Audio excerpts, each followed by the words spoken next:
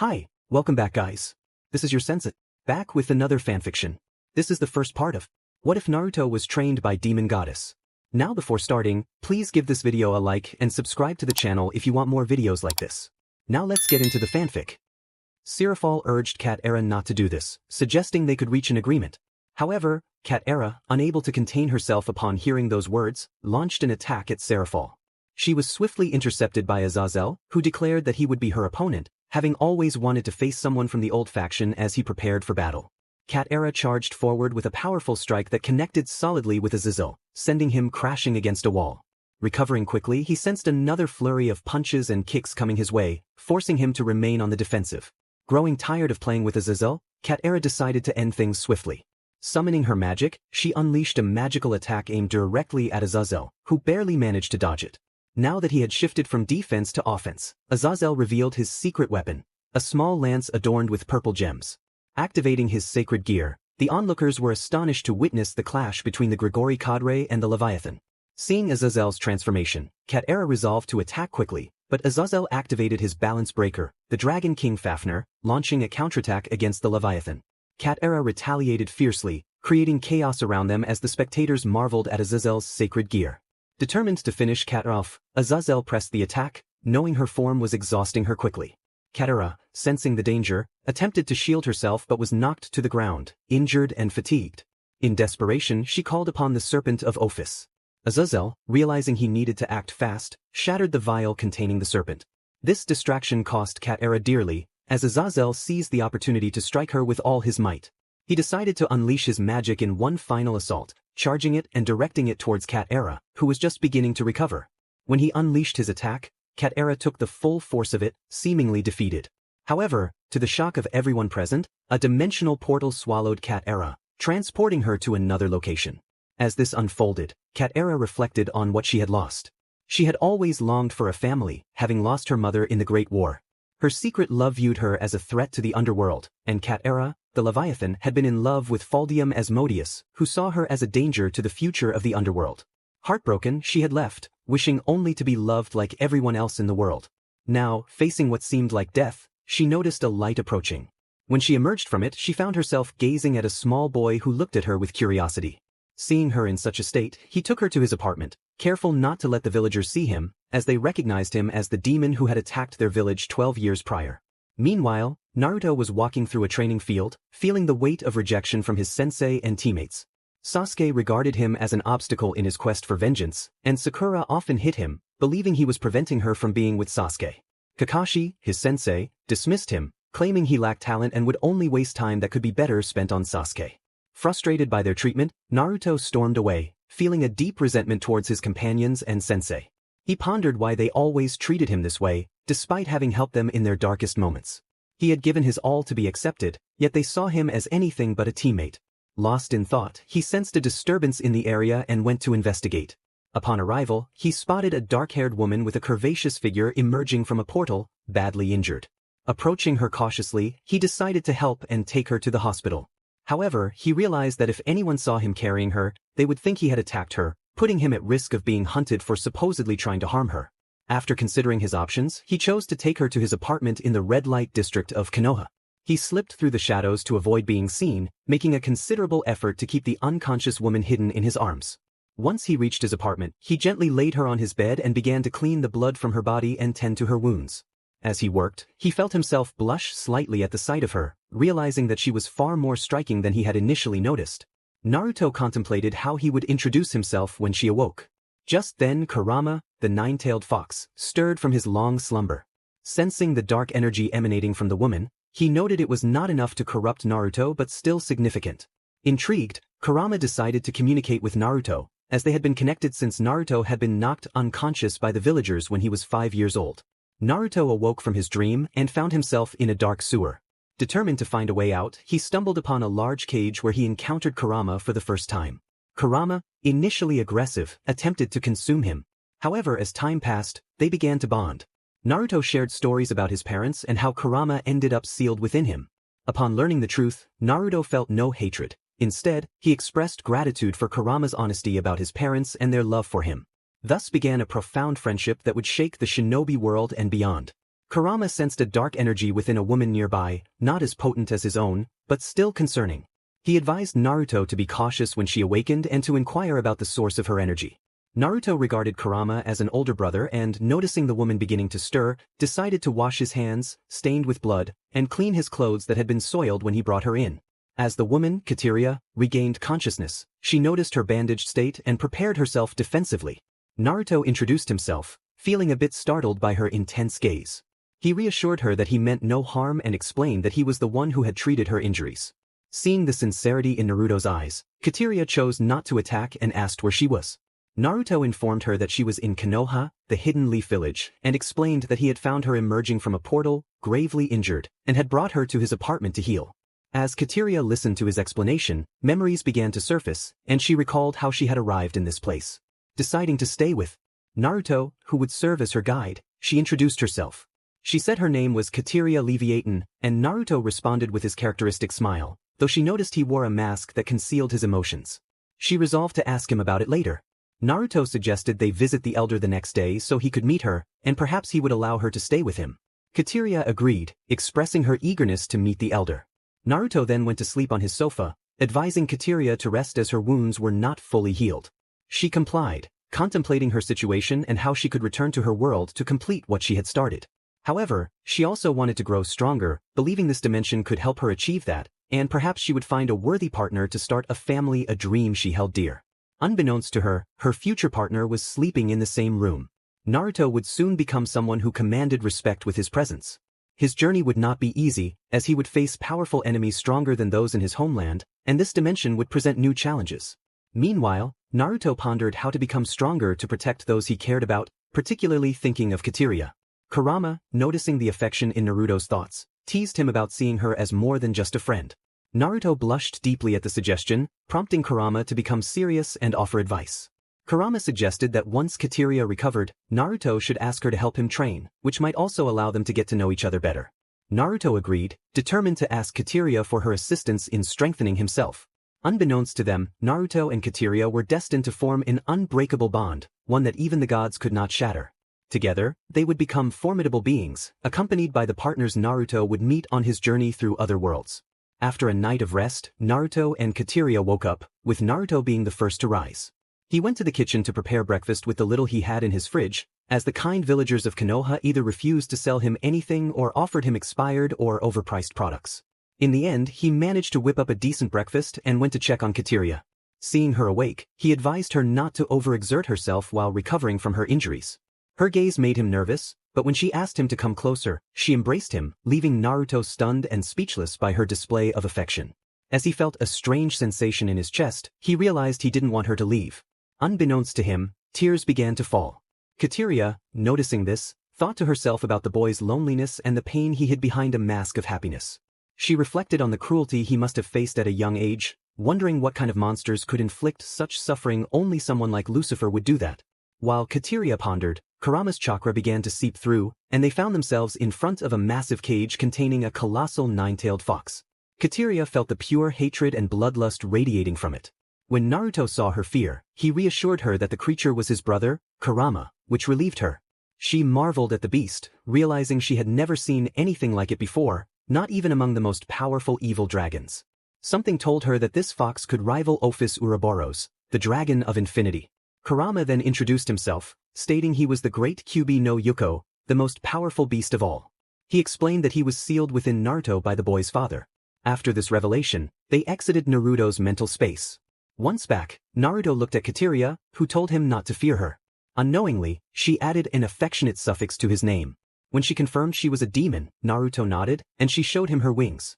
He was eager to touch them, and when she allowed it, a shiver ran down her spine, causing her to let out a soft sound that left Naruto blushing. She warned him to keep her identity a secret, or she would be treated like a plague. With everything settled, they headed to see the Hokage in his tower. Upon arrival, they found him buried under an endless pile of paperwork. Hiruzen, the aging Hokage, thought to himself that he was too old for this and needed a successor to bear the burden. When he noticed Naruto and another person in the room, he looked up to see Naruto greeting him as usual. His gaze then fell on Kateria, and he was taken aback by her beauty, feeling a rush of admiration. Naruto, noticing Hiruzen's reaction, introduced Kateria as someone who wanted to join the village and asked if she could stay with him since she was unfamiliar with it. Hiruzen agreed, instructing Naruto to fill out some paperwork to formalize her stay. After completing the forms, they left the tower, but Naruto's happiness was short-lived when he encountered Sasuke, who confronted him about missing Kakashi's meeting the next day.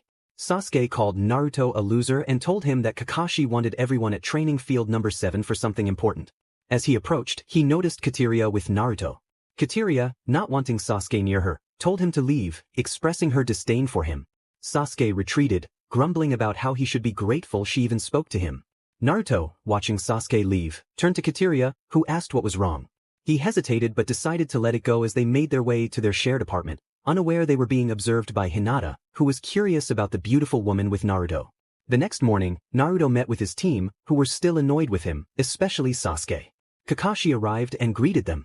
Sakura pointed out that he was late, to which Kakashi apologized, claiming he had to help an elderly woman home.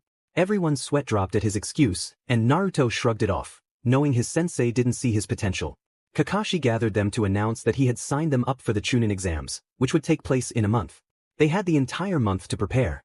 He would train Sasuke, while Sakura would train with Kurenai, the Genjutsu master.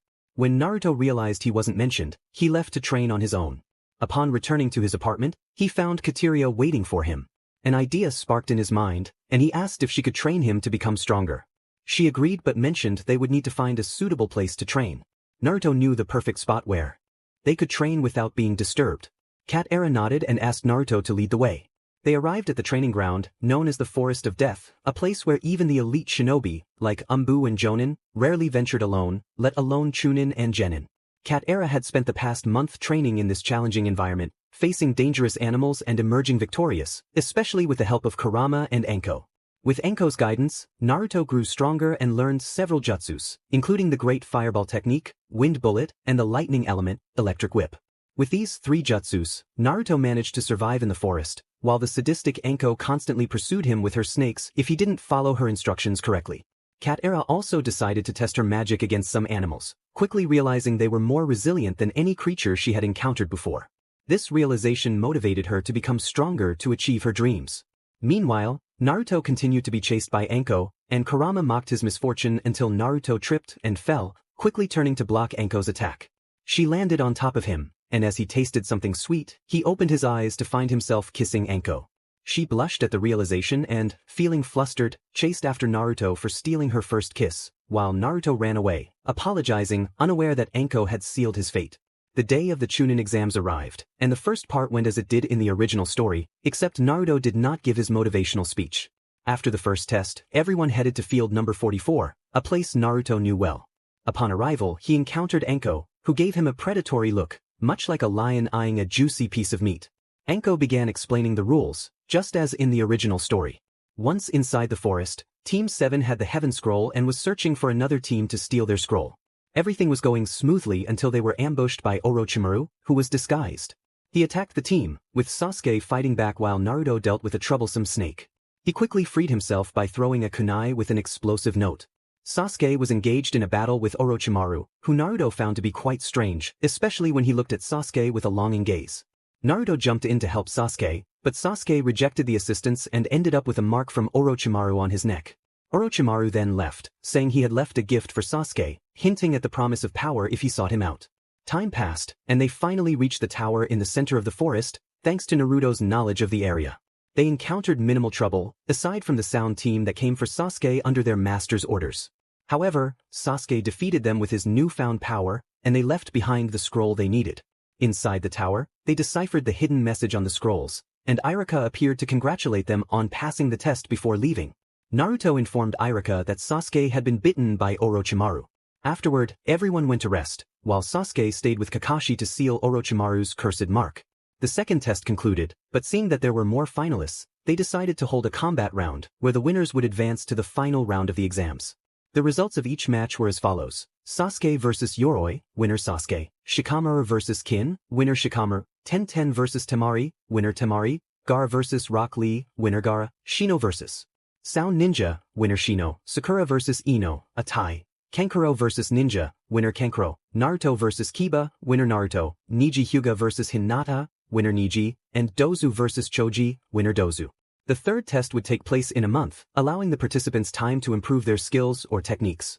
After drawing lots for the final matches, Naruto was assigned to fight first, followed by Niji, Sasuke, Gaara, Kankuro, Shino, Shikamaru, Temari, and Dozu. Shikamaru sighed at the thought of facing an extreme battle. After the second test, everyone left, and Naruto went to his apartment to check on Katara and ask if she had found any work. Upon arrival, he asked her about her job search, and she replied that she had indeed found work. Katara shared that she had secured a position as the Hokage's assistant, smiling as she told him. Naruto smiled genuinely for the first time, which excited Katara, who thought she would never see such a sincere smile from him. Unbeknownst to her, she was slowly falling for the boy who had helped her during her weakest moments. Naruto mused about how the Hokage must be regretting hiring Katara as his assistant, knowing she could be quite strict with her work and wouldn't allow any complaints. Poor Hiruzen was now in a difficult situation with his new assistant, who wouldn't let him leave the tower until his work was done. And thus, the chapter concluded. It had been a long time since she had felt so relaxed, and she was glad that the old man had advised her to take a break. Unbeknownst to her, Hiruzen had suggested this to free himself from her presence and enjoy some peace at work, perhaps even take a walk. Jiraiya couldn't believe his eyes. The gods had blessed him with a wonderful view. However, he leaned too heavily against the fence, which gave way and revealed his presence. The women nearby, upon noticing him, became furious, especially Kateria. Kateria had a fierce look as she glared at him, and Jiraiya felt a chill run down his spine. He trembled, sensing an ominous aura surrounding her, while distant cries of anguish echoed through the streets. Despite the situation, he thought it was worth it and had no regrets, even as he felt the bruises forming all over his face and body. Meanwhile, Naruto was searching for Kateria to train when he stumbled upon Jiraiya. Recognizing him, he asked what he was doing in the area. Jiraiya introduced himself as the great sage of Mount Myaboku and a renowned author of novels like Aika Aika Paradise, striking a ridiculous pose in front of Naruto. Naruto, unimpressed, remarked that Jiraiya was the one who wrote those infamous novels. Jiraiya defended his work, insisting that it was art and explained he was seeking inspiration at the hot springs. Curious, he inquired why Naruto was looking for someone. Naruto explained he was searching for a person to train with for the upcoming Chunin exams and decided to leave since she wasn't there. Jiraiya, eager to train Naruto, insisted he could teach him a variety of jutsus, introducing himself as the legendary Jiraiya. Naruto considered the offer but felt he should check with Kateria first. Jiraiya agreed, asking for Naruto's name, to which he proudly declared he was Naruto Uzumaki, the future Hokage of the village. Jiraiya suggested they search for Kateria together. Once they found her at her apartment, Naruto told her about the old man who wanted to train him. Kateria expressed her desire to meet this individual and mentioned she had discovered a pervert spying on her at the hot springs. Naruto, thinking this person might be in trouble, decided to introduce Jiraiya to Kateria. Upon seeing her, Jiraiya began to sweat, still haunted by the memory of her earlier blows. Kateria warned Jiraiya that if he didn't train Naruto properly, he would face dire consequences. Jiraiya instinctively covered himself, realizing the seriousness of her words. Accepting the deal, he took Naruto to training ground number 44, where they encountered Enko, who smiled at Naruto, causing him to turn pale, knowing what was coming. Enko playfully warned him to be careful of the animals and kissed him on the cheek, leaving Jiraiya in disbelief at Naruto's luck. Jiraiya urged Naruto to start training, and for the next month, Naruto trained diligently under Jiraiya's guidance. Kateria visited periodically to check on Naruto's progress, and he had improved significantly, learning new jutsus and some kenjutsu techniques taught by Nico, the Umbu who had watched over him in his younger days. Thanks to his shadow clones, Naruto learned much faster. Jiraiya had revealed the secret of the clones, explaining that they shared information with the original, allowing Naruto to gain more experience and knowledge. Naruto developed a special sword technique, which involved delivering multiple strikes while moving at high speed, effectively hitting his opponent several times. During his training, Naruto discovered a cave while exploring one day. Cautiously entering, he encountered a cave spider, which he had to defeat to avoid trouble. Inside, he found a stash of weapons scattered among skeletons, indicating it was the spider's lair. He collected the weapons and stored them in a scroll given to him by Jiraiya. When he emerged from the cave, he excitedly showed his discovery to everyone. Naruto called out to Nico, Kateria, and Jiraiya, revealing the weapons he had found, some in good condition and others not. They were all amazed, and Nico picked up a katana she liked and asked if she could keep it, to which Naruto happily agreed.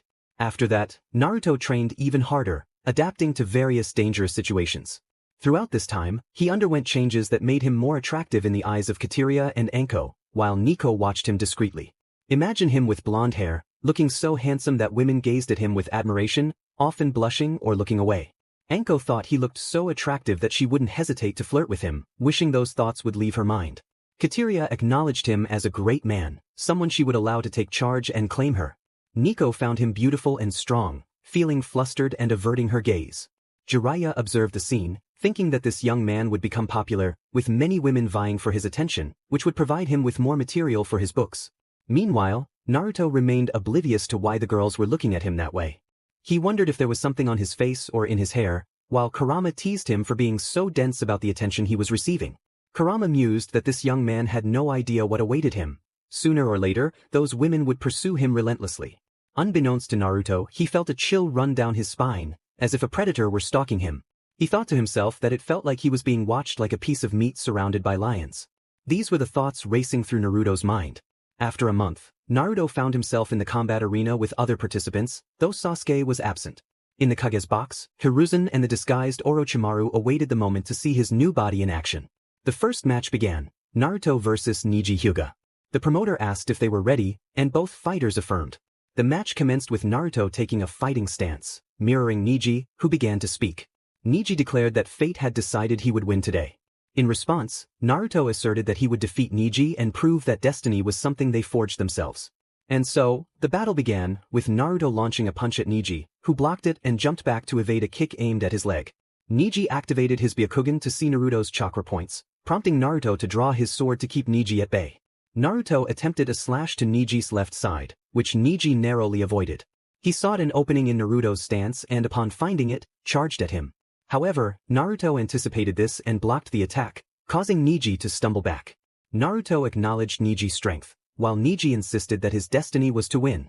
Naruto charged at Niji again, trying to strike from the right, but Niji used his rotation technique to block the attack, expending a significant amount of chakra.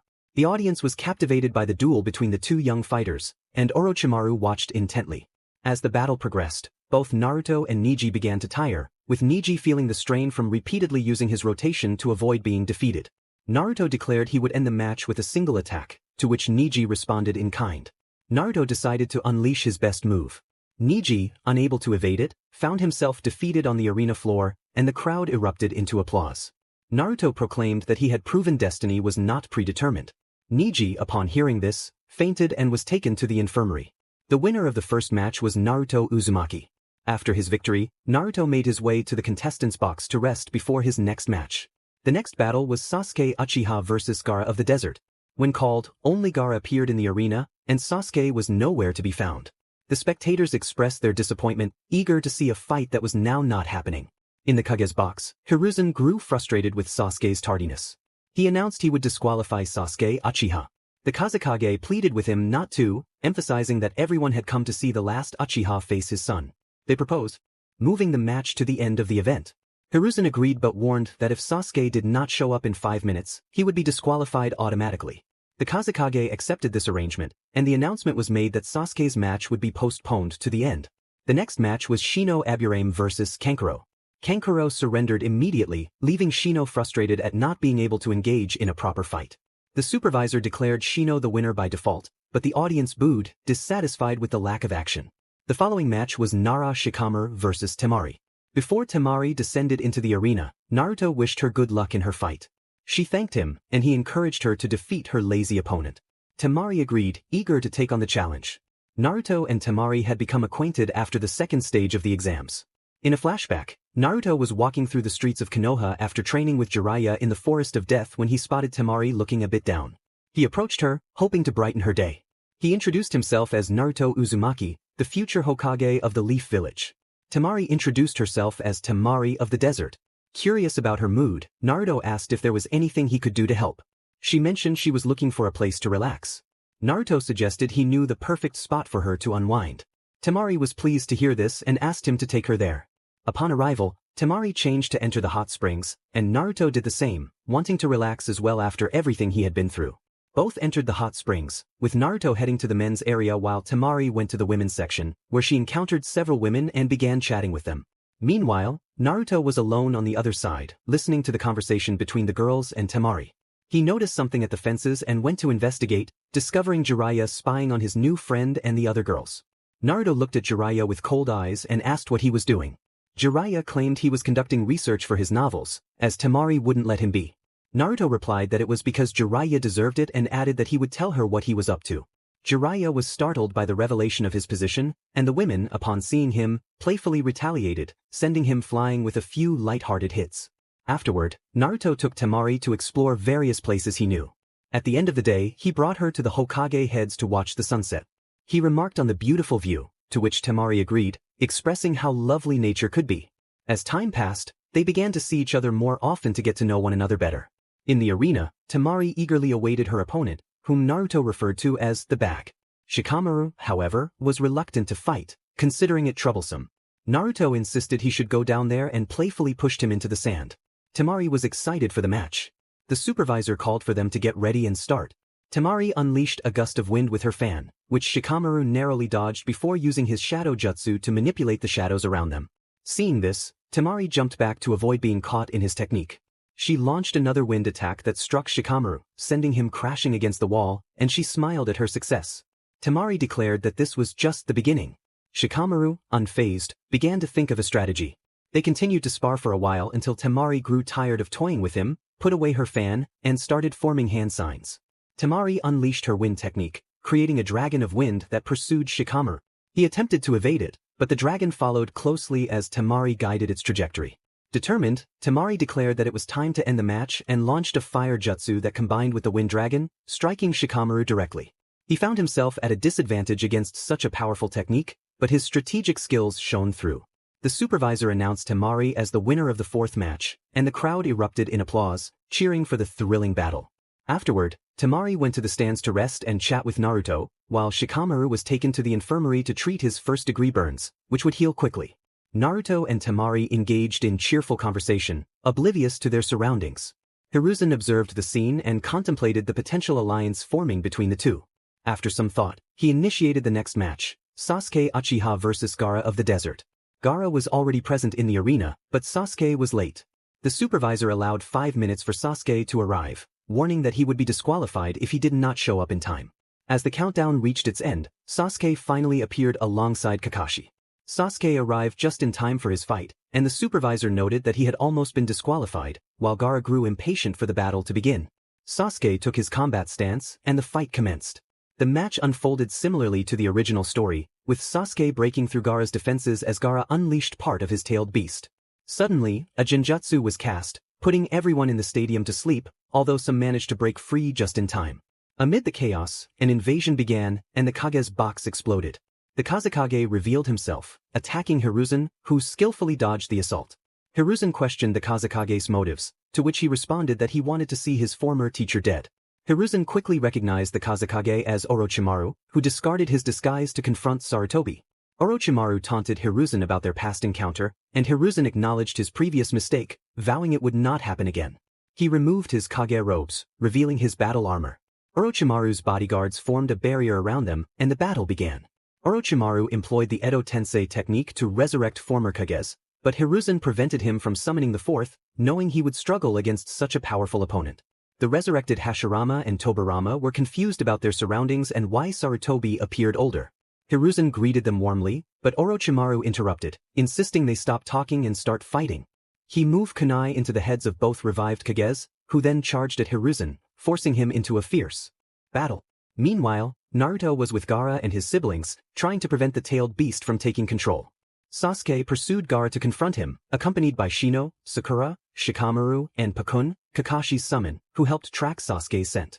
They encountered Kankuro, who blocked their path, prompting Shino to stay behind and face him, eager to settle the score after their previous match. Naruto, Sakura, Shikamaru, and Pakun continued onward. They soon spotted Sasuke battling a transformed Gaara, who was overpowering him. In a desperate moment, Sakura watched as Gaara prepared to attack her, but Naruto saved her just in time, urging her to hide. Naruto then confronted the partially transformed Gaara, but the beast fell asleep, allowing Shikaku to emerge in all its might. Shikaku declared its freedom and intent to cause chaos. In response, Naruto decided to summon the chief of the Toads, having received the contract from Jiraiya. Upon summoning Gamabunta, they faced Shikaku together. Naruto leaped from the Toad's head to strike Gaara, waking him with a blow to the forehead. As Gaara regained consciousness, Shikaku dissipated, and the sand began to fall. Both Naruto and Gaara fell to the ground, and Naruto took the opportunity to reach out to Gaara. Realizing the truth, Gaara left with his siblings, who were in tears, grateful for Naruto's intervention. Afterward, Naruto and his friends were taken to the hospital to treat their injuries, with Sasuke unconscious. Meanwhile, Hiruzen was exhausted from his battle against the Edo Tensei. He realized that if the fight continued he would have to use a forbidden jutsu. Just then, Orochimaru struck him with his Kusanagi sword, which was laced with deadly poison. Knowing he had little time left, Hiruzen created shadow clones to hold back the Edo Tensei and prepared to execute the jutsu he had in mind. Hiruzen invoked the Reaper Death Seal, calling forth the spirit of death to consume the souls of the first Kages. In a final attempt, he tried to take Orochimaru's soul as well, but Orochimaru resisted, piercing Hiruzen's chest with his sword. Hiruzen coughed up blood, realizing he would not survive much longer. He decided to seal Orochimaru's arms, stripping him of his precious jutsu, but in doing so, he sacrificed his own life.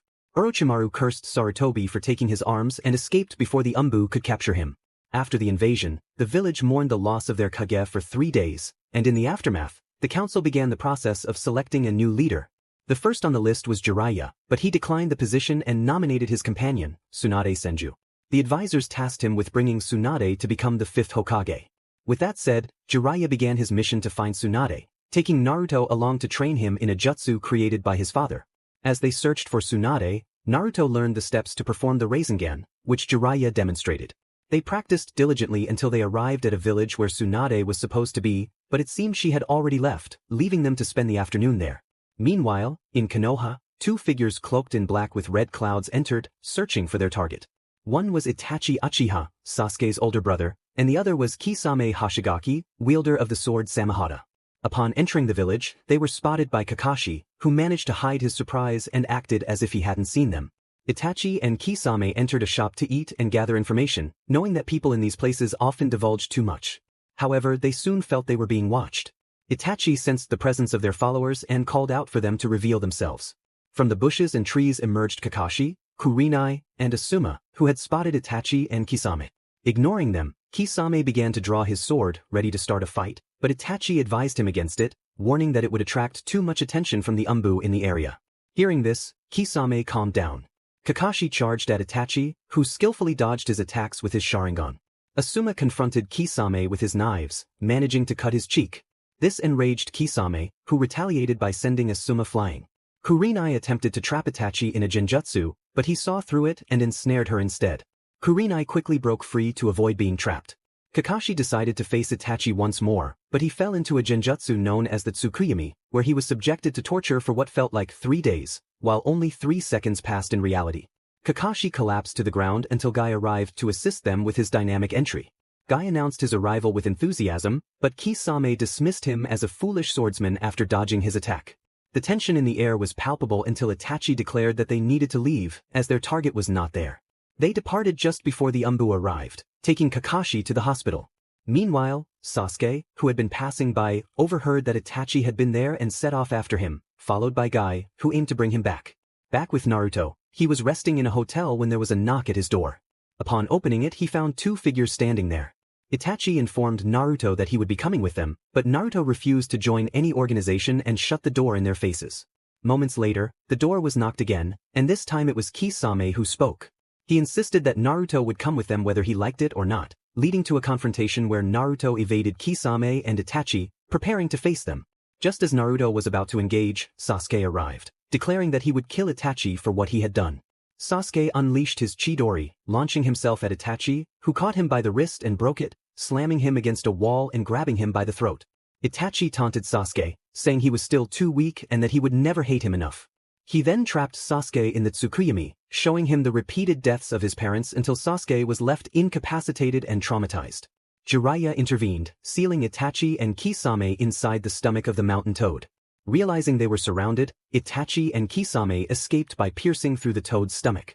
Afterward, Jiraiya received a kick to the face from Guy, who took Sasuke back to the village, while Jiraiya continued his journey the next day to the next town.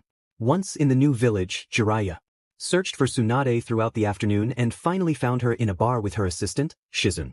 Jiraiya approached them and greeted Tsunade, who asked what he was doing there. They conversed casually, with Shizune glancing at Naruto, impressed by his looks.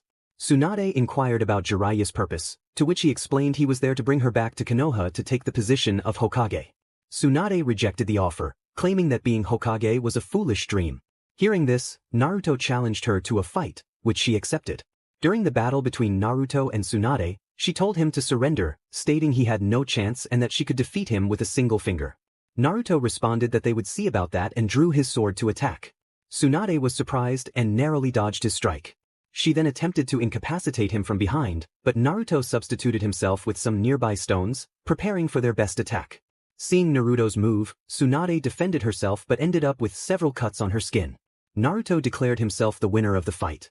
Impressed, Tsunade offered a new deal. If Naruto could master the Rasengan within a week, she would give him her necklace.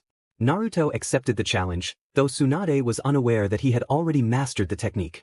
Afterward, everyone returned to the hotel to rest. However, a week later, Tsunade had vanished, and a weary Jiraiya appeared. Shizune informed him that Orochimaru had contacted Tsunade, promising to revive her loved ones in exchange for healing her arms. Shizune speculated that Tsunade had gone to see Orochimaru. They all set out to find Tsunade and spotted her in the distance with Orochimaru and his right-hand man. Tsunade approached to heal Orochimaru's arms but was interrupted by Kabuto, who attacked her, igniting a battle where Naruto, Jiraiya, and Shizune joined forces. The three Sannin summoned their respective summons, engaging in a fierce battle that reshaped the surroundings. Everything unfolded similarly to canon, except Tsunade recovered more quickly from her fear of blood, and Naruto knocked Kabuto out with his Rasengan.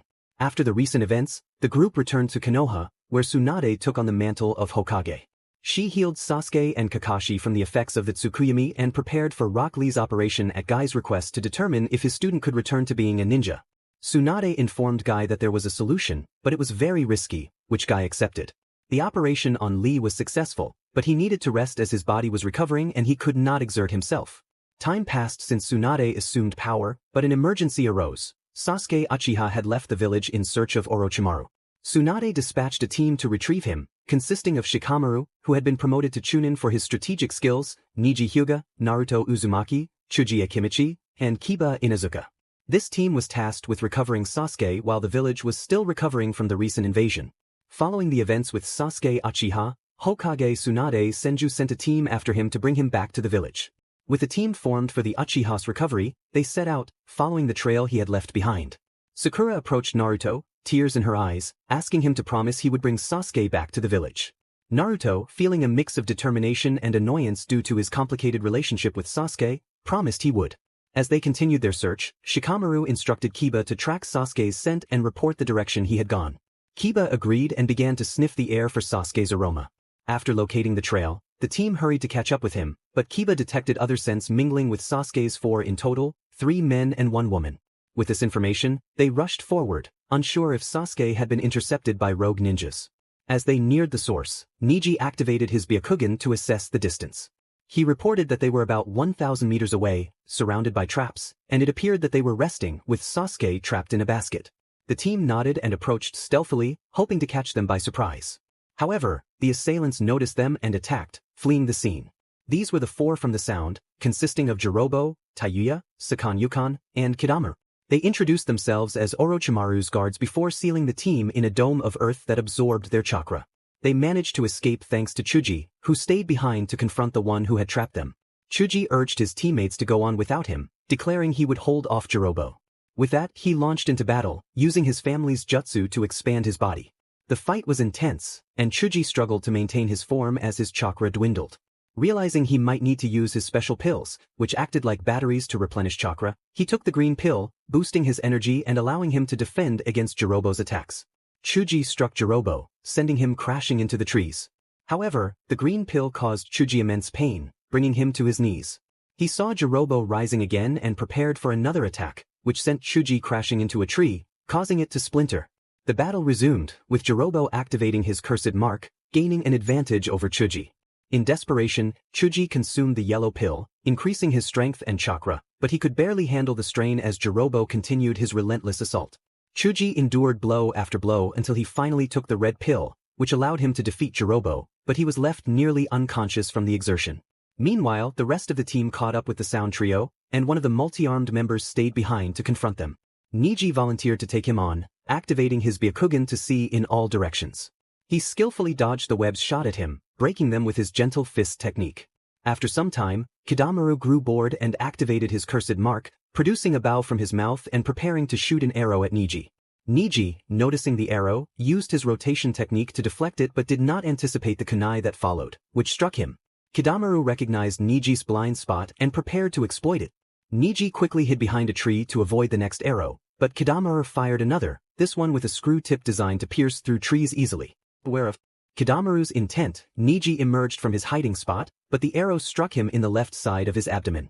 Despite the pain, he channeled chakra through the arrow, damaging Kidamaru internally, who began to falter. With his remaining strength, Niji charged at Kidamaru, using his 64 palms to defeat him completely. The rest of the team continued their pursuit of the Sound Ninjas, and this time, the woman from the group stayed behind to slow them down. Shikamaru stepped forward to confront her. Tayuya played a melody on her flute, casting a genjutsu on Shikamaru, but he quickly broke free and distanced himself from her reach. He then utilized his shadow jutsu to attack, but she evaded the range of his assault. After fighting for a while, Shikamaru was starting to tire. He struggled to reach Temari, as his shadows couldn't extend far enough. Then he heard a voice telling him to move aside. Temari told him to step aside, calling him a crybaby. Shikamaru sighed, finding the situation troublesome. Temari remarked that he seemed unable to handle a girl. Shikamaru explained that her genjutsu prevented him from getting close enough. Understanding this, Temari took out her battle fan and used her wind technique. She unleashed a flurry of wind blades, which Tayuya managed to dodge by using her own illusions for protection. Seeing this, Temari infused her fan with her chakra, summoning a weasel and executing her strongest technique, which devastated a part of the forest and defeated Tayuya in the process. Meanwhile, Naruto and Kiba had caught up to Sakan and snatched the basket he was carrying. However, Naruto was sent flying by a blow from a new enemy who had arrived to assist Sakan. This new foe was Kimimaro Kagaya, who dashed away with the basket containing Sasuke while Naruto pursued him. Kiba stayed behind to fight the two-headed enemy. Naruto managed to catch up to Kimimaro and attempted to grab the basket, but Sasuke suddenly emerged from it and ran off towards Orochimaru. Naruto tried to follow, but Kimimaro blocked his path. Just then, Rock Lee arrived to help Naruto, and together they confronted Kimimaro, who used his bones to defend against their attacks and launched them back at them. Kimimaro unleashed a barrage of bone projectiles, but they were stopped by a wall of sand, and when they turned, they found Gaara standing beside them.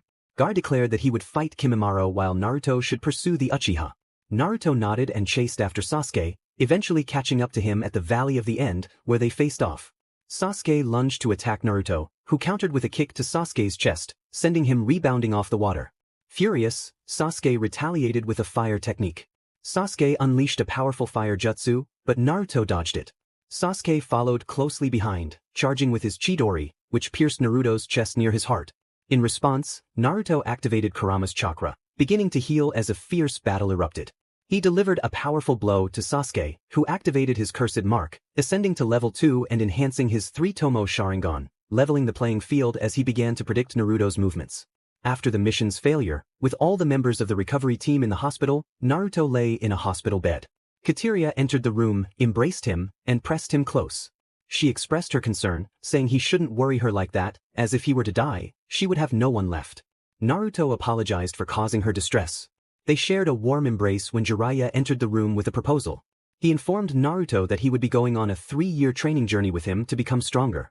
Naruto looked at Kateria for confirmation before agreeing, but he insisted that she come along as well.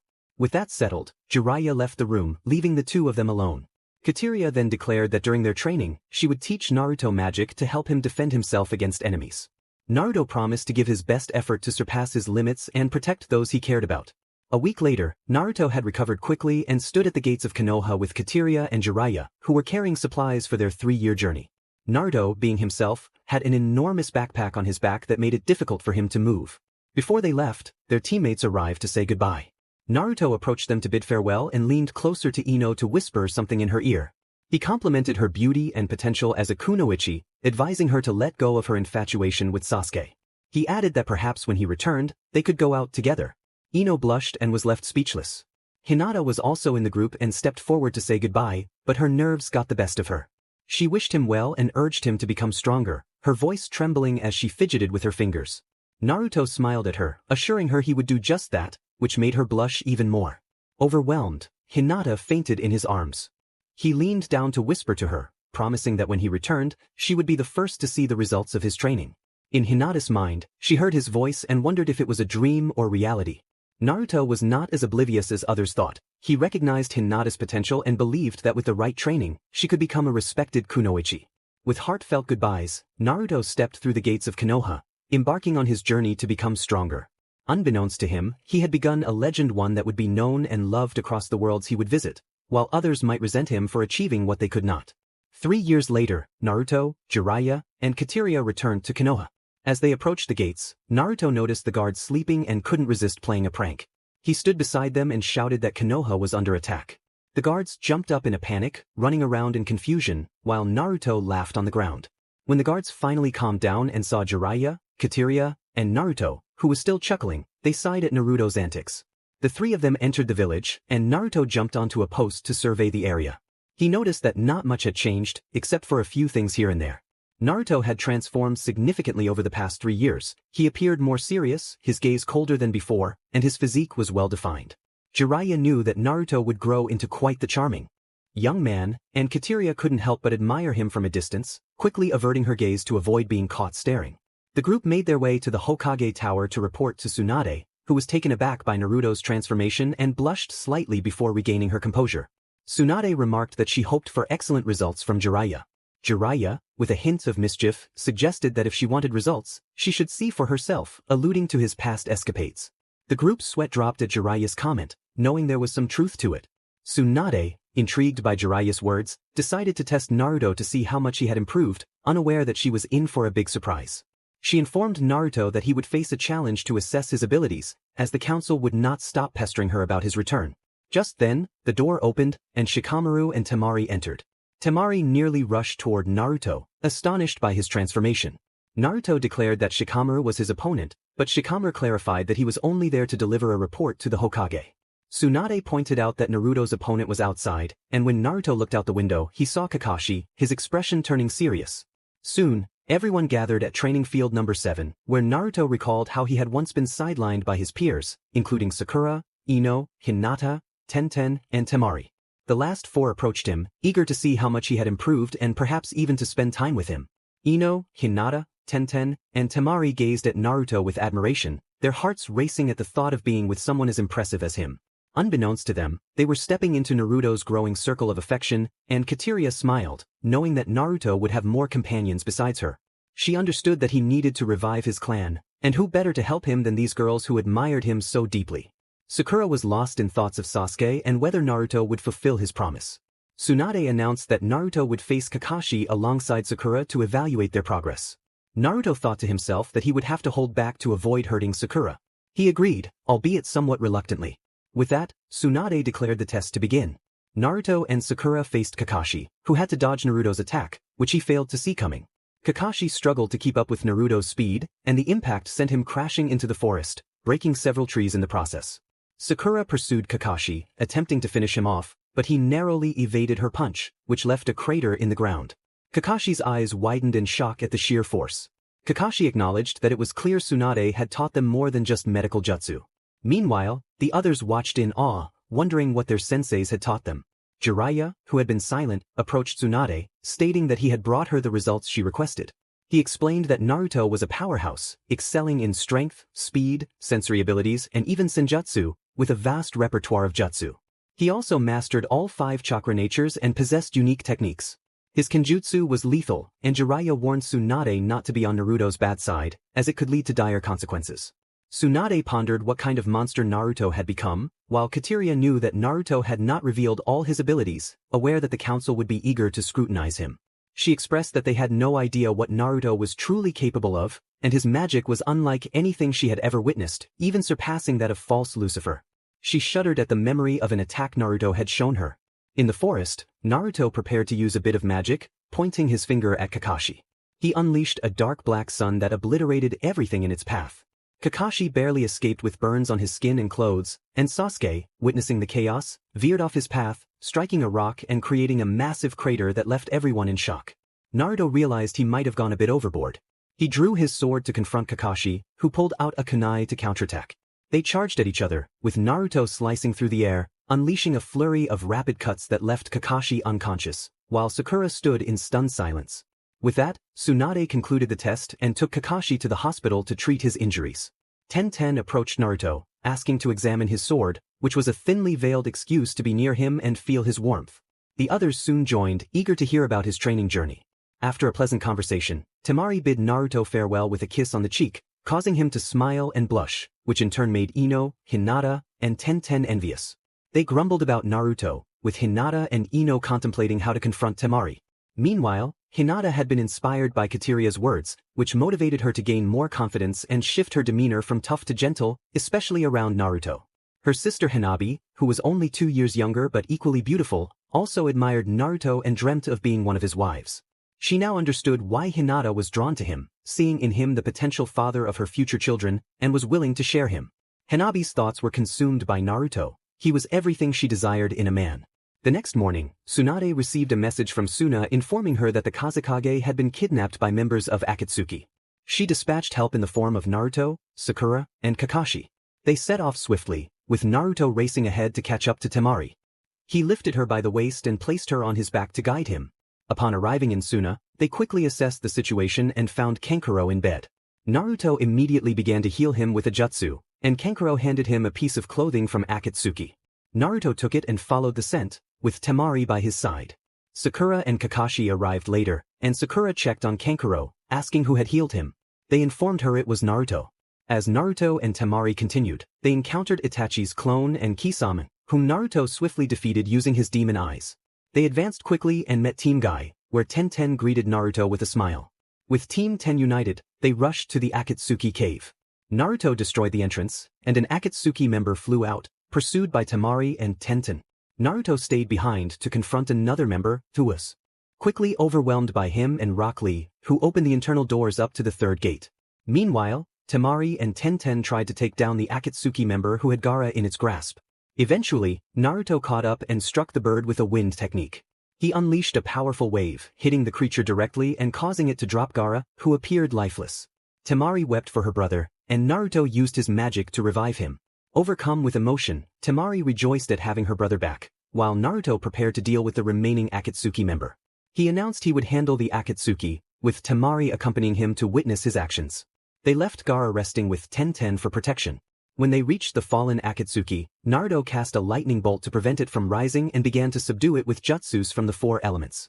After a time, he asked Temari if she wanted to finish the job.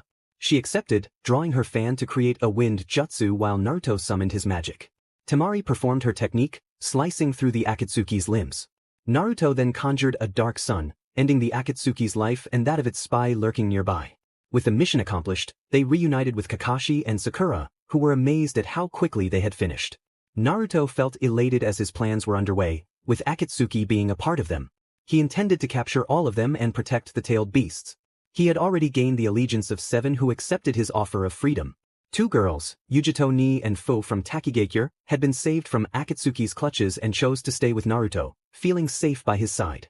He accepted them and sent them to the island of Yuzu, which he had rebuilt without Jiraiya's knowledge. He feared that if Jiraiya found out, he would spread rumors in Konoha, drawing unwanted attention due to Naruto's lineage and the power of his clan. Naruto longed to meet his mother and planned to revive her after everything settled. For now, he focused on training his powers or using them to aid those in need. A month passed, and the leader of Akatsuki attacked the village, causing widespread destruction.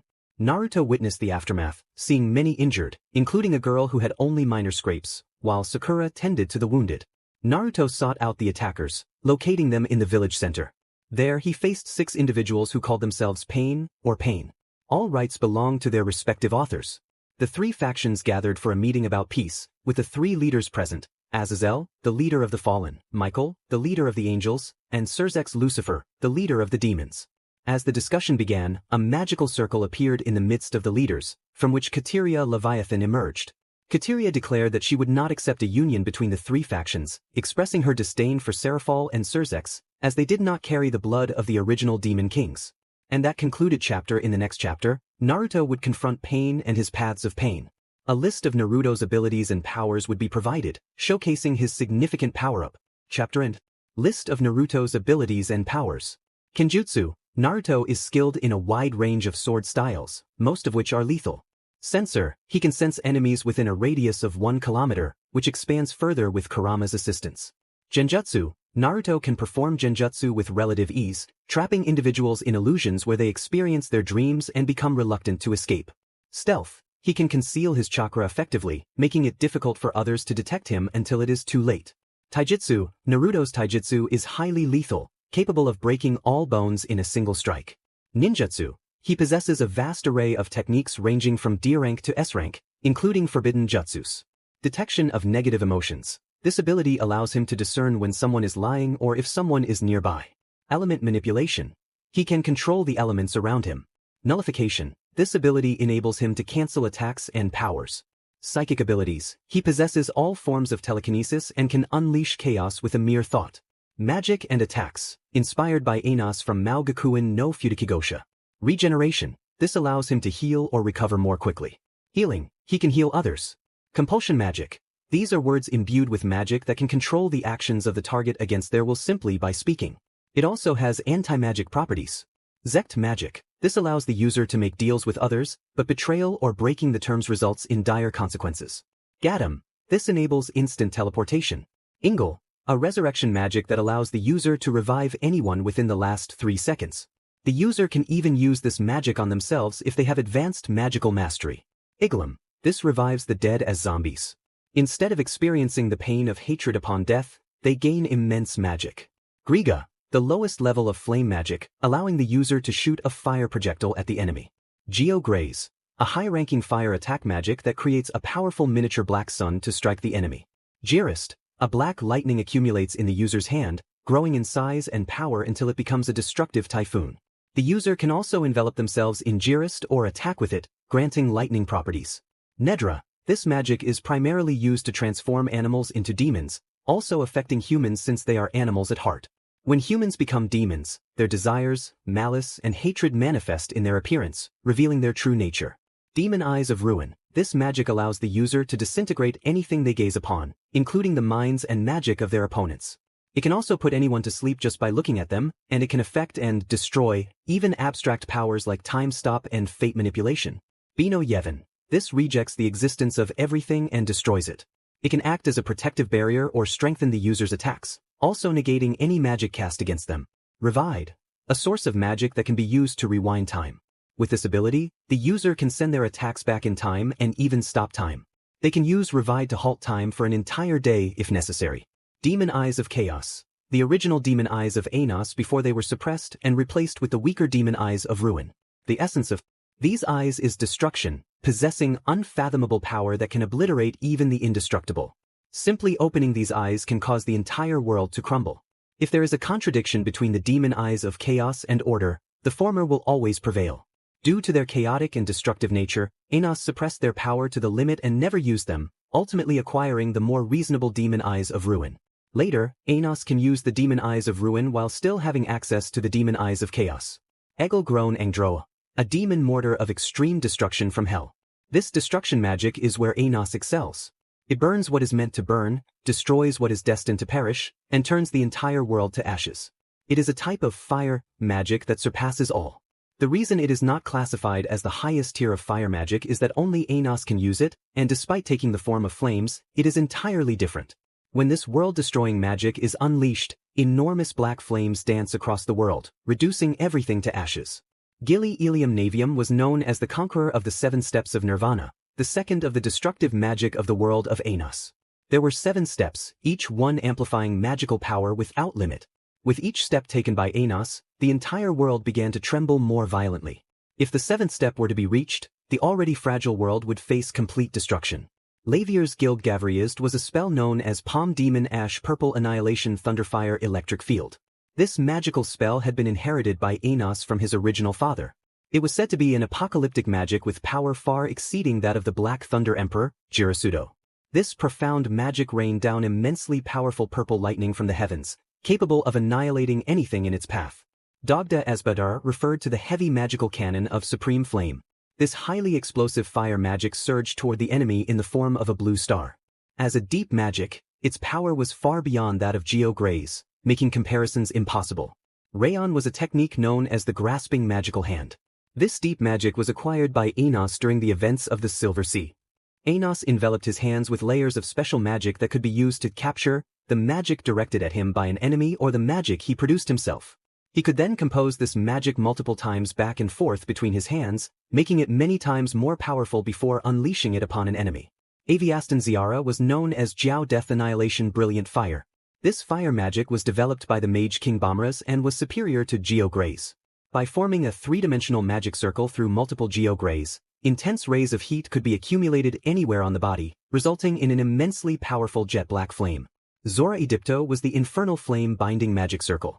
This magical technique invoked chains of infernal flames to restrict the enemy's movements and bring about their end. Veneziara was the revelation of the undulating body. Anos's magical power fluctuated between possibilities, as did his root and body. When Anos used this ability, he encompassed all possibilities, the possibility of attacking or the possibility of not attacking simultaneously. Thus, while using this skill, Anos could remain still while attacking at the same time. Fong Nove's was known as Demon Black Thunder. This technique activated the black lightning that mercilessly clung to and tore apart the roots of the enemy until they were forever destroyed. B-Best represented the death of root origin. Anos stained the tips of his fingers with dense particles of black magic and moved his spear toward the enemy, directly targeting their roots, potentially destroying them permanently if the attack succeeded. Netanerias referred to shackles and collars.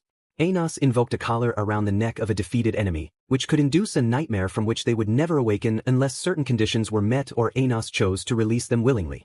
Gia Gria's was known as Demon Rock Falling Star Bullet. Enormous jet black stones erupted from a massive magic circle in the sky. Rio Idrum was the Water Prison Destruction Waterfall. This enormous magical formation on the ground unleashed a powerful jet black waterfall upward. Yogunia's was the magic that allowed the user to ignore physical distances, grasping and taking control of everything. Anos used this magic to move the moon, causing an eclipse to occur 9 days earlier than it should have. Degazegdo was the Demon Curse Necrosis Destruction. This curse resembled a black serpent that appeared on the body, driving the opponent's magical power into chaos and leading them toward their demise. Delzogade was the invocation of the Demon King Castle. This grand magic moved the Demon King Castle Delzogade, capable of emitting immense magical power because it was originally a fixed magical tool, something that had been impossible 2,000 years ago. However, the origin magic was older, and if borrowed from an entity with greater magical power, extraordinary results could be produced. If the power of Delzogade from 2,000 years ago were borrowed, it would not be impossible to summon Delzogade from that time, which had a close connection to it. Anos could only use Venus de Noa in the vicinity of his Demon King Castle. However, he could summon his castle at any time he desired, at the cost of using a significant portion of his magical power. Celise was the magic that allowed the user to reincarnate. Cresta was the magic that enabled the user to increase their growth rate. Creation magic was the magic that allowed the user to produce things that already existed in the world. Coco possessed magic that allowed her to breathe underwater, a power that lasted as long as she had magical energy. Powers she had yet to master or would acquire later included Cosmos. She would access this during one of her journeys to other worlds. Haki. She would also gain this ability on her travels. Devil Fruits. She would discover these in her dimensional journeys.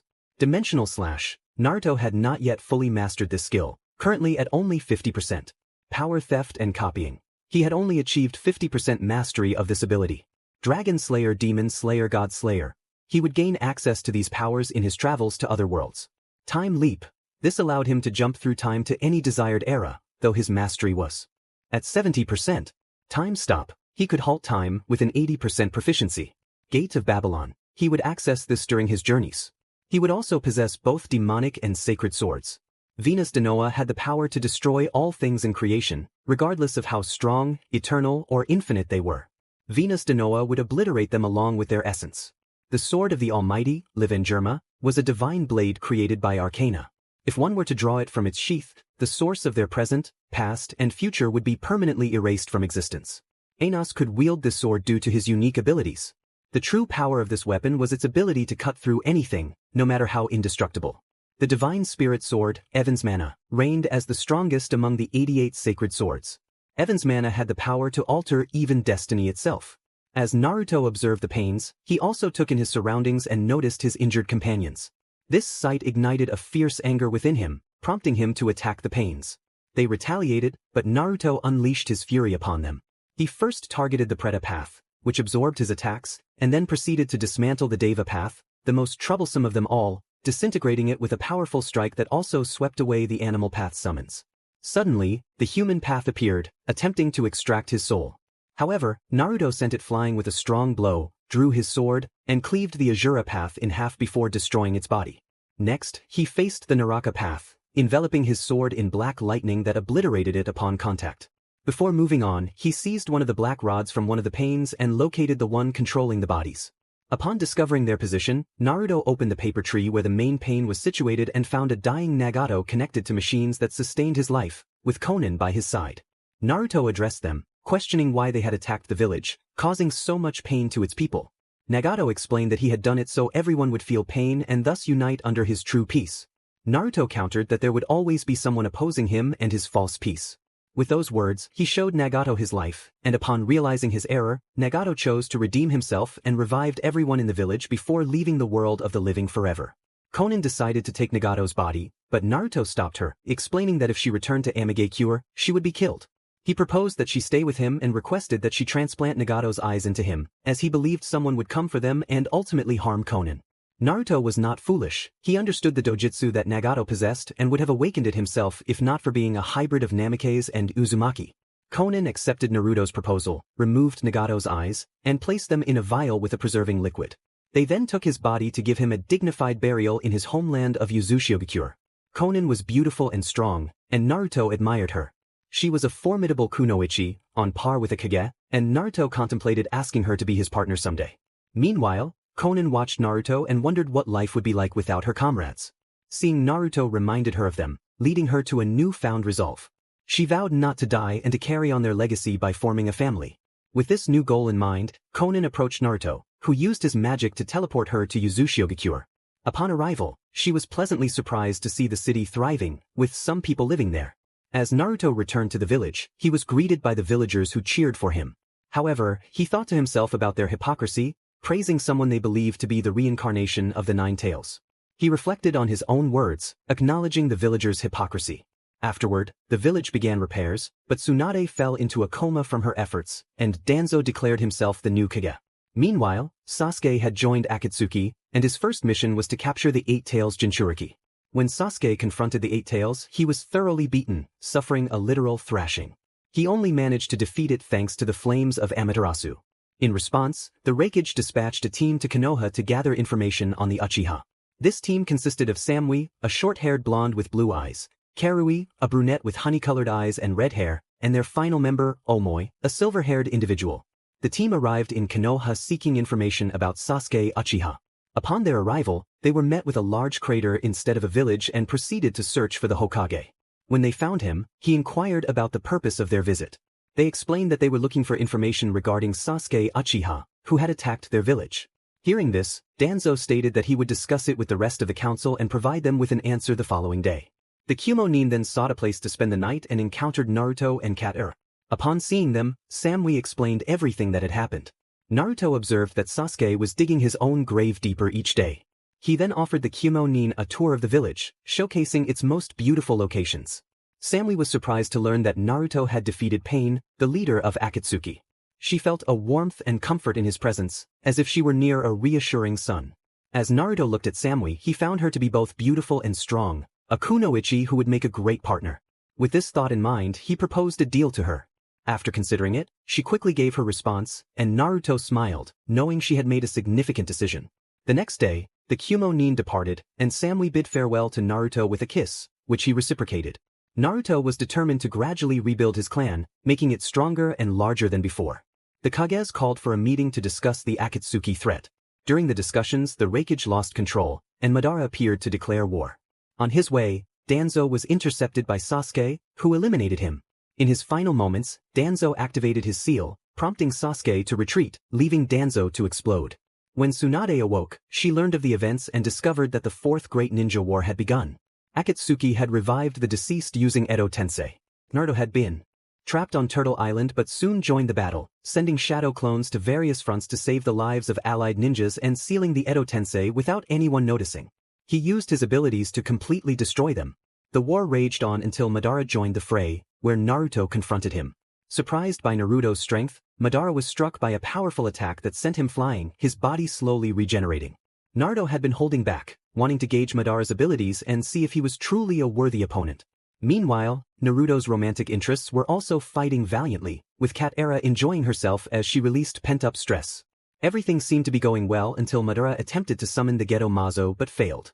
Naruto utilized Nagato's eyes to summon it instead, infusing it with chakra from the 9 tails to bring forth the 10 tails. He then proceeded to become its Jinchuriki, inadvertently releasing a woman trapped within the summoning Kaguya Otsutsuki, the mother of chakra. Upon seeing her, Naruto sensed her emotions. She appeared sad and broken. As he approached her, she attacked, influenced by Black Zetsu's control. In his mental space, Naruto encountered the Sage of Six Paths, who granted him part of his powers and revealed that he was the reincarnation of Asura, while Sasuke was the reincarnation of Indra. Understanding this, Naruto requested that the sage grant him the souls of Indra and Asura so that the brothers could end their long-standing conflict. The sage agreed and fulfilled Naruto's request. With both souls, Naruto guided them toward a new path of unity. Upon awakening, he felt his chakra surge and launched himself at Kaguya, specifically targeting Zetsu, who was in her left hand. After a challenging struggle, he extracted Zetsu from Kaguya and completely disintegrated him. With Zetsu gone, Kaguya regained control of her mind and blushed upon seeing Naruto, captivated by his beauty and contemplating having children with him. With the threats neutralized, the elemental nations united in lasting peace. Naruto then traveled with his romantic interests to Yuzu to enhance their skills and powers. During this time, he took some women with him, recognizing their potential, and revived others who expressed their gratitude in various ways. After a year, which felt like over 20 years for Naruto and his companions due to their intense training in a special room he had built, he informed them that he would be leaving this dimension for another. All accepted, as staying there without purpose was dull, and Katara was eager to return to her world to confront false Mao. Naruto activated his Rinnegan, ascended into the air, and placed the island of Yuzu into his pocket dimension, ensuring everyone remained inside to avoid any disturbances. Only Naruto, Katara, and Kaguya remained outside, with Kaguya opening a portal to another world. They emerged in a new realm, where Naruto observed that this world did not use chakra but another type of energy. Just then, they were approached by a young man in armor, who questioned their presence, stating that this place was reserved for those under the service of the goddess Athena. Intrigued, Naruto responded with interest. And thus, the chapter concluded. Chapter end. All rights belong to their respective authors. Naruto and his companions stood before a young man with chestnut hair who asked them who they were. Naruto noted that it was rude to ask someone's name without introducing oneself first. The young man apologized and introduced himself as Aros of Sagittarius, a knight in the service of the goddess Athena. Naruto responded by introducing himself as Naruto Uzumaki, along with his companions Kateria Leviathan and Kaguya Otsutsuki, explaining that they were travelers. Upon hearing Naruto's words and sensing their sincerity, Ioros believed them. He called for his brother to escort Naruto's group. Ioros then informed them that they would be going to meet the goddess Athena but would wait for his brother Ioria first. When Ioria arrived, they began their journey to Athena, who had requested Ioros to bring the guests to the houses of the zodiac. As they approached the houses, Naruto was amazed by the beauty of the place. They entered the first house, Ares, where they were greeted by the knight guarding it, who allowed them to pass as it was an order from Athena. The knight wished them luck on their journey. Naruto and his companions thanked Scion of Ares and continued their path through the 12 houses of the zodiac until they reached Athena's temple, where they were received by her, the patriarch, and the 12 golden knights. The patriarch welcomed them and asked them to wait, as the goddess Athena would present herself shortly. While they waited, Naruto observed the surroundings and felt the powerful aura emanating from the Golden Knights, pondering the nature of their energy, which was neither chakra nor magic. He thought that perhaps he could learn to assess it. After a while, the goddess Athena arrived, and all the knights knelt before her. She asked them to rise, and they complied. Standing before them, Athena introduced herself as Sasha, the reincarnation of Athena in this time, expressing her pleasure in meeting them. Naruto, Kateria, and Kaguya introduced themselves, and Sasha studied them for a moment, sensing their auras, especially Naruto's. She proposed a deal, stating that she could feel their potential and asked if they would like to serve under her as knights who would protect the earth from all kinds of threats. Naruto considered this for a moment, glancing at his companions, who encouraged him with their expressions to accept, as they were weary from their dimensional journey. They agreed to the proposal, becoming apprentices of the knights. Naruto went with the Knight of Gemini, named Deuteros. Kateria joined the Knight of Scorpio, named Sonia, and Kaguya accompanied the Knight of Pisces, named Alphabica. Before parting, the three promised to grow stronger to protect the goddess Athena. 5 years passed, and Naruto, now 22 years old, returned to the sanctuary to reunite with his companions, who were also on their way back. As he walked towards the sanctuary, he recalled the grueling training he had endured, which had been worth it, as he was now much stronger and had mastered the techniques of Gemini and the other knights. In a flashback, Naruto was training with Doteros, who urged him to move faster, threatening that he wouldn't sleep under a roof that night if he didn't. Naruto retorted, telling Doteros to relax. They continued training throughout the afternoon, and when night fell, they went to dinner and rest. The next day, Doteros demonstrated an attack from his constellation, and Naruto was surprised to replicate the technique, unleashing it in the form of several lightning bolts. Doteros was astonished and called the other knights to teach Naruto their techniques. It was a challenging experience for Naruto, as each knight had different teaching methods, but he ultimately mastered all the techniques of the 12 Golden Knights. Returning to the sanctuary, Naruto encountered Kateria in the house of Ares, who joyfully embraced him. She expressed how much she had missed him during their time apart. They stood up together and soon spotted Kaguya approaching, who also rushed to Naruto, expressing her relief at seeing him again and hoping he hadn't done anything wrong during their separation. With the three of them reunited, they made their way to Athena's temple. Along the way, they greeted several knights. When they reached the house of Scorpio, Naruto sensed a chilling aura and was suddenly struck by a red lightning bolt. Sonia, the knight of Scorpio, greeted him in a tone that sent shivers down his spine. Kateria and Kaguya looked at Naruto with accusatory expressions, as if demanding to know what he had done. Feeling the weight of their gazes, Naruto spoke up, insisting he hadn't done anything wrong and didn't understand why Sonia was attacking him. Sonia accused him of being a scoundrel and pretending to forget what he had done. Kateria and Kaguya pressed him for answers, their auras intense. Naruto swallowed hard and fell silent. Sonia then recounted the incident, explaining that she had been preparing to bathe in some hot springs when Naruto had accidentally fallen into the area and seen her. She claimed he had taken advantage of the situation. Naruto protested, insisting he had merely stumbled and that she had been in his way. The worst part was that he had touched her, and according to Athena's decree, when a man sees an Amazon without her mask, he must marry her. Upon hearing those words, the girls darkened their gazes and turned toward Naruto. Kaguya and Kateria declared that he was doomed. Both females launched themselves at Naruto, striking him with their techniques. The most painful of these were the scarlet needles from Sonia and Kateria, who reveled in watching him writhe in discomfort, especially Sonia. Once Naruto had recovered, he approached Sonia to apologize for what had happened. She accepted his apology on the condition that he would marry her. Naruto agreed, which brought immense joy to Sonia, fulfilling her dream of marrying and crying tears of happiness. With that matter settled, Naruto and his companions continued on their journey. Upon arriving at the temple, Sasha and the Patriarch welcomed them and officially named them Golden Knights. They both nodded, pledging to protect Athena. Much time had passed, and the Holy War had begun. Hades had reincarnated and declared war on Athena, who responded to this declaration, thus igniting the Holy War. All the Silver and Bronze Knights gathered at the sanctuary to protect Athena from Hades, who sought to eliminate her to rule the earth. Hades sent his specters to attack the sanctuary with the help of the three judges of the underworld. Minos of the Griffin, Bacchus of the Garuda Star, Rhadamantes of the Wyvern. The three judges were powerful and managed to take down several of Athena's knights along the way. They separated to increase their chances of success. Minos, accompanied by a group of specters, encountered several knights, including Shion of Ares, until he was confronted by Alphabica of Pisces, who prevented him from continuing his path. Upon witnessing the technique, Naruto quickly copied it and launched his own attack, igniting an intense battle where rocks flew and gusts of wind swirled around them. Both combatants, equally matched, decided to end the fight swiftly. Kagaho unleashed a powerful attack, while Naruto countered with his own. The two strikes collided, and neither Naruto nor Kagaho backed down, determined to see who would emerge victorious. Exhausted, they both unleashed their techniques, resulting in a massive explosion that left them both unconscious, with no clear winner.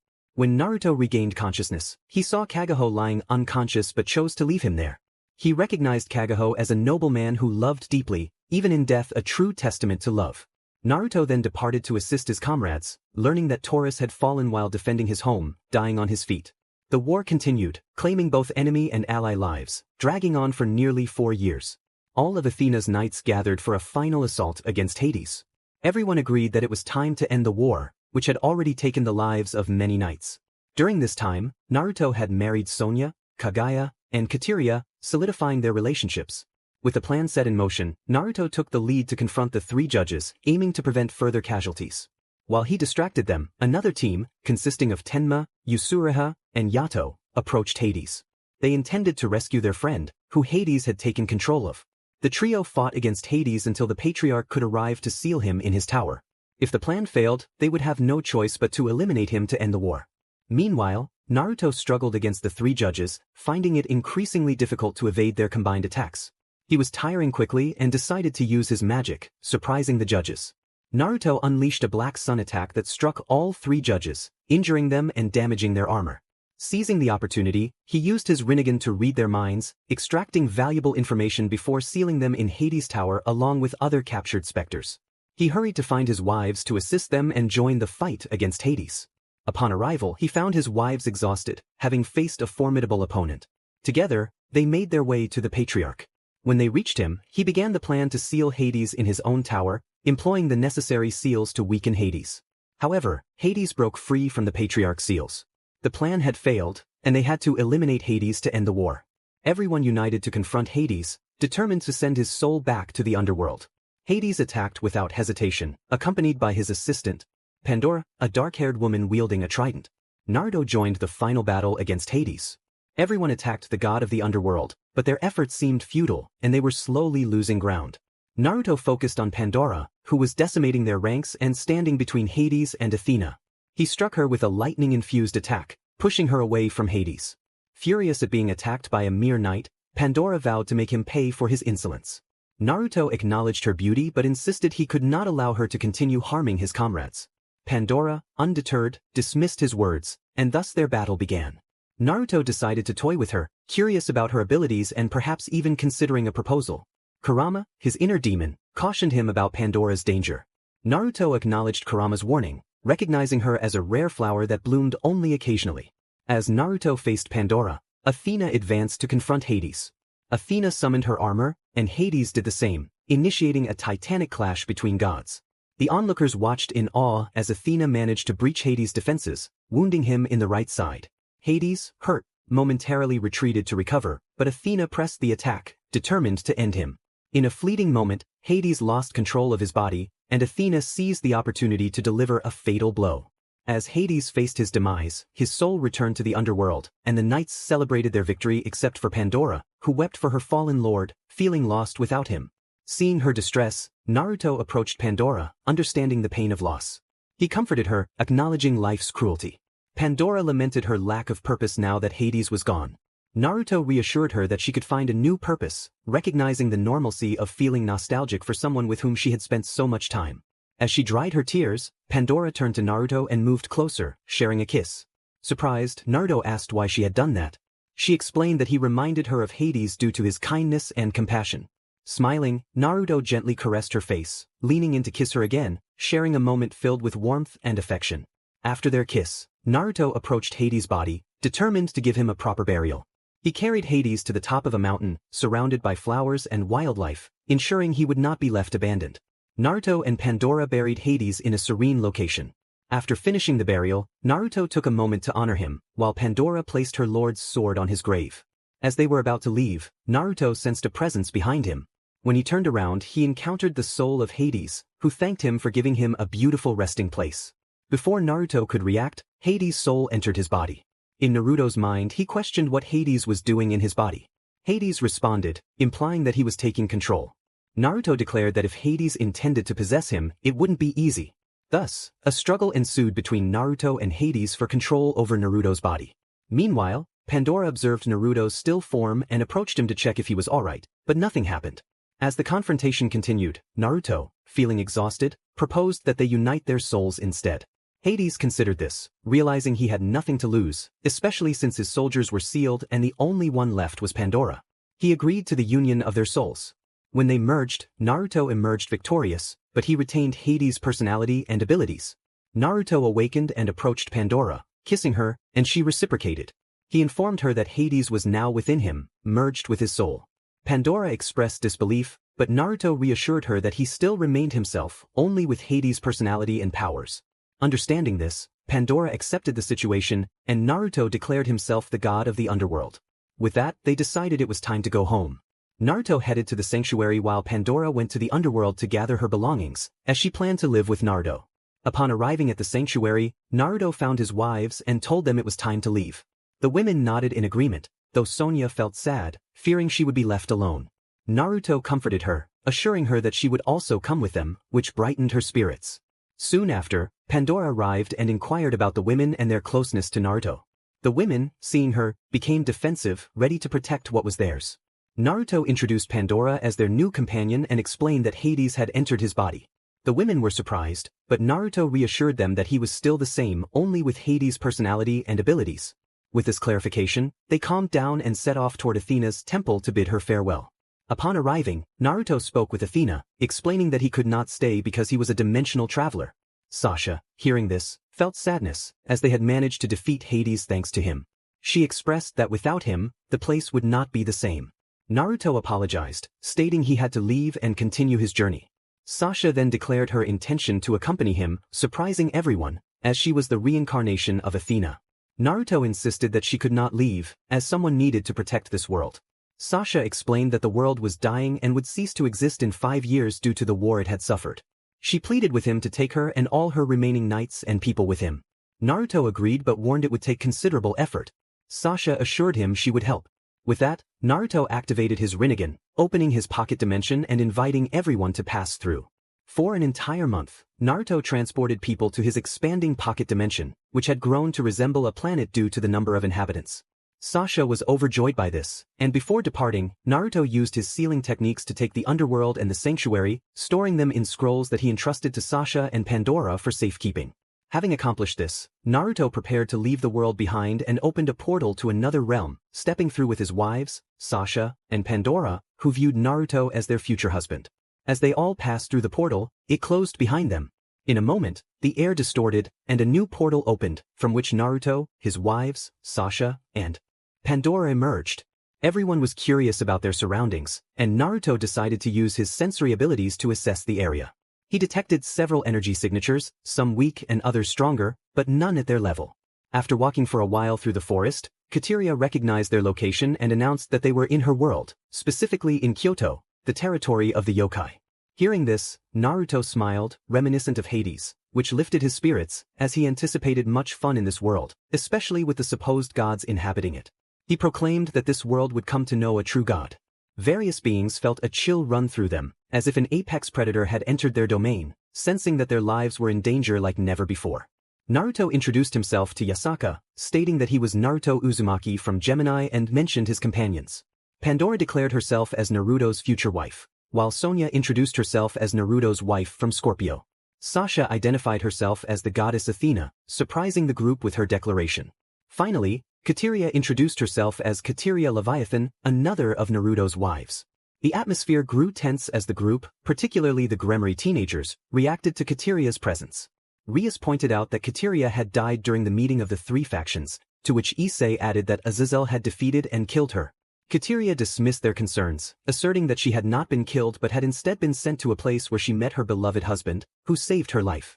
Naruto, feeling annoyed by the group's interruptions, was affected by Hades' personality. He expressed his frustration, stating that he was leaving since he only saw girls and one fool. As he attempted to walk away with his companions, the girls blocked his path. Rias insisted that they could not let him leave, declaring that Kateria would accompany them to face a trial for attacking during a faction meeting, her tone haughty. Naruto's irritation grew with Rias, whom he considered a spoiled brat. He warned her to watch her words, stating that he was not one of the fools she usually encountered, and threatened to take action if she continued to obstruct him. As he moved away, Issei suddenly charged at him, demanding to know how he dared to threaten the president. Issei, with his gauntlet raised, threatened Naruto, who became enraged and unleashed his power. He declared that someone seemed eager to meet their end. With his power unleashed, everyone around him felt the intensity, causing them to falter. Naruto struck Issei with great force, sending him crashing to the ground and creating a crater. Naruto warned that they would witness the destruction of the stars, unleashing a powerful technique that left Issei on the brink of defeat. He had restrained himself from using his full power, knowing that if he did, the entire world would sense it and come after him. The Gremory group was left in shock at the display of power, with Ria stunned and some of the girls viewing Naruto in a new light, recognizing him as a formidable force. While the girls looked at Naruto with fear, Akino viewed him with interest, thinking that he was a real man compared to Issei, whom she found pathetic. Akino desired Naruto for herself and considered taking her companions along with her. Naruto remarked that he would not be so kind next time. Yasaka, a kitsune with striking features, asked if it was too much trouble to ask where they were headed. Naruto paused, realizing he was looking for a place to stay and expressed interest in staying with her. Yasaka kindly offered to guide him.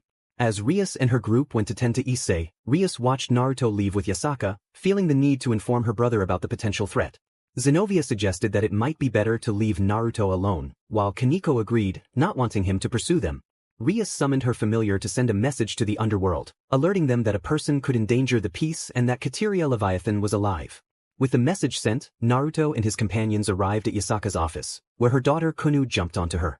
Yasaka reminded Kunu that she should be studying, to which Kunu replied that she had finished and asked about Naruto and his companions. Yasaka introduced them as guests. Naruto complimented Yasaka on being a caring mother and inquired about Kunu's father. Yasaka lowered her head, revealing that her partner had abandoned them long ago. Naruto quickly apologized for bringing up a painful topic, but Yasaka assured him it was unnecessary since he did not know.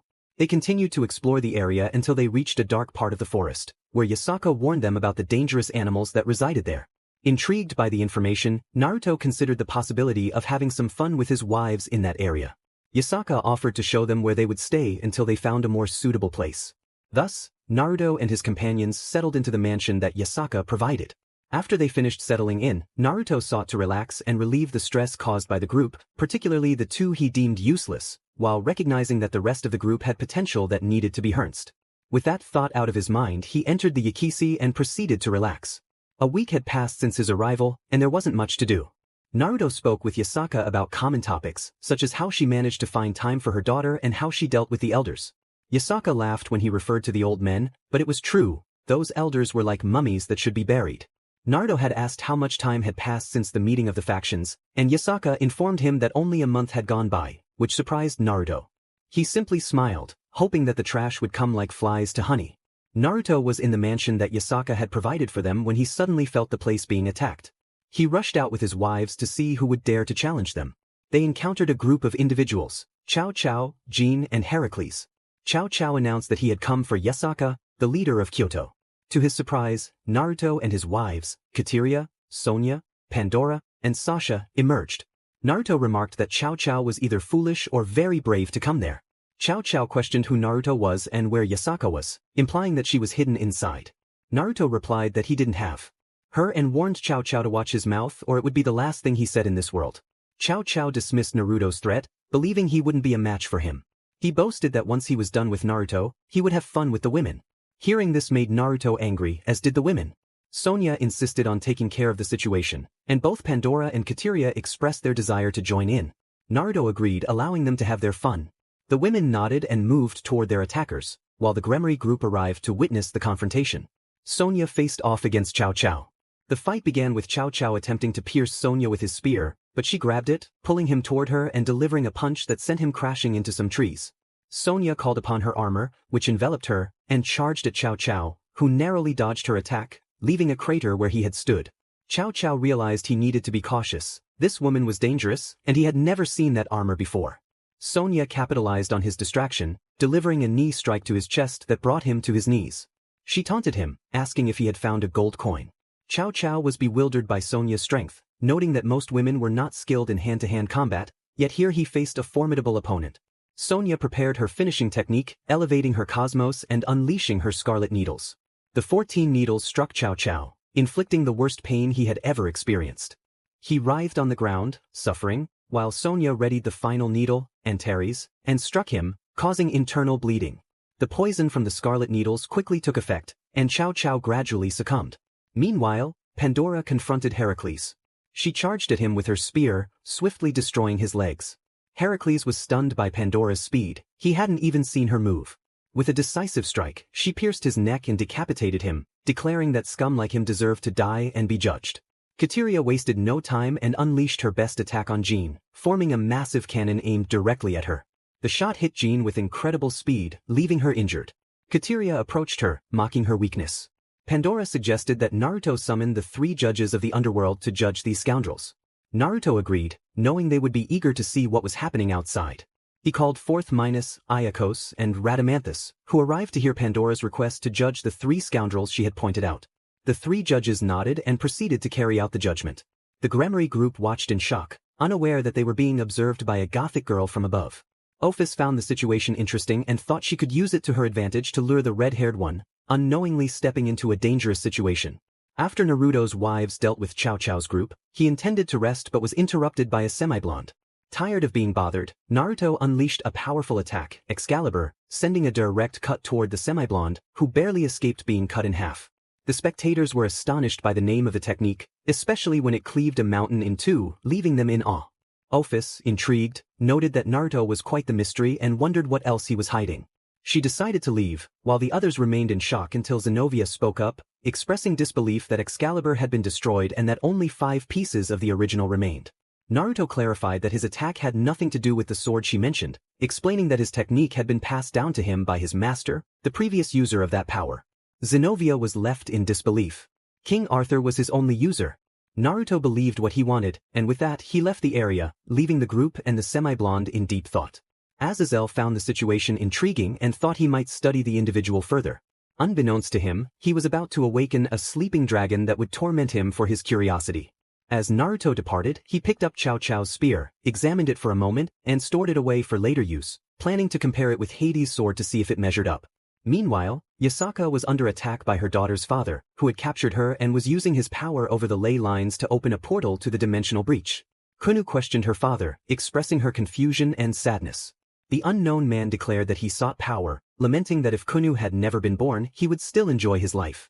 Kunu felt a wave of sorrow wash over her at her father's words. Yasaka transformed into her Kyuubi form and began to open the portal, but she was exhausting herself from the excessive use of power and the immense strain on her body. Yasaka could no longer bear the tension, and she felt her life slipping away. Eventually, the portal opened, and Yasaka collapsed to the ground, barely alive. Kunu rushed to her side to help, while the enemy mocked the suffering of the leader of Kyoto. Naruto, who was on his way to the scene, witnessed everything unfold. As he arrived, Yasaka ceased to exist, and Kunu began to cry for her mother's death, pleading for her to return to life. Kunu poured her heart out, begging her mother not to leave her, expressing her need for comfort in her moments of sadness.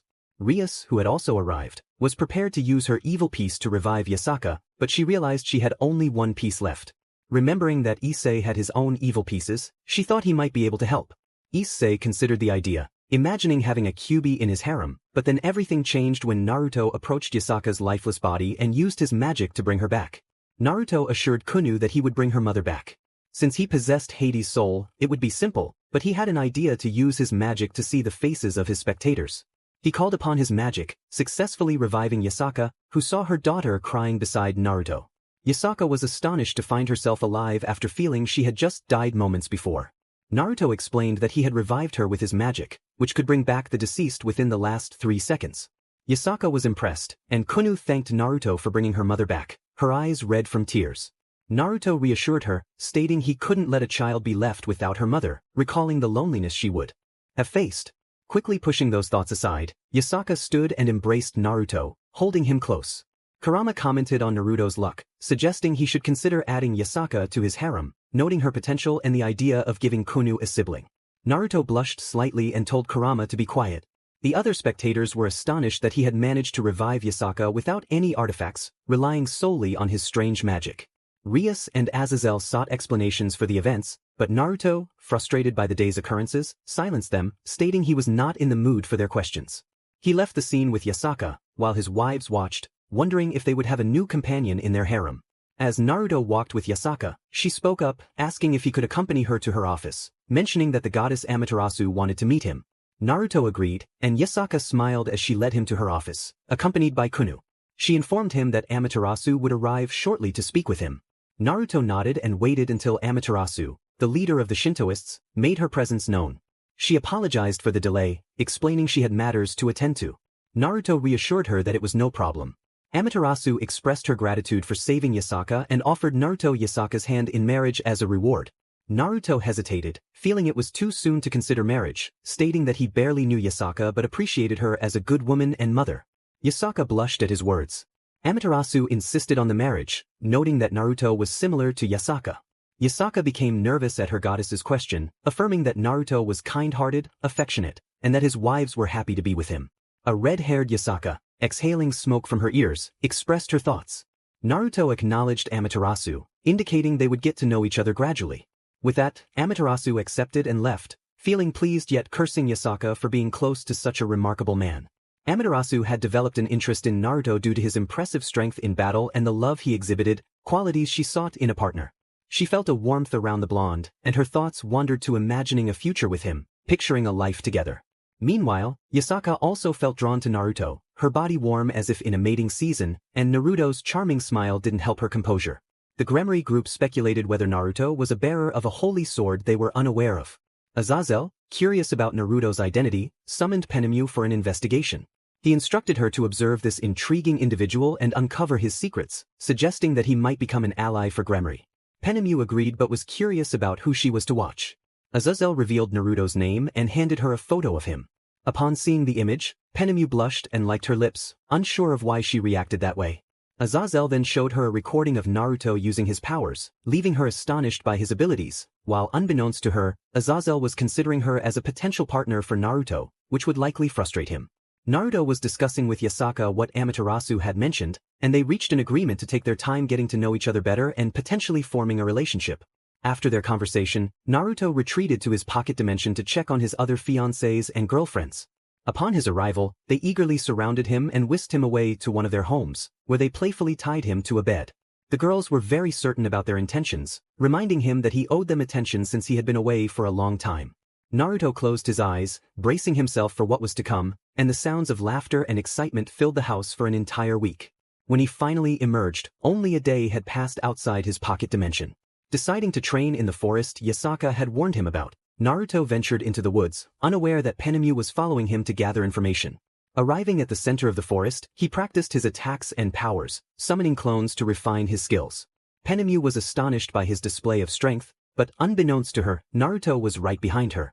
He commented on having a beautiful spy behind him and asked who had sent her, suspecting it was Azazel. Penemu confirmed his suspicion, and Naruto noted that Azazel had been inquiring about his abilities, suggesting she would pay the price for her intrusion. Naruto swiftly approached her, immobilizing her on the ground, and leaned in close. Surprised, Penemu responded to his actions, feeling a warmth spread through her. As he kissed her neck and shoulder, she felt her resolve weakening. Naruto noticed her emotions and reflected on her loneliness and sadness hidden behind a facade of flirtation and seriousness. He kissed her more passionately, and she surrendered to her feelings, allowing him to take the lead. Naruto began to explore her, and Penemu felt a sense of happiness and warmth she couldn't explain. As their bodies connected, she felt a thrill of excitement. Naruto, sensing her pleasure, continued to engage with her, and she found herself lost in the moment, letting go of her inhibitions. As they shared this NTMT experience, Penemu felt a rush of emotions, realizing the connection they were forming. Naruto, aware of her feelings, continued to guide their encounter, deepening their bond in ways neither had anticipated. Naruto moved slowly, allowing Penemu to adjust. Penemu expressed her desire for more intensity, wanting to experience the fullness of their connection. Naruto responded to her request, increasing his strength and speed, and Penemu felt a rush of exhilaration, overwhelmed by the sensations. As the moment reached its peak, Naruto felt the urge to release, and Penemu expressed her wish to embrace the future they could share together. Afterward, Penemu collapsed, fainting from the overwhelming pleasure, a satisfied expression on her face. Naruto watched her, feeling a sense of contentment at her state. When Penemu awoke, she recalled everything and blushed at the memories. Naruto rose and gently held her, kissing her neck as he gazed at her. He asked for her name, and she introduced herself as Penemu. Naruto declared that she now belonged to him and that he could not let her go. Penemu agreed but with a condition: he must marry her and bring back some friends. Naruto accepted and inquired about her friends' names. Penemu mentioned Ryunaire and Kalawarner. Using his powers as Hades, Naruto easily resurrected them, as no one could oppose him. Once revived, Ryunaire and Kalawarner exchanged glances, confused about their return to life. Ryunaire questioned how they were alive, recalling her demise at the hands of an incompetent foe. Kalawarner echoed her confusion. Naruto explained that he had brought them back at Penemu's request, which made Penemu smile. The two revived women were astonished to see Penemu, known for her cold demeanor, being affectionate with the handsome and charming Naruto. Ryunaire commented on Naruto's attractiveness, admitting she would not hesitate to seek his affection. Kalawarner shared similar thoughts, and Naruto, overhearing Ryunaire's words, smiled in response. He teased Ryunaire about wanting to be part of his harem, causing her to blush and look away, while Kalawarner felt the same way. Naruto suggested they leave before nightfall, and the two women nodded in agreement, following him with Penemu closely by his side. Upon arriving at Naruto's home, he introduced them to his other companions, who welcomed the newcomers happily, knowing Naruto's reputation. With the introductions made, Naruto decided to rest. Penemu reflected on her choice, feeling remorseful for leaving Azazel but knowing she had found her true love with Naruto, with whom she wished to build a family. Meanwhile, Azazel felt a strange pain, as if stabbed in the back, while Yasaka contemplated how to draw Naruto closer, feeling warmth beside him and dreaming of a future together. As the chapter concluded, Yasaka bid farewell to the Gremory group, who reciprocated the gesture.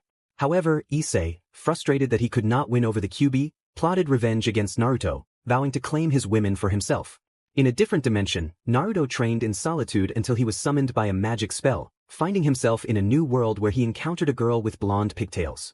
Moments earlier, Lucy Heartfilia had called upon the spirit of Gemini, but instead summoned Naruto. Naruto questioned his surroundings and Lucy's identity. She pleaded for his help in a war, emphasizing the plight of innocents suffering from the conflict.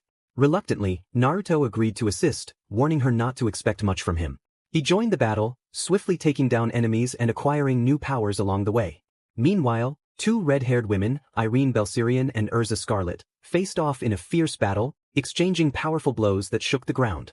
Both were pushed to their limits, and after a strong strike from Irene, Urza was sent flying several meters away. Irene, the most powerful mage in the Empire, was capable of defeating even her own daughter, Urza. The day Irene was born, she was the most beautiful thing that had ever happened to her mother. With that thought, she took a sword in her hand and ended her life with a smile, for a curse had robbed her of the ability to feel human emotions and taste food. Naruto, who was fighting nearby, noticed her from a distance. He approached Irene's lifeless body, observing her and sensing her soul. He felt a deep sadness for the woman who could not hold her daughter, unable to see her grow or offer the guidance that only a mother could provide. With determination, he decided to give her a second chance. He called upon her spirit, urging her to return to the living. "Come back, Irene Belsirian, Queen of Dragons." With his words, Irene was revived and saw Naruto smiling at her. She felt a blush rise to her cheeks at the sight of such a remarkable man, his unusual armor capturing her attention. Suddenly, a powerful roar echoed through the skies. Acnologia, the dragon of the apocalypse, had arrived and began to wreak havoc with his immense powers. Upon seeing him, Naruto unleashed his magic. "Take this," he declared, striking Acnologia directly and forcing him to the ground, injured in his human form. Enraged, Acnologia charged at Naruto, who met him with equal ferocity. Their clash sent tremors through the earth, showcasing the sheer force of their attacks. As they fought, Acnologia was astonished that a mere spirit could challenge him. He pondered if the spirit was different from those he had encountered before. But before he could finish his thought, Naruto delivered a powerful kick to his face, slamming him into the ground.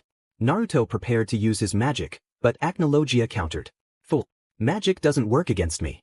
You only struck me because I was distracted," Acnologia taunted. Naruto smirked. "Let's see how you handle this." Cosmic explosion. Acnologia attempted to negate the attack, but it struck him squarely, leaving him vulnerable. "You'll pay for this." Acnologia growled, transforming into his dragon form and launching a series of powerful strikes with his claws and tail, but Naruto evaded them with remarkable agility. Dragon's magic roar.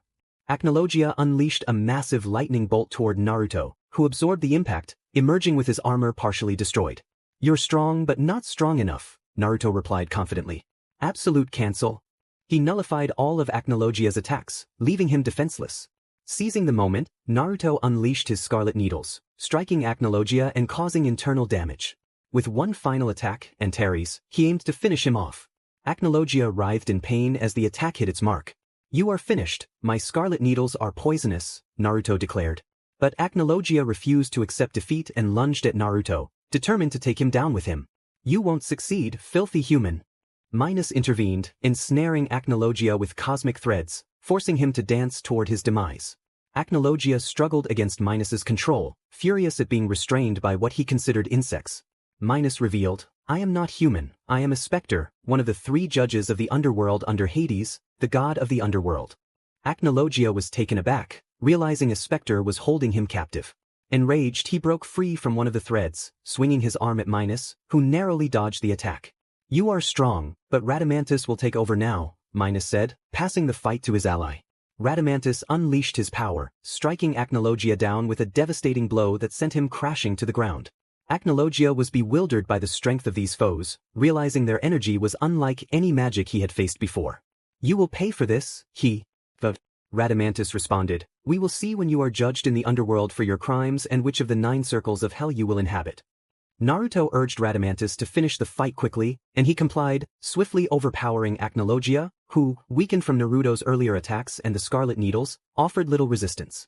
Meanwhile, the rest of the Spectres continued to fight and support their allies in this war. Irene approached Naruto, curious about his identity, but he promised to explain later as they awaited the return of his Spectres. Within moments, one of the Spectres returned with 2 women slung over its shoulders. Naruto inquired about their identities, and the Spectre suggested they might be of interest, noting their strength in battle, though it hadn't been much of a challenge. Naruto dismissed the Spectre, who left the women in front of him and went off to cause trouble elsewhere. One of the women recognized them and informed Naruto that they were Altair and Kagura.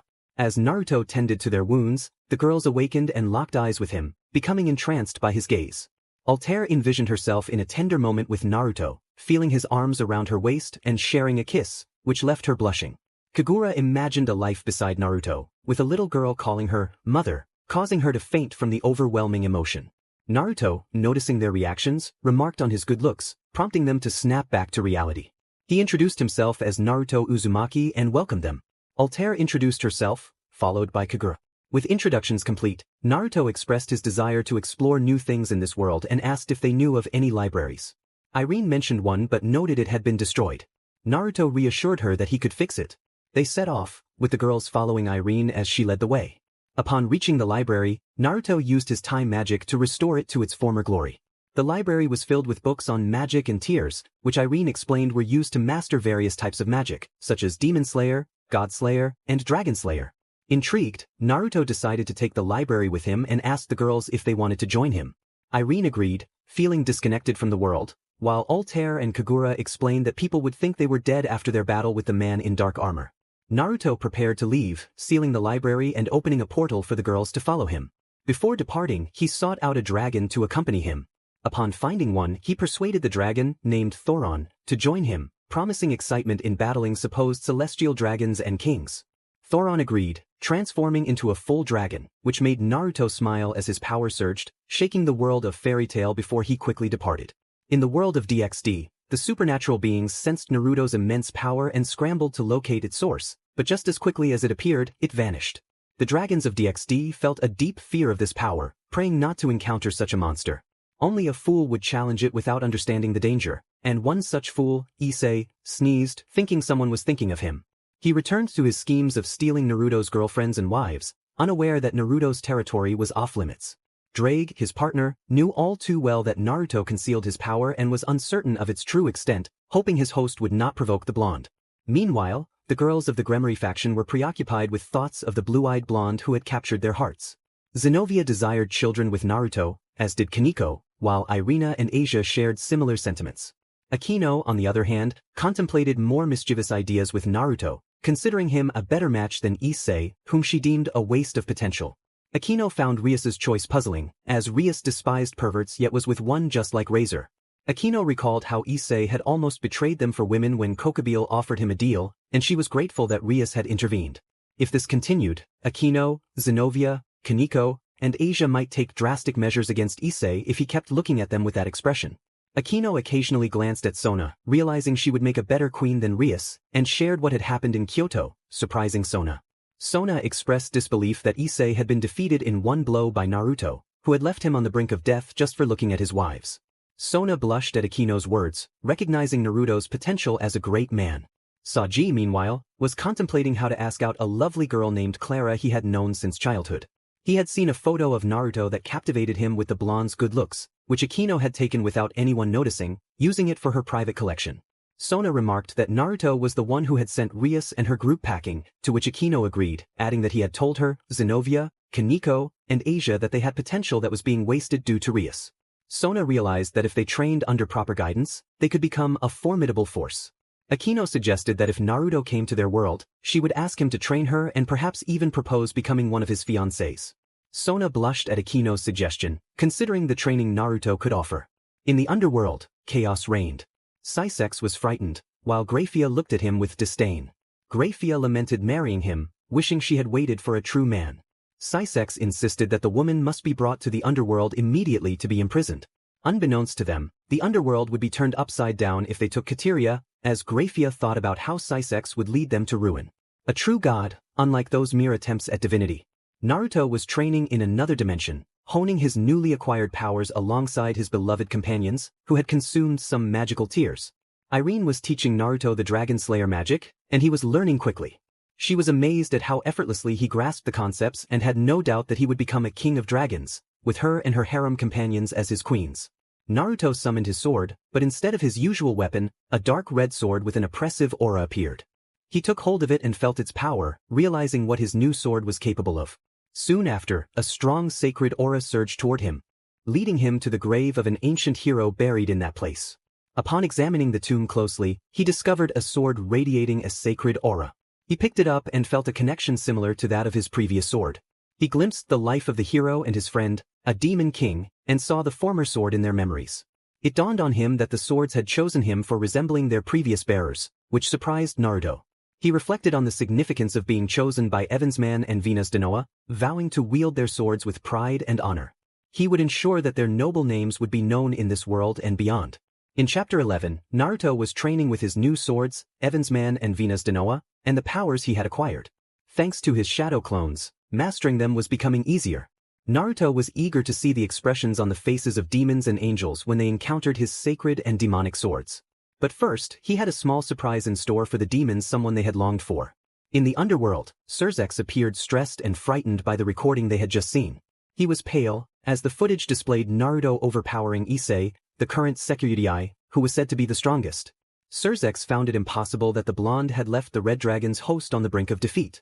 Grafia, however, pointed out the truth of the situation. Grafia informed Surzex that it was actually the Red Dragon who had initiated the confrontation, and from what she could see, Naruto had shown remarkable restraint. Surzex struggled to accept this revelation, insisting that no one could stand against dragons. Grafia reminded him that they had just witnessed someone defeating a dragon and a celestial being. The weight of this realization hit Surzex hard, especially since the descendant of Leviathan was now allied with that blonde. He was in turmoil, grappling with the fact that Kateria was alive when she should have been buried, and that this blonde had defeated Issei with a single strike. Grafia watched the recording of Naruto, then turned her gaze to Surzex, cursing her luck. She lamented the choices she had made in her past life, which seemed to have led the gods to mock her by placing her with an aspiring demon king who believed he was stronger than the original Satans and Lucifer himself. Grafia thought about how, if Lucifer could see Surzex now, he would not hesitate to wipe the floor with him and feed him to the piranhas of the Blood Lake. Tears filled her eyes as she regretted being stuck with someone like him, but she had no choice. He was the only one powerful enough to protect her from her clan. Memories of her younger sister surfaced, leaving her to wonder if she was still alive or had perished. Unbeknownst to her, her sister was coming to confront her for abandoning her with those wretched beings, and thanks to a certain blonde, her dream of defeating her sister and bringing her to her new master would soon become a reality. Meanwhile, Naruto was experimenting with his magic and accidentally created a new type of magic known as magic creation, which allowed him to conjure various forms of magic. Inspired, he began crafting new spells that would leave the world in chaos. He also decided to create new objects with his magical creation, starting with a sword for his partners. The first sword he forged had 3 forms, each more powerful than the last, and it would grow stronger with its user's strength. Naruto envisioned a simple yet lethal sword capable of severing the soul of any being, whether demon, angel, or any other race. Once he had a clear image of it, he named it Yamato. He smiled at his creation, knowing that everyone would desire it, but Yamato would only obey him. An idea struck him about resurrecting ancient warships from World War II, inspired by an anime he had seen featuring girls who referred to those ships as the emblems of their nations. He would pursue that idea later. For now, he wanted to test the limits of his new powers. He ventured into a dimension to train, away from prying eyes, but ended up in an unexpected location. Meanwhile, Naruto's wives were chatting with Yasaka about girl talk, eager to hear her thoughts on Naruto. Kateria asked Yasaka what she thought of Naruto, teasingly suggesting that she must desire him to be close, touching her all over.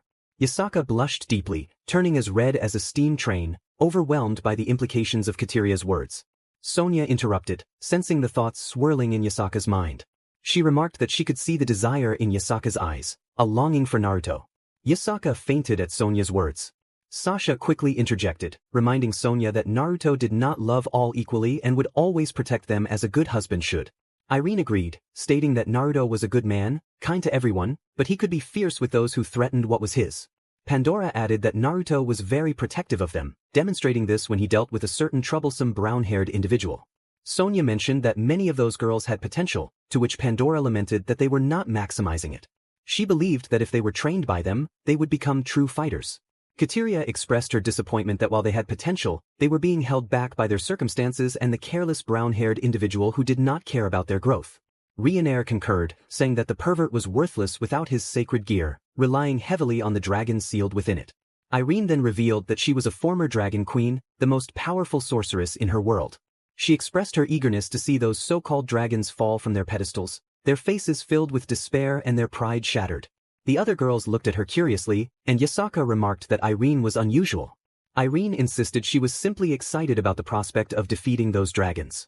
Ryanair noted that Irene wanted to break their pride in being the strongest, and Irene confirmed this.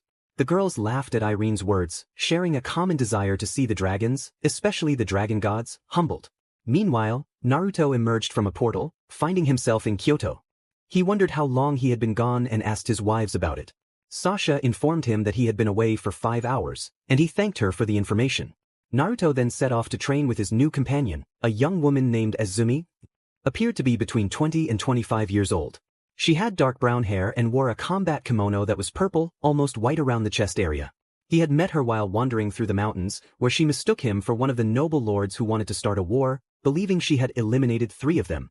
She attacked him, and to her surprise, Naruto was a skilled ninja who overwhelmed her with his abilities.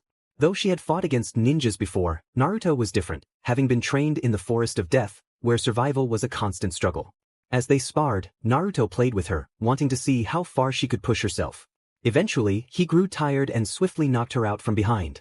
When she awoke, he explained that he was merely lost, and she understood. Together, they decided to take down some rebellious nobles, and Naruto wanted to challenge some ninja clans, hoping to see them fight against his clone, but he was disappointed.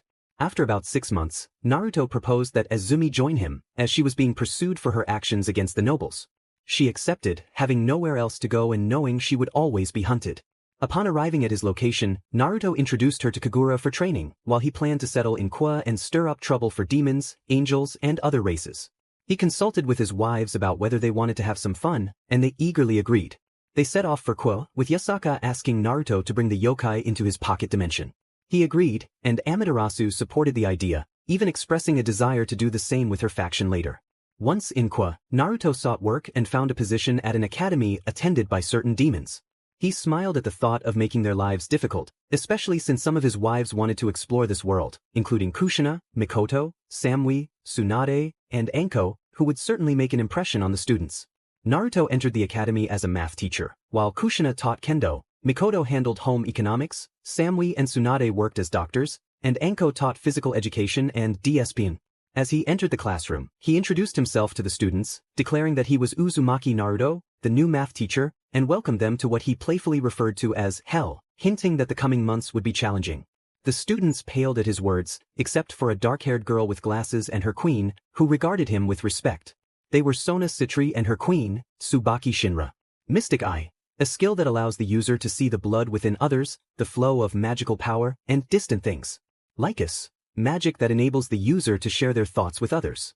Furors, magic that allows the user to fly. Evi, magic that recalls distant memories. Fusion magic, magic that permits the fusion of different magics. Rainal, magic that enables the user to create illusions. Nigeru, magic that conceals all magical power. Ento, magic that can be used to heal others. Lilia, magic that allows the user to connect the sources of 2 individuals and transfer part of their power to one another. Rihido, magic that grants sacred power to weapons, armor, and tools. With the defeat of the Griffin Minus, Alphabica fell lifeless, and Cheyenne took his body to give him a proper burial.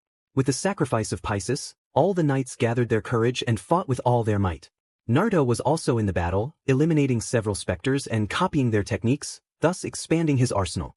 He eventually encountered a specter that put up a fight. His name was Kagaho of Benyu, the Star of Violence. As Naruto looked at him, he saw his heart and realized it was not dark like the other specters. This one had light within, which made Naruto hesitate. Kagaho launched himself at Naruto with his technique, the Solar Crown Blast. After the battle, Naruto and his companions found themselves wandering, unsure of their location. Everything was going relatively well until they were intercepted by a group of curious teenagers, particularly a boy who stared intently at Naruto and his friends. Pandora, feeling uncomfortable under the boy's gaze, became irritated. She warned him that if he continued to look at her that way, the only thing he would see would be her spear in his body, making her point clear. The boy trembled and stopped staring, while his companions sighed at his behavior. A beautiful blonde girl among the group asked who they were and what they were doing in their territory. Naruto responded that it was rude to ask for names without introducing oneself first. The girl acknowledged this and introduced herself as Yasaka, the leader of the yokai. Why would a worthy teacher finally give classes, unlike the other excuses from teachers who came and lied on their resumes? Sona didn't care who Naruto was, she just wanted to learn more, and if the blonde could offer her that, she was interested. Unbeknownst to her, Sona was becoming increasingly drawn to Naruto. He simply smiled at the two demons, realizing that this girl was far better than the one with the unruly hair. Hours had passed, and Naruto's students were left with headaches from his explanations and formulas. They all wished for the torment to end, and their relief came when the recess bell rang. They cried out in joy, but Naruto reminded them that they would have a test the next day on the material covered. The students felt as if they were doomed, and they thought of the blonde as a tyrant. Little did they know how right they were. Sona was happy with Naruto, as he had conducted a truly excellent class that exceeded her expectations. Sona asked Naruto if they could talk in her office. He agreed and they headed there. On the way, they heard cries for mercy, which came from a trio of perverts who had been spying on the kendo club. It seemed Kushina had caught them and was ready to unleash her wrath. Naruto smiled at the sight, particularly as one of the brown-haired boys in the group begged for mercy. The kendo girls watched in excitement, knowing that their new teacher was not someone to mess with, especially with her explosive temperament. The trio of perverts was sent to the medical area of the academy, which echoed with their lamentations. The place resembled one of the circles of hell, filled with the sounds of their cries, as Tsunade and Samui were very strict with their work, and the perverts were not treated kindly. The only one who escaped such a fate was Jiraiya. Who knew better than to be near those two when they were at the hot springs? Naruto stood in front of Sona in her office, where she offered him tea, which he accepted. He glanced at the other girls, who blushed at his good looks. He jokingly asked if they wanted to be his girlfriends, causing them to blush even more. Sona then explained that she had brought Naruto there to understand what he wanted. Naruto replied that he was merely there to get to know the place, but warned that if anyone bothered him, he wouldn't hesitate to retaliate. Sona assured him they wouldn't disturb him as long as he didn't interfere with them. With that, Sona calmed down, and they spoke about trivial matters. Eventually, Sona asked if Naruto could train her. Curious, Naruto inquired what he would gain from it. Sona offered her hand in marriage, and even that of her sister, which surprised him. When he asked about her sister, Sona revealed that her sister was Seraphal Leviathan, formerly of the Citri family. Naruto acknowledged her cleverness but stated he wasn't interested. Sona then asked what he truly wanted. Naruto expressed his desire for her sister, and their nobility, recognizing their potential. He proposed to train her, but in return he would claim her sister, and all their nobility. Sona hesitated but ultimately accepted, unknowingly making one of the most significant decisions of her life. Meanwhile, Rias and her entourage looked at Issei, who was wrapped up like a mummy after being brought in by Samui, who had tossed him aside upon arrival. Rias was shocked that the new kendo teacher had so severely injured Issei for spying on her while she changed. Akino observed Issei, who struggled to stand due to the pain he felt. Zenobia remarked that he deserved it for his actions, while Kaneko noted that he would never change and that it would lead him to his downfall. Irina expressed her disappointment in Issei, stating that he was only seeking trouble, while Asia lamented that he shouldn't have acted that way, but perhaps it was better to see how he was treated. Akino suggested that Issei should go home to recover, and Rias, slightly annoyed, told the girls not to be too harsh on him. After apologizing for their remarks, Rias took Issei with her to help him heal. As the girls watched them leave, a voice interrupted, stating that the useless would always be useless, but they were an exception to that rule. They turned to see Naruto standing there. Akino asked what he was doing there, and he replied that he had come to offer them a deal. Zenobia asked what the deal was, and Naruto proposed that if they belonged to him, their dreams would come true. Kaneko, intrigued, asked if he was serious, while Naruto affirmed his intentions. Kaneko was surprised and leaped toward the blonde, giving him a strong hug. The girls were astonished but quickly agreed to the arrangement. Mr. Uzumaki, they declared, they accepted to be solely his, and Naruto smiled, knowing they had made the best decision. The girls understood that with Rias, they would be stuck in one place, which could be detrimental. With that, the girls rushed toward Naruto, showering him with affection. Naruto emerged from a room where he saw Zenobia, Akino, Kaneko, Asia, and Irina, all wearing silly smiles from the wonderful night they had shared with him. He thought about his new companions and remembered he needed to visit a certain silver-haired woman he had revived alongside the Queen of Succubi. These were Lilith, the mother of demons, and Alice Lucifuge, sister of Graphia Lucifuge. Naruto smiled at them, and they returned the gesture. He knew that Lilith's mere presence would cause quite a stir, especially among the demons who wanted her to create more demons.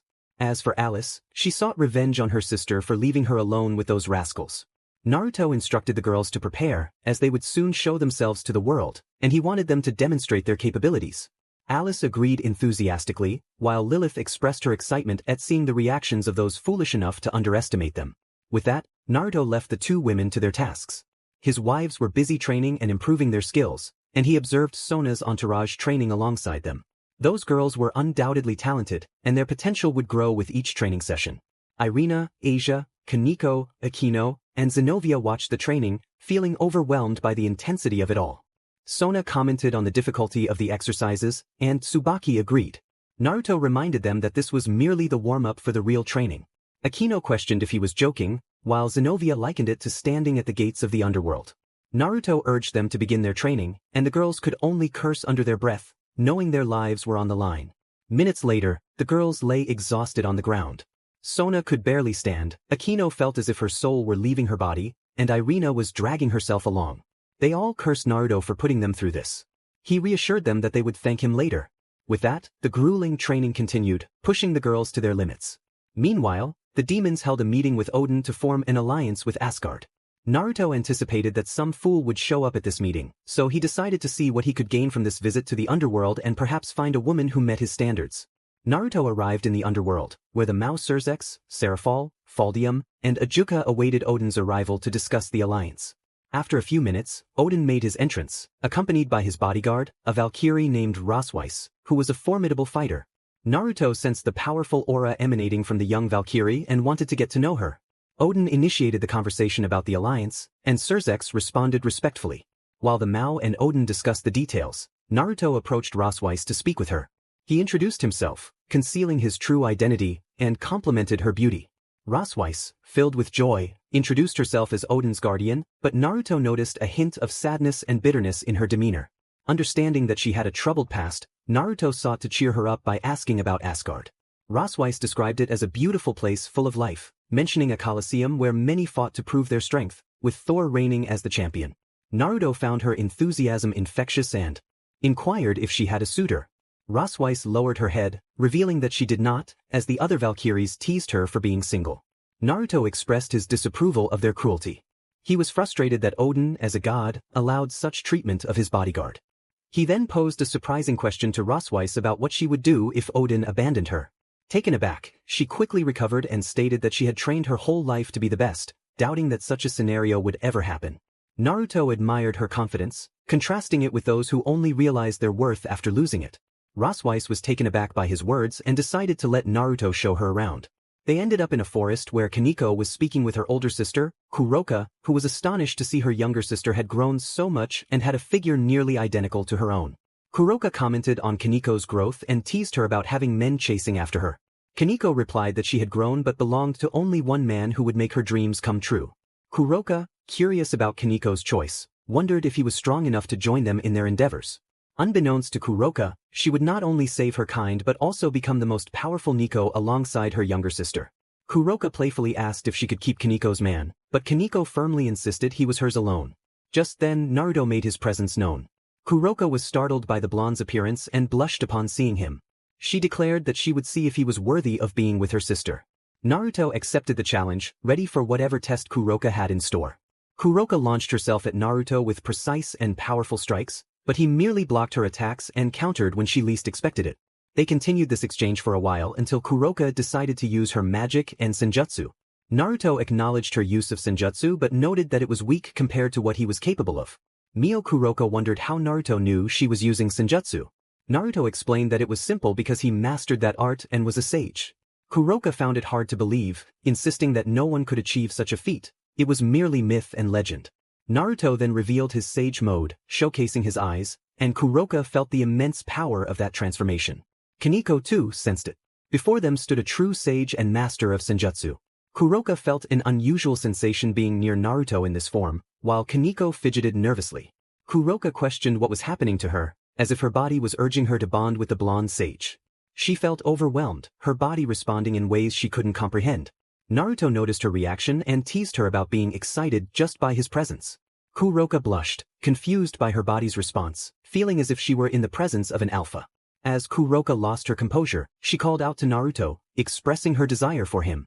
In response, Naruto swiftly knocked her out and restrained her, sending her away for others to handle. Kaneko could only watch as Naruto played with her sister. Meanwhile, Odin and the Mao were discussing an alliance when they were interrupted by Loki, who disapproved of the partnership with the demons. Loki declared he would not allow Odin to join forces with what he considered weaklings. Odin, unfazed, pointed out that Loki was finally showing his true intentions. Loki dismissed Odin's words, attacking the meeting, but Odin sent him away to be dealt with. Surzex dispatched his sister to confront Loki, while Serafal sent her sister Sona to ensure Rias wouldn't take all the credit. Before they left, Kaneko joined the group, and Naruto slipped into the teleportation circle with them. Upon arrival, Rias and her team were engaged in battle against Loki and Fenrir. Naruto chose to observe the fight, assessing how much his girlfriends had improved. The girls were giving it their all. Zenobia wielded her sword with great skill, thanks to Azumi's training. Kaneko delivered powerful strikes to Fenrir's head, while Irina targeted the wolf's front legs to hinder its advance. Akino was locked in combat with Loki, who was skillfully dodging her attacks, much to her frustration. Rias, on the other hand, unleashed her destructive magic, which Naruto noted had not improved significantly. He attempted to strike Loki but was knocked to the ground by the god's counterattack. Naruto critically observed his girlfriends in the Gremri group. He noticed Sona's team working well together, which pleased him, as teamwork increased the chances of success. Sona and Tsubaki shielded their teammates with water spells to immobilize the wolf. They struck Fenrir until they joined their companions to take him down. Sona unleashed a portion of her seal, while Tsubaki summoned a sword for battle. They aimed for Fenrir's right eye, but he evaded their attack. Sona's noble spirit attacked from various angles, keeping the wolf on the defensive. Loki, irritated by the demon's strikes, was met with Akino's lightning, which made her smile as she successfully hit the god. Issei attempted to confront Loki using his balance breaker but was consistently overpowered. Just then, Thor's hammer arrived, providing relief to both noble girls. Fenrir was subdued by Sona and her allies, but Issei was bitten by Fenrir, leaving him severely injured. Naruto expressed his disappointment, mocking the so-called strongest Sekirai. He called upon Kaguya to demonstrate what a true goddess could do. Kaguya arrived at Naruto's summons, greeting him affectionately. Naruto explained that there was a supposed god who believed himself invincible and asked if she could put him in his place, a sinister smile on his face. Kaguya, intrigued, prepared to confront the god. She charged at Loki, first immobilizing Fenrir with her bones, leaving the wolf wounded. Loki, seeing her approach, stepped back in fear. He questioned her identity, to which Kaguya introduced herself as Kaguya Otsutsuki, the rabbit goddess. Loki scoffed at her title, but he would soon pay for his arrogance. Kaguya warned him to prepare his grave, declaring he wouldn't leave alive. She lunged at Loki, capturing him with her hair and beginning to absorb his magic. Loki struggled to escape her grip but was met with a sharp stab to his stomach from Kaguya's bone, causing him to spit blood. Kaguya tortured Loki in front of everyone, his cries for mercy echoing through the area. Unmoved, Kaguya grew bored and decided to let him be the first to experience her magic, God Slayer. With that, Loki fell to the ground, lifeless, his face frozen in horror. The demons were stunned by the magic capable of slaying gods. Odin was in shock. One of his sons had been killed by this unknown goddess. The Mao shared his disbelief, having never witnessed such magic before. Surzex remarked that a magic capable of killing gods should not exist. Kaguya retorted that they had just seen it in action and found them pathetic, noting that only a few of them were worth anything. This enraged Surzex, who attacked Kaguya with destructive magic, but she effortlessly reflected it back at him.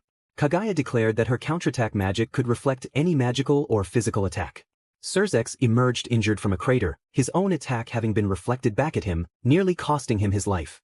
Kaguya observed him with a critical gaze, declaring that he was nothing but a facade, unable to control his own power. She remarked that the underworld was filled with lies, and only a few were truly strong on their own, not merely relying on empty words. With that, she departed through a portal. The demons watched Surzex with analytical expressions, contemplating Kaguya's words. Serafal concluded that Surzex was indeed a liar, explaining why she had never received the report on his battle against Rizavim. Sona reflected on the current Lucifer being nothing but a web of deceit, realizing that Kaguya had exposed this truth to all the demons. She kept to herself the fact that she knew Kaguya, the one who had slain Loki. Meanwhile, Odin had left the scene, unconcerned with the demons' troubles. He was solely focused on understanding why that woman had killed Loki. He speculated that perhaps Loki had done something to warrant her wrath. At home, Naruto was laughing heartily with his wives and girlfriends over the news. Days had passed, yet the humiliation of the current leader of the underworld lingered in his mind. While out for a walk he encountered Rosweiss, who embraced him upon recognizing a familiar face. Rosweiss explained that she was waiting for Odin, who had instructed her to stay there. When Naruto asked how long she had been waiting, she revealed it had been a week. He gently pointed out that if Odin truly cared for her, he would have come to get her instead of leaving her there. Overwhelmed by the harsh reality of her abandonment, Rosweiss began to cry. Naruto offered her a place to stay at his home with his wives and girlfriends, and she accepted. Upon arriving at Naruto's home, Rosweiss was welcomed by his wives, including the noble Citri and some from Rias lineage. For the first time in her life, she felt truly alive and joyful, grateful to Naruto for bringing such happiness into her otherwise sad existence. In another part of the world, Naruto found himself face-to-face with Ophis Ouroboros, the Dragon of Infinity. Hours earlier he had been teaching his students, many of whom were struggling with the lessons he imparted. After a long session he decided to take a break on the rooftop to enjoy the fresh air. Suddenly, a gothic girl emerged from the shadows of Ophis. She proposed that he join her cause, promising him the power to achieve his goals. Naruto laughed at the notion, dismissing her as foolish for thinking she could grant him power. Ophis insisted on demonstrating her strength, but Naruto countered that he was neither human nor weak, identifying himself as a dragon and a god. Surprised by his declaration, Ophis realized he was indeed a dragon and a god, something she had never anticipated encountering. She challenged him, but Naruto refused to fight, stating that one of his wives would take on the challenge instead. Irene arrived, eager to confront Ophis and prove her strength. Naruto opened a portal, allowing Irene, Ophis, and himself to enter the battleground. He declared that he would merely observe the fight. Irene expressed her excitement at the prospect of defeating Ophis, who warned them that they would not leave unscathed. As the battle commenced, Irene charged at Ophis, who initially did not defend herself, confident in her superiority. However, she was caught off guard when Irene landed a powerful kick, sending her crashing to the ground. Ophis was astonished and demanded to know how Irene had accomplished that. Irene smiled, hinting that Ophis would soon find out. The fight intensified as Ophis began to take Irene more seriously, sensing the danger she posed. Irene was thrilled at the opportunity to humiliate the dragon before her. She unleashed her Dragon Slayer magic, striking Ophis with devastating blows that left her severely weakened. As Ophis struggled to recover, Irene prepared her ultimate attack, causing an eruption from beneath the ground where Ophis stood, engulfing her in flames. Despite her injuries, Ophis rose, battered and bleeding, realizing she had underestimated Irene. In a moment of desperation, she transformed into her dragon form, a massive black dragon. This only fueled Irene's determination, and she too shifted into her dragon form. The two dragons clashed, creating chaos and destruction around them while Naruto watched with a broad smile, amused by the spectacle. He noted that Irene was holding back, but he refrained from judging her actions as the battle raged on, with the two dragons exchanging powerful blows and tail strikes, each showcasing their might. In one moment, Irene bit into Ophis's neck, leaving marks from her Dragon Slayer-infused fangs. Ophis unleashed bursts of her power in the form of dark orbs and lightning. Irene, feeling the weight of time, decided it was time to end the battle once and for all. She utilized the new magic techniques she had learned from Naruto. With a powerful incantation, she summoned a massive black sun that descended upon Ophis in her dragon form, creating a vast crater. Afterward, Irene transformed back from her dragon form and approached Ophis, who was now weakened. She lifted Ophis and struck her across the face, taunting her. Irene declared herself as Irene Belsirion, the Queen of Dragons and the creator of Dragon Slayer magic. Ophis fainted in front of her, and Irene watched with amusement and mockery. Naruto commented on Irene's enjoyment, suggesting they take Ophis with them. Irene agreed, believing Ophis could be of use. Thus, Naruto and Irene carried Ophis away to extract information from her. A week had passed since the confrontation between Irene and Ophis, who was still struggling to accept her defeat at the hands of a human claiming to be the Queen of Dragons. Ophis attempted to escape from Naruto's house but found herself unsuccessful. During one of her many attempts, she encountered Kuroka, who greeted her before curling up on a couch in her cat form to sleep. Ophis was surprised by Kuroka's comfort in this place, realizing that she could adapt to it as well. They only asked for information, nothing more. With this in mind, Ophis decided to stay with Naruto's group, which seemed far more interesting than the organization she had created. Observing the women around Naruto, Ophis noted that they were not weak at all, many were on her level, but the most formidable were Kushina, Irene, Samui, Tsunade, Altair, Kagura, and Mikoto, who were gradually approaching the power of the Great Red, with Naruto surpassing them all. Ophis could tell that Naruto was at the level of the Great Red, which terrified her, realizing that a human could reach such heights. Meanwhile, Naruto was at the Core Academy, watching Sona and her companions, who appeared somewhat nervous.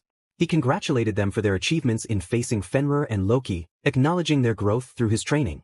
The girls nodded, aware of their newfound strength under Naruto's guidance. Naruto then inquired about Sona's sister, asking when she would arrive.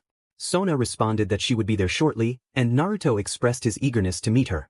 Just then, a teleportation circle appeared in Sona's office, and Serafal emerged. Serafal called out to Sona, who sighed at her older sister's attitude. Sona mentioned that a friend of hers wanted to meet Serafal. Excited, Serafal asked who it was, only to be startled by Naruto's sudden presence, having not sensed him before. She blushed at his good looks. Naruto, approaching Serafal, remarked that now that she was there, she belonged to him. Serafal blushed even more at his closeness. He complimented her beauty, noting that her sister had not lied about her appearance. Confused, Serafal asked what Sona had done. Sona explained that she had made a bet with Naruto and lost, resulting in a deal where if he won, she and her noble family, including Akino, Zenobia, Asia, Irina, Kaneko, and Serafal, would belong to him. Embarrassed, Sona admitted that they were now Naruto's. Serafal was left in shock, trying to comprehend the situation her sister had put her in. Naruto assured Serafal that he would take very good care of her and her beloved sister, despite her doubts. He expressed his sincerity, and in a tender moment, they shared a kiss. This was Serafal's first kiss with a man, and she reciprocated, feeling a mix of excitement and shyness.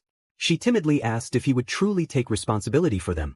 As they kissed passionately, they were observed by other girls in the office who also wished for a moment with Naruto. After their encounter, Serafal returned to the underworld with a bright smile, having finally found a man who was a good kisser, leaving her curious about what else he was capable of. In the underworld, Serafal attracted curious glances from others who wondered what had changed her demeanor. Perhaps her sister had finally accepted her as she was. It was best not to ask too many questions. Meanwhile, Naruto felt happy to have won over the Mao, ready to introduce a bit of reality into their world. Naruto and his wives resumed their daily activities. He was seen teaching math to children, while Enko was energetically leading a physical education class. Tsunade and Samui fulfilled their roles as doctors, Mikoto taught home economics, and Kushina trained the girls in the kendo club.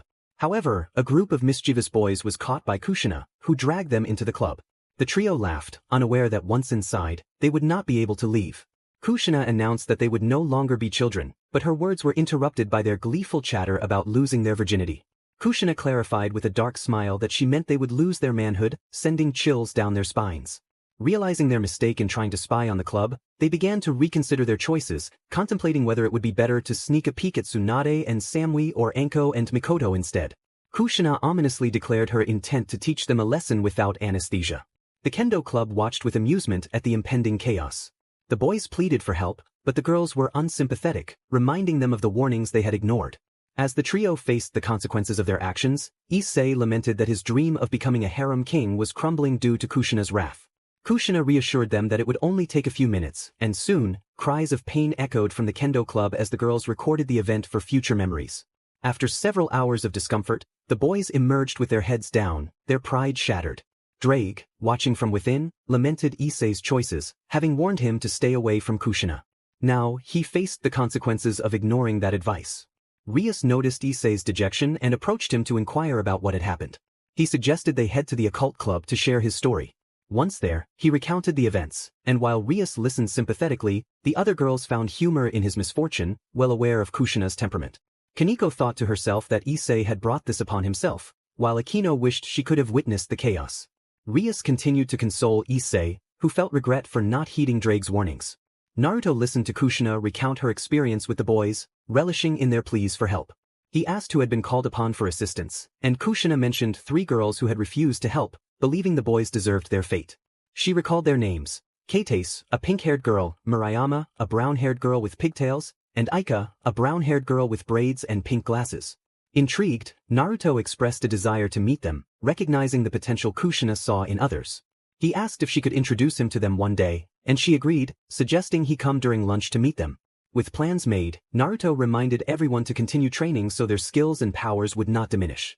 After a lively day, they all settled down to rest, reflecting on the events that had unfolded. And thus, the chapter concluded, leaving readers eager for what would come next. Naruto was contemplating starting a business and eventually an enterprise, but he decided to create a small venture to maintain a facade. He didn't want the government officials bothering him with questions about his income. Thus, Naruto opened a 3-star restaurant, gradually developing his project. Once the restaurant was built, he needed staff to serve customers and a couple of high-caliber chefs, so he decided to post an advertisement on social media and outside the establishment to recruit personnel. After a few days, 2 young women responded to the advertisement. Both were beautiful, Irina Nakiri and Alice Nakiri. Naruto decided to bring them inside to assess their skills. He encouraged the young women to showcase their culinary abilities, promising them positions if they impressed him. Irina and Alice were determined to surprise him with their cooking. As the sisters prepared their best dishes, Naruto observed their skills and noted their talent in the kitchen. He thought to himself that these young women could become the best chefs in the world. After about an hour, the Nakiri sisters finished their dishes and presented them to Naruto. He was a tough critic when it came to food, as he had inherited many things from Hades, including a deep appreciation for music, fine cuisine, and the arts. He asked what they had prepared, and Alice presented a tamari bento, a dish meant to be enjoyed in a specific setting, enhanced by liquid nitrogen for an air of mystery. As Naruto tasted the dish, he was taken aback by its flavors, feeling as if he were being served by celestial beings in a heavenly realm. He expressed that it was the best bento he had ever tasted, conveying a sense of calm and freshness unlike anything else. Alice thanked him, and then Irina introduced her dish, a rainbow tranche composed of 7 delicately prepared layers that radiated life. Naruto smiled at the delightful flavors, feeling as if he were resting in a sea of flowers, free from worries. He declared it an exceptional dish, noting that many would desire to try such a delicacy, but only a few would be fortunate enough to experience it. He welcomed them to the 3-star restaurant, the 12 Houses of the Zodiac, informing them that they would start the next day and to call him Naruto. Both Alice and Irina promised to give their best efforts. Naruto offered them a place to stay at his home with his wives until they found an apartment of their own, to which Alice expressed her gratitude. With that, Naruto left with the Nakiri sisters to show them around and help them familiarize themselves with the restaurant. Meanwhile, Naruto was teaching at the academy when he sensed a surge of power but dismissed it, knowing that troublemakers usually met their end or left with shattered pride. He recalled Issei, who had been humiliated by Kushina for spying on her students. Remembering this, Naruto decided to visit the kendo club to see Kushina's favorite students. However, he was interrupted by a red-haired figure who took him away without explanation to another realm, specifically the underworld. The figure introduced himself as Surzex Lucifer and explained that he had brought Naruto there to face judgment for his actions against Issei Hayato, a pillar of peace among the 3 factions, and for his connection to Kateria Leviathan, a former member of the Chaos Brigade. Surzex promised a swift judgment if Naruto surrendered, which would potentially spare him from a death sentence. This confrontation took place in a raiding game arena, watched by many demons, including a serious-looking Zekrom Bale, who was curious about the blonde's capabilities. Naruto, unfazed, retorted that he had no intention of explaining himself or surrendering his wife, surprising the demons present. Surzex, feeling provoked, declared that Naruto would pay for his insolence. As Surzex attacked with destructive power, Naruto effortlessly caught him by the neck and slammed him into the ground, cracking the surface with his immense strength. The demons were astonished that the blonde had managed to strike the Crimson Satan. Naruto dismissed Surzex as unworthy of his time and summoned one of his specters, Lune de Barlog. Lune responded to his call, ready to confront the demon. Naruto instructed Lune to entertain himself but not to kill Surzex, demonstrating the superiority of Hades' 108 specters. Lune engaged Surzex, who was furious at being attacked by a mere servant of Naruto. As the battle unfolded, Lune taunted Surzex, evading his attacks with ease and comparing him unfavorably to the Bronze Saints. Surzex, already wounded and insulted, was further angered by Lune's remarks. The demons watching were left in shock, realizing that Lune was a servant of Hades. Lune commanded silence, asserting his strength and loyalty to his master. Do not compare my lord Hades to that false god who failed to rule the realm of the dead. On the contrary, my lord is the true Hades. Lune was warned not to make the demons lose control. She apologized to her lord Hades, which left the demons and Surzex frozen in shock before him. They insisted that it was impossible for Hades to abandon his kingdom. Hades declared that he should not be compared to that lesser god, asserting that he was far superior. He instructed Lune to finish things quickly. Lune nodded and unleashed her abilities. With a final verdict, she engulfed Surzex in the flames of Barlog, which consumed all evil. As a demon, he was severely burned by the purifying flames, leaving him in critical condition. Hades then instructed Lune to return to the castle, ensure everything was in order, and inform Rhadamanthes about the situation, as they would soon reclaim the underworld of this world. Lune agreed to do so. Hades approached the injured Surzex and healed him with his magic. Once Surzex was recovered, Hades kicked him aside, as he was in his way, and prepared to leave. However, he was interrupted by the other 2 Mao, as Seraphal did nothing, knowing Hades was her ally and would not harm her. Hades warned them to step aside to avoid humiliation. Ajuka insisted they would not, claiming he had to answer for his actions. Hades dismissed this, stating he did not believe he owed them anything. Falduum declared that there was no escape, as he was surrounded and trapped within a barrier. Hades then demonstrated his power by breaking the so-called barrier with an overwhelming display of strength, rendering the Mao speechless. He warned them to move or face dire consequences. Ajuka, against his will, found himself stepping aside. Falduum refused to let Hades leave. Hades, having had enough, summoned Evan's mana from its dimension and wielded it against those who stood in his way. The demons felt weak and horrified by the sacred power emanating from the sword in Hades' hands. He taunted them, questioning their inability to withstand the presence of Evan's mana, a holy sword. The sight of the sacred sword left the demons paralyzed, its immense power causing several to faint while others struggled to stand. Hades took Evan's mana and proceeded to strike at the Mao before him, leaving them on the ground in agony from the sword's divine aura. He declared that this was a lesson for them to learn not to obstruct his path. Before leaving, he left Alice in the underworld to confront her sister for abandoning her. From that day forward, the demons feared the sword, dreading the thought of facing its wrath. In the heavens, the angels sensed the powerful aura of Evan's mana, mistaking it for the return of their father, only for it to vanish. Leaving the angels somewhat confused, they decided to investigate the source of that power. Michael intended to inquire about the sacred aura he sensed in the underworld from Cerzex. Meanwhile, Gabriel wondered who the bearer of that aura might be. Perhaps it was an archangel like her or one of her brothers. In the underworld, specifically in Lucifer's castle, Graphia was calmly walking when a voice interrupted her. It had been a long time since she had been abandoned, her dear sister. Graphia was shocked to see Alice, who she thought had perished in the Civil War. Alice revealed that she had indeed died but was brought back to life by her new master, to whom she was very grateful. Lilith, the queen of demons, confirmed Alice's words, stating that their master was generous to give them a new opportunity. Graphia felt a chill run down her spine. Before her stood Lilith, the mother of all demons, alive and more powerful than ever. With a hint of fear, Graphia asked what they were doing there. It was clear that Lilith had improved her abilities significantly. Lilith explained that she had come to see how the underworld had changed, stepping out of a window to observe the surroundings. Alice, now alone with Graphia, demanded that her sister pay for abandoning her with the ancient faction. She recounted the insults and abuse she had endured until her death, all because Graphia had betrayed them. Graphia expressed her sorrow, but Alice dismissed her apology, insisting that Graphia would suffer as she had. Tension filled the air as Alice lunged at Graphia, striking her in the face and sending her crashing against a wall, raising a cloud of dust.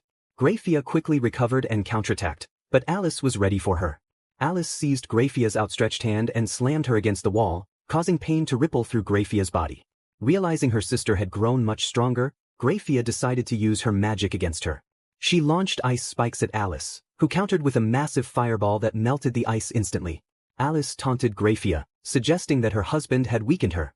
Graphia insisted that she was still stronger than Alice. The battle escalated, with both sisters unleashing powerful techniques that shattered the castle and its surroundings. Exhaustion set in for Graphia, who regretted halting her training, while Alice seemed far from tired.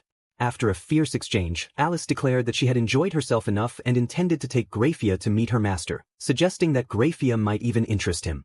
Graphia firmly refused, but Alice was confident that capturing her would be easy in her current state. With a swift move, Alice knocked Graphia unconscious and prepared to take her away, joined by Lilith, who had returned moments earlier. They departed through a teleportation circle, taking the unconscious Graphia with them. The underworld was in total chaos as a blonde had humiliated 3 of the 4 Mao. Seraphal watched with amusement. Her partner was powerful and wielded a sword with great skill. She envisioned leading her clan into a new era alongside Sona and Nair.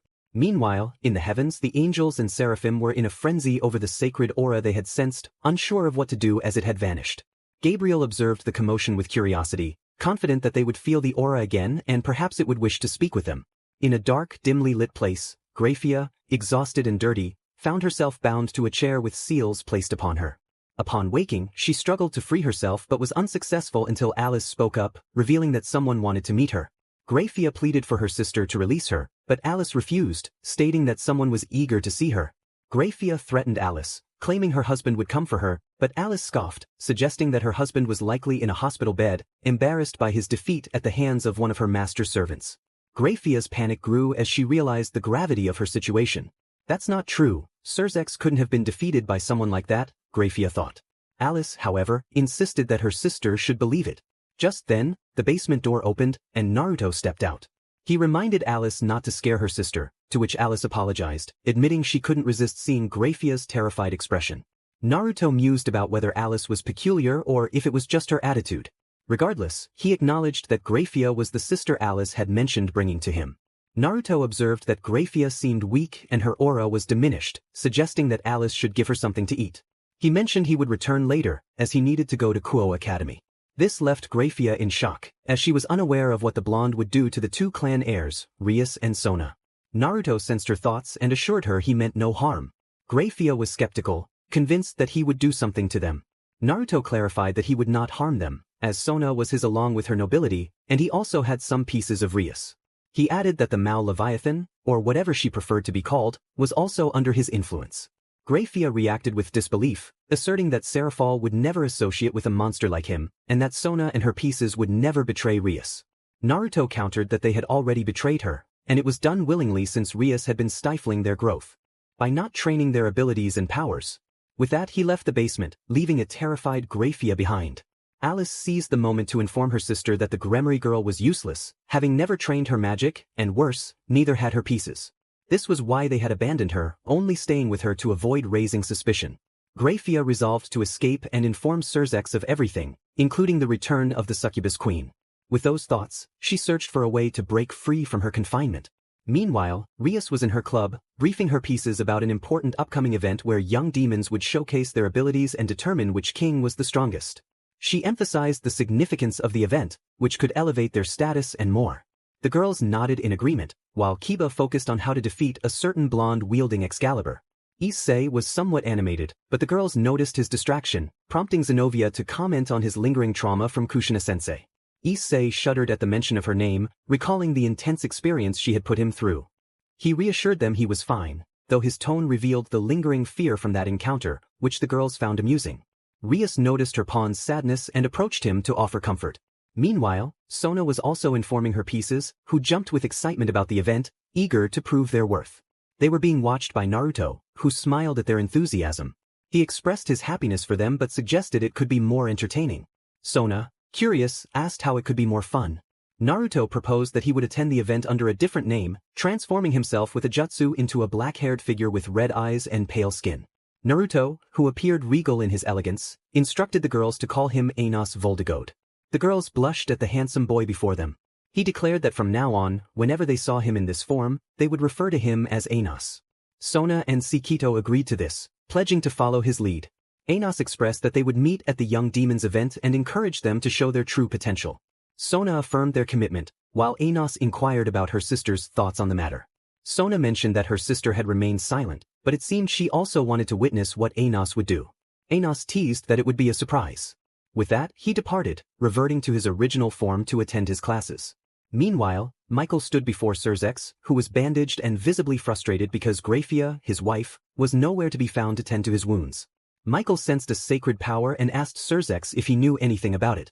Surzex confirmed that he did and revealed that the aura belonged not to a person, but to an object, a sword.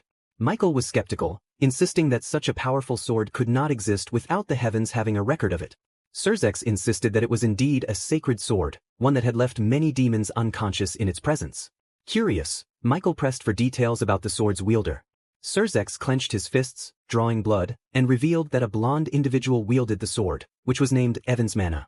Michael was astonished, stating that the sword had been destroyed by his father during the mythological era, and only a hero named Kanon had ever wielded it. Surzex noted that Michael was familiar with the sword and its history. Michael mentioned another sword that had been lost in the Mythic Age, belonging to a powerful demon king whom even the gods feared. Surzex acknowledged that the world held more mysteries than they knew. Michael recalled that the demon king was known as Anos Voldigode, the demon king of tyranny. Surzex trembled at the title, feeling insignificant in comparison. Michael expressed his surprise at the title, which indicated the king was indeed formidable.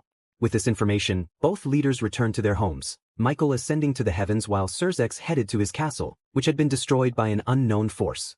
He suspected Graphia had betrayed him. Surzex cursed Graphia for revealing her true intentions. Unbeknownst to him, Graphia was watching from a crystal sphere alongside Alice, who smiled at the sight of her sister in distress. Surzex sought out his father to discuss Graphia's disappearance. Sciaticus reminded him that he had advised him to eliminate her, lamenting the gold spent on her from the old faction of the ancient Mao. Surzex regretted the cost, having wanted her as his personal servant while maintaining appearances. However, he had placed a restriction seal on her without her noticing. Sciaticus inquired about the seal's purpose. Surzex explained that it halted her magical growth, keeping her at the level of a high-class demon. Meanwhile, Graphia was in disbelief, realizing that the man she had loved had deceived her and stunted her growth as a demon. She vowed revenge against Surzex for his betrayal, promising to burn his body and take her son with her. Surzex, however, revealed that the child was not truly hers but a lie to keep her under control. As they laughed at their plans, Graphia was left in tears, realizing the child she loved was not hers. Surzex asked his father when he would dispose of Venelana, who was no longer useful to their plans. Sciaticus stated that it would be soon, waiting for the right moment to remove her from their path. Surzex noted that Rias wanted Venelana out of the way, as she had been a nuisance. He realized that his sister did not love their mother, seeing Venelana merely as an incubator who had fulfilled her purpose. While they plotted, Graphia seethed with rage, determined to make them pay for their betrayal and to save Venelana from their clutches. She declared that she would no longer run away and would join Alice's master. Alice praised her choice and asked what she planned to do with the information she had gathered. Graphia resolved to remove the seal placed on her by Surzex and then to take action. Alice suggested they go eat something, happy to see the return of the former Ice Queen. Graphia expressed her remorse for abandoning her sister and hoped for forgiveness in the future. Alice accepted her apology but insisted she earn it. The two sisters left to eat with the other wives of Naruto. Meanwhile, Naruto was resting at home when Alice appeared with Graphia, whose eyes were red from crying and being used for others' purposes. Alice asked Naruto what they should do next. Naruto informed everyone to prepare, as they would soon venture into the underworld. They planned to infiltrate a gathering of young demons, and he intended to bring some of them along for a bit of fun and to create some chaos. Alice, smiling, acknowledged his words. Naruto then wondered why her sister was present. Graphia felt a mix of curiosity and surprise as she stood before the blonde figure she had seen in the report videos. Alice had come to convey a message. Her sister wished to serve him and be under his command. Naruto addressed Graphia, stating that she must pledge her loyalty to him as her new master for the rest of her life. He warned her that should she betray him, not even death would save her. Graphia accepted his terms, pledging her loyalty to him as her new master. With the pact made, Graphia stood and shared everything she knew about the upcoming event involving the young demons. Naruto listened intently, absorbing all the information to gain an advantage. After sharing her knowledge, Graphia departed for the underworld, determined to avoid raising suspicion while trying to save Venelana from her grim fate. With only a month remaining until the event, she needed to prepare everything to ensure her new master would be pleased with her, hoping for a potential reward. As she contemplated her new life, thoughts of having a child with Naruto crossed her mind, causing her to blush at the idea. Graphia began to talk to herself, contemplating her feelings. She thought about her master and how he would never notice her. Unbeknownst to her, Naruto had already taken an interest in her, wanting to see what she was capable of. While these thoughts occupied Graphia's mind, Naruto went to train in his pocket dimension but ended up somewhere unexpected. He sighed, resigned to his luck. Naruto found himself in the midst of a chaotic battle where both sides were clashing fiercely. He observed the chaos until he was suddenly attacked by a flying creature resembling a manta ray. He wondered what it was and decided to eliminate the nuisance. With determination, he declared that the creature should leave his sight, swiftly dispatching it and leaving the soldiers around him astonished by his display of strength. Just then, he was interrupted by a striking woman with blue hair, dressed in a somewhat provocative military uniform. She was beautiful and bore a distinctive mark on her chest. She introduced herself as Isdeth, a member of the Pardas clan, and declared that he would be her opponent. Naruto introduced himself as Uzumaki Naruto, but before he could say more, Isdeth launched an attack. With a sadistic smile, Isdeth engaged Naruto, who was intrigued by her boldness. They clashed in a fierce sword fight, each testing the other's strength. Naruto wanted to gauge Isdeth's abilities, while she grew frustrated that he was blocking her attacks. In a moment of desperation, she decided to use her power to freeze him in place. She unleashed a wave of ice, but to her surprise, Naruto sliced through it effortlessly, leaving her increasingly frustrated. Isdeth demanded that he stay still so she could defeat him, but Naruto refused, playfully teasing her. This only made Isdeth more determined to capture him, envisioning a future where he would be hers. She recognized his strength, nearly matching her own, and desired him because her previous love had avoided her, leaving her feeling lonely. Naruto sensed her longing for love and felt a connection to her. He realized that rejecting her would be foolish, especially given her beauty.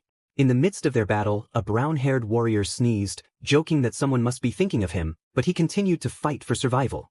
Naruto watched as Death attempted to freeze him again, and he proposed they end the fight with their best techniques.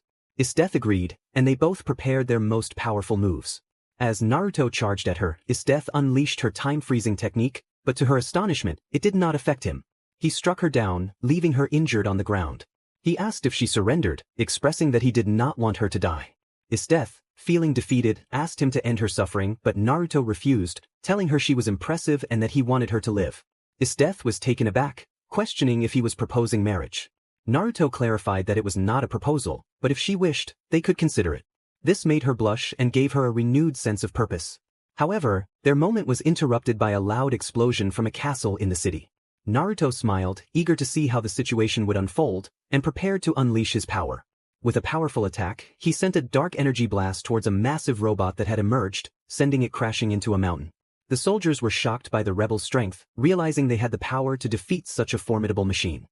Death watched Naruto with admiration, captivated by his prowess. As Naruto surveyed the scene, he soared into the air to finish what he started. Spotting the robot, he unleashed another devastating attack, obliterating it completely. The soldiers of the capital surrendered, while the revolutionaries celebrated their victory.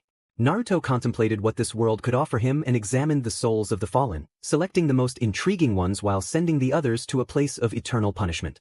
Having made his choices, he prepared to leave with Death, who was eager to know where he would take her. He smiled and told her he would bring her to his world, where she could enjoy hunting powerful beasts. Death was excited and ready for the adventure, and together they stepped through a portal. Once in Naruto's home, he introduced Death to his wives and girlfriends. The girls accepted her without question, taking her shopping and showing her around. Naruto felt a twinge of sympathy for anyone who crossed paths with Death, knowing she would not hold back in asserting her dominance. Meanwhile, Naruto revived several souls that caught his attention, including Leon, Mine, Shio, and Chelsea. He sent them to train and grow stronger while he returned to his dimension to continue his training and explore new spells. As he meditated on how to elevate himself above the hybrids and false gods, Kurama spoke up, asking when he would be allowed to join in the fun. Naruto assured him it would be soon, suggesting he take a moment to relax in their current space. In this dimension, supernatural beings would flock like moths to a flame at the presence of Kurama. He acknowledged the compliment but remarked that those beings were insignificant compared to him. The only one who could challenge him would be that dragon in the rift. Naruto, however, advised Kurama to avoid confrontation, as Irene was keen on facing the dragon herself and was very protective of her targets. Kurama understood but expressed his desire to confront the dragon after Irene had her fun. With Naruto's approval, Kurama smiled and set off to stretch his limbs, enhance his arsenal, and improve his fighting style. Meanwhile, Naruto focused on creating new attacks. He spent a considerable amount of time developing a new technique he called Dragon Soul, which unleashed an attack in the shape of a dragon. He also crafted another attack resembling a wolf. In the underworld, Graphia was busy gathering information and devising a plan to save herself from the fate imposed by two foolish individuals. She contemplated reaching out to Alice for assistance in forming a rescue plan. With this in mind, Graphia called her sister in a discreet location. Alice asked why Graphia had summoned her, and Graphia explained her desire to save someone from a cruel fate. Alice inquired about the identity of the person in question, and Graphia revealed it was Venelana Bale. Alice recognized the name and agreed to help her sister. They discussed how their enemies wanted Venelana dead, and together they began to strategize a plan to save her from the destiny dictated by her husband and son, who had exploited her for their own interests. Naruto revived them because they had much to live for, accompanied by an Oni named Shuten Duji. He still remembered how he came across them. In a flashback, Naruto was exploring ancient cities in Japan, listening to stories told by the locals. The one that captivated him the most was about a demon hunter accompanied by an Oni. Intrigued, Naruto decided to investigate whether the story was true. If it was, he would seek out her mausoleum and bring her back to life. With that in mind, he began searching for information. He still despised not possessing omnipresence, omniscience, and omnipotence, but he was determined to unlock those abilities soon. For several days, Naruto searched for clues about the resting place of Minamoto Reiku and her companion, Shuten Duji. After a week of searching, he finally found their tomb at sunset. He entered the mausoleum, which was underground, explaining why it had been so difficult to locate. Inside, he encountered numerous traps that could have ended the life of any human or supernatural being. After navigating the dangers, he reached the resting place of Reiku and Shuten. Upon seeing the tomb, he observed the bodies of both women and touched the crystal coffin that was sealed. He spoke to the spirits of the great demon hunters, hoping they would forgive him for disturbing their eternal rest. He introduced himself as Naruto Uzumaki, the one who would return them to life so they could once again walk among the living and bring misfortune to the supernatural. With that declaration, Naruto summoned their souls and restored their bodies to their former glory. He waited 5 minutes for them to awaken. When they did, both women were confused, questioning how they had returned to life. A voice interrupted their thoughts. Naruto introduced himself, stating that it was good to see them again. Reiko introduced herself and her companion, Shuten Doji, who also greeted him warmly. Reiko then asked how he had managed to revive them. Naruto explained that he had restored their bodies and invoked their souls, which he had placed back into their forms. Reiko and Shuten expressed disbelief, stating that even Hades could not accomplish such a feat. Naruto confidently declared his full name, revealing that he was the bearer of the Kyubi no Yoko, the Golden Saint of Gemini, the Lord of the Underworld Hades, and the wielder of the swords Evansmana and Venus Denoa. This revelation surprised both women, as they realized they were in the presence of a god. He reassured them not to be alarmed, explaining that he was a god from another world, far superior to the mortal beings who pretended to be gods. Shuten found Naruto's attitude appealing, viewing everyone else as insignificant except for a select few who intrigued her. As Naruto prepared to depart on his battleship, they were interrupted by a woman with orange hair named Suddy, who demanded to know where they thought they were going. Naruto informed her that they were leaving, but she insisted they would have to go through her first. He dismissed her, stating he had no time for nonsense, and with a swift move he rendered her unconscious, taking her along since she was better acquainted with the situation. Once everyone was aboard the battleship, they set course for Impel Down. Meanwhile, at Impel Down, the Marines were preparing for the execution of Port Gastis. Suddenly, they were interrupted by pirate ships led by their commanders. In the midst of the battle, the Whitebeard pirates, led by Shirohige, made their appearance. Shirohige expressed concern for his beloved son, Ace, who spotted him from a distance and called out. Whitebeard joined his arms and struck the air, creating cracks that disrupted the sea, forming two massive tsunamis threatening to engulf everything in their path. However, Admiral Akiji froze the tsunamis and the surrounding sea, halting the chaos. As the battle raged on, both Marines and pirates prepared for conflict, with pirates attempting to rescue Ace while Marines obstructed their path. The scene was one of chaos, with admirals observing from their seats. Meanwhile, Naruto was just minutes away from Marineford, but the sea had been frozen.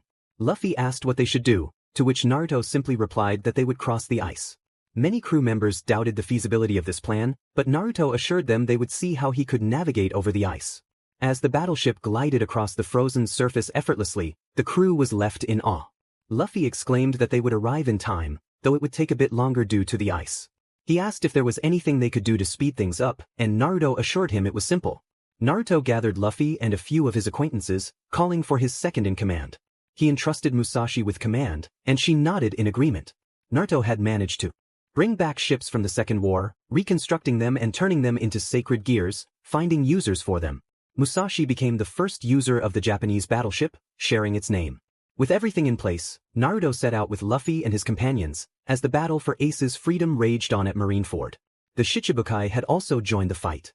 The Whitebeard pirates were giving their all, but the admirals showed no mercy, causing the most casualties among the pirates. Whitebeard observed everything from his ship, the Moby D Dash, until a voice rang out from the sky. Luffy announced their arrival, declaring they had come to rescue Ace. With that, everyone began descending from the sky, except for Naruto, who floated above. He expressed his frustration, suggesting that Luffy should have kept quiet to avoid being discovered. Luffy admitted he got too excited and couldn't hold back. Naruto urged him to focus on saving his brother. Once on the ground, Naruto noticed Whitebeard's weakened state. Concerned, he pointed out that the pirate captain was growing weaker, which could be detrimental in battle.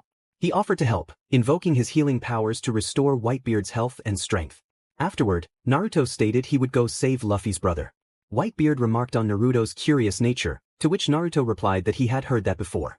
With renewed vigor, Naruto and Luffy charged to rescue Ace, and a revitalized Whitebeard joined the fray, shaking the Marines with his presence. During the chaos, Naruto summoned his 108 specters to aid in the battle. He commanded them to rise and fight by his side. A purple light enveloped the area, revealing 108 figures clad in dark armor. With the specters summoned by Naruto, also known as Hades, and his 3 judges, the battlefield was set for a fierce confrontation.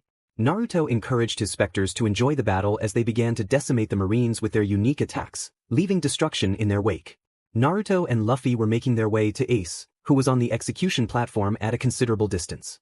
Naruto wielded his sword, Yamato, skillfully cutting and deflecting attacks until a beautiful lady blocked their path.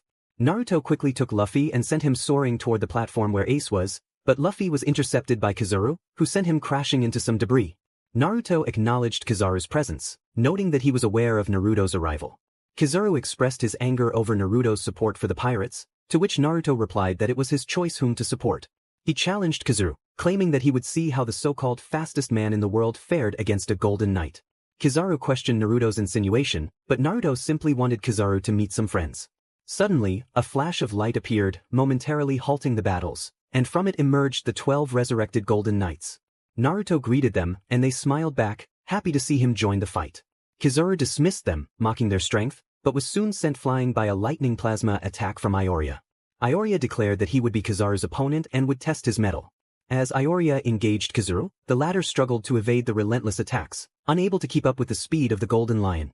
Kizaru questioned how Ioria could hurt him, claiming to be a man of light. Ioria explained that his attacks were powered by the cosmos, the energy of the universe. With that, he unleashed his ultimate move, the punch at the speed of light, striking Kizaru directly and sending him hurtling away, bloodied and unable to withstand the immense damage. Meanwhile, Naruto faced Hina, a captain of the Marines. With little effort, he escaped her trap and announced that it was time to free Ace. Just as he was about to save Ace, a giant golden Buddha appeared before them, its fist aimed at them. Naruto, unfazed, formed a fist of his own and struck the giant Buddha, sending it crashing back against the headquarters. With that, Naruto freed Ace from his chains. The Marines, seeing Ace free, aimed their cannons and opened fire, but Ace emerged unscathed, leaving Naruto smiling at him.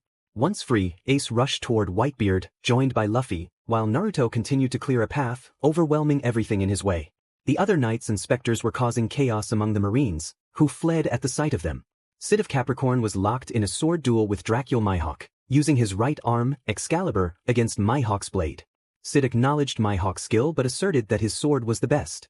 Mihawk remained silent and launched a cut at Sid, who dodged and countered with an attack that split the Marineford headquarters in two, leaving the Marines in shock at the power of a single man. Mihawk was surprised by the attack that could have split him in half had he not evaded it. Sid laughed at Mihawk's astonishment, but Mihawk, growing weary, retaliated fiercely, sweeping the floor with Sid. Sid thanked Mihawk for a good fight, leaving the wounded swordsman on the ground with his sword broken, having failed to block Excalibur's strike. Meanwhile, Camus was overwhelming Akiji with ice attacks that surpassed Akiji's own abilities, leaving him at a disadvantage in his own element. Camus declared that Akiji would now experience his most powerful attack, the execution of Aurora, freezing everything in its path, even the air itself. Akiji attempted to counter the technique but found himself trapped, frozen at an atomic level, unable to escape his fate. Ace had reunited with his crew, preparing to leave the area when a comment from Akainu enraged him, demanding that Akainu retract his words about Whitebeard. Akainu only provoked Ace further, attempting to trap him in anger, but Naruto intervened. He pointed out that Akainu was still the same as ever. Akainu confronted Naruto, questioning why he was with the pirates and urging him to return. Naruto firmly stated that he would not comply. Akainu warned that Naruto would become his enemy, to which Naruto accepted the challenge. He charged at Akainu, who responded with a massive magma punch. Naruto blocked it with Yamato, cutting through Akainu's arm, leaving him stunned, as no one had ever done that before.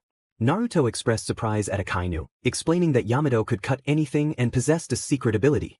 Akainu retreated, realizing the danger of Naruto's sword and the unknown power it held. He acknowledged Naruto's strength, admitting he had trained him well. Naruto thanked Akainu for the compliment but stated that he had to leave. With that, Naruto departed with Ace and the others, while Whitebeard, heavily injured from his battles against the Marines and Admirals, faced Blackbeard. Whitebeard refused to call him son. Blackbeard greeted him with a smirk, suggesting they should introduce themselves. He launched an attack using his devil fruit, the Yami Yami no Mi, which absorbed Whitebeard's strikes.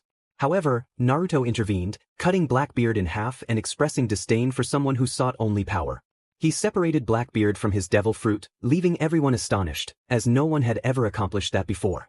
Naruto explained that this was the second ability of Yamato, the power to separate things. Blackbeard trembled under Whitebeard's gaze, who smiled at the turn of events, while Naruto kept the separated devil fruit hidden. The mixed-blood warrior, with his impressive abilities, dealt a severe blow to Blackbeard, leaving him on the brink of defeat. Naruto then healed Shirohage's wounds, restoring him to full strength. With that accomplished, the pirates began to leave the area with Ace. However, Akainu took advantage of Naruto's distraction to ambush Ace, but he was confronted by a specter. The specter warned Akainu to step aside, stating that he could not allow Akainu to proceed, especially after failing to stop the earlier chaos. The specter swiftly overpowered Akainu, who was experiencing humiliation for the second time in this battle. Previously he had been bested by a golden knight named Aldebaran of Taurus, who had left him injured and bleeding. Now, this specter was delivering another crushing defeat.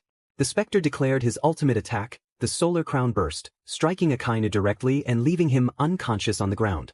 With all the pirates aboard their ships, Luffy and his brother Ace prepared to depart together. Naruto remained behind, curious about what else he might find. He noticed a giant woman impaled through the abdomen by a stake, being assisted by 2 others. Naruto approached to offer his help. He assured the woman that he would assist her, and she nodded, readying herself for a potential fight. Naruto removed the stake from her abdomen and quickly healed her. The woman, Hina, was astonished by his abilities. Naruto explained that he had used his magic to heal her. The other woman stood in shock at what she had witnessed.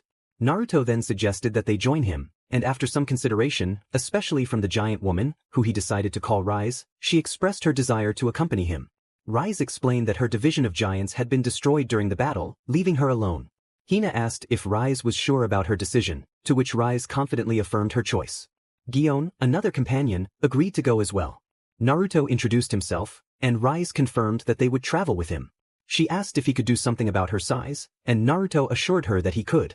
He then used his powers to shrink her down to the height of her companions, and they set off together. When they reached Musashi, he greeted Naruto, confirming that they could leave. Naruto agreed, and they departed aboard the armored ship. The other pirates and marines watched as Boa Hancock, eager to stay by Naruto's side, stood on the deck. Naruto found her enthusiasm amusing and addressed her directly, inviting her and the other girls to join him in his world. The girls nodded in agreement, ready to follow him. Before they left, Naruto decided to create a massive tree on the ship's deck, preparing for their journey ahead.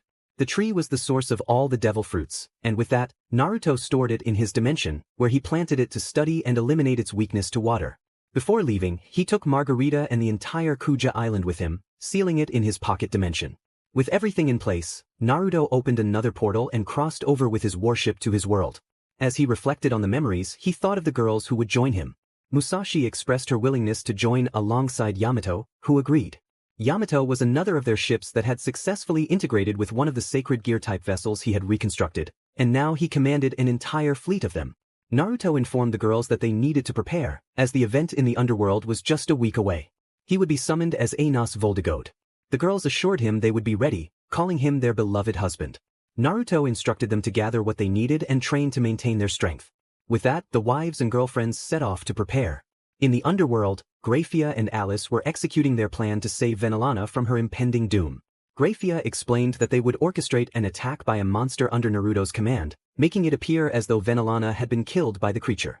Alice confirmed that with the plans of those 2 fools, they would do nothing but pretend to search for her, claiming they could not save Venelana from her tragic fate. It was that simple. Meanwhile, in the Gremory mansion, Venelana was enjoying tea in her garden when a massive creature resembling a lion, serpent, and eagle caught her off guard. Cyautacus watched with delight, pretending to rush to help his wife. Venelana called out for Cyautacus, who responded that he was on his way. However, before he could reach her, the monster took flight, carrying Venelana away to an unexplored area of the underworld where Graphia and Alice awaited the creature's arrival. Chaos erupted in the Gremory mansion as the servants grew anxious and summoned the eldest Gremory son. Upon arrival, Surzex inquired about the situation. Cyautacus explained that a monster had taken Venelana, and it seemed she would become its meal. Surzex expressed surprise, noting that it saved them the trouble of disposing of her. Cyautacus suggested they feign sorrow and send a search team to avoid raising suspicion. In a forest, Venelana regained consciousness after being unconscious during the journey. She wondered where she was and if the monster was nearby. As she looked around, she saw 2 women, one of whom was Graphia, while she did not recognize the other. Graphia welcomed Venelana back to consciousness, and Venelana expressed relief to see her, believing Surzex had sent Graphia to rescue her. Graphia clarified that Surzex had not sent her and introduced the other woman as her sister, Alice. Venelana was shocked, insisting that Alice had died long ago. Alice explained that she had returned to life thanks to her lord. Venelana demanded to know who this lord was. Alice revealed that her lord was Hades, the one true king of the underworld. Graphia cautioned Alice not to frighten Venelana. Venelana dismissed the idea, claiming Hades hated them and would never resurrect a demon. Graphia insisted that the Hades Venelana knew was not their lord, but a much better being than that excuse for a god. Venelana was incredulous, questioning Graphia's allegiance to Hades. Graphia affirmed her loyalty and revealed that she had learned of the plans Cersex and Cyathicus had against her. She explained that they intended to eliminate Venelana from meddling in their affairs. Venelana protested, claiming they loved her and would never betray her. Alice urged her to believe what she wished but encouraged her to see the truth for herself. She showed Venelana a recording of a conversation between Cyathicus and Cersex, revealing their intentions to end her life and how they celebrated rather than searched for her. Venelana was devastated, realizing her entire life had been a lie. She could not fathom that her son and husband would conspire to kill her. Furious, Venelana vowed to make them pay for their betrayal and swore she would take her revenge. Graphia reassured her that their lord could help with that. Venelana requested to be taken to this lord of Graphia's. And thus, the chapter concluded.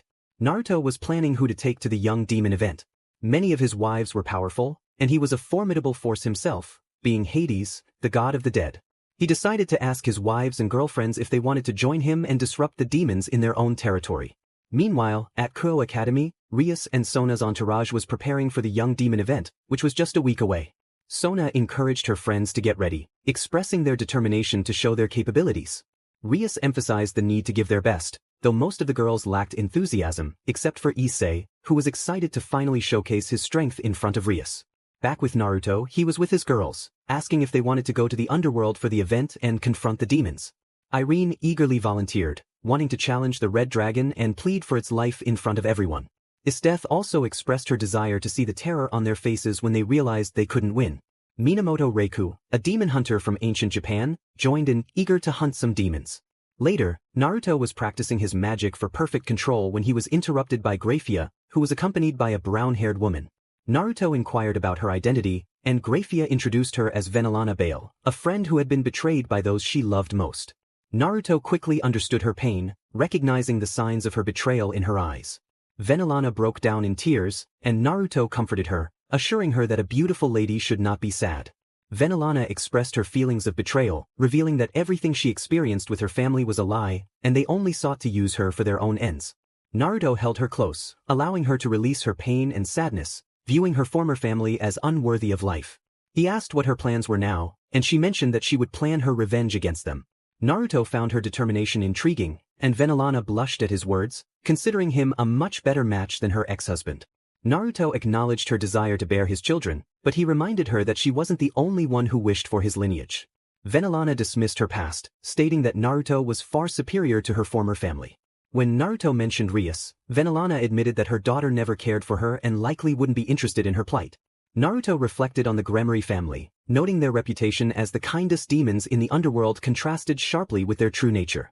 Venelana agreed, revealing that she had only realized the truth thanks to Graphia and her sister Alice.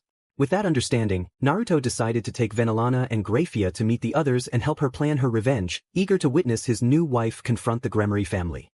In the underworld, all the Maos were busy preparing for the young demon event, while the other clans readied their heirs to represent them and uphold their clan's honor.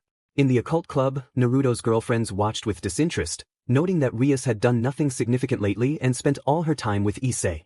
Akino remarked on Rias's lack of effort, while Kaneko pointed out Issei's desire for revenge against Kushina-sensei. Zenobia warned that Issei wouldn't be able to approach Kushina, as she would act first, and this time it wouldn't be a simple procedure. Asia agreed, noting that Issei's mediocre training wouldn't lead to much success. The girls regarded Rias and Issei as failures, viewing them as useless individuals who would achieve nothing. Issei, a pervert obsessed with certain fantasies, and Rias, a spoiled girl who believed everything would be handed to her, were seen as a disgrace. The dragon sealed within Issei lamented its fate, regretting being bound to someone who had tarnished its reputation and honor built over centuries. Drake, the red dragon, felt despair over his current situation, fearing he would become the laughingstock of other dragons. As the red dragon wallowed in its misfortune, Naruto was preparing for the young demon event, eager to see what opportunities awaited him and perhaps attract some demon women if they piqued his interest. On the day of the event, Naruto experimented with the blood of the first demon and successfully cloned its DNA. Before him stood a beautiful blonde with red eyes, gazing at him with passion and intensity. Naruto smiled at her, and she blushed as he released her from the experimental tube.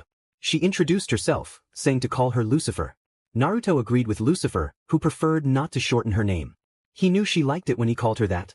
As they prepared to train, Naruto suggested they find a special place to meet his expectations. Lucifer teased him, implying he wanted her all to himself, but he reminded her that she would still be alongside the others. Naruto mentioned his wives, all of whom had potential, warning Lucifer not to get on their bad side. She took the news calmly, understanding that he had other wives. Naruto smiled, knowing his wives were quite insatiable, recalling how they had kept him in their room for an entire week during their last encounter. Both blondes headed off to train, with Lucifer needing to regain her strength and power. She envisioned the reactions of the elders, pillars, and demons of the underworld when they learned that the first demon king was alive. The week of the event arrived, and Naruto was accompanied by his wives, with Lucifer never leaving his side. She believed he was the only one who could touch her and would be the father of her children. Disguised to avoid suspicion, they traveled to the underworld, and Naruto instructed his wives to call him Anos Voldigode. The girls agreed, blushing at how regal he looked in his new appearance, resembling a demon king who could conquer the world. They promised to keep their auras hidden, as the demons would be suspicious, and Seraphol was eager to take them to the event. Reiku expressed curiosity about their reception, and Anos reassured her that they would all have fun at the event, where young demons would compete to prove who was the strongest of the new generation. Mikoto mentioned that Naruto would turn the event upside down just by being there, making him smile at her confidence. As they enjoyed their time together, Sona entered the carriage where Naruto was transformed. She recognized him and smiled warmly. They exchanged pleasantries, and Naruto expressed his gratitude for her improvement under his guidance. He pulled Sona close and shared a loving kiss that melted her heart, while the other girls watched with envy. Hancock playfully pouted, wishing for a kiss of her own, and soon all the girls received a kiss from Naruto, fulfilling their desires. Sona left to join her noble companions as Naruto stood in front of the Citri mansion, surrounded by Sona and her entourage, who looked at him with admiration. Seraphol watched with a smile, knowing Naruto had arrived with his sisters, and she had plans for the night. However, they first needed to register for the event. The registration process went smoothly until Naruto was called forward. When asked for his name, he confidently declared himself as Anos Voldigode, the demon king of tyranny. The demon registering him felt a chill, and the mouths were filled with fear, especially Surzex, who had been investigating the original demon king. The information he found was daunting, revealing that Anos was everything he could never be. Surzex questioned the truth of what he heard, while Ajuka confirmed it was indeed true. The mouths trembled at the name, and Naruto found amusement in their reaction until he was called to his mental space. In his mind, Kurama informed him that Anos had summoned him. Anos explained that it was time for them to unite as one being. Naruto was curious about what would happen to his appearance and powers, and Anos assured him that he would retain his form while enhancing his abilities, thanks to being the bearer of Venus de Noah. As they merged into a single entity, Naruto's eyes opened, and he continued on his path beside Seraphol, who looked at him with affection. She eagerly anticipated the night, hoping he would share his love with all of them. Seraphol expressed her hope that he would give them all his love that night, and Naruto, transformed, replied that he hoped they could handle all the love he had to offer. They made their way to the Citri mansion, with Seraphol claiming him as her protector, much to the amusement of the girls, who laughed at how easily the demons were fooled. And thus, the chapter concluded. Naruto was watching the duels of the hybrids with little interest, and his girls were also observing with a similar lack of enthusiasm. Seraphol seemed unusually calm, which caught everyone's attention. Typically, she was bubbly and full of jokes, but now she appeared serene, leaving the demons puzzled. Seraphol knew the reason for her tranquility. Her partner had shown her much affection, and she was feeling a bit wobbly on her legs. She looked at Naruto with a playful pout, silently expressing that he would pay for this. Naruto simply smiled back at her, as if to say that he had given her exactly what she asked for. This made Seraphol blush. Meanwhile, in the arena, the demons were fighting fiercely to determine the winner. To Naruto, it felt like cheap comedy, and he was eagerly awaiting the match between Sona and her noble faction. The girls who were Naruto's partners were planning to put on a spectacular display of power and skill for their lord and beloved. Sona instructed her friends, reminding them of their plan. Tsubaki agreed, expressing their intent to impress their beloved master. While the Citri entourage had a strategy in mind, the Gremory side was in chaos, with Rias bossing everyone around. Issei was watching everything with a mischievous glint in his eye, especially fixated on Kaneko, who was growing more formidable by the day. Kaneko warned Issei to stop staring at her or he would face another session of surgery with Kushina and Tsunade. The pervert instinctively stepped back, not wanting to endure that pain again, especially since he had just recovered thanks to demon medicine and magic. Akino was debating with Rias about their action plan to minimize unnecessary casualties and maximize damage to their opponents. Zenobia was meticulously checking her sword, ensuring it was in perfect condition for battle. She would not enter a fight with a damaged weapon. Asia was contemplating the various combat techniques Naruto had taught them, deciding to focus on the gentle fist style. Although she lacked the special eyes of Hinata, she understood human and demon anatomy, thanks to Sona, who was known as the healers of the underworld. With this knowledge, she felt confident in using the gentle fist technique, ready to heal her sisters if needed.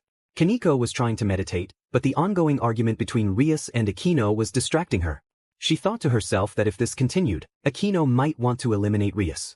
After much discussion, Rias and Aquino finally reached an agreement on their strategy for the raiding game, preparing themselves as they would be called next. Meanwhile, Naruto had taken an interest in some girls associated with a blonde from the Phoenix clan. He noticed the potential in the blonde's collection of women and wanted them for himself, whether through friendly means or otherwise. Naruto planned to challenge the blonde, knowing they could make deals in the arena where the winner would dictate the terms for the loser.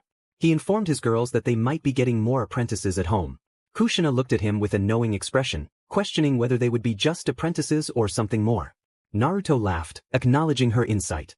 He mentioned that they should wait a little longer for their fight, reminding the girls not to eliminate anyone who showed potential. The girls nodded, preparing to showcase their skills, especially Irene, who was eager to demonstrate her prowess and intimidate the demons, particularly those who considered themselves untouchable. Moments later, the next match began between the Citri and Gremory factions. The girls exchanged glances with Naruto, who sent a mental message instructing them to hold back their true strength and simply put on a show, allowing the tomato-haired girl and the pervert to shine in the match. With this in mind, the girls agreed, not wanting to attract the attention of the older demons just yet. The battle commenced, with the girls holding back, while Issei was trying to take advantage of the situation. In a moment of mischief, he attempted to undress Tsubaki, who quickly glanced at Naruto for approval. He nodded, and Tsubaki smiled, ready to have some fun with the pervert who dared to touch her, the future empress of the mirror world. Naruto had bestowed this title upon her after witnessing her ability to reflect enemy attacks, which he praised as a highly useful skill. Tsubaki declared that she had 5 minutes to enjoy herself with Issei. Instinctively, he took a step back, sensing trouble. Drake cursed his host for his actions, knowing he would again be humiliated in front of the demons, especially by a woman. Tsubaki launched herself at Issei, employing an ancient fighting style known as Kasama. For the next 5 minutes, Tsubaki delivered a thorough beating to Issei, making every moment feel like an eternity for him. He felt every blow, and by the end he was left battered and bruised, with several bones aching from the encounter. After 5 minutes, Tsubaki felt exhausted and retreated to join her teammates, leaving a battered Issei struggling to stand after the blows he had endured. Meanwhile, Rias was frustrated because her prized piece had been harmed, and her aura began to surge around her. The others, sensing the shift in Rias, distanced themselves, while Sona remained to confront her. The demons watched intently, eager to see who was stronger, the sister of Satan Leviathan or the sister of Satan Crimson. Sona noted that Rias had not taken Tsubaki's actions well. Rias was furious, declaring that Tsubaki would pay for hurting her beloved pawn. Sona retorted that Tsubaki would not pay anything, warning Rias that if she retaliated, her life would become a nightmare at Sona's hands. Rias laughed, dismissing Sona's threat, and the two launched into a fierce hand-to-hand combat. Rias attempted to distance herself, realizing too late that Sona specialized in close combat. Caught off guard, Rias received a punch to the face that sent her crashing to the ground. Emerging from the crater created by her fall, Rias unleashed a sphere of destruction aimed at Sona, but Sona easily dodged it while airborne. Drawing her sword, Sona aimed to further humiliate Rias. She descended with her weapon ready and began to strike at Rias, who felt the sting of each blow and grew increasingly frustrated with Sona. Sona was enjoying the moment, relishing the chance to humiliate Rias in front of the demons and especially in front of her brother, who was watching closely. From the sidelines, Seraphal observed as her sister was overwhelmed, while Serzex clenched his fists in response to the humiliation his sister was enduring. Sona then sheathed her sword and formed a whip of water, catching Rias by surprise as it wrapped around her right foot. With a swift motion, Sona lifted Rias off the ground and slammed her down with considerable force, kicking up a cloud of dust. In a quick follow-up, Sona launched several water needles at Rias, who cried out from the impact. Sona declared that Rias should surrender, as she had no chance of winning. Rias firmly declared that she would never do it. Sona, determined, prepared to unleash her strongest attack, but was interrupted by an angry Issei, who struck her in the face, causing her irritation. Issei was furious and vowed to make Sona pay for hurting Rias. Sona retorted that it was a battle and he shouldn't expect her to come with flowers. With that, Issei charged at Sona, who struggled to evade his attacks. His anger clouded his judgment, and he was losing control. Sona managed to dodge his strikes while landing a few of her own to keep him at bay, but as time passed, Issei's strength and speed increased, putting Sona in a difficult position. In a bold move, Sona executed her best attack against Issei, hitting him squarely and sending him crashing into some debris. She then turned her gaze back to Rias, who had recovered from the earlier altercation caused by her pawn. Sona recalled where she had left off and prepared to unleash her best attack once more. However, a green lightning bolt shot toward her from Issei, who was now in his balance breaker form. The bolt was aimed to incapacitate her, and Sona couldn't evade it due to its speed. She prepared a spell to counter it, but her defense shattered. A loud explosion echoed through the area, and Seraphal watched in horror, unsure if her sister was alive. If Sona were to perish, she would make Issei's life a living nightmare and ensure he suffered for eternity. Meanwhile, Rias smiled at Sona's predicament, laughing at her misfortune. Her words only fueled Seraphal's anger, and her aura intensified.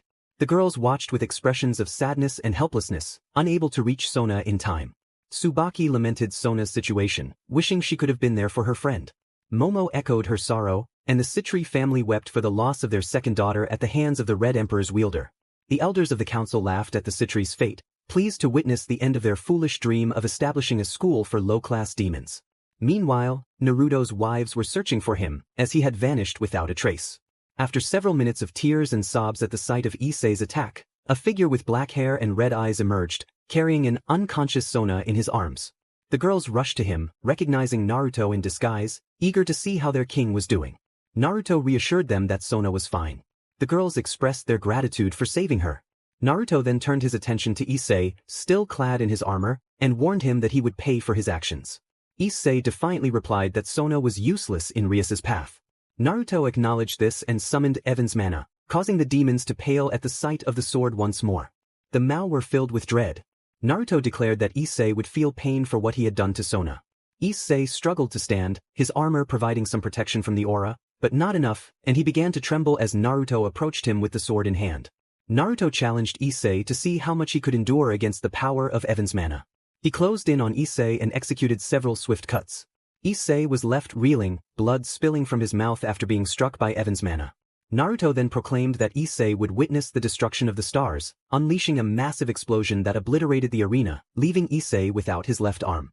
Naruto stated that this was the consequence of hurting one of his girlfriends and walked away, leaving everyone shaken by the display of power. Issei was left bleeding, and Rias rushed to his side, administering a phoenix tear to heal his wounds. She glared at Naruto with anger and rage for nearly killing her pawn. After the chaos caused by Issei's actions, Naruto found himself before Surzex. Surzex, as Mao, condemned him for attempting to end the life of one of the pillars of peace among the three factions. Naruto simply laughed at the accusation, mocking the notion of a pillar of peace. Naruto found the situation amusing, considering it a clever joke. The words exchanged only served to infuriate Surzex, who was mocking Issei, a key figure in maintaining peace among the three factions. The black-haired man did not help matters by ridiculing the host of the Celestial Dragon. Surzex warned Naruto to watch his words, reminding him that he was not in his territory. Naruto, undeterred, declared that he would show Surzex why he was nothing but worthless trash in his presence. With those words, he ascended into the air, his body glowing until it was enveloped in golden armor. From his back, golden circles began to manifest, releasing various weapons that pointed menacingly at Surzex. He proclaimed that Surzex would kneel before him, calling him a rabid dog. He explained how he had access to the gates of Babylon, a privilege only the king of heroes, Gilgamesh, had. Naruto revealed that he was a descendant of Gilgamesh, whose journeys had led him to his world, where he met a woman worthy of his stature. This woman had captivated Gilgamesh, who took her as his own, resulting in a powerful lineage. Surzex, realizing he was facing a descendant of the king of heroes, felt a wave of dread wash over him. The demons had tried to claim this lineage but had failed miserably. Surzex, though stronger, was at a disadvantage as he was under Seraphal's command. However, Naruto had control over Seraphal, who would not abandon him to the dog before them. Naruto warned Surzex that if he thought he could control him, he would meet his end if he tried. Surzex cursed under his breath, knowing his plans had unraveled. Naruto looked down at the supposed strongest demon in the underworld, now on his knees. He demanded an apology from Surzex in front of all the demons, stating that if he refused, his head would roll, only to be revived for further humiliation. Reluctantly, Surzex complied, apologizing in the most humiliating way possible. With that, Naruto departed, leaving the crowd in shock and Surzex humiliated, his pride shattered. Naruto observed the ongoing event and urged the demons to continue, expressing his hope that they would not disappoint him. The announcer then called for the next match, Razor Phoenix vs Anos Voldigode. Naruto smiled, knowing that his wives had manipulated the matchups, and the foolish demons were none the wiser. He planned to reward his wives with affection after the event. As Naruto made his way to the arena, he encountered two beautiful women who caught his attention. The first was a long-haired blonde with red eyes and glasses, dressed in a uniform. She was Sikvera Agars. The second was a tall woman with horns on either side of her head and long pink hair braided, clad in blue armor. She was Roygun Belphegor. Both women were intrigued by Naruto's display of power and wanted him to join them. Naruto informed them that he served no one and was his own king. Sikvera pointed out that he was under Serafal's command, which contradicted what they had just discussed. Naruto corrected her, stating that it was Serafal who was under his command. Sikvera found this impossible to believe, asserting that Serafal would never take orders from a low-class demon. Naruto clarified that he was not a demon, leaving the women in shock. Roygun asked what he was, and Naruto simply stated that he was a human, but not like the foolish humans they knew. He was a superhuman capable of feats beyond their imagination. Roygun expressed surprise at his claim of being a superhuman. Naruto excused himself, stating he needed to head to the arena to sweep the floor with his opponent. He left the women with more questions than answers.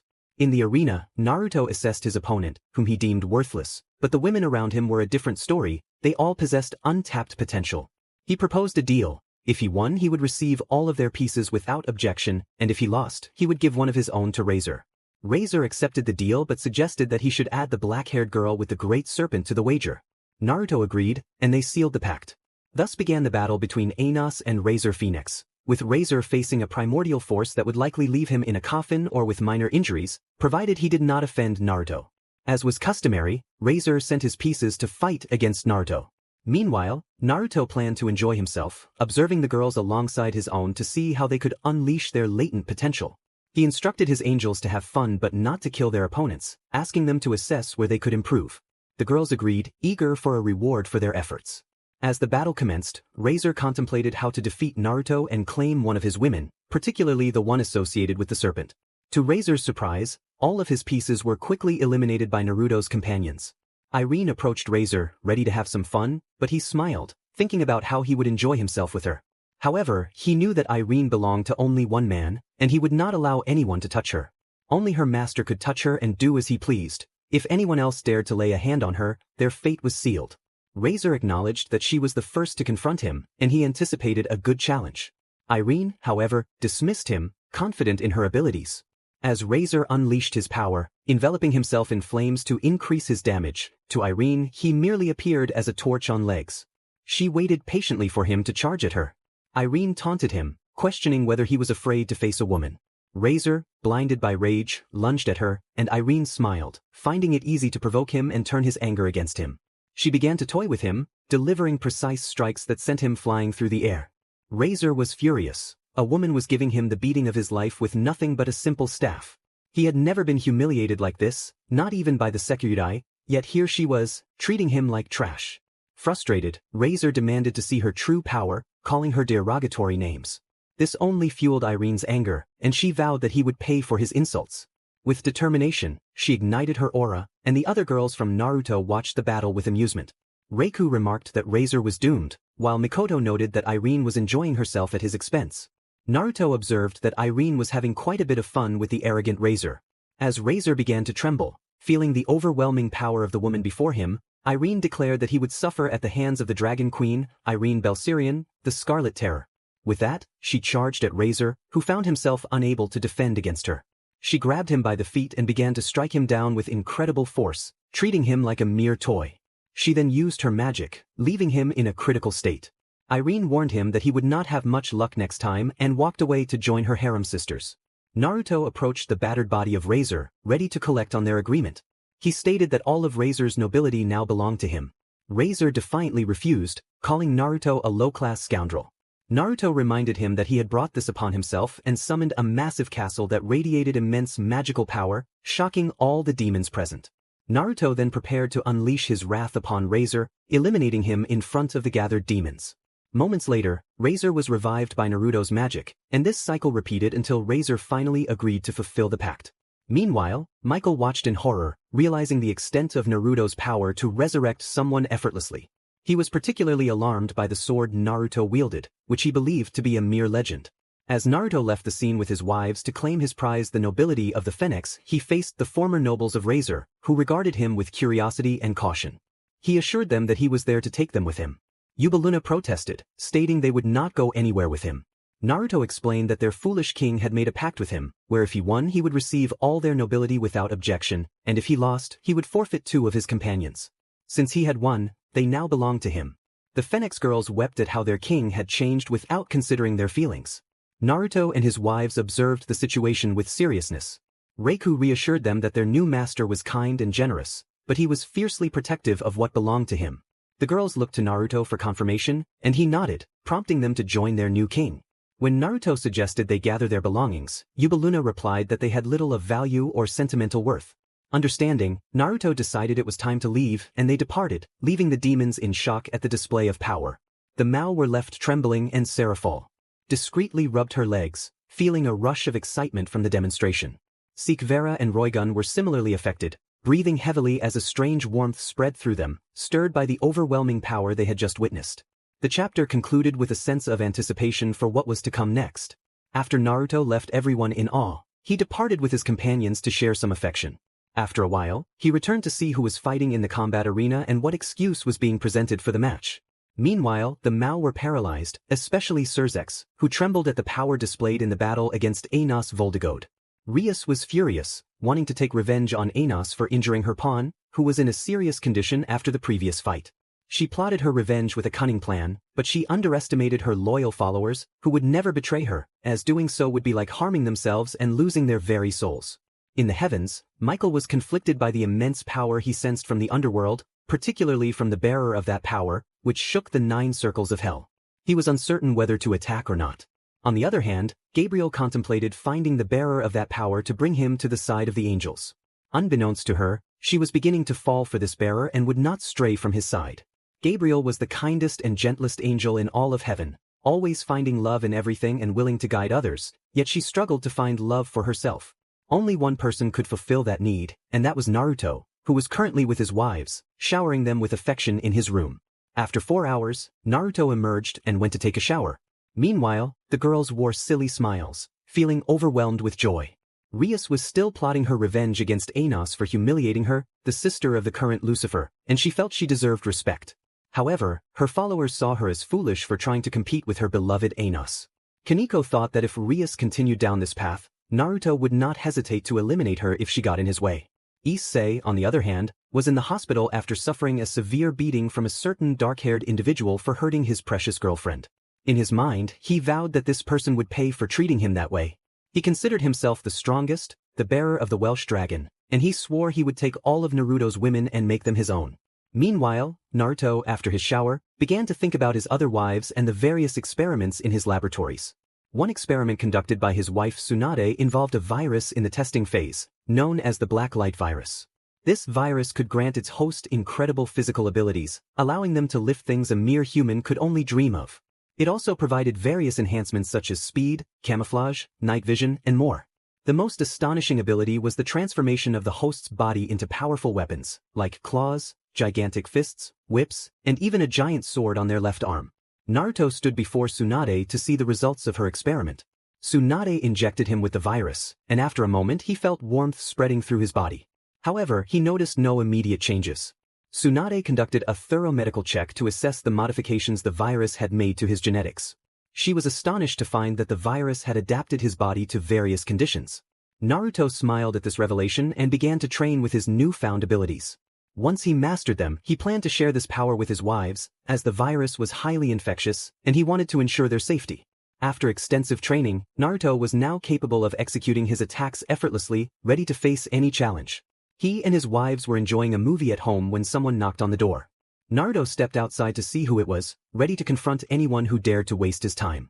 He asked the intruder what they wanted, and the demon, representing the Mao and the council, demanded that he surrender his weapons and magic. Naruto scoffed at the demand, determined to show them why they were beneath him. The demon fled, leaving a mark of fear behind.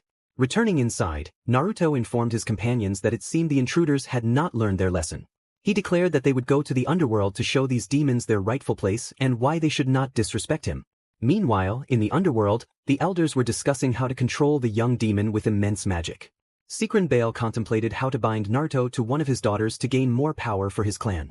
However, they were unaware that they had awakened a being capable of destroying the entire world. The Mao, except for Serafal, were foolishly plotting, while Serafal and her sister laughed at their stupidity, anticipating the chaos that would unfold shortly. As the tension in the underworld escalated, Serafal expressed her disdain for Surzex, suggesting he was not a true man, unlike her beloved Naruto. Sona agreed, calling him foolish and noting that his sister acted superior simply for being related to him. Suddenly, an unknown force began to shake the underworld, filling the demons with fear as they sensed a powerful aura surrounding them. Meanwhile, Naruto soared through the skies of the underworld with his wives, unleashing his power to demonstrate to the demons their rightful place. If anyone dared to raise their voice against him, they would face dire consequences. His wives watched as the demons trembled in fear of their husband's might. The Mao, too, felt the pressure of Naruto's presence, noticing a blonde figure approaching, clad in golden Gemini armor, accompanied by his wives, who were equally formidable in their combat gear. Upon arriving at the meeting place, Naruto confronted the gathered demons, expressing his anger at being called names. A council member attempted to demand respect but was swiftly silenced as his head fell to the ground. Naruto made it clear that he would not tolerate disrespect, challenging anyone else to speak up. The room fell silent for several minutes before he warned them that they would gain nothing from this meeting. Surzex questioned Naruto's identity, referring to him as Anos Voldigode, to which Reiku pointed out the demon's stubbornness and lack of change over the years. Faldium, curious about the blonde, demanded to know who he was. Reiku dismissed him, leading to Faldium being unexpectedly lifted into the air, only to be brought crashing down by chains, creating a massive crater that destroyed the meeting room. Naruto's wife, Raider, defended her actions, claiming she merely tossed Faldium into the air and brought him back down. The sight of the Mao Asmodeus, now in a crater, left everyone in shock. Naruto introduced himself as Naruto Uzumaki, known as Anos Voldigode, causing the demons to pale in fear, especially Faldium, who emerged from the rubble, battered and searching for his attacker. When he spotted Raider, he lunged at her but was swiftly countered by Irene, who declared that no one would harm her sisters and get away with it. She lifted Faldium by the neck, stabbed him in the stomach, and delivered a powerful kick that broke several of his ribs, followed by a blast of black flames taught to her by Mikoto. After a moment, Faldium crawled from the debris, his body in ruins and covered in severe burns, evoking terror among the onlookers as they witnessed the second strongest Mao humiliated by a single woman. Irene introduced herself as Irene Velsirian, the former Dragon Queen, known as the Scarlet Desperation, warning the demons to remember her name as she would not repeat it. Naruto cautioned her not to kill anyone from shock, to which Irene apologized, admitting her excitement. The demons, overwhelmed by her declaration, began to faint. Seikrim, however, looked at Irene with desire, attempting to regain control of the situation by ordering the injured to be taken away and demanding respect from Naruto. Naruto found Seikrim's demand for respect amusing, reminding him that he was a descendant of the King of Heroes who had never bowed to gods. He pointed out that it should be the demons asking for permission to speak. Seikrim, undeterred, threatened to take Irene from Naruto and father strong children with her. In response, Naruto levitated into the air, revealing golden waves of energy from his back, summoning various powerful beings who aimed their weapons at Seikrim, warning him that he would pay for his insolence. As Seikrim began to sweat, a portal opened, and a stunning woman emerged, captivating everyone with her beauty. Naruto called her his love and instructed her to show the demons who she truly was. The woman introduced herself as Lady Tiamat, declaring that she was their majesty and a mistake that should never have existed. The demons trembled at her presence, realizing the gravity of their situation. Tiamat informed them that anyone who dared to claim one of her harem sisters would face dire consequences, emphasizing that they belonged only to Naruto. Naruto acknowledged her protectiveness, but they agreed to focus on the matter at hand, stating that Seikrim deserved punishment for attempting to touch what belonged to Naruto. Naruto found himself in a precarious situation, contemplating his escape. Seikrim Bale warned him that fleeing would be futile. Above them loomed a massive castle in the sky. With determination, Naruto unsheathed Venus de Noah and unleashed a powerful strike that tore through reality itself, revealing a dimensional rift. From within, enormous red eyes peered out, but to Naruto, it was merely a filthy lizard trying to hide. He swiftly closed the rift, leaving Seikrim unable to move, his body having been overwhelmed by the sword's extraordinary power, which defied the laws of physics and reality. This power was solely wielded by Naruto, who possessed the essence of Anos within him. Despite the chaos, Naruto remarked that the creature had not survived, but he questioned who said it would die only once. Seikrim Bale returned to life, filled with terror. He struggled to comprehend the impossibility of such magic. Naruto assured him that he had just witnessed it, and only he could execute such a feat. Tiamat, with a sinister smile, seemed to revel in the chaos, leaving the observing demons and factions in sheer terror. The Chaos Brigade, led by Ophis Ouroboros, reconsidered their plans for war, realizing that with such a formidable opponent, they would be unable to stand against her. Each time Sequin faced Tiamat, he suffered, only to return to life and endure the torment again. Valle, on the other hand, was excited about the prospect of fighting alongside such a powerful woman. Albion cautioned him, insisting that facing Tiamat was unwise, as she was the mother of all monsters and could end a life in mere seconds. Valle, incredulous, questioned Albion's seriousness. Albion affirmed the danger she posed, explaining that only a true monster could control her. Curious, Valle looked closer and spotted a blonde figure clad in golden armor. Naruto gazed up at the sky, a macabre smile spreading across his face, causing those who watched to jump in shock, some even losing their composure. He declared that he hoped they had enjoyed the spectacular view, leaving them in stunned silence. After Naruto's display of power, the other pantheons were thrown into chaos. Tiamat, the mother of all monsters, had returned, and she was the wife of the descendant of Gilgamesh. Many were trembling in fear, and the gods could only curse the blonde hero. Gilgamesh was known for never obeying the gods. He dismissed them without a second thought, caring little for their opinions. The jealousy of the gods toward the king of heroes was palpable, and it fueled their resentment. Zeus, filled with anger, lamented Gilgamesh's legacy, declaring that his descendant would pay for his ancestors' audacity against the gods. Hades, however, questioned Zeus's extreme reaction, pointing out that the boy had done nothing to provoke them. Zeus insisted that the descendant would face consequences for Gilgamesh's past actions. The other gods regarded Zeus as a fool, one who was courting his own demise. As tensions escalated, it seemed inevitable that a new ruler would soon rise in Olympus. Poseidon looked down on Zeus, seeing him as a shadow of his former self. To Poseidon, Gilgamesh's descendant was a perfect being, deserving of respect, while the others were mere trash. Poseidon thought that those beneath him would never understand a being of perfection and would only seek to eliminate him. Meanwhile, Aphrodite gazed at the blonde on the screen with desire, imagining a night filled with affection. Aphrodite expressed her longing for the handsome man, claiming she wanted him all to herself and envisioned bearing many strong children. Artemis, unimpressed, chastised her, reminding her that he had powerful wives who would protect what was rightfully theirs. Aphrodite dismissed her concerns, confident that she could persuade him to make her one of his wives. Artemis sighed, exasperated by Aphrodite's boldness. Ares watched the exchange, feeling threatened by the attention Aphrodite was giving to the blonde. He worried that she would leave him for the captivating figure on the screen, who had already disturbed many with his presence. Ares confronted Aphrodite, questioning her loyalty. She retorted that the blonde was far more of a man than he could ever be. Ares insisted that he was superior and would prove it to everyone. Aphrodite scoffed, reminding him that everyone knew he lacked the ability to think rationally, recalling a particularly embarrassing moment from his past. In a flashback, the gods of Olympus were gathered in a stable filled with well-kept horses, courtesy of Poseidon. The god of war, Ares, attempted to mount one, unaware that the animal was untamed. The other gods watched, anticipating the spectacle of Ares learning a hard lesson about who was truly in charge. After that, Ares was seen battered, with a black eye from the kick he received when he bent down to check if everything was secure. End of flashback. Ares reflected on the experience, noting how different it was, as the creature had been a wild horse. Aphrodite teased him, pointing out that he hardly believed it himself, especially since the animal had thrown him into a pile of waste, which had clung to him for several days. Meanwhile, the angels were in total chaos due to the energy emitted from the underworld, unsure of what to do.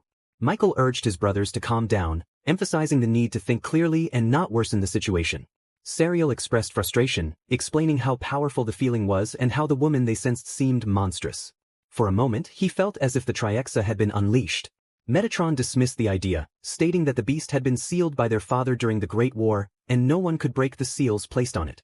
Gabriel observed his brothers arguing over trivial matters, noting that the blonde was simply annoyed, and it was best not to provoke him or touch his belongings. Unbeknownst to them, the angels were trying to find a way to approach the young blonde. Michael proposed forming a non-aggression pact with the young man, and Serial questioned whether it would work. Michael assured him it would, stating that if they did not attack, he would not retaliate either. Metatron agreed, suggesting that if they left him alone, he would do the same, making it a win-win situation. Michael and Gabriel decided to descend from the heavens to establish the pact with Naruto, knowing that they would gain a powerful ally who could ignite the depths of the dimensional rift. On her side, Ophis was excited as her new friends had shown her the beauty of having emotions. The dragon had never experienced feelings before, but being with Naruto's wives and girlfriends taught her about the emotions she felt, especially after Irene had given her a stern lesson. Now, they were shopping at a mall, where the girls wanted to buy something special to impress their beloved husbands, hoping for a reaction that would make them feel cherished. Ophis was trying to choose something that would make her look beautiful in the eyes of her boyfriend. The blonde had captivated the infinite dragon without using any substances, unlike a certain brown dog. While in the swimwear section, Ophis found a swimsuit she adored and tried it on. Encouraged by Mikoto, she decided to buy it, and they all thought about taking a vacation or spending a few days at the beach with their beloved blonde, each selecting their swimsuits to show off that day, feeling shy at the thought of how their husbands would gaze at them. Meanwhile, Michael was at KUO Academy with his sister Gabriel, intending to speak with the blonde. After a brief investigation, they discovered where he worked. Upon entering, they were greeted by the heir, Sona. She welcomed them and inquired about their visit. Michael explained that they wanted to speak with one of the professors, specifically Professor Uzumaki. Sona understood and led them to her office, where they would wait for him to finish his classes. When classes ended, Naruto was called by Sona, who informed him that the leader of the heavens wanted to speak with him about forming a pact. Grateful, Naruto assured her he would be there shortly. In Sona's office, Michael felt nervous about how to approach the blonde, while Gabriel was enjoying herself, playing with the other girls, much to the amusement of the most beautiful seraph in the heavens. Gabriel commented on how fun it would be to play at the beach someday, and Tsubaki agreed, suggesting they should do it soon. Momo added that it sounded delightful, expressing her desire to feel the sea breeze on her face while her hair danced in the wind. A moment later, Naruto entered the room, greeted by the girls. Upon seeing the two blondes, he asked who they were. Michael introduced himself, stating he was Michael, the leader of the heavens. Gabriel was introduced as Naruto's sister. Michael explained that he was there to establish a non-aggression pact between the heavens and Naruto, along with those he protected. Naruto agreed, appreciating the angels and the respect they showed him, especially when Michael knelt before him, acknowledging his lineage as a descendant of Gilgamesh. After sealing the pact, Michael and Gabriel engaged in light conversation with Naruto. Gabriel inquired about the subjects Naruto taught at the academy, to which he replied that he taught mathematics and administered a test each morning to assess the students' performance. Gabriel remarked that this was a good method, as it allowed Naruto to gauge which students were excelling and which needed help. Naruto noted that while the material was simple, the students often complained. Gabriel expressed her desire to observe one of Naruto's classes to see his teaching methods. Naruto invited her to join him, and soon the bell rang, signaling the end of recess. Some students were visibly upset, knowing they had math class with their strict teacher. In the classroom, Gabriel watched Naruto as he called the roll, ensuring all students responded to avoid any absences. She smiled at his strictness with the teenagers. Unbeknownst to her, a brown-haired student was approaching her, thinking she was the new math teacher and that he could relax a bit. Suddenly, Naruto heard a scream from his left and turned to see Gabriel trembling in fear. The brown-haired student, Issei, was laughing at his prank on her, believing she was an easy target since Naruto had stepped away. Seeing Issei's behavior, Naruto approached him, expressing his disapproval and warning him that he was treading on dangerous ground. Issei, realizing Naruto was right next to him, turned to face his worst nightmare, feeling the weight of Naruto's gaze. He asked what Naruto was doing there and who Gabriel was. Naruto informed him that they were in his class and introduced Gabriel as his guest. Issei's bravado faded as he realized he had crossed a line with Michael's sister, who was fiercely protected. Naruto contemplated what to do with Issei when Mikoto entered, looking for Naruto. Upon seeing the situation, she suggested sending Issei to other teachers known for their creative punishments. Issei's imagination ran wild at the thought of facing those teachers, and he quickly decided it would be better to take his chances with Mikoto. However, Naruto's smile hinted at the seriousness of the situation. He agreed to Mikoto's suggestion, leaving Issei to pale at the thought of what awaited him. Moments later, the sounds of Issei's protests echoed through the halls as Mikoto led him away, leaving marks on the floor as he clawed at it in desperation. Eventually, he was seen suspended from the rooftop, a sight that left many students in shock. Meanwhile, Naruto stood with Michael, who was comforting his sister, still upset from the earlier incident. Michael demanded to know who had upset Gabriel, vowing to make them pay. Naruto assured him that he would soon see the outcome. Before long, Issei was brought back, battered and humiliated, hanging from the rooftop. Michael recognized him as the notorious pervert and expressed disbelief that he had stooped so low. Naruto reminded him that such individuals would always reveal their true nature, advising that one should never trust someone driven by lust rather than common sense. Those pests must be dealt with firmly because if you let them push their limits, you never know what they will do. Michael only heard Naruto's words about how to handle the scum and trash that called themselves people. Michael declared that he would break his alliance with the demons due to the offense against his sister, and he told Naruto that he could keep Ascalon. Naruto responded, questioning where that famous sword, which had ended the lives of countless dragons, was located. Michael explained that it was in the possession of the current Red Dragon Emperor. Naruto expressed his disbelief at giving such a powerful weapon to someone unworthy of even seeing its magnificent sheath, but he thanked Michael, saying it would be a worthy gift for Irene. Michael admitted it was a mistake to give it to him and asked Naruto to take care of his sister and the former members of the church in his absence. Naruto reassured him that he always looked after them because they were his partners. Michael felt relieved, knowing that Naruto was generous and kind to those who deserved it, while he could be ruthless to those who did not. Michael then left, leaving Gabriel with Naruto, who took her to join his other partners so she could overcome her fear and relax with them. Meanwhile, Michael headed to the underworld to speak with Surzex. Upon arriving, he encountered several frightened demons and others who had fainted. He made his way to Surzex's castle and found him buried under a mountain of paperwork. Surzex looked up, curious about Michael's visit, and asked if something had happened. Michael explained that he had come because there was an issue that concerned both of them. Surzex inquired about the matter that involved them. Michael revealed that the pawn of Surzex's sister, the current Red Dragon Emperor, had overstepped his bounds with Michael's sister to the point of making her cry. Therefore, he was withdrawing from the alliance formed between the three factions. Surzex insisted that there must be a mistake and sought an explanation. Michael firmly stated that there was nothing to explain. Surzex's pawn had hurt his sister, and he had no reason to believe it wouldn't happen again. For the sake of his sister, he was leaving the alliance. With that, Michael departed in his transport circle, leaving Surzex feeling foolish for losing a great ally. Now, nothing prevented the angels from declaring war, all because of his sister's pawn. Meanwhile, in Grigori, Azazel felt lost. His secretary, Penemu, had not returned or sent any reports about the blonde. Penemu had left Grigori on the very first day Azazel had sent her to monitor the blonde and assess his strength. Unfortunately for Azazel, his secretary was currently shopping with her harem sisters, who made her feel like family, and she would not trade this experience for anything in the world. Naruto stood in the clearing, his eyes scanning the horizon. The sun was setting, casting a warm glow over the landscape. He felt a surge of determination as he prepared for the challenges ahead. The weight of his responsibilities rested heavily on his shoulders, but he was ready to face whatever came his way. As he trained, the sounds of nature surrounded him, a reminder of the world he was fighting to protect. Each movement was precise, reflecting his growth and dedication. He recalled the faces of his friends and allies, their unwavering support fueling his resolve. In the distance, he sensed a presence approaching. With a swift motion, he turned, ready to confront any threat. The air crackled with tension as he braced himself for the encounter. He knew that every battle was a step toward his ultimate goal, and he would not back down. With a deep breath, Naruto focused his energy, channeling it into a powerful technique. He felt the familiar rush of adrenaline as he prepared to unleash his strength. The world around him faded away, leaving only the determination to protect those he loved. As the confrontation began, Naruto's heart raced. He moved with agility and precision, dodging incoming attacks and countering with his own. The clash of energy echoed through the clearing, a testament to the fierce battle unfolding. Despite the intensity of the fight, Naruto remained steadfast. He drew upon his training and the bonds he had forged, knowing that he was not alone in this struggle. With each strike, he fought not just for himself, but for the future. He envisioned a future where peace reigned and his friends could live without fear. As the dust settled, Naruto stood tall, a symbol of hope and resilience. He had faced the darkness and emerged stronger, ready to continue his journey toward becoming the hero he aspired to be. The wives of Naruto were feeling a bit bored, so they gathered to come up with a plan to shake off their monotony.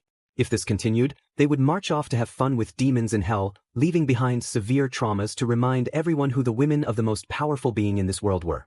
Mikoto suggested that they all go to the beach to show off their new swimsuits to their beloved husband. Grafia agreed, saying they should enjoy themselves this weekend and have Naruto all to themselves. Sona chimed in, expressing her agreement and proposing a trip to the beach.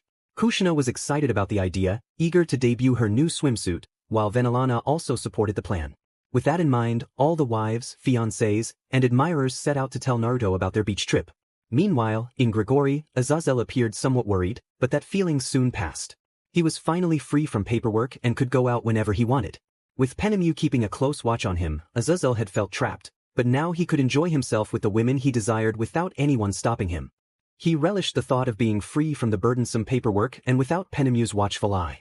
He planned to relax at the beach this weekend and perhaps even find a woman to spend the night with.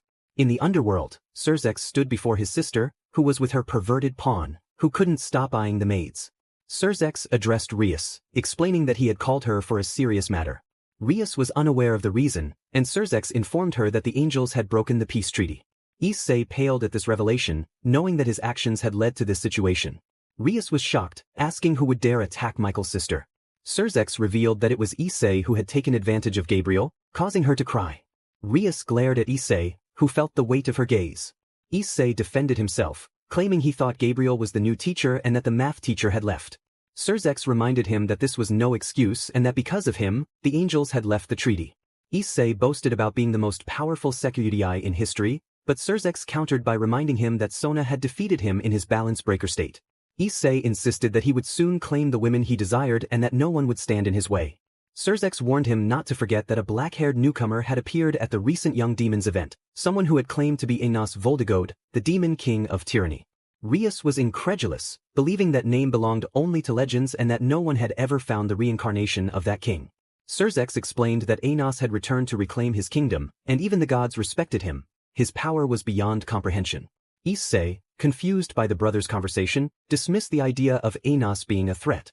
Surzex insisted that Enos was the reason demons had become one of the strongest races in the supernatural world. Rias questioned this, thinking Lucifer had solidified their position during the Great War. Surzex clarified that Lucifer had only reaffirmed their status, while Enos had instilled fear in all, even in Ophis, the Dragon of Infinity. Rias found it hard to believe that anyone could defeat the Dragon of Infinity. Surzex confirmed that Enos had indeed bested her. Rias wanted to know how this related to the Young Demons event. Surzex explained that Enos had confronted Razor Phoenix, who had made a pact with him but failed to uphold his end, resulting in Enos torturing him. Rias recalled that the black-haired figure had nearly defeated Issei. Issei vowed to make Enos pay for the humiliation he had suffered. Rias supported him, but Surzex warned that Enos had been holding back and was also a descendant of Gilgamesh, the king of heroes, who did not bow to anyone. Rias was shocked, realizing that they had searched for the descendant of Gilgamesh for years without success, and now one had appeared. Surzex expressed his frustration at being humiliated in front of everyone, treated like a dog that must obey its master. Rias could only watch as her brothers seethed with anger over the situation, while Issei plotted revenge against the supposed king of tyranny. Surzex continued, recounting how Seacrum Bale had tried to demand one of Enos's women, leading to chaos when Tiamat, the queen of monsters, was summoned. Tiamat had tortured Seacrum, and each time he died, he was resurrected only to face death again. Issei trembled at the mention of Tiamat, realizing that with the king of tyranny around, his life was in danger. With Tiamat, his fate was more than complicated, and his current bearer was not helping at all in facing that king, the one who had humiliated him alongside the White Dragon in one of their battles. The two dragons had witnessed the fight and had joined forces, but neither could inflict any damage. As a result, both dragons bore a scar on their chests, which they concealed with magic. Naruto found himself in front of his wives, who had brought him into the living room of their home to discuss something important. Mikoto began to explain that they wanted to go to the beach to relax and were curious if he would like to join them. Naruto, without hesitation, expressed his eagerness to accompany them, emphasizing his need to unwind after dealing with the chaos caused by others. Tsunade confirmed their plans for the weekend, and Naruto encouraged all of them to bring their things. The girls smiled, knowing how much their husband indulged them. They reminisced about the massages he gave them, which drove them wild. Just thinking about it made them blush, as Naruto had a unique ability to make even the coldest and most loyal women reveal their secrets after a massage session. It was no secret among the girls that they had shared their most NTMT thoughts with their beloved during those moments. As the days passed leading up to the weekend, Naruto graded exams for his students. The children lamented over the tests, and the teachers passing by could only hear their groans and sobs, thinking they were in a place where souls were serving their penance. The weekend arrived, and Naruto was at the beach with his wives and girlfriends, all of whom were wearing their swimsuits. Mikoto donned a white swimsuit that showcased her beautiful figure, one that only her beloved could touch. Kushina and Anko wore their swimsuits, with Kushina in red and Anko in brown, both highlighting their stunning physiques. Hinata and her sister Hanabi, along with Sakura and Ino, also sported swimsuits that rivaled those of Kushina and Mikoto, while the rest of their wives looked equally lovely in their beach attire. Not far from there, Azazel was relaxing and enjoying the view that the beach offered. He admired the beauty surrounding him and thought it was the most stunning sight he had ever seen. However, a shadow fell over him, and he turned to see who was casting it.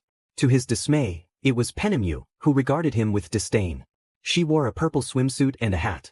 Penemu expressed her contempt, telling him he was nothing but a worthless piece of trash. Azazel, hearing her tone, realized she was not pleased to see him.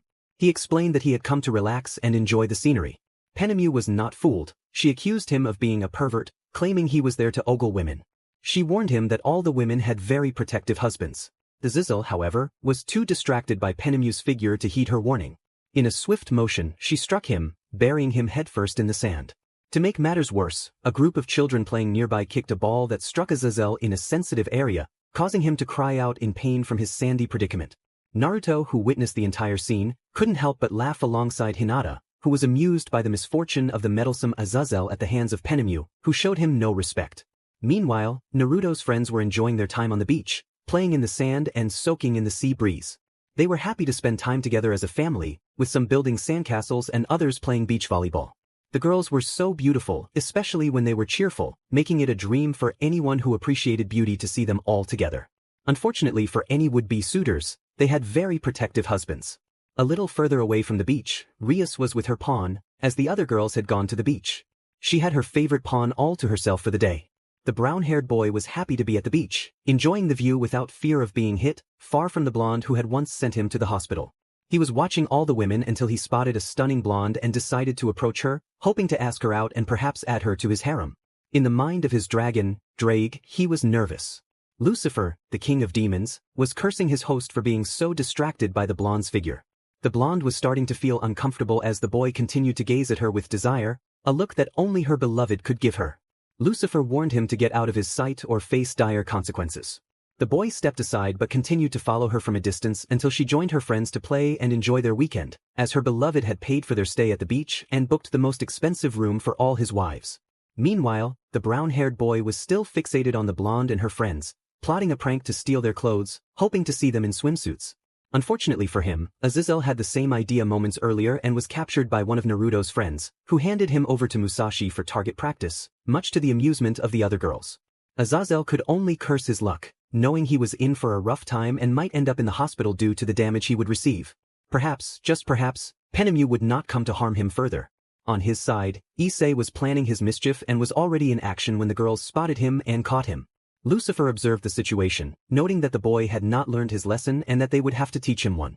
Drake, in Issei's mind, could only curse his host for ruining everything he had worked for. He had considered separating from Issei and living elsewhere, but with Tiamat and the Demon King of Tyranny around, his chances of survival were slim. Drake thought it would be much better to serve the descendant of Gilgamesh than to stay with his foolish host. He was determined to find a way to approach the blonde and see if he could become her new guardian or pet. The title of Guardian of the Gates of Babylon sounded appealing. Now, he just had to wait for the perfect moment to speak with the blonde, as several of her friends were nearby. Meanwhile, Issei found himself tied to a wooden post in the middle of the beach, where the women had an assortment of throwable weapons, from shurikens to swords and axes. The women were discussing among themselves, and Lucifer noted that whoever hit Issei would win a prize. The girls agreed and they took aim, throwing their weapons at the pervert, who could only scream in pain as Rias searched for him. Chapter end. All rights to their respective authors. On the beach, Issei was covered in various weapons thrown at him by the girls for trying to steal their clothing. They had caught him in the act and turned him into their practice target. A bit further away, Azazel was similarly being used as a target for the girls' torpedoes after he had overstepped his boundaries with one of his harem sisters. Meanwhile, Naruto was enjoying the chaos created by his girls, relishing the beautiful day as they tormented the so-called pervert. In his mental space, Naruto felt a presence.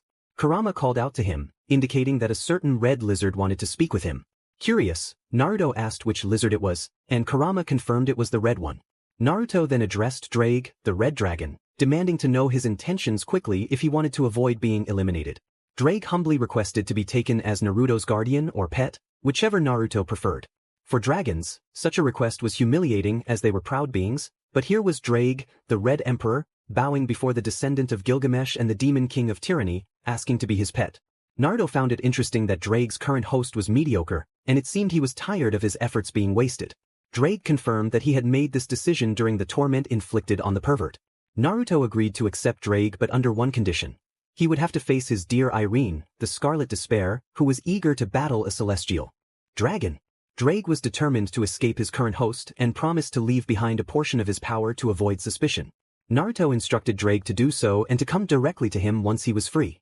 He warned Drake that Irene would show no mercy, so he should give it his all. Drake expressed his eagerness to comply, and Naruto dismissed him from his mental space, feeling satisfied with their agreement. Drake, now filled with joy, thought it deserved a celebration, but realizing he was alone, he simply laughed at his solitude. Meanwhile, Naruto took the opportunity to chat with Kurama, inviting him to stretch his legs and perhaps cause some trouble for someone. Kurama, now free, wasted no time in seeking out an unsuspecting target. Azazel was dragging himself through the sand after the severe beating he received from the women on the beach. He muttered curses, vowing to make them pay and to have them begging for their lives. Unbeknownst to him, Kuroka was watching his misery and laughed at his foolishness for trying to harm his harem sisters. As Azazel continued his pitiful crawl, a young man approached him. Azazel looked up to see his other protege, Tobio, who had come to find him due to some problems. Tobio informed Azazel that the leader of the demons was in a terrible mood. Azazel wondered what could possibly bother Surzex, as he was usually unflappable.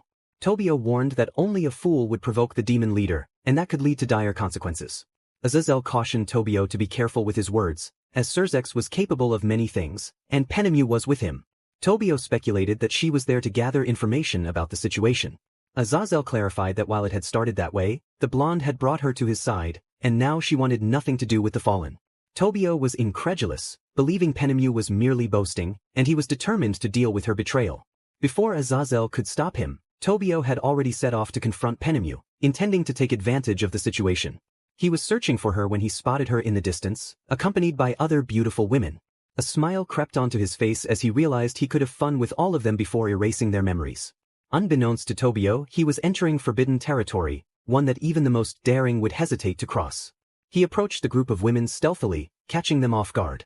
As he attacked, removing their summer garments, he created a barrier to conceal his actions. He declared that he would enjoy himself with all of them, especially targeting Penemu, who had been bound by him. Penemu cursed herself for letting her guard down, knowing that if Azazel was around, his loyal follower would not be far behind. The women were terrified, realizing they were about to be victimized by this vile individual who viewed them with lust. To them, their bodies were sacred, meant only for their true partner, who treated them with kindness and respect. But now, they were on the brink of a nightmare. Wounded and violated by the figure that appeared out of nowhere, Penemu struggled against her bindings, consuming her magic in a desperate attempt to help her companions. Each time she tried to free herself, the restraints tightened further. Unable to escape, she sent out a pulse of magic, hoping her husband would come to her rescue. Meanwhile, Naruto was enjoying the view of the sea and its waves when he felt Penemu's magic pulse rapidly fading. He quickly set out to find his beloved wife, vowing to deal with the wretch who dared to harm her or even touch her, subjecting him to the most horrific tortures imaginable. Just the thought of it made his blood boil with fury. As Naruto searched for Penemu, he encountered the barrier created by Azazel's lackey. He passed through it effortlessly, and upon entering, his rage erupted. He saw Penemu bound and bruised, while the others were huddled together, and a dark-haired stranger approached them with a look of disdain. Naruto's anger flared as he realized the intruder deserved to die right then and there. The stranger, Tobio, froze at the sound of Naruto's voice, sensing the terrifying intent behind it. He turned to see a blond man staring at him with deadly determination. Naruto called out to Penemu, urging her to wake up. When she opened her eyes and saw her husband, love filled her gaze, while Tobio felt an overwhelming terror, as if staring into an endless abyss. Penemu confirmed that they had been attacked by surprise and that their powers had been sealed by the barrier. Tobio smugly remarked that it had been easy to do so with them distracted. Naruto's expression darkened as he processed the fact that Tobio had harmed his treasures, declaring that the price for such an act was death. Tobio attempted to mock Naruto, but inside he was gripped by fear, trying to maintain a facade of bravery. Naruto sensed Tobio's desire for death and promised to grant it. Tobio arrogantly questioned what Naruto would do, but Naruto remained silent. In a flash of yellow light, he sent Tobio flying out of the barrier and into the sea. With the threat out of sight, Naruto turned to comfort his companions. Naruto called for his loyal servant, Senku, who appeared as a humanoid black wolf wielding a crescent-shaped sword. Senku inquired about the summons, and Naruto explained that a wretch had harmed his beloved companions and asked Senku to take care of it. Senku agreed, but Naruto added one more thing: to enjoy the task. Senku set off to confront the one who had harmed Naruto's wives. Meanwhile, Tobio was falling into the sea, having suffered a blow that fractured his jaw and caused trauma to his skull upon landing harshly. He cursed Naruto, vowing revenge and threatening to violate Naruto's wives in front of him. However, a voice interrupted his thoughts. Senku confronted Tobio, questioning his ability to carry out such threats. Tobio, confused, demanded to know who Senku was and why he felt familiar. Senku explained that werewolves had long boasted of their strength and power but had forgotten who had granted them that power. Tobio dismissed Seneku's claims, insisting that the Duke Wolf was merely a myth created by the weak of his kind. Senku retorted that Tobio could believe what he wanted, but he was unworthy to stand before him. With that, both prepared for battle. Senku stood before the one who had harmed his lord's wives, recalling the loss of his dear companion, Merrick, who had succumbed to time. This loss had devastated Senku, leaving him to wander aimlessly, consumed by grief. In his travels, he created werewolves to serve him, but most abandoned him in search of more power. Only one remained by his side, a young werewolf who had fallen in love and sought Seneku's counsel. Senku advised him to stay with his new family, and the young wolf accepted, bidding farewell to his mentor. Before parting, Senku revealed many truths about werewolves, including how they must pass on their lineage during the red moon and how the phases of the moon made them stronger, while silver was their weakness. The young wolf listened intently, and their farewell culminated in a final sparring match. The fight was evenly matched, but Senku held back to avoid harming his only remaining student. The young wolf transformed into his beast form, a hybrid standing on 2 legs, and then into a massive wolf on all 4s. He lunged forward, unleashing powerful slashes that shattered nearby trees. Senku blocked the strikes with his sword, acknowledging his student's growth. Senku praised his dear student, who declared his determination to elevate the werewolf race and never be defeated again. On the highest peak, Senku spoke to his student about the importance of strength. The student acknowledged the advice and vowed to train even harder. They engaged in an intense training session that left the surrounding forest in ruins, with trees toppled and a large crater marking their fierce battle. Afterward, Senku bid farewell to his student, who returned to live with the family he had built over time. Senku soon heard rumors of a werewolf terrorizing a nearby village. The arrangement was simple. The werewolf would not harm the villagers as long as they provided sacrifices, and in return he would protect them from the dangers lurking in the mountains and forest. This uneasy pact lasted for some time, but eventually, tragedy struck when someone from the village was killed. In their panic, the villagers foolishly set out to hunt the werewolf. Observing their reckless behavior, Senku conducted his own investigation and discovered that the werewolf was a descendant of his former student, who had long ago separated to start a family. It became clear that the werewolf had taken precautions to conceal his powers from humans, only appearing at night in his massive black wolf form. He visited the grave of his mentor to pay his respects, having achieved his own goals. During his time in the village, many events unfolded, including a blood moon week when the young werewolf sought to pass on his legacy to his eldest daughter. However, the humans would not allow it. They even called upon the church to deal with the werewolf, sending Father Solomon to resolve the issue. Unfortunately, he met his end at the hands of the creature. The young werewolf attempted to bite his daughter to grant her his gift, but she resisted. In a moment of betrayal, she stabbed him with silver pieces left by the church's emissaries. Along with her boyfriend, she buried her father at the bottom of a lake, effectively severing a powerful bloodline of werewolves that had grown stronger over generations. However, before the betrayal, the father managed to bite the girl's boyfriend, passing on his gift, though it weakened significantly due to the lack of familial ties. The duo of young men departed from the place under the cover of night. Senku carefully buried the body of the young wolf, giving it a proper resting place beside its father and ancestors. Before leaving, he dealt with the foolish girl who had betrayed her father and her kind, ensuring that a powerful lineage of werewolves was destroyed. He also sought out her boyfriend, delivering a brutal beating that left him on the brink of death, with injuries that would never heal. The final act of vengeance was when Senku rendered him incapable of having descendants, ensuring his line would end with him. Afterward, Senku wandered the world until he encountered Naruto, who extended a hand and helped him cope with the loss of his best friend and most promising student. With those memories in mind, Senku waited patiently for the trash before him to make a move, knowing it was only a matter of time given the impatience he sensed. Senku taunted the young man, challenging him to attack. Tobio, filled with bravado, insisted he feared no one and would not lose to an ancient being. He proclaimed himself the strongest werewolf in history. Senku found this claim laughable, dismissing Tobio as nothing more than a lackey to a fallen figure. He reminded Tobio that only one werewolf had ever held true power, a student of his who had brought their kind to greatness, instilling fear in both humans and supernatural beings alike. Tobio, irritated by the insult, charged at Senku without hesitation, invoking his sword to strike. Senku effortlessly blocked the attack with his own weapon and countered with a powerful punch that sent Tobio flying. Rising to his feet, Tobio glared at Senku, who approached calmly, further infuriating him. With weapon in hand, Tobio attacked again, but Senku anticipated the move and unleashed his signature attack. With a swift motion, Senku sent a curved blade of energy toward Tobio, who took the hit directly. Senku then sheathed his weapon and closed in for hand-to-hand combat, delivering a flurry of punches and kicks that Tobio struggled to defend against. Frustrated by the humiliation, Tobio summoned his sacred gear, declaring his anger. In a flash, a black sword appeared, which did not impress Senku, though he sensed a familiar energy emanating from it. Tobio introduced his sacred gear, Canis Licon, a class Longinus, which transformed into a sword while he morphed into a black wolf with gray-tipped fur. Seneku looked down on Tobio, expressing his disappointment. He remarked that Tobio was so weak that he had to rely on the power of others to win his battles, declaring that he would never be worthy in Seneku's eyes and would remain mere trash to be discarded. In a surge of anger, Tobio transformed into his full wolf form, sword clenched in his mouth, charging at Seneku in an attempt to strike him down. However, Seneku effortlessly blocked the weak attack, dismissing Tobio's efforts. Seneku taunted him, stating that his former student had been far superior, lamenting that he was no longer in this world. With that, Seneku launched himself at Tobio, delivering a series of powerful blows. In the chaos, he shattered the sacred gear, releasing the soul trapped within. The artifact.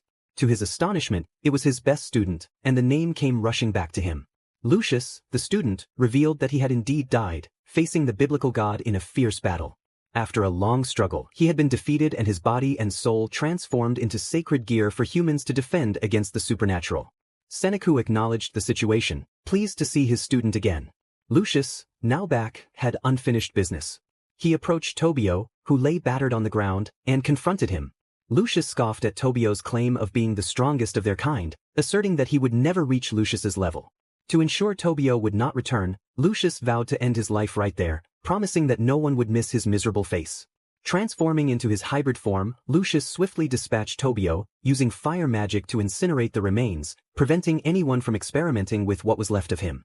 With that matter settled, both student and teacher caught up, sharing stories of their time apart and enjoying their reunion. Meanwhile, Naruto was relaxing in a hot spring with his wives, away from the prying eyes of others. They enjoyed the tranquility, feeling comfortable in their husband's presence. On the beach, the other girls were having fun, while Kurama, the fox spirit, found himself being treated like a plush toy by the women, who couldn't resist his cuteness. In a fit of frustration, he vanished in a puff of smoke, reappearing in a small forest near the beach, ready to disrupt the lives of anyone who crossed his path. Meanwhile, Drake was executing his plan to free himself from his foolish host, who was nothing without him. He reflected that the Gremory girl would never have noticed him if he hadn't been bound to the perverted boy. The child relied heavily on Drake to navigate his troubles, always calling upon his power in times of conflict. Fed up with the situation, Drake decided it was time to leave and start anew, even if it meant becoming the pet of Gilgamesh's descendant, the one who had humiliated him thousands of years ago alongside Albion. And thus, the chapter came to a close. Naruto was enjoying his time at the hot springs with his wives and the girls who couldn't take their eyes off him, captivated by the presence of such a remarkable man who belonged only to them. While Naruto relaxed in the soothing waters, the girls ventured out to play in the sand on the beach. Meanwhile, Azazel was in the hospital recovering from the beating he received from the girls after trying to spy on them and make advances. As Azazel lay on a hospital bed, he was visited by Penemu.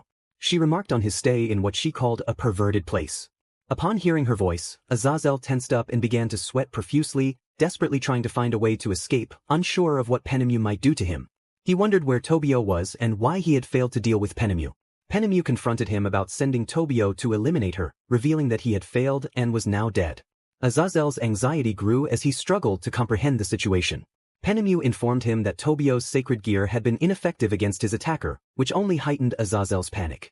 He demanded to know who had killed Tobio, and Penemu, angered by his tone, moved closer, causing him to wince in pain from his injuries. She taunted him, saying that only her husband could call her derogatory names, as she belonged solely to him. Azazel tried to suppress his cries as she poured salt into his wounds, intensifying his suffering. Penemu revealed that Tobio had been killed by none other than Seneku, the Wolf Duke. Azazel dismissed this as impossible, claiming that Seneku was merely a legend. Penemu countered that the reason no one had noticed Seneku's existence was due to an agreement between the heavens and her husband, who was too preoccupied with paperwork to notice. As night fell, all of Naruto's wives were at the hotel he had booked, filled with joy, especially Penemu, who relished the torment she had inflicted on Azazel. Yasaka asked Penemu why she was smiling, and Penemu shared her delight in hearing Azazel's cries of anguish. Isdef expressed her wish to have been there to join in the fun, and Penemu agreed that they would have enjoyed torturing him together. Lucifer commented on how the two of them seemed more like demons than the current rulers, while Venelana expressed her eagerness to confront those who had wronged her. Grayfia joined in, excited about their plans, and Lucifer looked forward to visiting the underworld again to stir up some chaos. Naruto entered the room and was immediately surrounded by his wives, who removed his clothes to take him to bed, eager to be close to their beloved. He smiled at their enthusiasm and agreed to help them with their desires. Using his cloning technique, he ensured that none of his wives felt neglected, spending the night fulfilling their needs until they were all satisfied. The next morning, Naruto woke up surrounded by his smiling wives, who were content after their night together. He dressed and called them for breakfast, and they sprang into action, quickly getting ready. It was no secret that Naruto's cooking was exceptional, even rivaling the best chefs, with only the Nakiri sisters able to match his culinary skills. As they gathered at the table, they felt a growing attraction to Naruto, which had blossomed into love over time. After a heartfelt breakfast together, the girls headed out to the beach to soak up the sun, where they encountered Gabriel, the seraph, who was also there to relax. Gabriel felt the stress of his work melt away as he joined the group. Reiku greeted him with enthusiasm, expressing her delight at seeing him. She invited him to join them, assuring him that he would have a great time.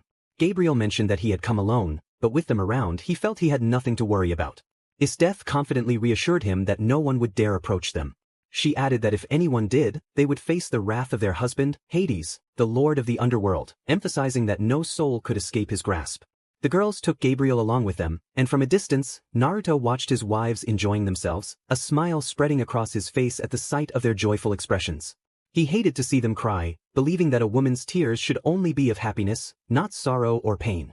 Naruto was waiting for his informants at the beach, a group of 4 penguins, whom he regarded as the elite of the elite. He had no doubt about their capabilities, recalling how he had met them during one of his travels. He had brought them along for some fun, remembering how they had outsmarted some tourists on the African continent. It was undoubtedly a good month for Naruto, who spent it laughing at the antics of 4 penguins. The 4 penguins presented themselves to Naruto to report on the situation in the underworld. The leader of the group informed Naruto that everything had been planned as instructed. The leader of the underworld was still buried in paperwork, and it appeared that soon there would be an event featuring young demons, where Rias would face Sarog Bale, who possessed the sacred gear, Regulus Nemia. Kalski calculated that everything would take place in 2 weeks. The captain confirmed that they had prepared everything for Naruto's infiltration so he could observe everything firsthand. Naruto praised his elite agents and told them they could return to their previous tasks until further notice, and that they deserved a break after all their hard work. The 4 penguins left the room. Naruto reflected on the implications of Regulus Nemia. He knew Athena would not appreciate this, especially since they had taken the name of one of her saints, Regulus of Leo, the most powerful saint capable of executing Athena's exclamation on his own. It was clear that Athena would be upset by this offense to one of her golden knights. Naruto couldn't help but laugh at what was about to unfold. Meanwhile, Naruto was having a lively conversation with Athena, who mentioned that her golden saints had become significantly stronger and could now execute Athena's exclamation independently. She was particularly impressed by Regulus, the golden saint of Leo, who had reached a new level, rivaling celestial dragons. Naruto reminisced about the times he fought alongside them, feeling nostalgic about how he roared his cosmos with them, breaking through the barriers they faced. Athena recalled a humorous incident when Sonia had tried to attack him because he had seen her without clothes. Naruto wished not to be reminded of that painful memory, especially since Kateria and Kagaya had supported Sonia during that embarrassing moment. Athena teased him, knowing he felt embarrassed by the memory. Meanwhile, the demons were reorganizing the event for the young demons, where Rias would battle her cousin, Sarog Bale, the bearer of the sacred gear, Regulus Nemia. Rias Gremory hesitated about facing her cousin after her victory over Sona Citri. Sona was clearly annoyed, having won the match, but it seemed her brother was displeased with her victory and used the pathetic excuse that she was disqualified due to interference. This angered Sona, but she remembered how her queen, Tsubaki, had humiliated Rias's pawn, showing her true strength. The sisters Citri were hiding their current power, matching that of Sarorg, but they didn't want him near them, as his mere presence disgusted them. They were aware of how he had manipulated Graphia Lucifuge to control her and attempted to end the life of their mother, Venelana Bale, alongside his father.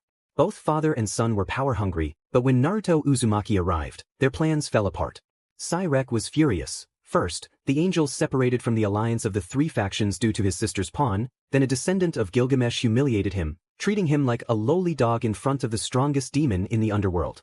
To top it off, Kateria Leviathan was alive, her strength having increased significantly, and he was uncertain if he would survive a confrontation with her. Seraphal and Sona were smiling at the events unfolding in the underworld, finding amusement in seeing Sarorg powerless to stop Naruto, who had shown love and affection to both of them.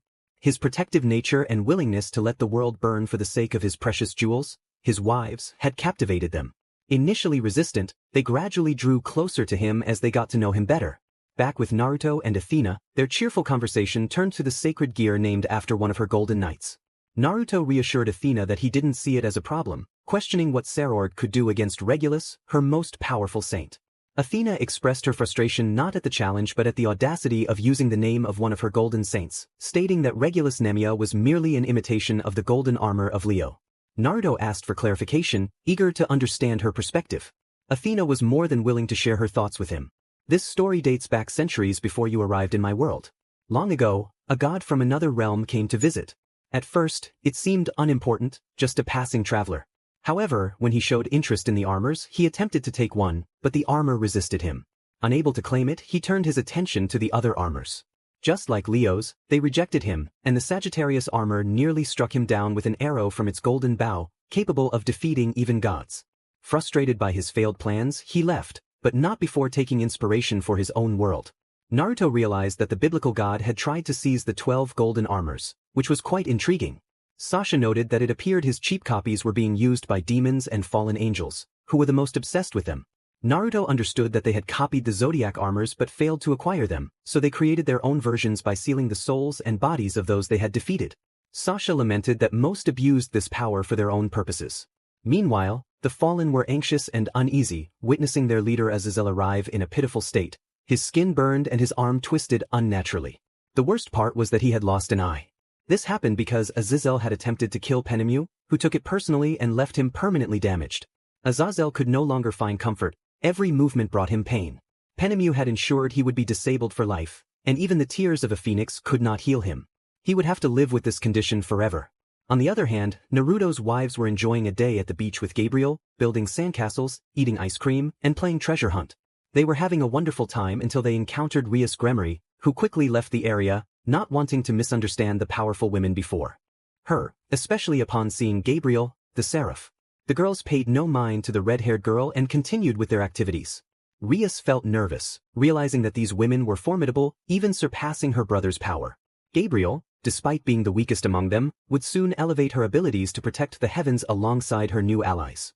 Meanwhile, Drake was working on freeing himself from his foolish host. He only needed to regain 50% of his power to be free and serve the blonde.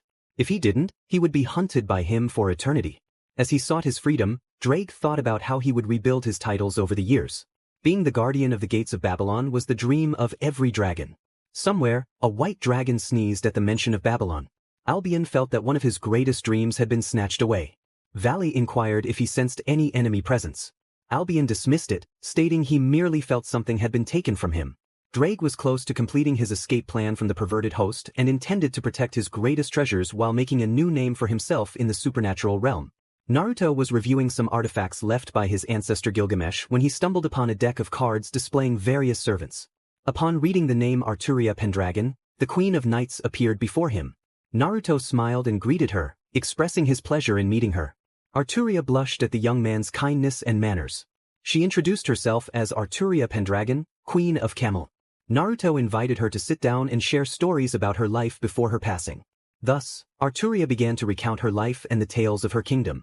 After conversing with Arturia Pendragon, Naruto decided to check on his other wives and assess their training. He wanted to ensure they were at an appropriate level and needed to improve their skills and powers. Naruto contemplated the abilities he was acquiring and went to train in one of his dimensions to enhance his physical strength. He dedicated several weeks to this training, improving his physical abilities and accessing a new power he called Ki, which concentrated his physical energy. He also worked on his spiritual side, gaining significant spiritual power over other beings. By combining both powers, he developed new abilities beyond chakra and significantly enhanced his magic, capable of erasing a world with a single snap of his fingers. He also improved his swordsmanship.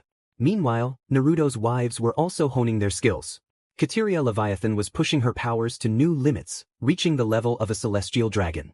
Her strength was so immense that she created her own magic, which she named Chaos Magic, as everything in her path was obliterated by her mere presence. Even Lucifer's current Siskin would be intimidated by her. Gabriel was training alongside them, enhancing her abilities as well. Now, instead of having 12 wings, she had 24. She could be considered the second strongest divinity, just after Naruto. Gabriel stood at the same level as her father, the biblical god, and the other archangels recognized her as his successor. Under her leadership, the angels were stronger than ever. She created new archangels, the first being Imperius, the archangel of valor, who forged his own weapon, a lance. The sun was capable of burning any being of evil or shadow that intended to harm others. It also gave rise to Malthal, the Archangel of Death, who had a close relationship with his sister Azrael. Together, they formed a new council, the Council of Ong-Iris, where only archangels could enter to discuss the most pressing issues of the world. Meanwhile, Ophis, the Dragon of Infinity, had enhanced his powers to be on par with the Great Red. With this newfound strength, he was determined to confront the lizard that had invaded his home for far too long. Ophis felt a surge of confidence as he prepared for battle, envisioning the moment he would make the Great Red suffer, watching as it begged for mercy. He vowed to tear off its wings and limbs, ensuring it would never return to his territory. The Chaos Brigade he had once gathered no longer served him. Only Lucifer and his group were worth his time. Irene, eager for excitement, decided she would not let Ophis have all the fun. She wanted to join in the confrontation with the troublesome dragon. Together, they would end the pathetic existence of that creature, and she envisioned bringing a special gift back to her beloved husband, perhaps the dragon's scales or even its soul, to create a golden armor or new equipment for him. With this goal in mind, the two women intensified their training, determined to be ready for any surprises the Great Red might have in store. Meanwhile, the demons were eagerly anticipating the raiding game between Rias Gremory and Serord Bale. They wanted to see the level of both heirs from the most noble houses of the underworld and determine if it was worth waiting for them to become something significant in the realm of demons. On his side, his brother, the current Lucifer, felt very nervous. He was unsure if the blonde would return to disrupt everything. His mere presence felt like standing before the sun, an unstoppable force. Outside of his thoughts, he wondered where his wife, Graphia Lucifuge, was. He had invested a great deal of money in her, and now she seemed to have vanished. Worse still, his mother had been killed, which had turned out to be beneficial for him, as he had planned to dispose of her along with his father, who had used her as a mere instrument for their schemes. Now, all those plans were in disarray. Meanwhile, Athena, his wife, was training to enhance her immense power and divine cosmos. She trained alongside Naruto to elevate her abilities, reaching a level comparable to the Great Red. She was now capable of challenging the Titans from her previous world, beings who could destroy entire continents with a snap of their fingers. The Golden Knights were also the elite of the elite, particularly Regulus of Leo, who had managed to break through the barriers imposed on him throughout his life. The Spectres were also honing their skills and powers, reaching a significant level. With all this newfound strength, they could join Ophis in confronting the Great Red, but they decided to wait for the right moment, knowing that a fool would act on their behalf. Naruto's girlfriends were training with him to enhance their powers, aiming to humiliate all the false gods. Inhabiting this world and demonstrate that demons were a formidable race. The other gods sensed an impending terror in their lives. They didn't know why, but they felt death closing in around them. The goddesses were more than a little restless. They didn't understand why, but their bodies felt ablaze with a desire for a true man who would love them all without exception. The most affected among the goddesses was Aphrodite. As the goddess of love, she could not bear solitude. Her current husband, Ares, was merely a puppet, a simple toy for her amusement, but now, with the power she sensed, her heart belonged to that man. After their training, they all exited the pocket dimension, and the world trembled at their power. Even the other factions felt fear in their eyes and bodies. Naruto suggested they take a break and enjoy a bath together. They all headed to bathe and discuss the various plans they had in mind. Graphia asked Venelana what she planned to do about her former family. Venelana replied that she would do what she had always wanted, eliminate them all. Psiotticus would be the first to suffer, followed by Cerzex, who would pay for using her for his malicious ends. Graphia added that she would do the same but with a slight change in plans. She intended to humiliate him in front of everyone, making him swallow his own words and turning his life into a misery, ensuring that the world saw how pathetic the current leader of the demons was, leaving him with nothing. Naruto expressed his excitement about their active plans, eagerly anticipating the spectacle they would create. The girls blushed at his words, but they knew he was right. It would indeed be entertaining. The world would tremble at their rise, and a new regime would emerge, with everyone obeying the Uzumaki family. The angels were also very active, with Gabriel as the new successor to her father. Their strength had significantly increased, and they no longer depended heavily on the system created by their father. Gabriel had implemented a new system that allowed for the creation and embodiment of angels without needing her father's power. The system functioned autonomously, meaning that if their strength waned, it would generate new angels as required. For now, it was inactive as their strength was at its peak, but they knew a war would soon be necessary to reactivate it. Unlike the other factions, they were not resting. They were training, aware that something was about to happen, waiting for the fool who would make the first move. Throughout their training, the girls had significantly improved their powers.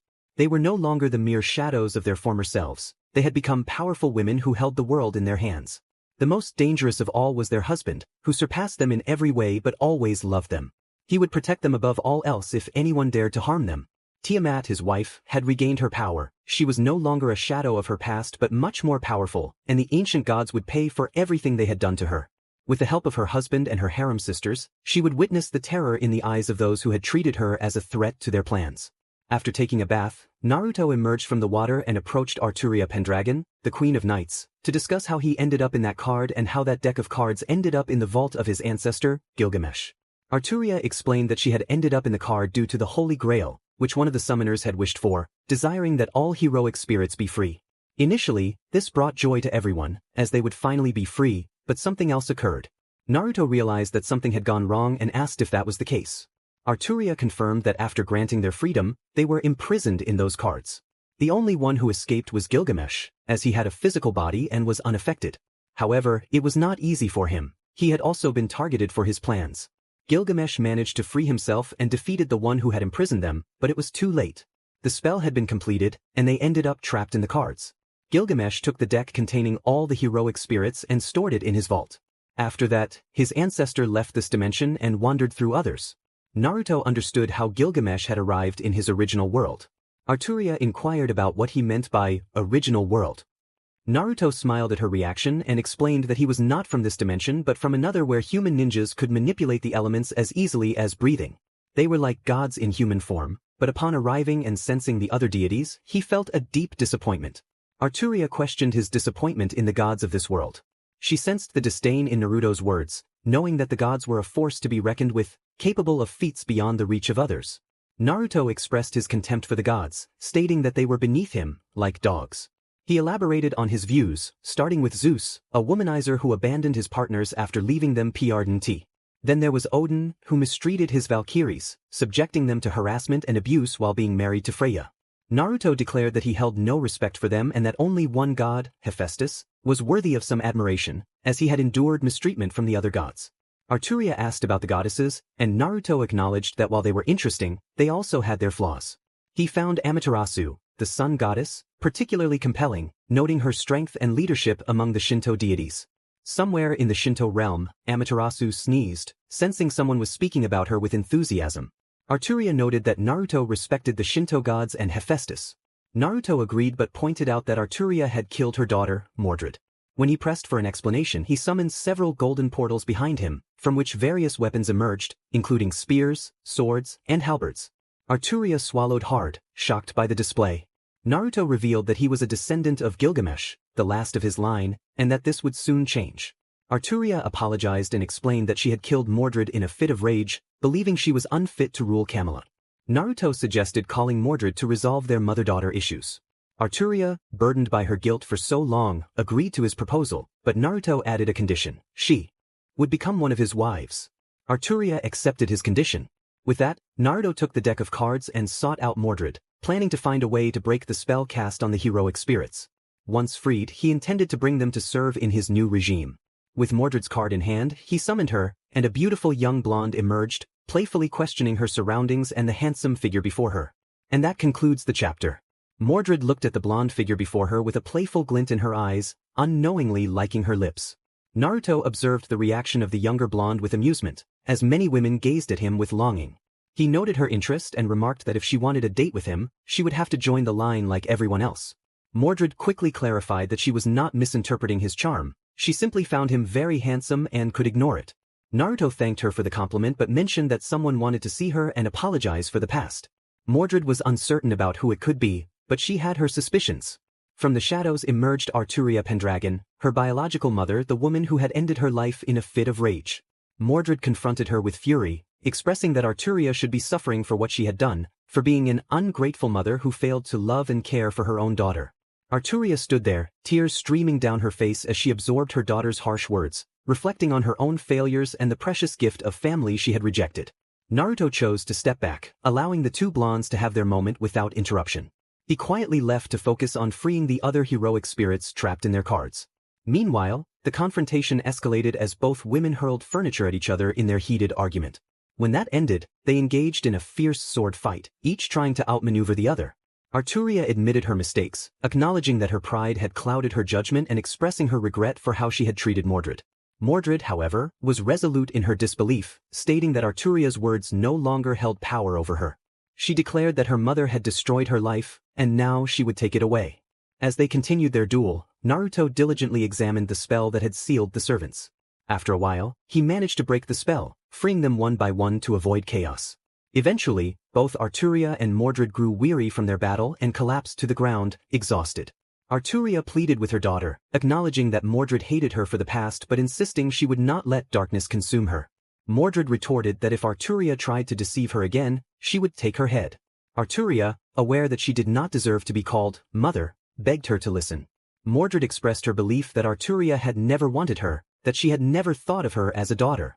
Arturia was taken aback, questioning how Mordred could think that when she had brought her into the world and completed their family. Mordred reiterated her feelings of rejection, while Arturia professed her deep love for her daughter, explaining that she had thought of her every day, wishing she could express her feelings. She lamented that Mordred had taken her anger to heart, leading her to leave home and destroy the kingdom of Camelot, and admitted that she had not even searched for her. Mordred countered, asking why Arturia would have sought her out when she should have come back on her own. Arturia pressed her for answers, asking why she had not returned. That was their home. Arturia reflected on how she had aged, realizing she had grown old while her daughter remained young. She sought forgiveness, her heart heavy with regret. Both women burst into tears, and Arturia rose to embrace her daughter, who was also shedding tears, just like her mother. The mother wept, asking for forgiveness for everything she had done throughout her life. Arturia thought about how sometimes the younger members of a family show the older ones the right path. She had kept her daughter at a distance for years and pleaded for forgiveness. As she cried once more, Mordred held her tightly. Irene watched, tears streaming down her face, feeling the pain both women had endured. At that moment, Naruto entered the scene. Arturia turned to him, grateful for bringing her daughter back and helping them reconcile. He gently wiped her tears and kissed her forehead, offering comfort. With that resolved, Arturia and Mordred decided to spend some quality time together, just the two of them, to rekindle their bond. Naruto took them to a countryside house he owned, where several horses were available for riding, allowing mother and daughter to reconnect without any interruptions. Naruto watched them happily, appreciating the moment, and stepped away to give them privacy. He then found himself in front of a stunning woman with long hair cascading to the floor and an impressive figure that would put even the most alluring demons to shame. She was kind to those who showed her respect, but anyone who disrespected her would find themselves turned to stone, becoming a permanent fixture in Boa Hancock's garden. Naruto knew that both women would get along well since they shared a common disdain for those who leered at them with inappropriate intentions. Meanwhile, he freed another servant from the cards. She was a beautiful young woman with black-framed glasses and a long braid that reached the ground. Her name was Yume Ren. She was not only stunning but also a highly skilled assassin, one of the best Naruto had encountered, surpassed only by a few of her kind. He addressed her, confirming her name. She requested to be called Ren, and he complied, causing her to blush at the compliment. Ren asked how she had ended up there, and Naruto explained that he had freed them all from the spell that had trapped them in those cards. It had been simple for him, as he found the spell to be poorly constructed. Grateful, Ren vowed to serve him faithfully until the end of her life or until he passed away. Naruto reassured her that death did not apply to him, as he had returned from it as easily as one breathes. Ren was taken aback by the revelation that death itself was under Naruto's control. He clarified that he was the god of the underworld, specifically Hades. When Ren questioned the typical portrayal of Hades as a skeleton, Naruto expressed his offense at being compared to such a trivial figure. He showed her a photo of the previous Hades, revealing that he was far more powerful and serious than the current ruler of the underworld. Meanwhile, in the underworld the demons were anxious as only 3 days remained until the battle between Rias Gremory and Serorg Baal, the current Lucifer.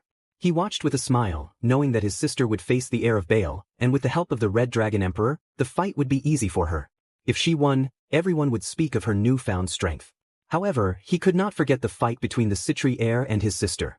He was puzzled by how the bookish girl, whom he referred to as a mouse, had managed to gain such power and leave his sister's pawn bruised.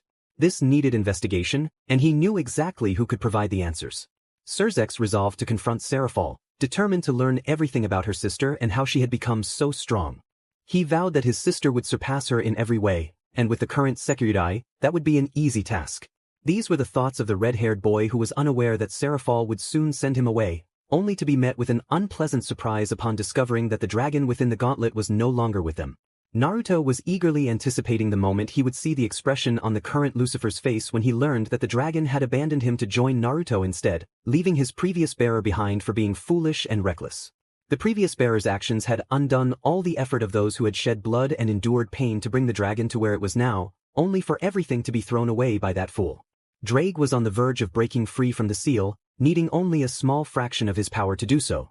He began to separate that remaining power discreetly. Drake thought to himself that he just needed a little more before he could leave this place.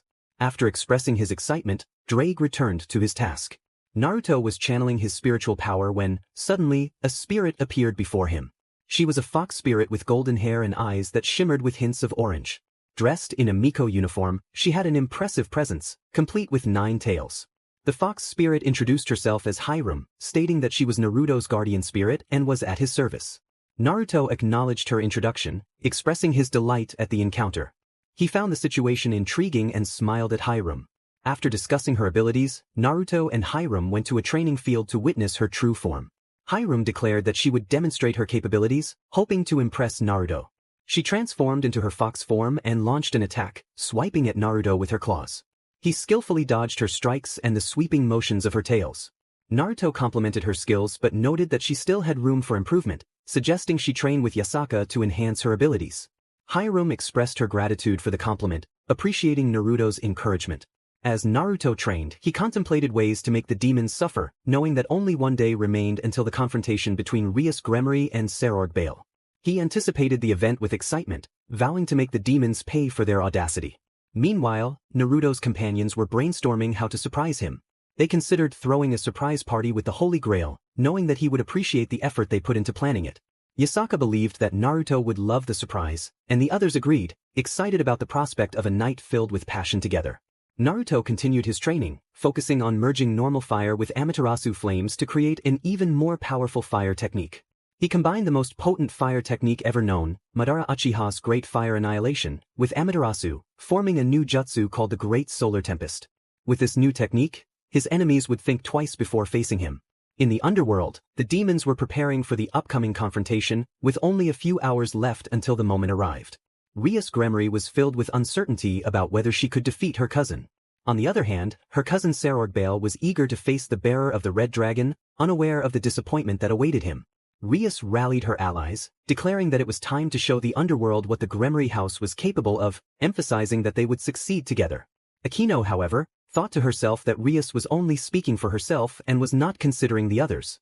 Akino, who was struggling with her hybrid nature, longed to embrace her fallen angel form, which she believed would please her beloved blonde. Kaneko, the white-haired girl, was contemplating how to conceal her true strength from the demons, especially from the red-haired boy who often watched her sister. She resolved to demonstrate her capabilities as a Nikomata, determined to show everyone what she was capable of, regardless of their judgments. Kaneko accepted the name her mother had given her and was ready to embrace her identity with pride. Zenobia, the swordswoman, pondered how to approach the upcoming encounter. Should she showcase her skills or remain in the background? A glance at her companions revealed that they were unfazed by others' opinions, which brought a smile to her face. She felt a thrill at the thought of the battle ahead, eager to see her opponents falter as she struck with her sword, watching them struggle for their lives. They would be the ones crawling before her, begging for mercy, while she stood proudly before her beloved king, the one who had given her the love she sought. Only he could truly touch her, and anyone who dared to challenge her would face dire consequences. Asia was bubbling with excitement at the prospect of revealing her newfound strength. She noticed that her fellow girls were not holding back, and she was determined to enjoy the encounter as well, eager to demonstrate her prowess against her opponents. She felt grateful to Tsunade for helping her reach this new limit. Irina anticipated the fun that awaited them, eager to see the expressions on their opponents' faces when they unveiled their true power. She imagined the red-haired girl being humiliated in front of everyone, standing out as the only weak link among her noble peers. This would surely be an entertaining spectacle, especially with their beloved blonde watching. Meanwhile, Serorg was preparing for the encounter, determined to showcase his strength to the demons and to his father, who now lay 6 feet under, thanks to a certain blonde who had fulfilled his dream of seeing the wretch dead. He felt a sense of gratitude toward this individual and pondered how he could express his thanks. Serorg contemplated how to show his appreciation to the great king of heroes, a descendant of Gilgamesh. He resolved to think of something worthy to offer. In another part of the underworld, Surzex was feeling unusually anxious. The slightest noise set him on edge, and he couldn't shake the feeling that things were about to go awry. Seraphol was acting strangely, treating him as if he were nothing more than a nuisance in her path, which left him in a foul mood. The strongest in the underworld, now feeling disrespected by his own companion, was a situation that demanded retribution. Naruto, disguised in the underworld, chuckled at the absurdity of the situation. The red-haired fool believed he was stronger than the original Satan, which struck him as the best joke he had ever heard. The idiot stood no chance against the originals who far surpassed him. He imagined Lucifer, who had faced the very biblical God, witnessing his beloved Gabriel humiliate the self-proclaimed strongest of the biblical faction. To the other gods, the biblical faction was a singular entity, not divided into three. Meanwhile, Drake had freed himself from the seal of the gauntlet, leaving behind a fraction of his power to avoid suspicion. He slipped away before anyone could notice and made his way to his new master. He felt liberated from the wretched being who had crushed his pride and dreams. Now, he vowed to protect Naruto's treasure with his life and serve this family until his last breath.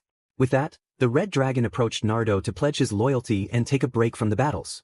Naruto noted Drake's newfound freedom and looked forward to witnessing the downfall of those he deemed useless. He called for the girls to join him for the unique spectacle about to unfold. A portal opened beside Naruto, and his companions emerged, ready to witness the chaos that would ensue during the Gremory and Bale encounter. To Naruto, it promised to be an entertaining event. Seraphal greeted Naruto with enthusiasm, hoping the show would meet his expectations. He shared her excitement, eager to see the red-haired girl's pride shattered. Seraphal expressed her anticipation for the impending chaos, her enthusiasm infectious. The other girls watched with amusement, knowing that the upcoming battle would be entertaining. Ophis, too, found joy in the moment, content with her husband by her side. She knew that if anything happened to one of his wives, there would be hell to pay, and even the gods would struggle to contain his wrath. Sona smiled, knowing that Rias had no idea what awaited her, and the thought brought her joy. Tsubaki expressed her excitement, noting that this would be a thrilling event. With all the training they had undergone, she anticipated a fierce match, especially with the Red Dragon's wielder facing off against the Bale heir using sheer strength. Sona agreed, her enthusiasm matching Tsubaki's. She mentioned that she had brought a recorder, eager to capture the moment to later show Rias, who often boasted about having the strongest noble and the Red Dragon's wielder on her side. Sona was eager to see Rias's reaction when she witnessed the outcome of this encounter. Tsubaki confirmed her plan to record the event, asking Sona if she wanted it in 4K or 720p. Sona insisted on 4K, wanting to capture every detail of the match. As the time for the duel approached, the atmosphere was charged with anticipation. A blonde figure and his wives watched from a hidden vantage point, concealed by a spell that masked their presence and magic, allowing only his wives and their companions to see the unfolding event. Meanwhile, Gabriel was busy managing the heavens, working on improvements to ensure everything functioned smoothly. She addressed her siblings, sharing that with the recent changes, they no longer needed to worry about their brothers falling out of favor. Michelle praised her sister for her leadership, noting that their forces had been strengthened and improved, all thanks to Gabriel's husband, who had been incredibly kind and supportive. She expressed a desire to repay him for his generosity someday. Gabriel agreed, acknowledging her husband's kindness, and suggested they take a break after a long day of work. Gabriel and his brothers decided to take a break from all the hard work they had done throughout the year and the week. The other gods from various factions were more than nervous. They had sensed a raw power that far surpassed their own. Even the great red dragon could not compare to this power. They did not know to whom it belonged or what kind of person possessed it. Uncertainty filled the air, and the most anxious of all was the Greek god Zeus. His paranoia continued to grow, causing discomfort among the gods, especially the goddesses, who wished to see the womanizing god brought low after he had attempted to stuck them when they were alone in their chambers. For the goddesses, there was only one man who could touch them, and that was the one whose immense power they had felt. They knew who this power belonged to, as Aphrodite, the goddess of love, had identified the bearer of such an aura and shared this knowledge with the other goddesses. They kept this secret under an oath, vowing not to reveal the identity of the man they had sensed. They desired him for themselves, but they would have to share him. After all, he was a man whose presence would bring them great happiness. On the other hand, the male gods were running around in a panic, aware that their demise was all but assured, especially for the Greeks. They were puzzled by the situation, while Athena, the Greek goddess, wore a sinister smile. The power she sensed from him was eerily familiar. It was reminiscent of the cosmos once wielded by her knights to protect this land, but it felt different. She sensed a presence similar to her own, and she was indifferent to the consequences of being alongside this man. Zeus would pay for what he had done to her knights. His paranoia had led him to summon them all, fearing they wanted to usurp him from the throne of Olympus. Athena had suffered greatly from the loss of her knights, who had shielded her from the wrath of the womanizer of Olympus. Every single one of her knights had fallen at the hands of the god due to his unfounded fears. Athena would seek vengeance for Zeus's actions, and she would not have to wait long. The power she felt from that man would soon arrive in Olympus, and she, along with the other goddesses, would deliver the malevolent gods of Olympus on a silver platter for all they had done to each and every goddess and daughter they had nurtured with love. Meanwhile, Naruto was watching everything unfold from his special box with his wives, anticipating the chaos that was about to begin. Venelana could hardly contain herself at being back in the underworld. The place awakened her killer instincts, and she wanted to pounce on the BSTRD who had once called himself her husband and tear apart the one who claimed to be his son. Naruto urged her to calm down, assuring her that once the encounter began, it would bring a smile to her face. As the event commenced, both noble factions stood before each other. Naruto's girls observed the proceedings without much concern, while the Bale nobility was buzzing with excitement, especially Serorg. He expressed his hope that the encounter would be to his cousin's liking and looked forward to a good fight with her pawn, who was the bearer of the red dragon. Rias responded with a warning that her pawn had grown stronger and advised him to be careful not to get hurt. Serorg's tone was filled with arrogance, which did not go unnoticed by his pieces, igniting pure fury among the Bale nobility. They were incensed by the red-haired girl's disrespect toward their king. Keisha declared that the insolent girl must pay for insulting their king, and Coriana agreed, stating that she deserved to suffer for her audacity. The girls rallied, determined to make her regret her words, while Regulus questioned whether they were overreacting, suggesting that humiliation might not be necessary. The mention of the red-haired girl's brother sent the girls into a murderous frenzy. Keisha remarked that this would be more entertaining than they had anticipated. Meanwhile, Rias felt the bloodlust emanating from her cousin's pieces and was puzzled by their murderous glares, reminiscent of the look from the blonde who had humiliated her beloved pawn. Naruto found amusement in the foolishness of the red-haired girl, eagerly awaiting the moment she would be brought low and forced to beg for mercy. As the three demon kings watched the event unfold, they were pleased that it continued despite the earlier humiliation they had suffered at the hands of a certain blonde. Ajuka clenched his fists, vowing to make that wretched being pay for what he had done. Surzex supported him, expressing their determination to make the blondes suffer for the offense against them, the most powerful of the previous demon kings. Faldium echoed their sentiments, plotting to ensure that the blondes' wives and lovers would serve them for eternity. Unbeknownst to them, Naruto was listening to everything. They were speaking about defeating him, a being capable of erasing the very essence of existence. His power felt everywhere if he wished. Naruto thought to himself that they could keep talking, those rabid dogs. Their end was near, and he wanted to see them in their graves. In the dimensional rift, one of the ancient Mao was putting his plans into action with the help of the heir Astaroth. His plan would soon unfold. Shalba declared that they should wait a little longer, those imposters. Soon his plan would activate, making their lives miserable for the rest of their days. Naruto was anticipating the event, knowing he only had to wait a few moments more. Just 3 minutes remained before he could enjoy the spectacle. As the time passed, the encounter between Rias Gremory and Serorg Bale began. Both kings entered with their respective nobility, and the first clash occurred between Kiba and the Knight of Bale, Beluga Furkas, who was mounted on a steed. The match commenced as Kiba charged forward, launching an attack, and Beluga met him with his spear. Both knights clashed, their weapons colliding, and they staggered back from the impact. Kiba unleashed a lightning attack with his sword aimed at his opponent. Beluga evaded the strike, creating several clones of himself while drawing another spear in his right hand. He charged at the blonde with all his copies, overwhelming him. Beluga remarked that Kiba was filled with hatred in his eyes, someone who had not overcome his past, and he felt pity for him. His words were intended to infuriate Kiba, to distract him with rage. The insult took effect. Kiba was consumed by anger as he recalled a certain blonde who wielded Excalibur. That memory irritated him, and he vowed to take down that despicable person after this was over. Kiba retorted that Beluga knew nothing about him and advised him to be quiet. Beluga challenged him, calling him a failed experiment driven only by a senseless desire for revenge against one man, whom he named as Naruto Uzumaki. With that, Kiba could no longer contain himself and charged forward in blind fury. Beluga merely smiled at the unfolding drama while Rias watched in shock, realizing that her knight had lost his composure due to Beluga's taunts. She urged Kiba not to be deceived and to react, but her words fell on deaf ears. In his rage, Kiba unleashed his balance breaker against his opponent, who only smiled in response. Beluga proclaimed that he would show why he was the Knight of Bale and activated his trump card. He announced his best attack, Meteor Spear. With that he launched himself at full speed, his 2 spears aimed at Kiba, who struggled to fend off the onslaught of Beluga's clones. The longer Beluga remained restrained, the more powerful his attack would become, and with the speed at which he charged, the impact would be devastating for the furious blonde. Beluga declared that it was time for Kiba to meet his end. With that, the attack collided against Kiba, who ended up pierced by both of his opponent's spears, one lodged in his right shoulder and the other in his left leg. The spectators watched in astonishment at what had transpired. The Gremory Knight had narrowly evaded the strongest technique of the Bale Knight. Beluga expressed his surprise at Kiba's ability to dodge his best attack.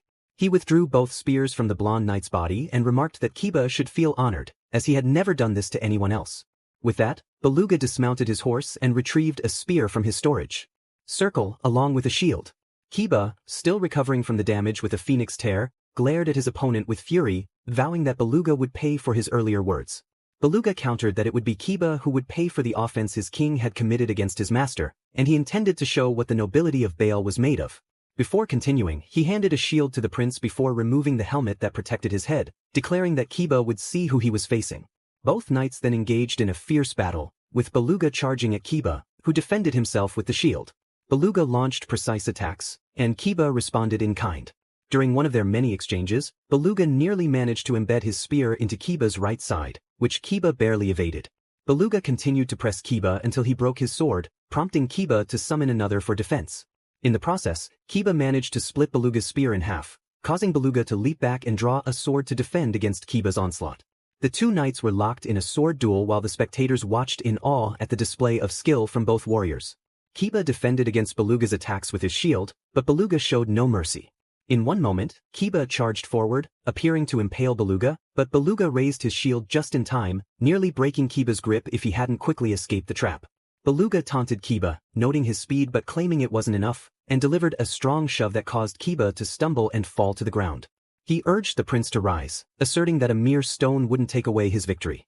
The audience watched in shock at the unfolding encounter. Beluga discarded his shield and charged with his sword in hand, while Kiba struggled to rise and took the other half of Beluga's spear to attack his rival. The two knights clashed in a duel of swords, but fatigue was taking its toll on Kiba, who was not accustomed to prolonged battles. Beluga, on the other hand, had the advantage of endurance from his training and the strength required to wield his spear from horseback. At one point, Beluga disarmed Kiba of the spear and, with a swift motion, aimed it at Kiba's heart. The spectators gasped in shock, especially Rias, who couldn't bear to see her knight being overpowered. Beluga then moved his sword into Kiba's chest, who could only look up in disbelief as the weapon was buried within him. Beluga withdrew the sword with force, bringing an end to the duel between the two knights, and Kiba was sent to the hospital due to the various injuries inflicted by his opponent. The proctor announced Beluga Furcas as the winner and Kiba as a fallen knight of Gremry. Rias was in disbelief that her knight had lost to her cousin's knight, who was supposed to be limited to his spear and horse. The other girls were excited about the matches ahead. Zenobia remarked that it would be fun, and Asia agreed wholeheartedly. Aquino expressed her excitement for the next encounter, while Irina echoed the sentiment that it would be thrilling. Naruto laughed at the misfortune of the red-haired knight, commenting on the battle's intensity and Beluga's skill in manipulating his opponent. Venelana acknowledged Beluga's talent and noted that he had exploited it well, praising Sarorg as a great king. Serafal added that the boy had managed everything from the start. The demons eagerly awaited the next match, anticipating the outcome as both kings prepared to roll the dice to determine the next contenders. The proctor announced that the next encounter would be between the Gremry Tower and the Baal Towers. Everyone felt it was unfair and called for action, but Kaneko silenced them all, declaring that she would face the rival towers alone. Her bold statement left the spectators and even the mouse speechless, feeling the disdain in her words as she called them worthless. Rias expressed her confidence in Kaneko, urging her to show what the Gremry house was made of. Kaneko ignored Rias's words, focusing instead on demonstrating her improvement to her beloved blonde knight. She vowed to show them why they should not underestimate a Nikomata and why they should fear a Nekisu. With those thoughts, Kaneko transported herself to the battlefield. Naruto watched with a joyful smile, excited for what was to come. Kuroka noted her sister's seriousness and wondered what Tsunade had taught her. Tsunade encouraged them to wait for the match to see the results of her training. Mikoto predicted massive destruction on the stage, to which Tsunade confidently agreed. The women around Naruto smiled at the anticipation of the upcoming events. And that concludes chapter. Kaneko stood on the battlefield, preparing to face both towers of the Baal faction. She wore a joyful smile that puzzled everyone present, who were witnessing the clash of clan heirs and their servants. The onlookers regarded the white-haired girl as eccentric for smiling in what seemed to be a disadvantageous situation against such formidable opponents. The two towers of the Baal faction grinned at her. Gandoma remarked that it would be an easy fight, while Lidora agreed, noting that they had the advantage of numbers. Kaneko, still smiling brightly, expressed her hope that they wouldn't abandon the match at the first strike. Meanwhile, Naruto watched the scene unfold from his golden throne, accompanied by his wives, feeling proud of his little cat's enthusiasm. As the proctor announced the start of the match, Kaneko sweetly smiled, clenched her right fist against her left palm, and knelt before launching herself into the air, aiming a powerful punch at Gandoma. He blocked the attack but was sent crashing into a nearby column. Ladora transformed into her dragon form, and Kaneko seized the opportunity, hurling a column at Ladora's side, causing her to stagger. Kaneko found the fight exhilarating and hoped for more fun. Ladora threatened to wipe the smile off her face, while Gandoma vowed to break her bones, ensuring she would be bedridden for life. Kaneko welcomed the challenge, encouraging them to try their best. Ladora ascended into the sky, unleashing magical bolts aimed at Kaneko. With remarkable speed, Kaneko dodged the incoming attacks, deflecting some with her strikes. She ran up a wall and launched herself toward Ladora, who managed to block the blow but was sent tumbling to the ground, spinning before coming to a stop. As Ladora regained her footing, she looked up just in time to see Kaneko descending upon her.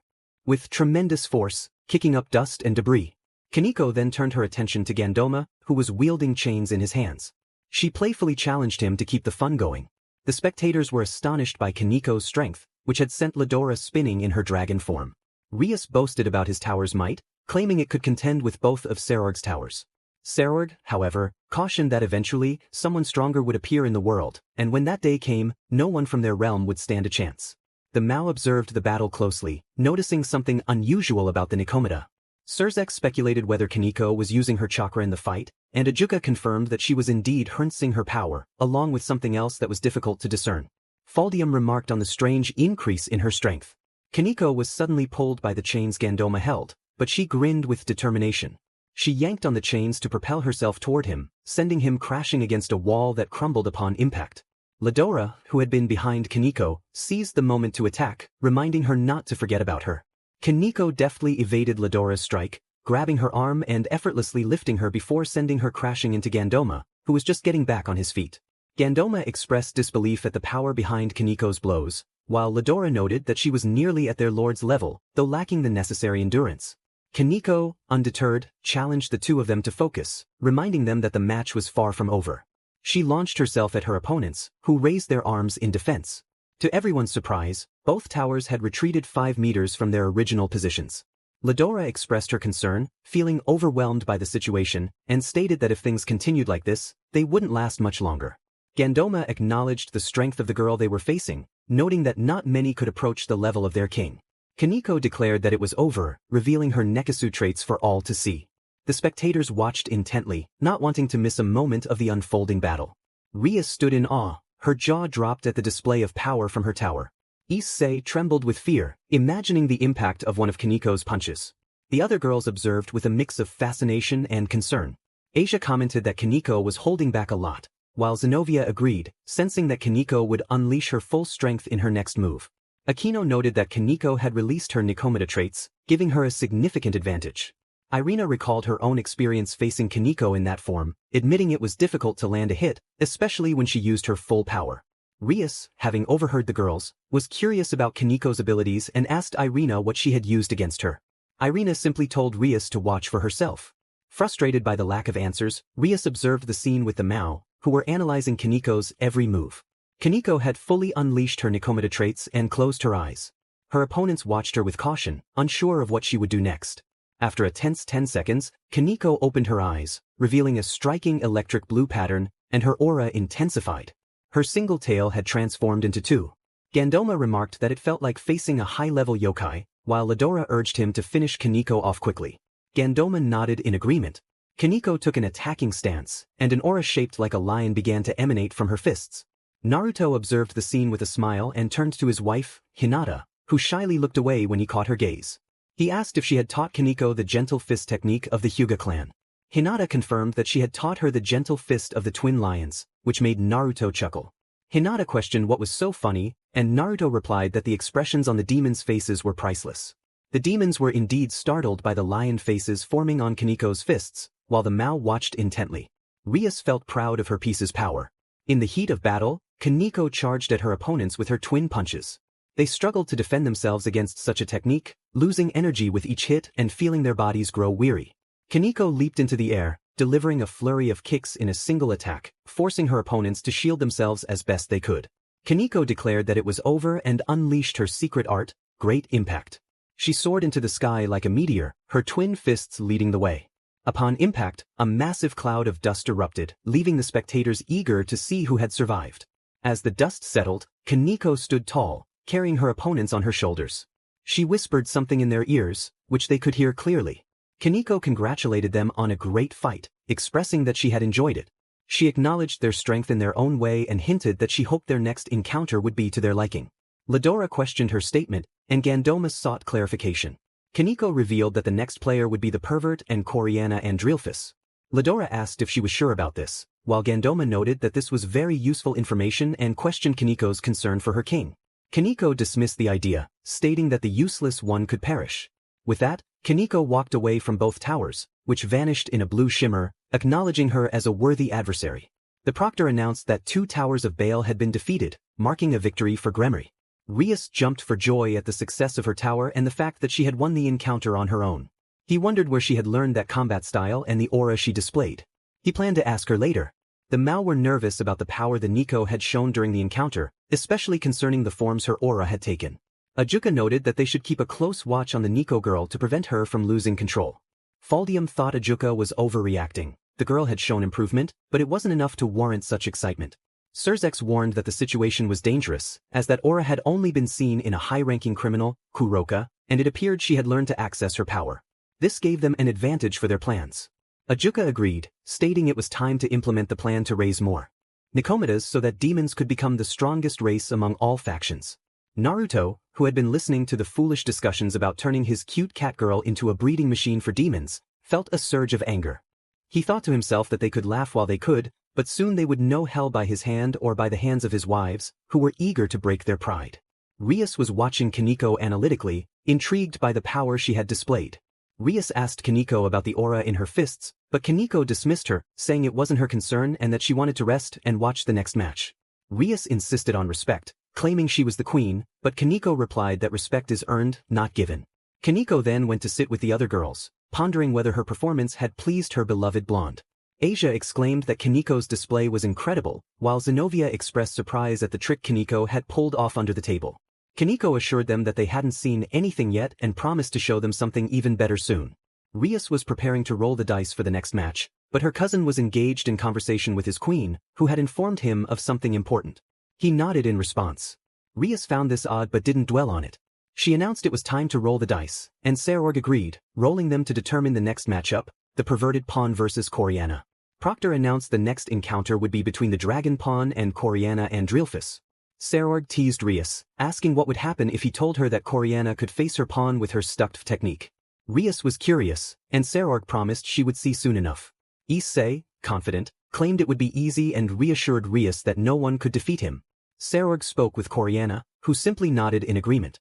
Naruto found the situation amusing and decided to watch how the encounter would unfold, especially since Drake was no longer in the gauntlet and had left only 5% of his power, which would soon be depleted due to the way it was being used. He mused about whether Drake had left anything else before abandoning his useless host. Irene was sure that the dragon hadn't left without providing more than just 5% of his power, and they would wait to see what happened. Anko expressed her excitement about the upcoming events, and Naruto smiled at her enthusiasm. Everyone was eagerly anticipating the match between Gremory's pawn and Coriana Andrilphus, which was about to begin. Rias felt nervous, uncertain about what the queen had told her cousin, which made her anxious. Meanwhile, Sarorg was pleased to have received news about the match between the perverted pawn and Coriana, and he decided to ask who had provided that information. Gandoma informed him it was the Gremory Tower, the white-haired girl. Sarorg inquired why she had shared that information and what she had asked for in return. Ladora replied that she had asked for nothing in return, only stating that her king was useless. Sarorg realized that the tower had given them the information while also belittling them. Ladora added that the girl was close to Sarorg's level of strength, having even managed to send her flying in her dragon form with a column she had in her hands. Sarorg was surprised to hear that such a lovely girl had sent Ladora flying with a single blow. Both Ladora and Gandoma confirmed it, and Sarorg found the situation intriguing. As both kings took their positions to watch the match, Issei confidently stated it would be easy, while Rias assured him to show his strength. Sarorg encouraged Coriana to prove she was more than she appeared. The spectators were eager for the battle of the Red Dragon's bearer to begin. The Mao observed closely, with Surzex declaring that the match was already decided. His sister's pawn would win with just one attack. Faldium suggested that they might see something interesting, but Ajuka insisted that the outcome was already clear, as Gremory's pawn would win since Coriana had no chance against the boy. They were discussing the bearer of the Red Dragon, the strongest in the world, who had yet to be defeated. Serafal, who had just arrived, reminded them that the dragon wasn't as strong as they believed, having been defeated once by a blonde. The three Mao grumbled at the reminder of their humiliation at the hands of that individual, while Serafal chuckled at their discomfort. Surzex insisted that the situation was different, claiming that the boy was a monster in power but would soon be dead. Serafal questioned what he meant by that, and Ajuka explained that they would make him ingest a virus that would destroy his body upon contact. Naruto, overhearing everything, found the antics of the three amusing and thought to himself that the trash wanted to eliminate him, but it would be impossible since his body could consume all kinds of substances, even absorbing a body and its abilities. He affirmed that he could absorb anything, whether dangerous or not, and wondered how the others were faring. Capable of manifesting the powers of the devil fruits, Isdeth expressed her confidence that soon they would be able to utilize Haki and the powers of the fruits. Naruto acknowledged this, appreciating that his partners were continually improving. Mikoto inquired about the aftermath of the spoiled girl's encounter with the air bale. Naruto explained that Sasha wanted to discuss the Nemean lion with him, while Regulus of Leo was eager to fight the boy to gauge his strength. Mikoto understood and Naruto suggested they focus on the current match before considering the next steps. As Naruto and his wives watched the match between the pervert and Koreana, Naruto anticipated how they would humiliate the opponent in front of everyone. The proctor announced the start of the match, revealing the pervert and Koreana standing on opposing mountain peaks adorned with pink flowers. Koreana began to remove her clothing slowly, teasing the pervert, who was struggling to maintain his composure. Issei, the pervert, pleaded for Drake to help him but received no response from the dragon within his gauntlet. Meanwhile, Koreana continued her stucked display, now only in her undergarments. She was confident that soon he would succumb to her charms, but if that failed, she had a backup plan. Turning away, she began to remove her undergarments slowly, further testing Issei's self-control. Rias, concerned for her pawn, communicated with him through a communication circle, urging him to calm down and focus. With her encouragement, Issei regained his composure and charged at Koreana, who was facing away, preparing a dragon shot. Realizing her initial plan had failed, Koreana swiftly dodged Issei's attack and countered with a punch that sent him crashing into a mountain. The spectators were astonished that the young blonde had managed to send the Welsh dragon bearer flying, leaving everyone excited for the unfolding match, especially after the thrilling previous encounters. Naruto noted that Issei could still access that form with Drake, although it didn't last long. Reiku agreed, pointing out that he was using the remnants of the great power of the Welsh dragon. The crowd began to laugh at the impending events in the arena as Issei emerged from the rubble caused by Koreana's strike. He declared that it was time to have some fun. Koreana, noticing he was still standing after her attack, challenged him to entertain her. Issei responded that she had asked for it and warned her not to cry over her impending defeat. The two opponents engaged in a hand-to-hand combat where Issei had the advantage thanks to his dragon armor, which protected him from Koreana's powerful blows. He felt the impact of her strikes, struggling to defend himself as each hit was quickly followed by another. The Mao watched with keen interest. Ajuka remarked on how Koreana was managing to hold her own against the red dragon bearer, while Surzex noted the unusual strength displayed by the Nikomata. Faldium dismissed their concerns, suggesting that both the knight and Koreana had trained hard to reach their current levels of strength. Surzex, however, remained skeptical, recalling the strange lack of magic in the Nikomata's last attack. As the match continued, Koreana relentlessly attacked Issei, who was unable to defend himself against her strikes. She taunted him, revealing that her king was a skilled hand-to-hand fighter and that she trained with him daily. Realizing the source of her strength, Issei took to the air, trying to distance himself from her. Frustrated by his evasions, Koreana summoned her armor, which enveloped her and equipped her with a sword. She also conjured a long chain with two pointed ends, declaring that he would suffer and beg for mercy, which she would not grant. She launched the chain at Issei, who narrowly avoided the tip that nearly struck his face. Koreana used her magic to manipulate the chain's direction, catching Issei off guard as it wrapped around him, embedding the tip into his back. He cried out in pain, and Koreana smiled at her success. With a strong pull, she drew him closer, unsheathing her sword and attacking him fiercely, inflicting serious damage. Issei managed to remove the chain tip from his back and retreated to avoid further harm. Koreana taunted him, asking if he wouldn't stay a while longer to enjoy their time together. Issei, gritting his teeth in pain, prepared for the next round of their battle. Energy surged in Koreana's right hand, which she then launched toward the perverted opponent. The blonde quickly covered herself with her sword and sent her chain wrapping around his left foot, catching him off guard.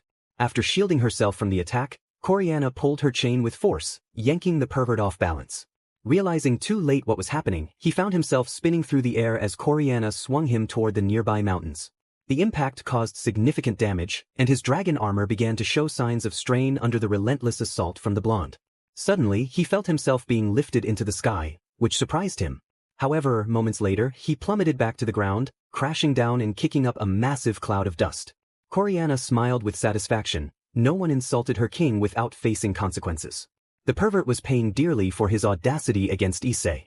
Issei rose from the ground, his armor damaged, and glared at Coriana, who smiled as if nothing had happened. This infuriated him, and he charged at her in anger. Coriana anticipated his attack and readied her sword to strike him down. Just as she was about to land a blow, he blocked her sword with another blade. Issei was surprised to see her wielding Escalon, the sword that had ended the lives of many dragons. Coriana acknowledged his weapon, noting that he had more toys to play with, and challenged him to see how well he could use it.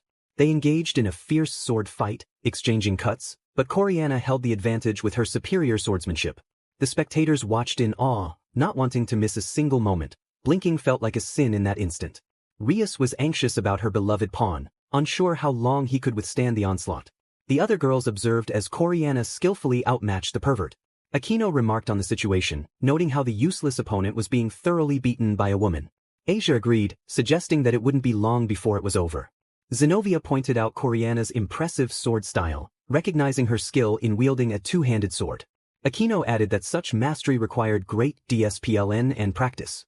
As the duel continued, Issei found himself retreating under the force of Coriana's powerful strikes.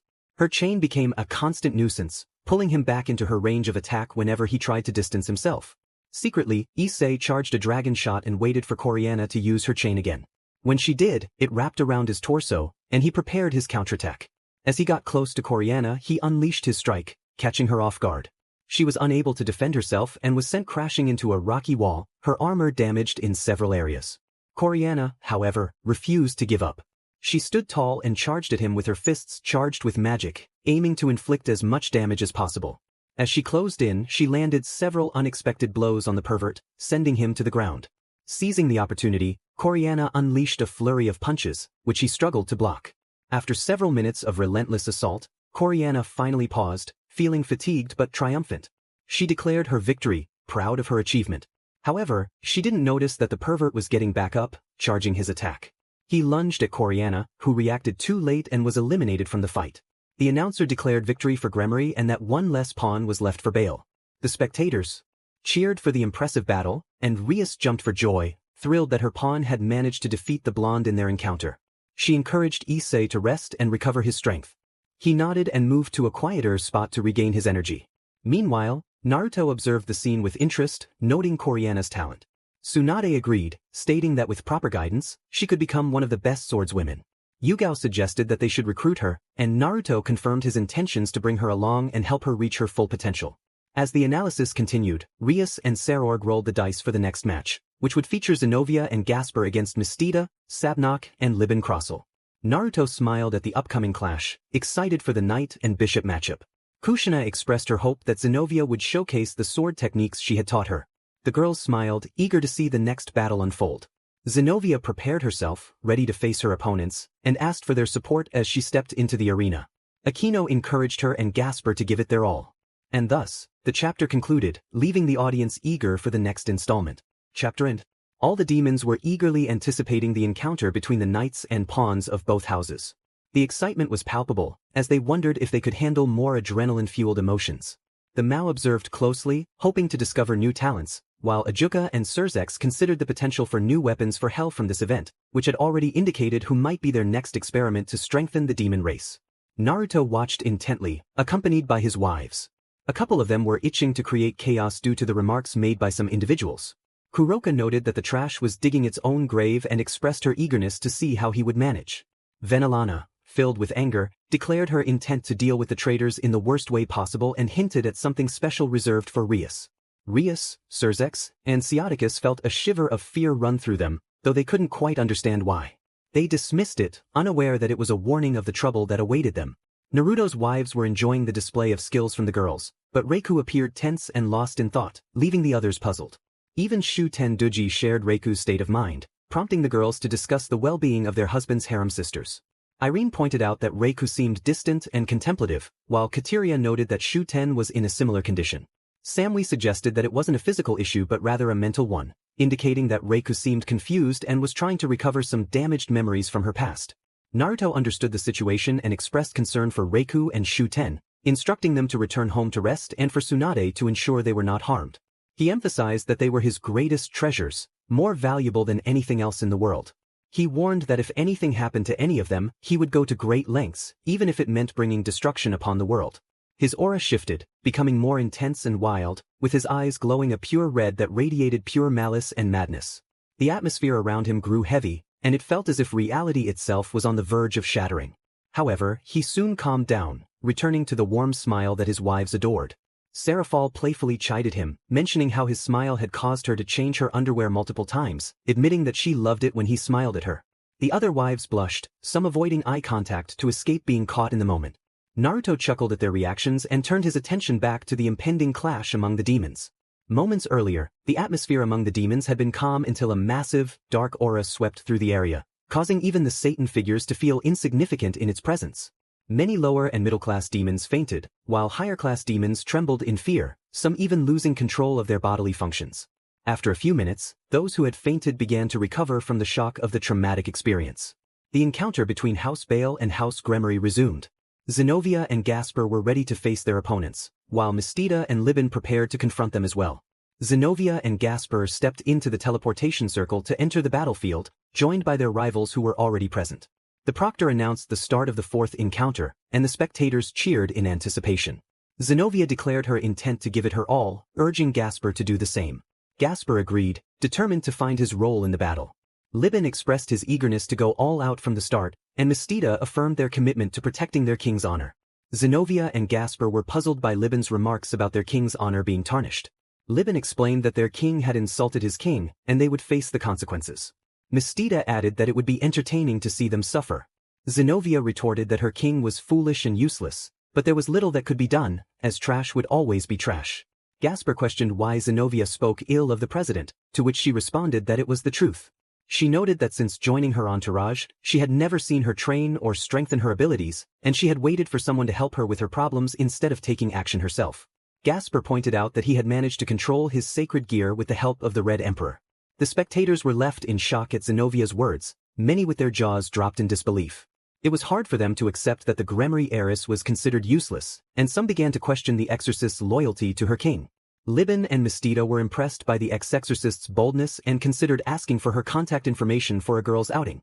Libin eagerly encouraged Mistida to do so, curious to hear more about what she would say about the pampered one.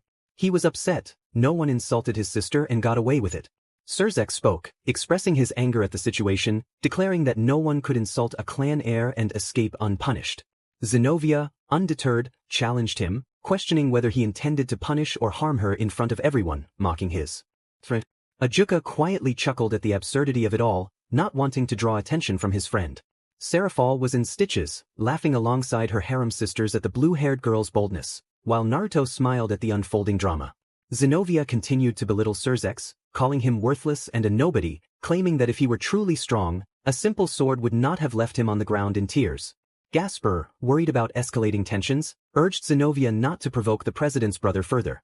She dismissed his concerns, labeling Surzek as just an idiot with a stick up his backside. Surzek seethed at her disrespectful words. Proctor intervened, suggesting they continue with the match. The boys nodded, and Surzek took a seat, calming himself slightly, but he planned to deal with Zenovia after the encounter.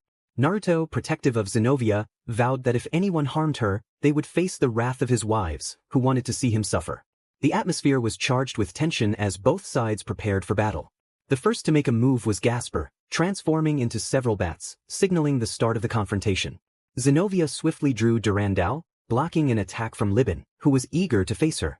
Mistida began casting a spell to seal Durandal's powers, recognizing that it posed a significant threat due to its holy nature. Zenovia found herself unable to lift Durandal as Gasper distracted their opponents and traced a circle on the ground. He assured her that it would release the spell on Durandal. However, she insisted that she had never relied too much on Durandal. Gasper was incredulous, arguing that without it, she would lose her advantage. But Zenovia revealed that she had something even better and stored Durandal away, pulling out another sword instead. She introduced Red Queen, stunning Gasper with its presence. With Red Queen in hand, she prepared to unleash chaos. As she pulled the trigger, the sword roared to life, breaking Mistida's seal on Durandal. The spectators were astonished to see the blue-haired girl wield another powerful weapon with such ease. The Mao were equally surprised by the sword's overwhelming power, and Rias watched in awe, her jaw dropping at the sight. Zenobia charged at Libin, who managed to block her attack, but she activated the Exceed ability of Red Queen, gaining more power with each passing moment. When she unleashed the sword's full force, Libin was sent flying into a rock wall. Mistita, taken aback, cast several spells in an attempt to stop the sword-wielding girl, who dashed toward her at incredible speed. Mistita tried to take her down, but Libin soon activated his sacred gear, controlling gravity, which caught Zenobia off guard and slammed her to the ground under immense pressure. Gasper was also struggling under the same force. Libin proclaimed that his sacred gear was powerful, but his true strength lay in his sword. He charged at his opponents, but Zenobia effortlessly blocked his attack, revealing that she too had undergone intense training. Mistita was incredulous, unable to comprehend how Zenobia could move under such pressure. Zenobia explained that her rigorous training had prepared her for this moment. Naruto remarked on how lifting the gravity seals had greatly aided her, while Kushina noted that her training was just beginning. Gasper, now on the ground, was struck by one of Mistita's spells, leaving Zenobia to face both opponents alone. She prepared to execute her sword style, unleashing the Uzumaki Dragon Slayer technique, which created a wind dragon that charged at Libin. He dodged the attack, but Mistita was not so fortunate, as the vampire froze in place before the dragon struck, causing massive destruction and a cloud of dust to rise. Proctor noted that one piece was down for Bale and Gremory. Libin was bewildered, questioning the nature of the attack, which was categorized as anti-army. Zenobia assured him that he had yet to see anything. Libin wondered if she had more tricks up her sleeve, and she simply smiled in response. The spectators erupted in excitement over the display of skill, while the Mao analyzed the attack and the sword wielded by the former exorcist. Rias was jumping for joy at the power displayed by her knight, momentarily forgetting her earlier words. She encouraged Zenobia to show everyone who the strongest was in the underworld. Ignoring Rias's comments, Zenobia focused on her opponent, who was watching her intently, preparing to counterattack. Both swordsmen charged at each other, engaging in a fierce duel where each blocked the other's strikes. Libin swung his sword, but Zenobia countered with greater force. Libin acknowledged that her sword was quite troublesome, to which Zenobia replied that it was a gift from her master, who made all other swordsmen look like novices in comparison. In battle, Libin felt he had much to learn to catch up. He was informed that there was someone far more powerful in swordsmanship. Zenobia, the Knight of Serorg, engaged him in a fierce duel, their swords clashing with such intensity that they created immense craters around them. For several minutes, they fought, each pushing their limits until exhaustion began to set in. Zenobia remarked that she expected him to last longer in combat, especially with a king striving to be the strongest in the underworld.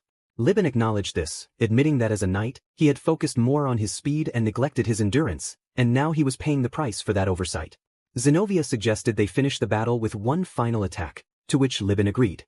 They both prepared their strongest moves. Libin unleashed his meteor sword, while Zenobia countered with 1,000 Worlds. They launched their attacks at incredible speed, so fast that no one could see them.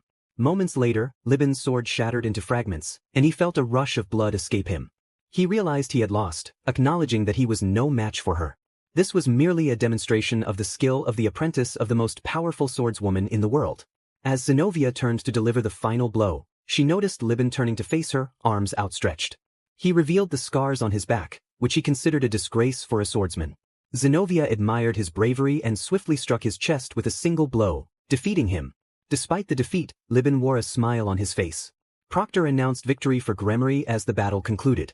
Zenobia sheathed her Red Queen and decided to rest, leaving her king behind. She joined the other girls, who were eager to congratulate her. Kaneko praised her performance, while Akino expressed surprise at her additional sword.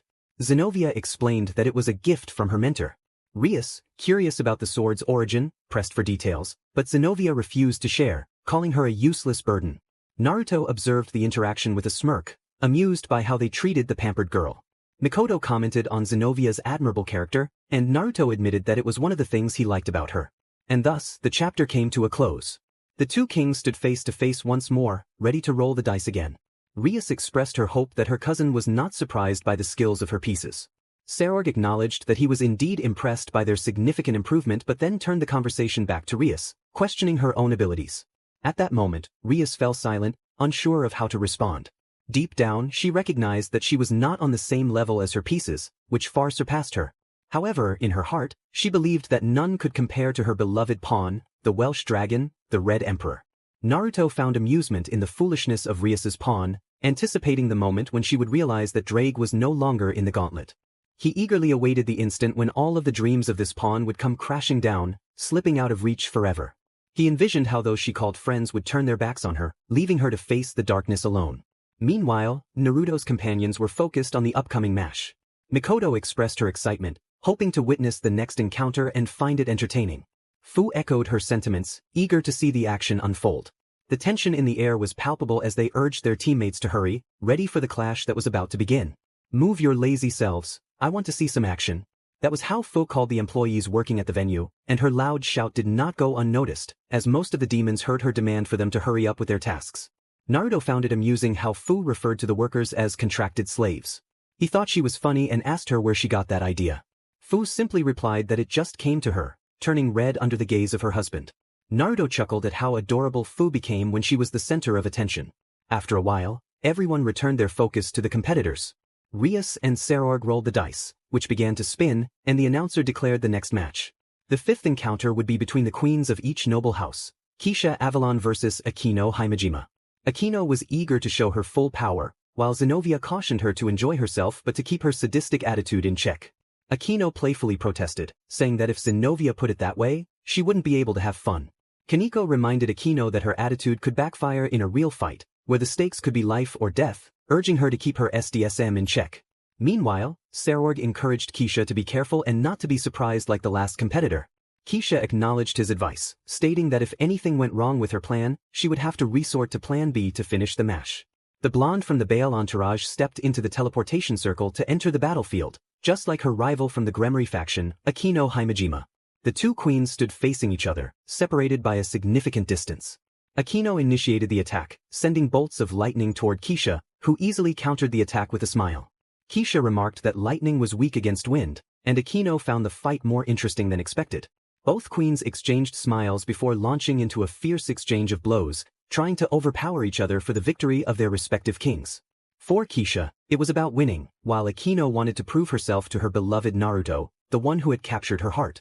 Their powerful strikes echoed throughout the arena, silencing the spectators who were captivated by the display of strength. Rias smiled, encouraging Akino to show everyone who was in charge. Akino ignored Rias's words and focused on the battle. Eventually, Kisha grew tired of the close-quarters combat and decided to use her magic. She declared a change of plans, stating it was time to get serious. She invoked her magic, creating a vortex capable of absorbing and reflecting her opponent's attacks, and began launching various elemental spells at Akino, who skillfully evaded or shielded herself with her magical barrier. Akino attempted to strike back with her own magical attacks while also defending herself. Seizing a moment of distraction from Kisha, Akino charged forward with a fist enveloped in lightning, calling out her signature move. However, to her surprise, her attack was blocked by a dark vortex that absorbed her magical energy. Akino retreated as Kisha wasted no time launching more magical assaults, not allowing her to catch her breath. Kisha amplified her power, unleashing an overwhelming force that left the audience in awe. Sarorg smiled at the display, while Rias grumbled under her breath. The Mao were equally astonished by the tremendous power exhibited by the Baal Queen. Surzex expressed disbelief at the level of power rivaling that of previous Satan. Ajuka noted that it was nearly at the level of Shalba, while Faldium joked about it. Ajuka clarified that while it was not quite at that level, it couldn't be maintained for long. Surzex asked how long it could last, and Ajuka estimated around 2 minutes. That time would be more than enough for Akino to defeat Rias's queen, Ajuka confirmed. In the battle, Akino found herself on the defensive as Kisha's power sword. Akino decided it was time to unleash her own power, releasing an electric aura mixed with a hint of sacred energy that enveloped her body, enhancing her abilities to a new limit, though at the cost of increased exhaustion.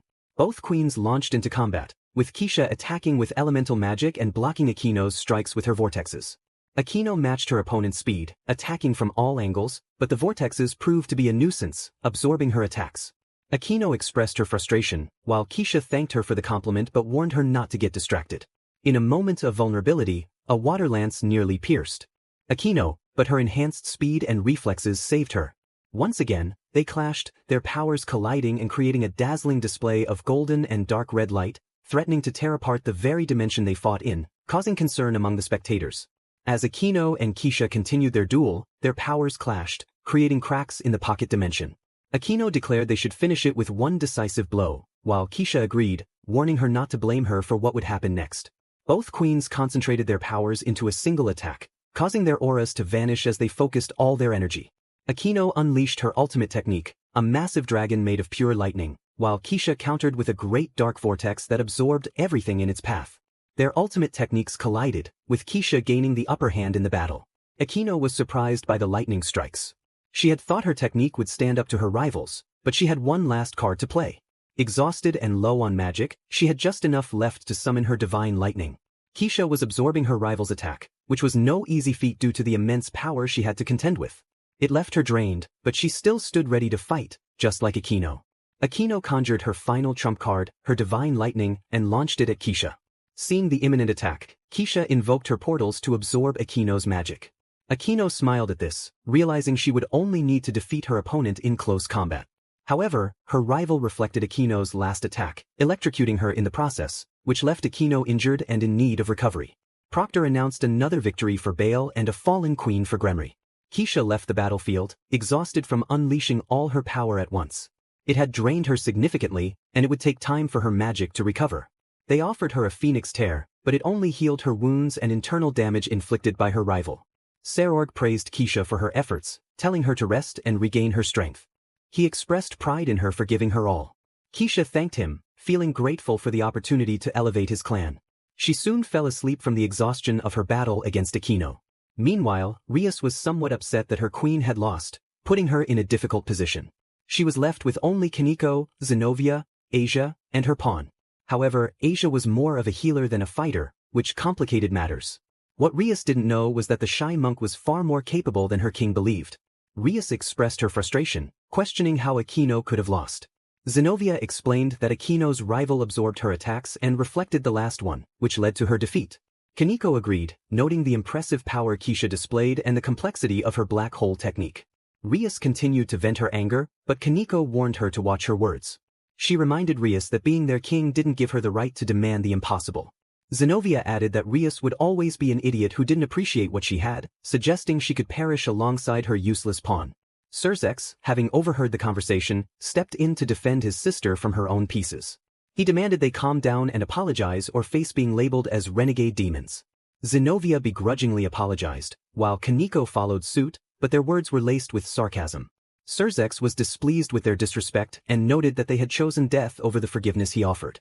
Zenobia insulted Rias, calling her useless, while Kaneko mocked her for being involved with a perverted dog. As the conversation continued, Naruto observed with amusement, enjoying the spectacle of Rias and her sister's arguments. Surzex, fed up, activated his magic to deal with the rebellious demons.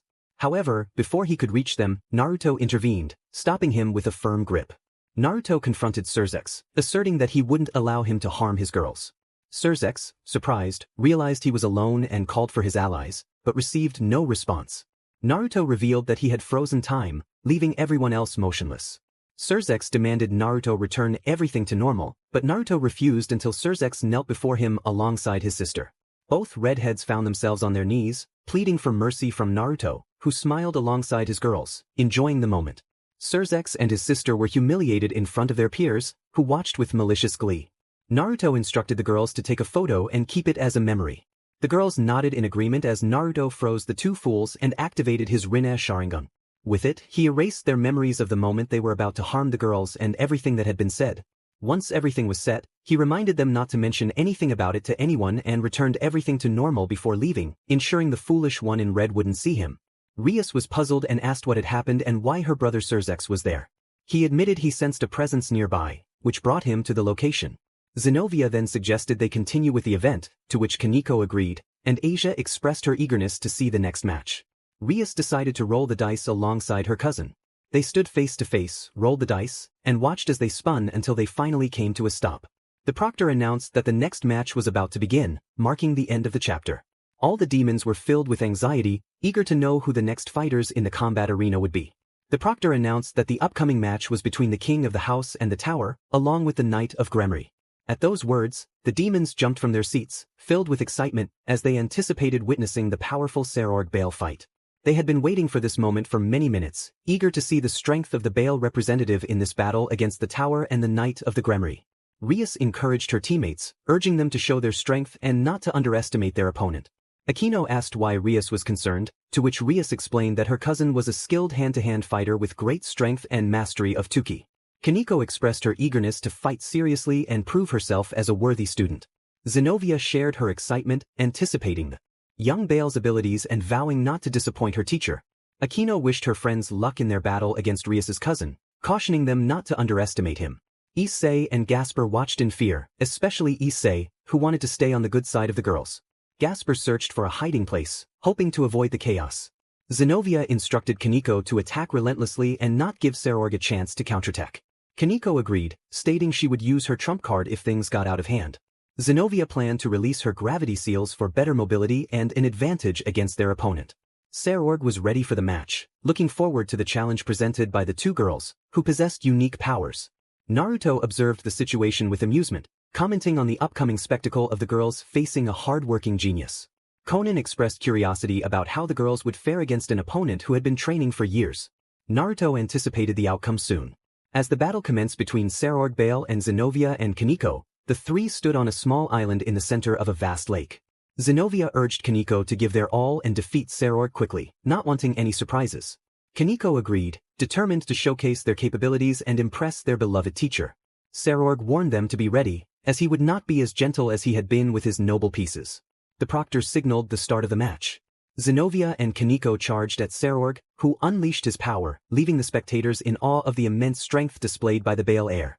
His arms glowed with a golden light, radiating from his fists to his shoulders. Zenobia blocked a powerful strike aimed at her with her sword, Durandal, but the force pushed her back several meters, leaving marks on the ground. Zenobia acknowledged Sarorg's strength, comparing him to Aldebaran of Taurus, a formidable opponent. Sarorg was intrigued by the comparison, while Zenobia warned that Aldebaran was stronger than he might think, capable of battling one of the celestial dragons and emerging victorious. This revelation stunned the demons, realizing there was another powerful figure they were unaware of. Surzex expressed the need to find and eliminate this threat. A voice interrupted, belonging to a man in a wheelchair, who the Mao had not noticed. Ajuka inquired about his identity and purpose at the event. Azazel introduced himself as the leader of the fallen, eliciting surprised reactions from the Mao. Azazel explained his current state, attributing it to an incident involving his secretary while recovering from injuries. Ajuka noted the severity of his condition, comparing it to that of Hephaestus, the Greek god of the forge.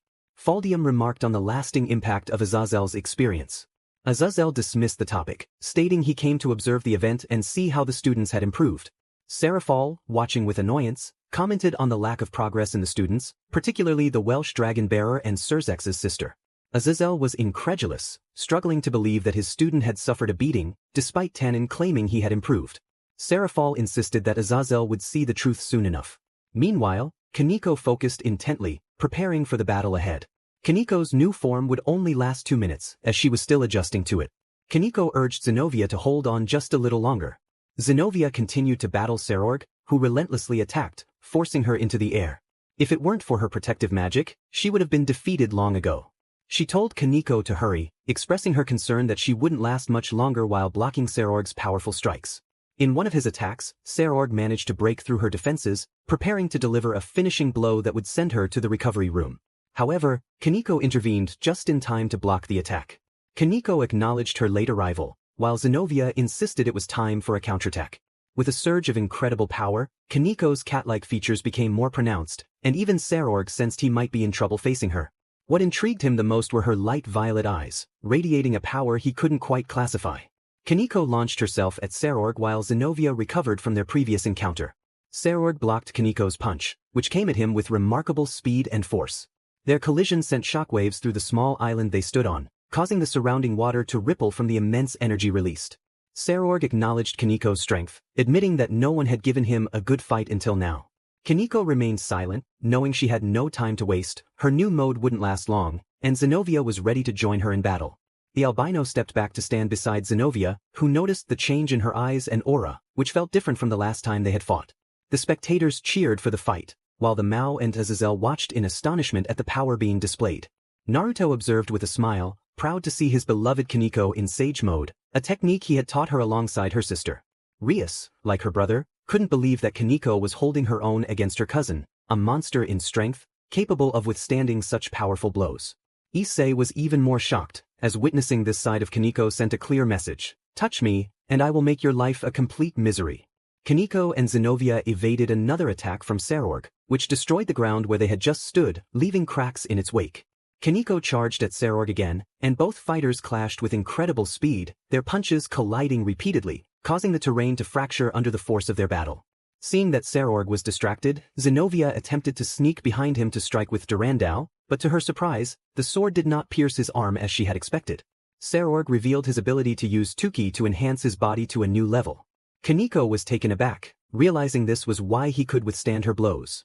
Sarorg noted her understanding and suggested they continue their fight. The three resumed their battle, with Sarorg blocking Kaneko's strikes while countering with his own at a speed that was destroying the battlefield. Zenobia freed herself from her gravity seals to match their speed and switched her sword for two small daggers, adorned with red flowers. With these in hand, she joined Kaneko in an attempt to defeat the young Bale. Sarorg braced himself for Zenovia's attack, but to his surprise, she was faster than before, and he struggled to keep up. Kaneko distracted him while Zenobia struck from different angles, wearing him down. The daggers emitted a dark aura, and unbeknownst to Sarorg, they were siphoning magic from the blue-haired girl to increase their damage. Both girls knew their time was limited, so they decided to combine their powers for a final attack. Kaneko announced they were ready, and Zenobia confirmed her readiness as well. They leaped into the sky, heading toward the sun, blinding Sarorg as he struggled to see them. As they held hands and spun at incredible speed, a circular energy began to form, leaving a trail of natural chakra that sharpened the edges of the daggers. Sarorg prepared to defend against their impending attack, but the brightness from the sun made it difficult to track their descent. Just as he anticipated their return, it was too late for him to escape the area of impact. The combined attack struck him directly, resulting in a massive explosion and a towering cloud of dust. The spectators were taken by surprise, and the Mao along with Azazel trembled, unsure of what had just occurred. As the dust settled, everyone was left in shock at the enormous crater left by the girl's technique, with smoke still rising from the center where Kaneko and Zenobia stood. With their clothes in tatters and their energy running low, the demons searched for the air Bale but could not find him anywhere. Eventually, they spotted him at the edge of the crater, but something was off. The young heir was missing his left arm and had several cuts across his body. Sarorg acknowledged the danger of the technique he had just used, admitting that without his great resilience and ability to use Tuki, he would be in the hospital recovering from his injuries. He recognized that the two girls were quite skilled. Zenobia expressed gratitude but noted that the technique was not yet fully complete. Kaneko added that once it reached its maximum potential, it would be able to move in any direction like a boomerang, but for now, it could only go in one direction, indicating that they still had work to do. They spoke while breathing heavily, just like Sarorg, who was holding his missing side. The spectators were in shock at this revelation. A technique that was already lethal was still undergoing improvement. They did not want to be on the receiving end of such a technique when it reached its full capacity. Sarorg urged them to stop talking and finish the battle, launching himself at the girls, who were unable to do much against their rival. Their strength was depleted from their last attack, which had cost them more than half of their energy and powers. The young heir took advantage of this and attacked them mercilessly, eliminating them from the arena with relative ease and securing victory in this encounter. The proctor announced the victory for Bale, marking a fallen tower and a knight from Gremry. The demons cheered for the impressive display put on by the heir Bale and the girls, who had not fallen short against their rival and had shown great power. Rias could hardly believe what her pieces had just done and sought answers, but she would have to wait as they were sent for recovery to heal from their injuries sustained during the battle with her cousin. Naruto watched with a smile, proud of what the girls had accomplished in the combat arena. He planned to congratulate them later for their achievement and teamwork. The Mao were more than interested in both young women, especially the Nikomata, who had displayed more power than in their previous encounter. Ajuka expressed his desire to experiment with her, while Surzex reassured him that he would have his chance once the battle concluded. Ajuka hoped for no excuses, but these conversations were overheard by Kuroka, who was in a state of chaos. If it weren't for the other women around Naruto, she would have been tearing into those two for wanting to experiment with her beloved sister. Naruto remarked on how often the foolishness of others seemed to lead them to their demise, questioning whether they had fallen as children or had been given white paint to drink instead of milk. Lilith chimed in, recalling that when they were younger, they had been given paternal milk instead of maternal milk, though her memory was hazy. Lucifer suggested that perhaps they had been deprived of breastfeeding for too long, as maternal milk is crucial for a child's brain development. The others looked at her oddly, and she explained that she had read it in a medical magazine when she was bored. Naruto dismissed their conversation, stating that their stupidity was excessive. Rias stood before Sarorg, who had quickly recovered thanks to his queen, who had provided him with a phoenix tear to heal his wounds and restore his lost spleen. The two then rolled the dice to determine the next match. The dice spun, revealing the next encounter, Keisha versus the Apay Dragon. Chapter end. All rights belong to their respective authors. Everyone was attentive to witness the match between the Gremory Pawn and the Bale Queen, who had demonstrated remarkable combat skills against Gremory's Queen. Keisha noted that this was her second fight, and it was nothing less than against the wielder of the Welsh Dragon. Naruto responded, referring to her as the former wielder of his new guardian. Mikoto playfully chided Naruto for ridiculing the opponent. He acknowledged that the opponent did not deserve to hear his voice, yet they were doing so anyway, and he sarcastically suggested they should feel grateful for the opportunity. He proclaimed himself as the great descendant of a true king of kings, Gilgamesh, the original hero. His words angered the Mao, and Seraphol struggled to contain her laughter, mocking her companions who were mere attempts at kings, not even comparable to the original four Satans who fought in the Great War against the leader of the angels. Azazel could stand alongside these figures, but in his current state he would easily fall to them, especially at the hands of a certain demon king who sought his head. He was unaware of the reasons behind it but knew that the fallen had meddled where he shouldn't have. With Lucifer's return, Azazel's fate was sealed. Seraphol expressed her hope that Lucy-chan would let her have fun and hear the cries of that troublesome crow who thought he could get close to her. Naruto was aware that Azazel had tried to get into Seraphol's bed, which meant the fallen would not meet a pleasant end. To Naruto, his wives were sacred, something only he could touch, and if anyone else dared, chaos would ensue, leading to their demise in his eyes. Surzex, having overheard these words, was searching for the blonde who had left him humiliated and begging for his life, struggling to locate him. Naruto was only mocking the failed attempts of the fallen to find him, as his wives were just as elusive. Tsunade informed Naruto that Reiko-chan's condition was worsening, along with Shuten-chan's, and they were unsure what was affecting them. Naruto decided to check on their status shortly, but loud screams from the other side of the portal prompted him to rise from his seat and rush to see how his wives were faring. Upon arriving, he immediately used his magic to heal them, alleviating their immense pain. He realized that their memories were returning, but it seemed to be causing them distress, and his magic helped ease the pain while allowing their memories to resurface gradually. Conan asked what Naruto had seen in those memories. He noted that a dark aura was beginning to emanate from both women, and their eyes returned to a deep red. The reality was fragmenting once more. Samui observed that what Naruto had seen in their memories was troubling. Gorgon inquired about what he had witnessed. Naruto revealed that Reiko-chan and Shuten-chan were not from this world, surprising most of his wives, while others took it in stride, as they themselves were from different worlds. Istef asked how they ended up in this place and what their previous world was like. Naruto explained that their former world was similar to this one, where humanity had made a treaty with supernatural races. However, the treaty had many political loopholes, allowing the supernatural races to exploit it and form criminal organizations and disreputable businesses. The government of that world created an organization to combat these groups, which Reiko-chan and Shuten-chan belonged to, but it too had become corrupted over time. Venelana asked if he knew how this happened. Naruto explained that the organization had sold them as slaves, but both managed to escape their fate. They used a complex spell to flee, but the spell had a flaw. It transported them to another place or dimension, affecting their minds and erasing or altering their memories. Upon arriving in this world, they only remembered being demon hunters and protectors against supernatural threats to humanity. Irene asked the name of the group they were part of.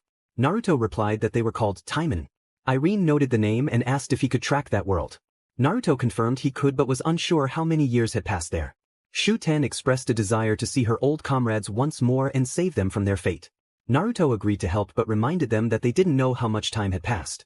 He activated his Rinne Sharingan to open a portal, a task made easy by his vast reserves of magical power, chakra, and cosmic energy.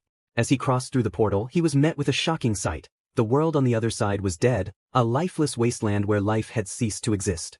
Kurama commented on the desolation, noting the absence of energy and life.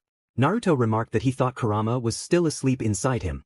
Kurama retorted, feeling offended but admitted he had awakened when Naruto created the portal. Naruto acknowledged that Kurama missed nothing. Naruto felt the weight of the news he had to deliver. He knew it would shatter the hearts of his beloved wives, and he hated to see tears fall from their beautiful eyes unless they were tears of joy.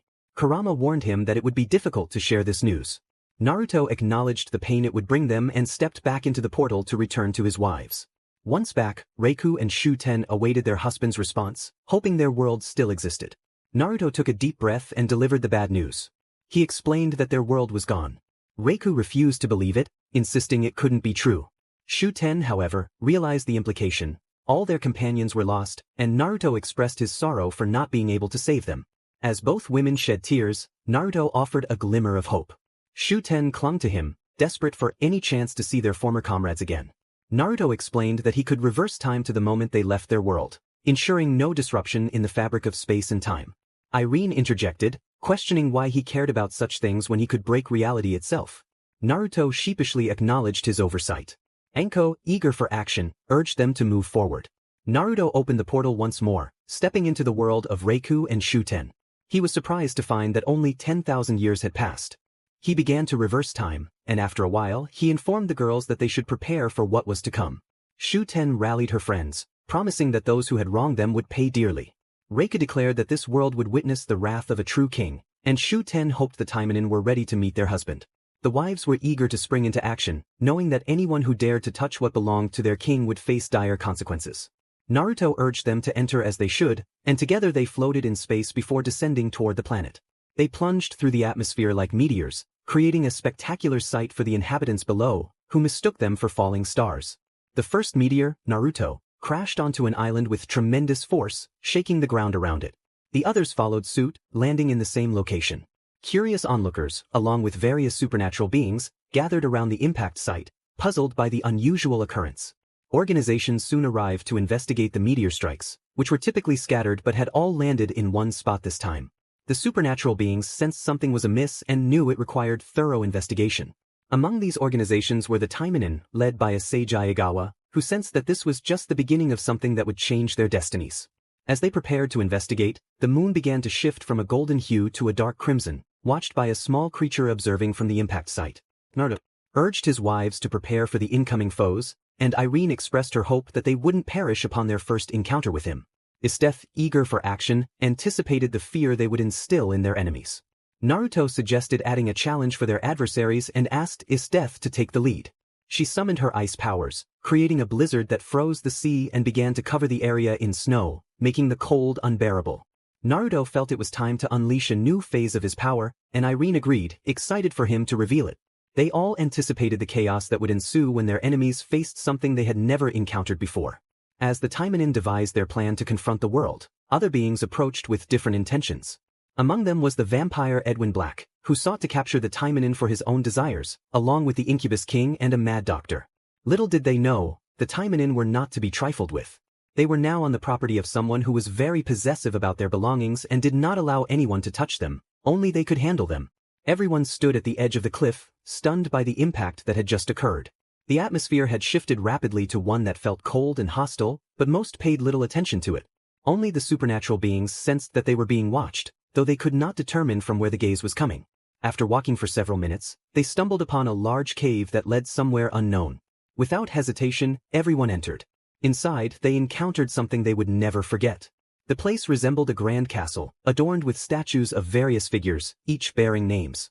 Edwin noted one of the statues, a golden knight of Athena, the Gemini, who possessed two sides. He remarked on how it seemed someone lived there. As they explored further, they spotted a red-haired figure standing before them, but she vanished from sight almost instantly. The most peculiar sight was the 108 sculptures alongside another 12, each inscribed with something in their center. Edwin read aloud, identifying one as Hades, the lord of the underworld, along with his 108 specters and his advisors, Hypnos and Thanatos, the twin gods. The revelation left everyone present in shock as they absorbed the words spoken by the immortal vampire.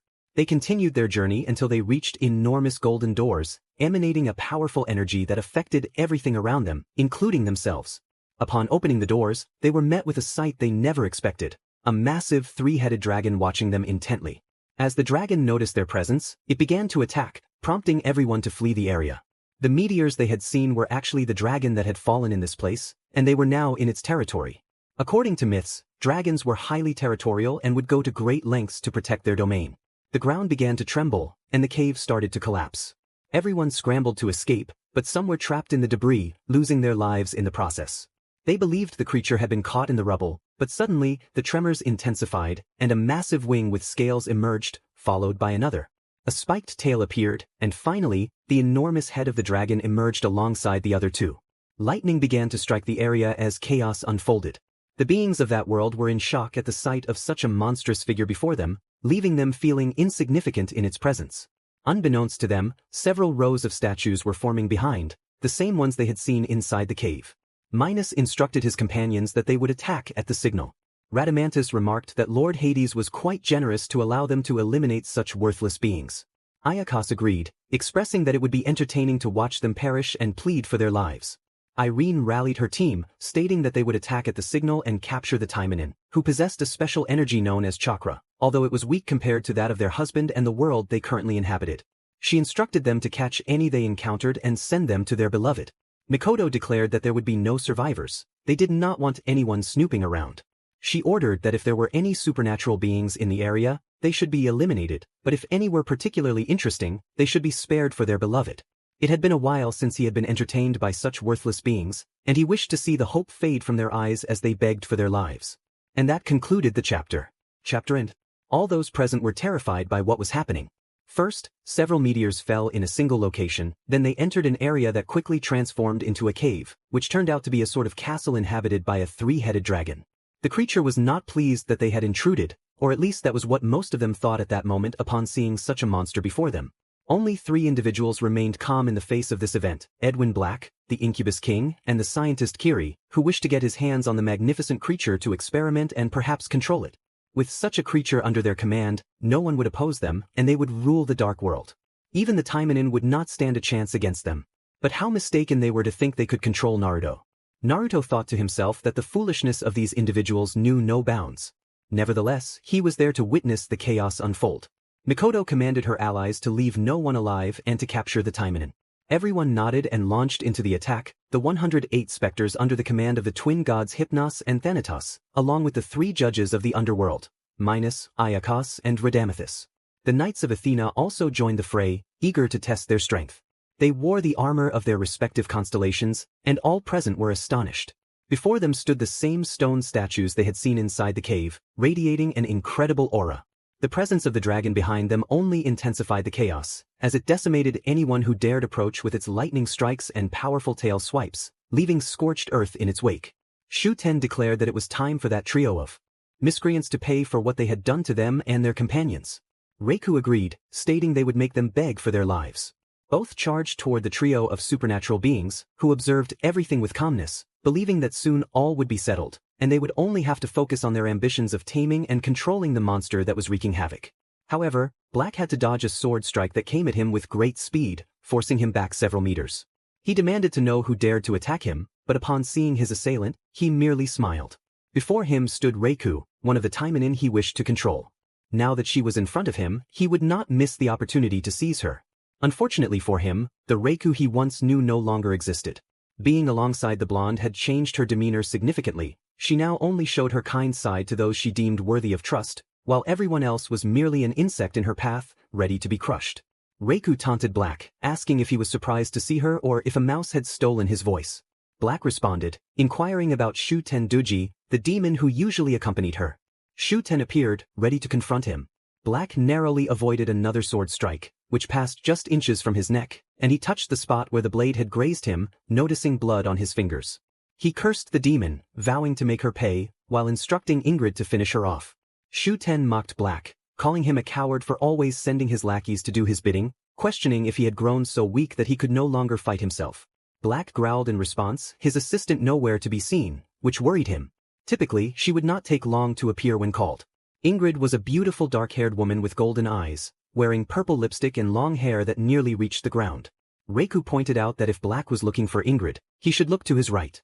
Black turned to see his assistant being held by the neck by a blonde who regarded her with great interest. Naruto remarked on her strength but stated she was not on his level, however, she would be useful in another way.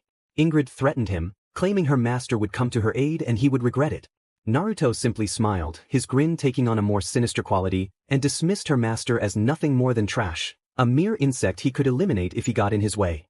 Ingrid insisted her master was more powerful than him, being an immortal who could not die, making it impossible to defeat him. Naruto found her belief amusing, complimenting her beauty and potential, suggesting she might want revenge for her fallen comrades. His eyes glowed a blood red, causing those watching to take several steps back, including Reiku and Shuten, along with Edwin, who observed from a distance. Black demanded to know who the person holding Ingrid was. Reiku and Shuten revealed that he was their husband, the one who had brought them back to life. Black scoffed, stating that no one could resurrect a person without a contract binding them to serve until one of them died, and in his case, death did not apply. Reiko countered that no one had mentioned a contract, asserting that her beloved husband was capable of many things, and Black's immortality was merely a curse beside him. If he laid his hands on Black, he would wish he had never had such a gift. Meanwhile, others were battling their attackers, leaving a trail of defeated foes in their wake. Even supernatural beings were falling like flies, which the Incubus King and scientist Kiri observed with growing concern, as most of their forces had been decimated. The armored figures were closing in, while the Taimanin fared better, feeling that their opponents did not wish them dead. Minos addressed the Taimanin, urging them to fight on. No fight anymore. Our leader wishes to meet you and offer a great deal that you won't be able to refuse. He will also help you find your missing companions from battle. Asagi, a beautiful woman with greenish-blue eyes, fair skin, and long, flowing black hair that reached her waist, stood firm. She refused to be deceived again. Minos urged her not to deny the offer, suggesting she consider it and provide an answer later. If not, they would be forced to take action. Asagi remained resolute in her refusal. Minos warned her that it would be done the hard way. In an instant, Asagi felt a dark blur and a sharp pain at the back of her neck, rendering her unconscious. Her companions were also subdued and taken to the side of the dragon, their lord. Upon seeing what they brought, he smiled and lowered one of his dragon heads to speak. Naruto acknowledged Minos's success in achieving the primary objective and promised a reward later. He instructed Minos to take the captured women inside the gate of Babylon, creating a golden portal that allowed his specters to pass through with their burdens. Naruto reassured Minos that if he thought they could take anything from his treasures, he need not worry, the guardian inside would not allow it. Drake confirmed this, though he expressed surprise at Naruto's transformation into a dragon, hinting at many surprises yet to come. Meanwhile, Naruto's clone was having fun, and the girls were not far behind.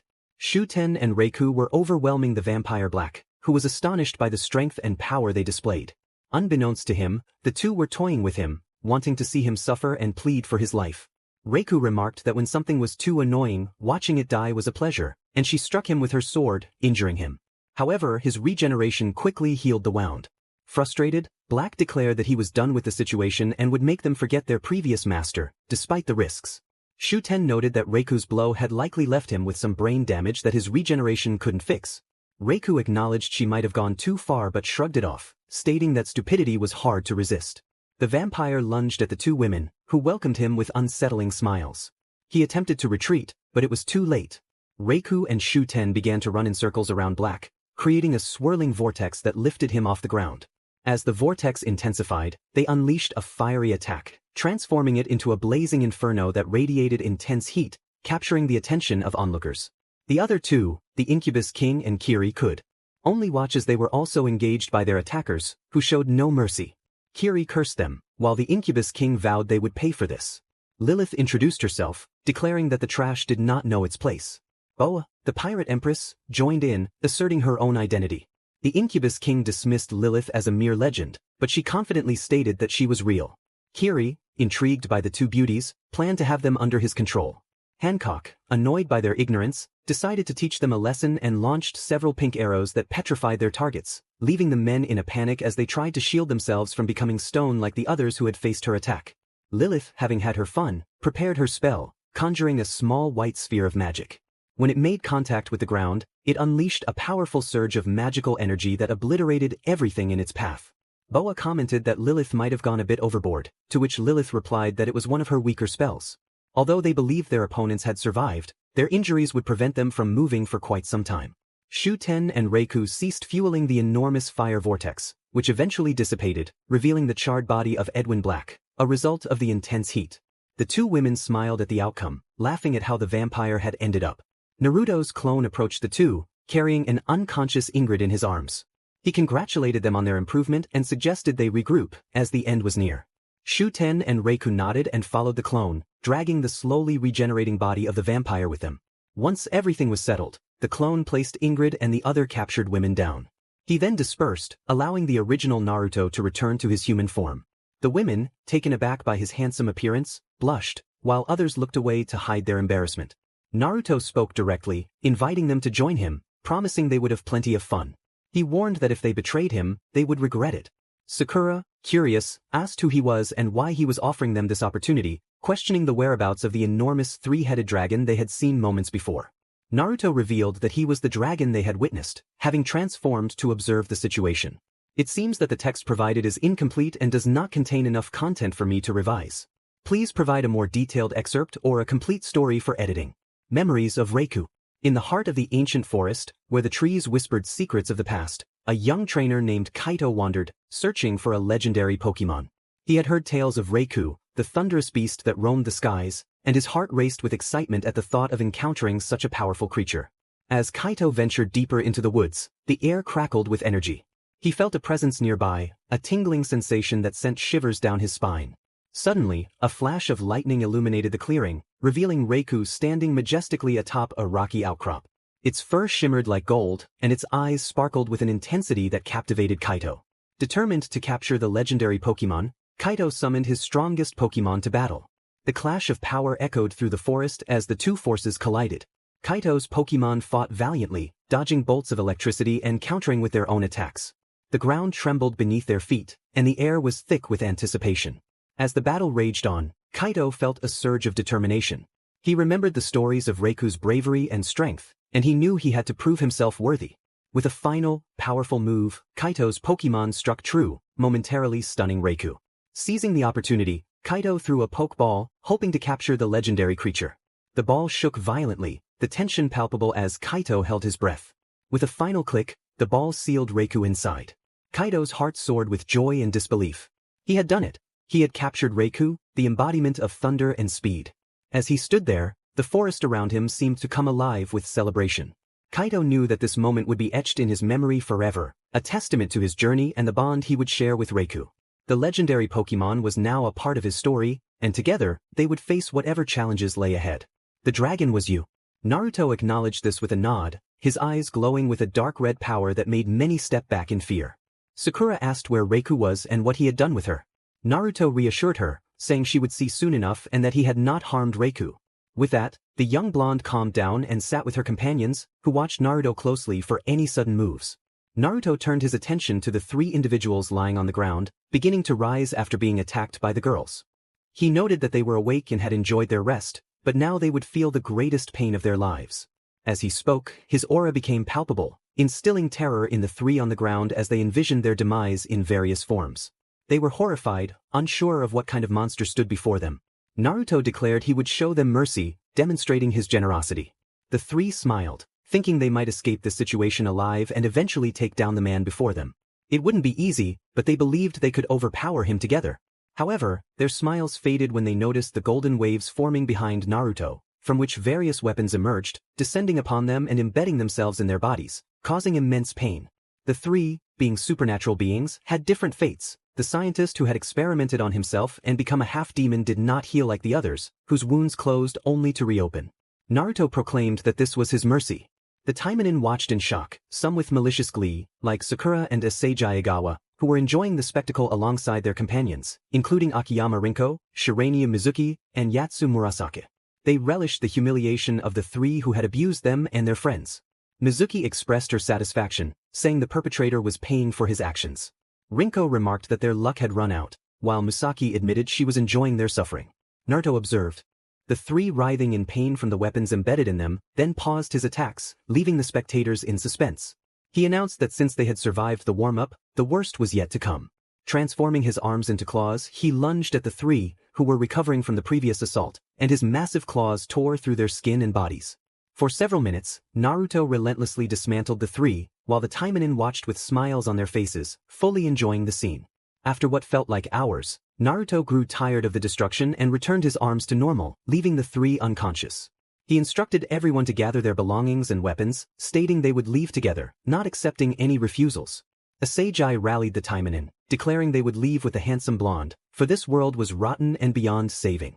They gathered with Naruto, who transported them to his pocket dimension, a place resembling an entire planet where many people coexisted. Issei requested Naruto take the Taimanin village with him so that no trace of them could be found. The blonde accepted the challenge and sealed the entire village before opening a portal to witness the spectacle. However, he first performed a powerful technique, Tengai Shinsei, unleashing a massive meteor upon the three individuals who were awakening Naruto.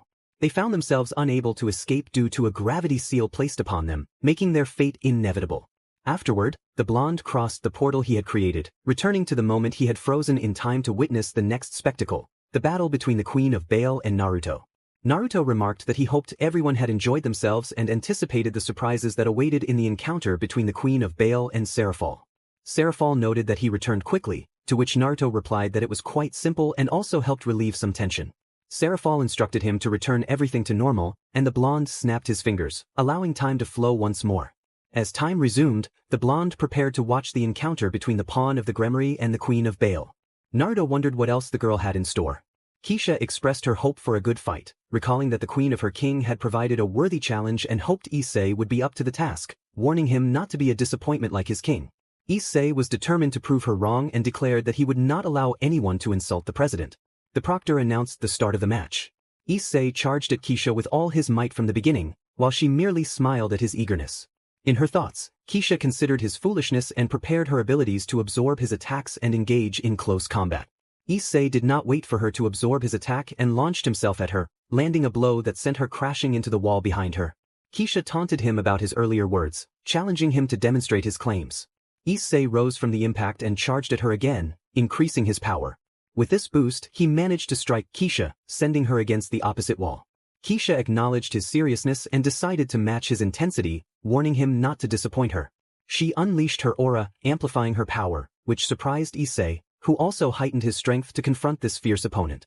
Kisha recalled her past battles and vowed to make him suffer far worse than before, urging him to prepare for the fight of his life. Issei countered that they would see who would be left standing, declaring that he intended to make her and the other blonde his new servants. This declaration angered Kisha, prompting her to unleash her full power and charge at him without restraint.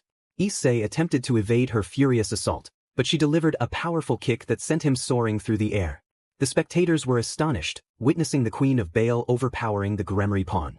The Mao and Azazel watched intently, concerned about the Queen's berserk-like state, which seemed to be driven by her fury. Surzex expressed his worry about the unusual nature of the encounter, while Ajuka noted that the fighters had displayed a level of power that had gone unnoticed until now. Azazel, who had trained them, deflected their inquiries, focusing instead on Issei. He finally commented that if they wanted results, they were witnessing them firsthand. Naruto, overhearing the conversation, chuckled at Azazel's predicament, knowing that the fallen angel had not trained the girls as rigorously as he had with their husbands, who had pushed them to new limits. As Issei fell from the sky after receiving Kisha's blow, he saw her waiting with an attack poised to strike. Kisha shouted as she delivered a powerful blow that buried Issei into the ground, causing him to bleed from the tremendous impact. Without wasting time, she pounced on him, delivering relentless strikes that drove him deeper into the sand. Issei struggled to free himself from her relentless assault, which was damaging his dragon armor, leaving cracks across his chest from the earlier kick. He charged a dragon shot to create some distance, but just as he prepared to fire, Kisha seized his hand and twisted it at an unnatural angle, causing him to cry out in pain as his hand was forced back, resulting in injury. Everyone watched in shock at the brutal display of power from the Queen of the Young Bale, realizing that provoking her was not a wise choice. Rias observed the unfolding battle with concern. With terror, Rias watched as her beloved pawn was being overwhelmed by her cousin Sarorg's queen. She questioned what was happening to her, noting that Sarorg seemed uncertain about the situation. He explained that she was in a trance, unable to distinguish between friends and foes. Rias wondered if the queen had Nordic ancestry, to which Sarorg suggested she ask her directly, but Rias was hesitant to approach, fearing what the queen might do in her current state. The other Satan members observed the scene closely, with Azazel particularly worried as he watched his student being dominated. He questioned what had happened to Bale's queen, and Faldium explained that she had entered this state after being insulted by Issei, which clearly did not sit well with her. Azazel admitted he had been distracted, noting the beauty of the queen, which prompted Seraphol to prepare an ice lance, intending to deal with Azazel for his inappropriate thoughts. In the midst of the battle, Kisha had Issei pinned down in his armor and slammed him into the ground repeatedly. Once she finished, she left him lying there and reached for a circular column to finish the job. However, as she attempted to lift it, Issei, battered and bruised, struck her with a powerful blow, igniting her fury. She charged at him, but he managed to counter with a weapon that pierced her. The spectators were in shock, witnessing the Queen of Bale being struck by a dragon-slaying sword. Sarorg was deeply concerned for her, knowing she was pushing her body to its limits after her previous battle. He feared she might fall into a coma, just like her mother, and never awaken. He called for the fight to stop, but Kisha insisted she could continue, threatening that if denied, she would never forgive him. Sarorg cautioned her about the consequences of her weakened state, but Kisha pleaded not to halt the fight. Respecting her decision, he urged her to show her strength. The battle resumed as Kisha freed herself from the sword. She taunted Issei, asking whether he preferred to see a devastating force or a taxidermist at work, causing him to panic at her newfound intensity. As she charged at him, Issei prepared to defend himself, but she surprised him by grabbing her sword by the blade, lifting him off the ground, and sending him crashing down with such force that the floor shattered, sending dust into the air. Keisha taunted him, asking if he was enjoying himself. Issei, rising from the ground, glared at her with renewed fury, increasing his power once more. However, Keisha was relentless, not giving him a moment to gather his strength. As he looked closely at the blonde, he realized he didn't want her, she was too explosive. Instead, he decided to focus on the beautiful woman with an alluring figure and light purple hair. The woman he was referring to was a Gorgon, and just the thought of her stunning physique ignited his imagination. He watched her walk through the city alongside other women who had equally captivating bodies, which left him momentarily stunned. These women had done something incredible in front of his eyes, drawing his attention completely. What he didn't know was that these three women already had someone special in their lives, and that someone was very protective of what was his. Anyone who dared to touch what belonged to him would face severe consequences. Everyone noticed something unusual about the boy. He was lost in his own world of fantasy and didn't see the danger approaching.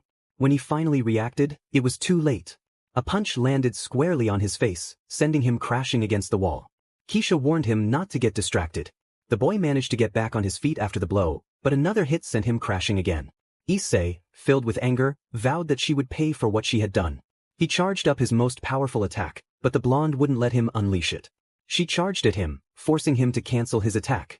However, the injury in his abdomen was taking its toll, causing him to fall to the ground, trying to cover the wound to stop the bleeding. Seizing the opportunity, he unleashed his strongest attack against the blonde, causing her even more harm. She was sent crashing against the wall, struggling to get up while holding her worsening injury, which was bleeding profusely. Issei declared that she would pay for everything. He charged his attack again and fired it at her, who was unable to evade.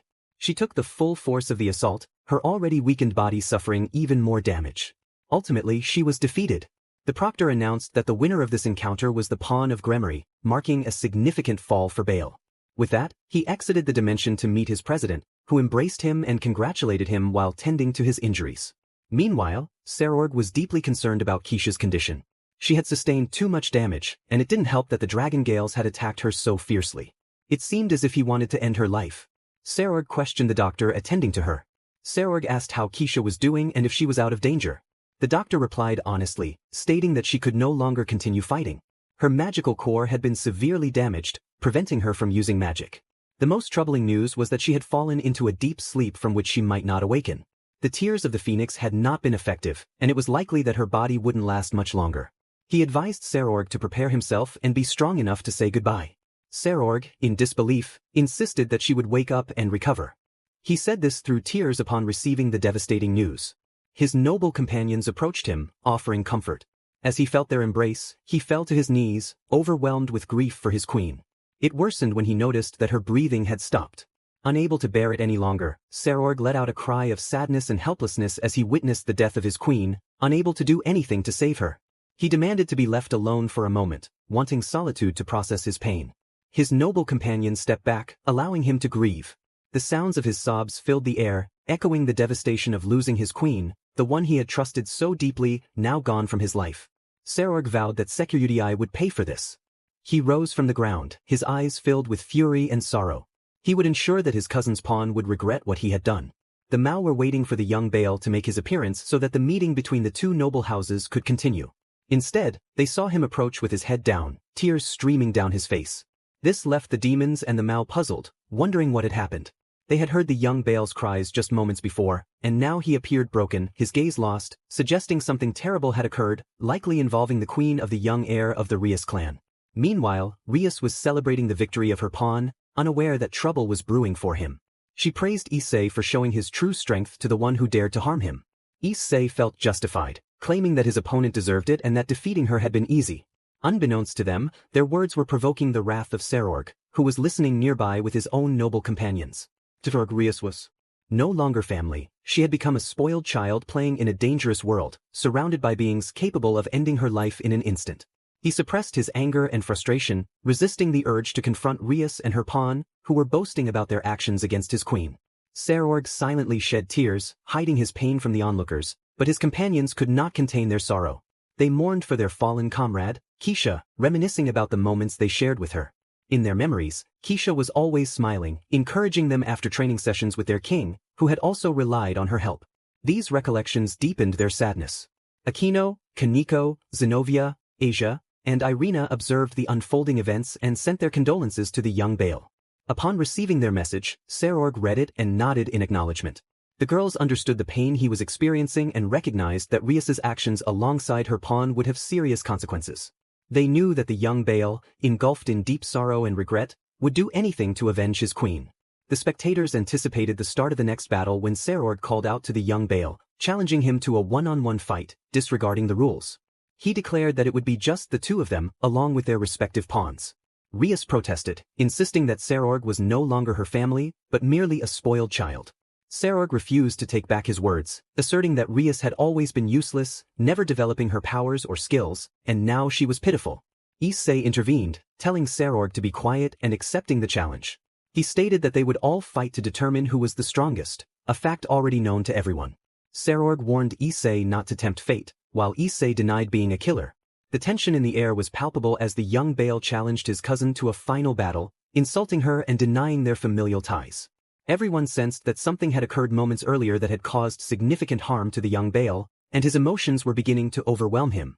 Surzex questioned what was happening with the Bale, wondering why he had insulted Rias and rejected her. Ajuka expressed concern that things were about to escalate. Faldium agreed, noting the severity of the situation. Naruto, observing everything unfold, summoned one of his wives, Konan, and tasked her with retrieving Keisha's body in secret.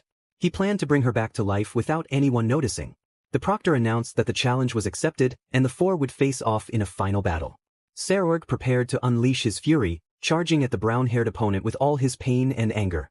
Caught off guard, Issei was struck by Serorg's attack, sending him crashing to the ground. Rias watched in concern as her cousin lost control, narrowly avoiding an attack from Serorg's pawn, who transformed into a massive golden lion, surprising the spectators with the legendary Nemean lion's appearance. Rias launched destructive energy blasts at the lion, but it easily evaded her attacks. Regulus taunted Issei, belittling him as weak. Meanwhile, Serorg was relentlessly attacking Issei for the loss of his queen, breaking through Issei's defenses and landing blows that shattered his armor.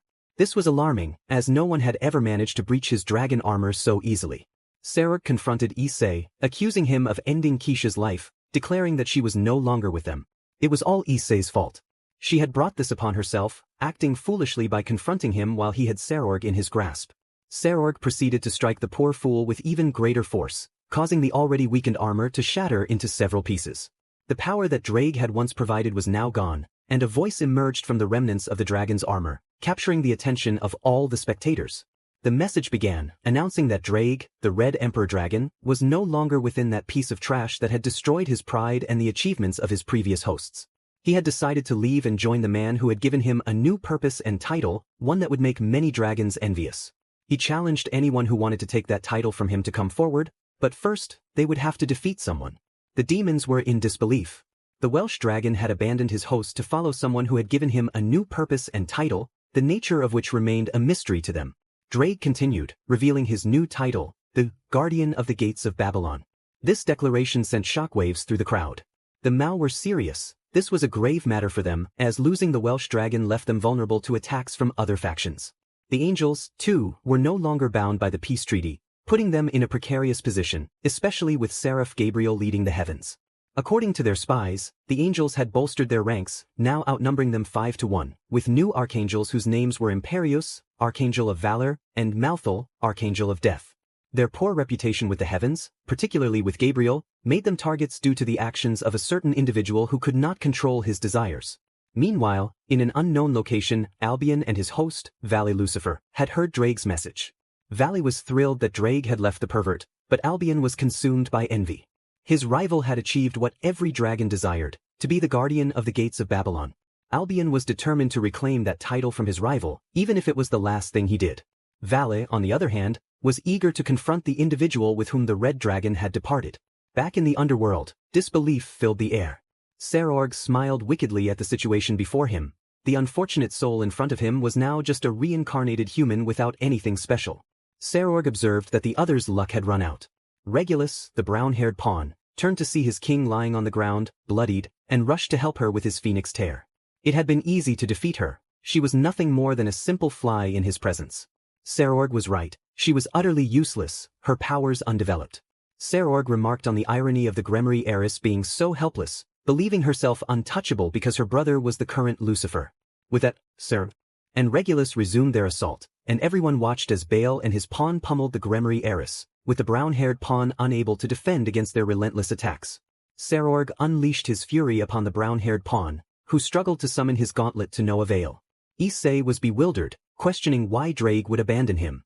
It made no sense, and he felt his power waning. In a desperate attempt to summon the power of the Welsh dragon, he entered a trance, surrounded by voices urging him to end his opponent's life. He succumbed to the madness and charged at Bale, who awaited him with a fist charged with power. As he approached, Sarorg struck down with his fist, shattering the helmet that had protected the pawn's head. In a surprising twist, Sarorg was impaled by a dragon-slaying sword, catching him off guard as he had forgotten about it. However, he dismissed it, gripping the sword by the hilt and exerting his immense strength against its blade. The brown-haired pawn struggled to remove the sword from Bale's grasp, but his hold was too strong. In retaliation, he aimed a cannon at Bale and fired, sending him flying. This action only fueled Bale's rage further, and golden lights began to gather in his hands, taking the shape of two lion heads. Sarorg charged at the pawn, delivering a massive blow that resonated throughout the area. Regulus turned to see what was in his king's hands and was astonished. He exclaimed that he never thought he would see them again. Sarorg, confused, asked what he was talking about. Regulus urged him to look at his hands, and upon doing so, Sarorg was shocked to see what he held. Regulus confirmed that they were the cestus of Nemia. Knowing the significance of the weapons in Bale's hands, Sarorg realized that what was coming would not be pleasant for him, especially if the giant lion joined forces with Bale. Determined, Sarorg called for Regulus to prepare. Together, they announced their combined attack, Balancer Breaker Regulus Nemia. They united their powers, showcasing the might of the Lion of Nemia before the stunned audience, who were left in shock at the unfolding events. Hoven Bale was filtering through the dimension they were in, and his presence was felt throughout the underworld. Naruto, observing this, smiled as the young man before him revealed something intriguing. Sarorg, with his newfound power, fixed his gaze on the pervert, who took a step back, feeling the weight of Sarorg's stare, which terrified him. Sarorg prepared to demonstrate his capabilities, warning the pervert to pray for salvation, as he would show no mercy for what had been done to his queen. With that, Sarorg charged at the pervert, who attempted to defend himself but was sent flying, losing part of his arm in the process. It ended up in the jaws of one of the lions that Sarorg wielded. Sarorg expressed his hope that the pervert wouldn't feel too much pain and taunted Rias, claiming he would destroy her pawn. Rias watched in absolute terror as her cousin unleashed a new power, the two lion heads in his hands radiating strength she had never heard of before, hiding secrets within. Sarorg continued to strike the pervert relentlessly, grabbing him by the chest and tearing off his armor before delivering a powerful kick to his face, sending him flying. He taunted the pervert to defend himself as the brown-haired man got up and charged at Sarorg, who met him with a blow from the cestus of Nemia, shattering his helmet. Another punch followed, leaving the pervert dazed, and Sarorg took advantage, delivering a series of combos that left the pervert bloodied and battered. The pervert cursed Sarorg, vowing revenge. Sarorg declared that he would avenge the death of his queen, hoping his mother would forgive him for what he was about to do. He launched himself at the pervert, who struggled to evade Sarorg's attacks but only ended up taking more damage. Rias attempted to strike her cousin with her best attack, but Sarorg blocked it with the cestus of Nemia. He mocked her, asserting that her power was nothing against his. Sarorg then charged at Rias, who failed to dodge his blows and was sent flying away from his sight. The Mao watched intently, with Surzex feeling increasingly agitated at seeing his sister being attacked, unable to believe that his cousin was the one inflicting this punishment. Surzex demanded that they stop, but Serafal insisted that this was an important event and that he should not interrupt.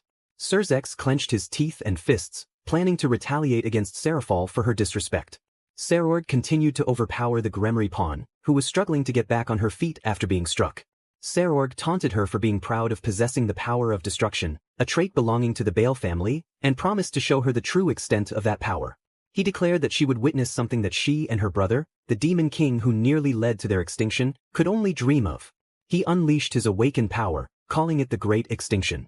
An orb of purple energy emerged from the cestus of Nemia, and upon touching the ground, it transformed into sand, obliterating the battlefield and exposing everyone to the spectators. Sarorg proclaimed that this was the power of destruction, his power. Rias was terrified, realizing that her cousin's strength far exceeded that of her brother, and a single orb had caused such devastation. Sarorg prepared to make the pervert pay for his actions. He leaped into the air and landed in front of the pervert, who attempted to strike back but was caught by Sarorg, who dispelled the cestus of Nemia and activated his awakened power. Flames engulfed the pervert's hands, causing him to scream in pain as he witnessed his hands being consumed before his eyes. Sarorg then lifted the brown-haired man into the air, delivering a powerful blow that sent him crashing to the ground before the silent audience. Sarorg was ready to end the pervert's life when a familiar voice interrupted him. A figure commanded him to stop, stating that the pervert's life was worthless and that he would only be staining his hands with the blood of such filth. Turning to see who had stopped him, Sarorg was met with the sight of his queen, and tears of joy streamed down his face at the sight of her once more. Keisha reassured him, explaining that he might be wondering how she was alive after her supposed death, promising that all his questions would soon be answered and that someone wanted to see him again. Sarorg, overwhelmed with emotion, fell to his knees, tears flowing as he saw his mother, who had returned from the hospital, filling him with joy. Keisha smiled at him, comforting him as he reunited with his queen. And thus, the chapter came to an end. Sarorg was shedding tears in his mother's lap, overwhelmed with emotion at seeing her again alongside his beloved queen, Keisha, who had passed away only moments before. Misla, his mother, spoke gently, reminding him that it had been a long time since they had last seen each other and that now they could spend much more time together. As Sarorg continued to cry, the nobles and other demons watched in awe as Misla Bale, who had suffered from a disease that kept her in a deep slumber, was now awake before their eyes. Sarorg sobbed with joy, grateful to have his beloved mother back, the one who had cared for him since birth. He remembered the unfortunate events when Zikram Bale had expelled them from the clan, naming another as his heir. Determined to prove that strength was not everything, Sarorg trained hard, eventually reclaiming his rightful place as heir in a fierce battle where he defeated the previous heir. Sadly, his mother had fallen ill with a rare disease that plunged her into a deep sleep from which she would not awaken. But now, she was with him, and nothing would keep them apart. He silently thanked whoever had restored his happiness and brought his mother back to him. Sarorg asked his mother how she was awake, recalling that the doctors had said there was no cure for her illness and that Keisha had died in front of him, even stating that her magical core had been severely damaged. Misla replied that the doctors were right. Her illness would have eventually taken her life. However, thanks to a great young man, she had recovered and felt stronger than ever. Curious, Sarorg inquired about the identity of this young man who had healed her. Misla hesitated, her gaze drifting away with a faint blush on her cheeks as she recalled the impressive sight she had witnessed at that moment. Sarorg, confused by his mother's reaction, turned his attention to Keisha. Keisha addressed Sarorg's earlier question, explaining that she had indeed died and had seen him shed tears when she ceased to exist. She continued, sharing that the young man had used a magical spell to heal her damaged body and then cast another spell that allowed her to reincarnate at that very moment. Regarding her magical core, he had easily restored it and mentioned a bonus that she would soon discover, adding that Sarorg would meet him in due time. Sarorg expressed his gratitude for having them back and looked forward to the invitation to meet this remarkable young man. However, their beautiful moment was abruptly interrupted by a certain brown-haired individual who insulted them upon seeing them together again. Issei remarked on the reunion, taunting Sarorg and Misla with disrespectful words. Unbeknownst to him, both Bales began to release their powerful auras, ready to defend their honor. Mother and son were poised to confront the disrespectful individual when a commanding voice stopped them. Naruto called out for them to halt. "I will not allow a lady as beautiful as you to stain her hands with the blood of this miserable creature." The presence of the blonde made all the demons uneasy. They did not want to suffer another calamity at his hands. It was clear that the blonde was quite angry, and they did not know why. Surzex, upon seeing the blonde on stage, immediately stepped forward to confront him. Whatever the reason for the blonde's presence, it could only mean bad news. Naruto looked at the trio of fools before him, a complete sycophant, a useless idiot who served no purpose, and lastly, a pervert who thought more with his desires than with his mind. He questioned whether the pervert had any brain left amidst the nonsense he carried. Just as he expected, they were nothing but trash unworthy of his time. "As for you, young Bale, I will summon you along with your mother," he began, but was interrupted by the sound of a sword piercing flesh. Everyone was in shock as they witnessed the blonde impaled by the dragon-slaying sword held by the brown-haired demon, who only smiled at his achievement. Surzex and Rias displayed their immense joy at seeing the BSRD who had humiliated them facing his end. Surzex remarked that he saw the blonde bleeding just like everyone else in the room and added that when he died, his body would be examined for experiments. Rias suggested an even better fate. She would turn him into one of her servants, claiming all his women and treasures for herself and her family. Issei chimed in, expressing his desire for the blonde's women, imagining each one carrying his child and perhaps using them as his personal entertainment. The women associated with the blonde looked on in disgust, repulsed by the mere thought of that demon touching them. In a corner of the throne room, Kateria began to laugh, and the others looked at her as if questioning her sanity. Kateria encouraged them to watch and see what was amusing in her eyes.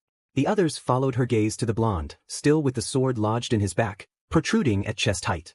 The three fools continued to boast about what they would do with the blonde and his treasures. Naruto, overhearing everything, began to laugh as if it were the funniest thing he had heard in ages. He remarked on their plans to experiment on his body and abuse his beloved wives, all while keeping his treasures. He found it utterly hilarious.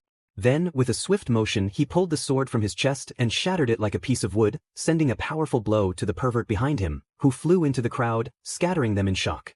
Naruto commented on the dragon-slaying sword, expressing his disappointment that it was not as impressive as he had imagined but acknowledged the skill of the masters who forged it. Everyone was in disbelief. The blonde who should have been dead was alive. They could not comprehend what kind of monster he was, surviving the dragon-slaying sword. This was bad news for the demons. The blonde took the broken piece of the sword and ran his fingers along the blade, smiling with amusement.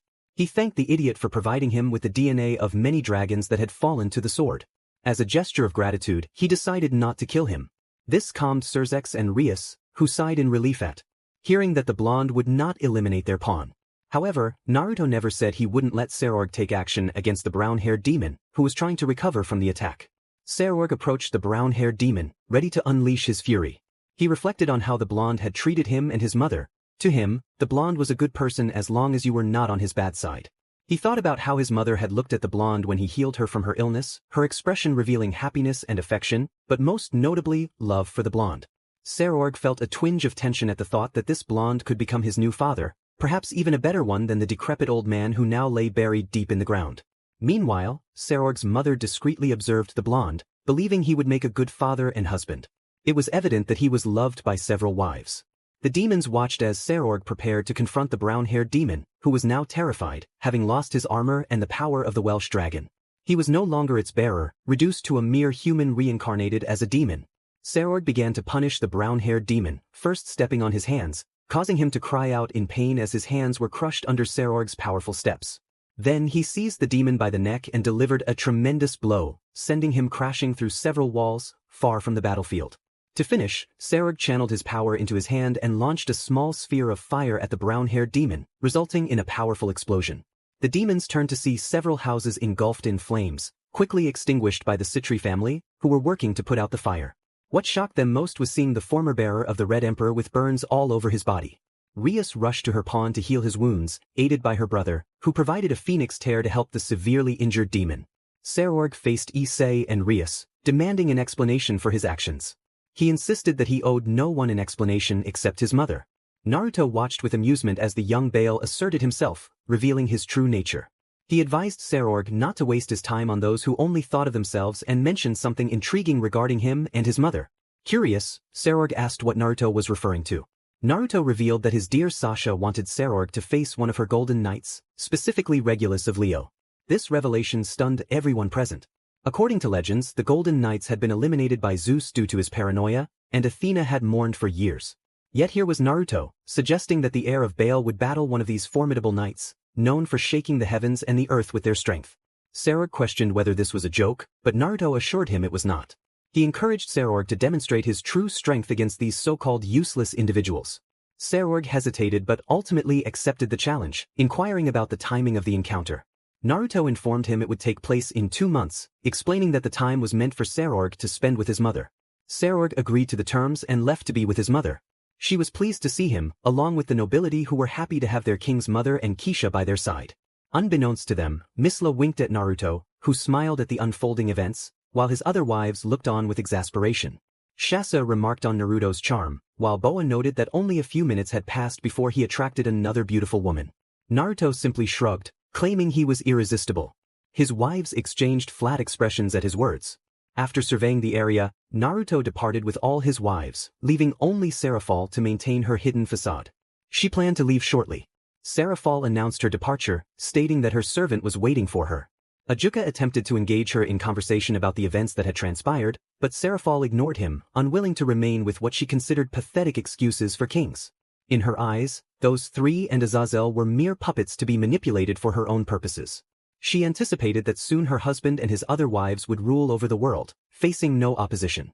The situation in Olympus served as a clear example. Within its walls, many goddesses were plotting to overthrow Zeus, his brothers, and other minor gods, alongside Rhea and Gaia, who were smiling as their plans unfolded. It had been a week since the confrontation between Rheus and Sarorg, which left many surprises for the demons and Mao. The young fighters had displayed powers that rivaled the strongest demons of the underworld. Sarorg was enjoying life with his mother, grateful to the blonde for having healed her and bringing back his queen, Keisha. However, he was frustrated with the current Mao, who had nullified his victory over the red-haired girl, claiming that Sarorg had disrespected him and his sister. The Mao had spared Sarorg's life out of pity, stating he did not want to end the life of such a promising demon. To Sarorg, this was a clear display of favoritism towards the red-haired girl, while the rest of the underworld viewed it as an act of mercy. Sarorg was eager for the months to pass so he could face the Knight of Leo and silence all of the underworld's critics, proving the Crimson Satan wrong. He had researched the past battles and discovered that the knight the Satan had fought was merely a bronze knight, whom he had defeated. Sarorg, however, would face the elite, the Golden Knights of Athena, who possessed immense power that could challenge even a god. He had doubts about these knights, as he had read that the original ones had been killed by Zeus out of paranoia, leaving Athena in mourning for many years. He knew one thing for certain: these knights would share the same abilities. Meanwhile, Naruto was at Core Academy, teaching his classes while the students lamented the upcoming exam that would cover everything they had learned, accounting for half of their course grade. Failing would mean starting over, which left many students in shock, while others wished for the moment to pass. Naruto found their suffering amusing, as it was music to his ears. Only Sona and her nobility seemed unaffected, viewing it as a challenge to improve, while Naruto's lessons tested the trio of troublemakers who had the misfortune of being in his class. After class, Naruto went to check on his wives and encountered Enko, who was happily walking alongside Mikoto and Kushina, the latter carrying a wooden katana with a hint of blood on it. He suspected that the trio of troublemakers had been spying in the kendo club again, mesmerized by the new student who had captivated them with her beauty, leaving the red-haired girl in the shadows. It was no secret that Sakura Egawa possessed a stunning figure that many women would envy, and her grace with the sword was like watching a beautiful yet deadly dance. Naruto chuckled to himself, imagining the faces of those three fools when they saw Sakura in her combat outfit, which would leave them speechless. As he approached his wives for lunch, three girls approached, looking for Kushina. Naruto recognized them as Kushina's favorite students, Keitase, Aika, and Murayama. Kushina was delighted to talk about them. Naruto greeted them, and the girls responded, but the brown-haired girl with glasses stepped closer and began to touch him as if he were an item for sale. After her examination, she stepped back, blushing, and began to chat with her friends about how their teacher was quite the handsome man. Naruto jokingly asked them to refrain from discussing what his wife enjoyed every night, causing Kushina to blush with embarrassment while her students looked at her with accusatory eyes. Naruto laughed at the situation, affectionately ruffling the hair of the three girls before leaving with his wives, leaving the girls blushing, as they felt that the academy's most attractive teacher had just touched them. On the other side, Rheus was in her occult club with her peers, discussing their upcoming match against the heir of Astaroth, Diodora, the brother of Ajuka, the current Beelzebub. Their encounter was scheduled for a month and a half later. Akino expressed her concern, questioning whether Sarorg should be the one to face Diodora since Issei had lost to him. Rheus acknowledged that it should have been Sarorg, but her brother had disqualified him for disrespecting him and attempting to harm someone. Zenobia agreed, stating that it seemed unfair, as Sarorg deserved to be in the next stage. Issei defended the decision, stating that Sarorg had insulted the president and disrespected her brother, which warranted severe consequences. Rheus agreed, noting that her brother had shown mercy by sparing Sarorg's life while disqualifying him from the raiding game. Kaneko reflected on the situation, feeling frustrated about the uselessness of facing Sarorg's pawn, who had left her feeling discarded. She noted that the pervert no longer had the Welsh dragon within him and wondered what would happen next. Asia, sensing the tension, asked what they would do now that Issei was without the dragon. Rheus, caught off guard by the question, struggled to find an answer since she was unsure of their next steps without the Red Emperor. Eventually, she offered a vague response, stating that they would have Issei make a pact with a dragon that her brother had captured in the underworld. This revelation left everyone in the room puzzled, with Issei being the first to inquire about the dragon's name. Rheus admitted she didn't know, but her brother would arrive shortly with more details. Just then, a transportation circle appeared in the room, and Surzex, the Crimson Satan, emerged to explain the plan for Issei to make a pact with the captured dragon. Issei expressed his concern about whether the dragon would accept the pact or if it might turn against him afterward. The others listened intently, eager to inform their beloved blonde about their plans. Kiba, meanwhile, was plotting his own revenge against the blonde. Cerzex reassured them that such a scenario wouldn't happen, as Azazel had provided them with an artificial sacred gear. This news surprised everyone, including the pervert, who couldn't believe he would have one of the Fallen's inventions in his hands.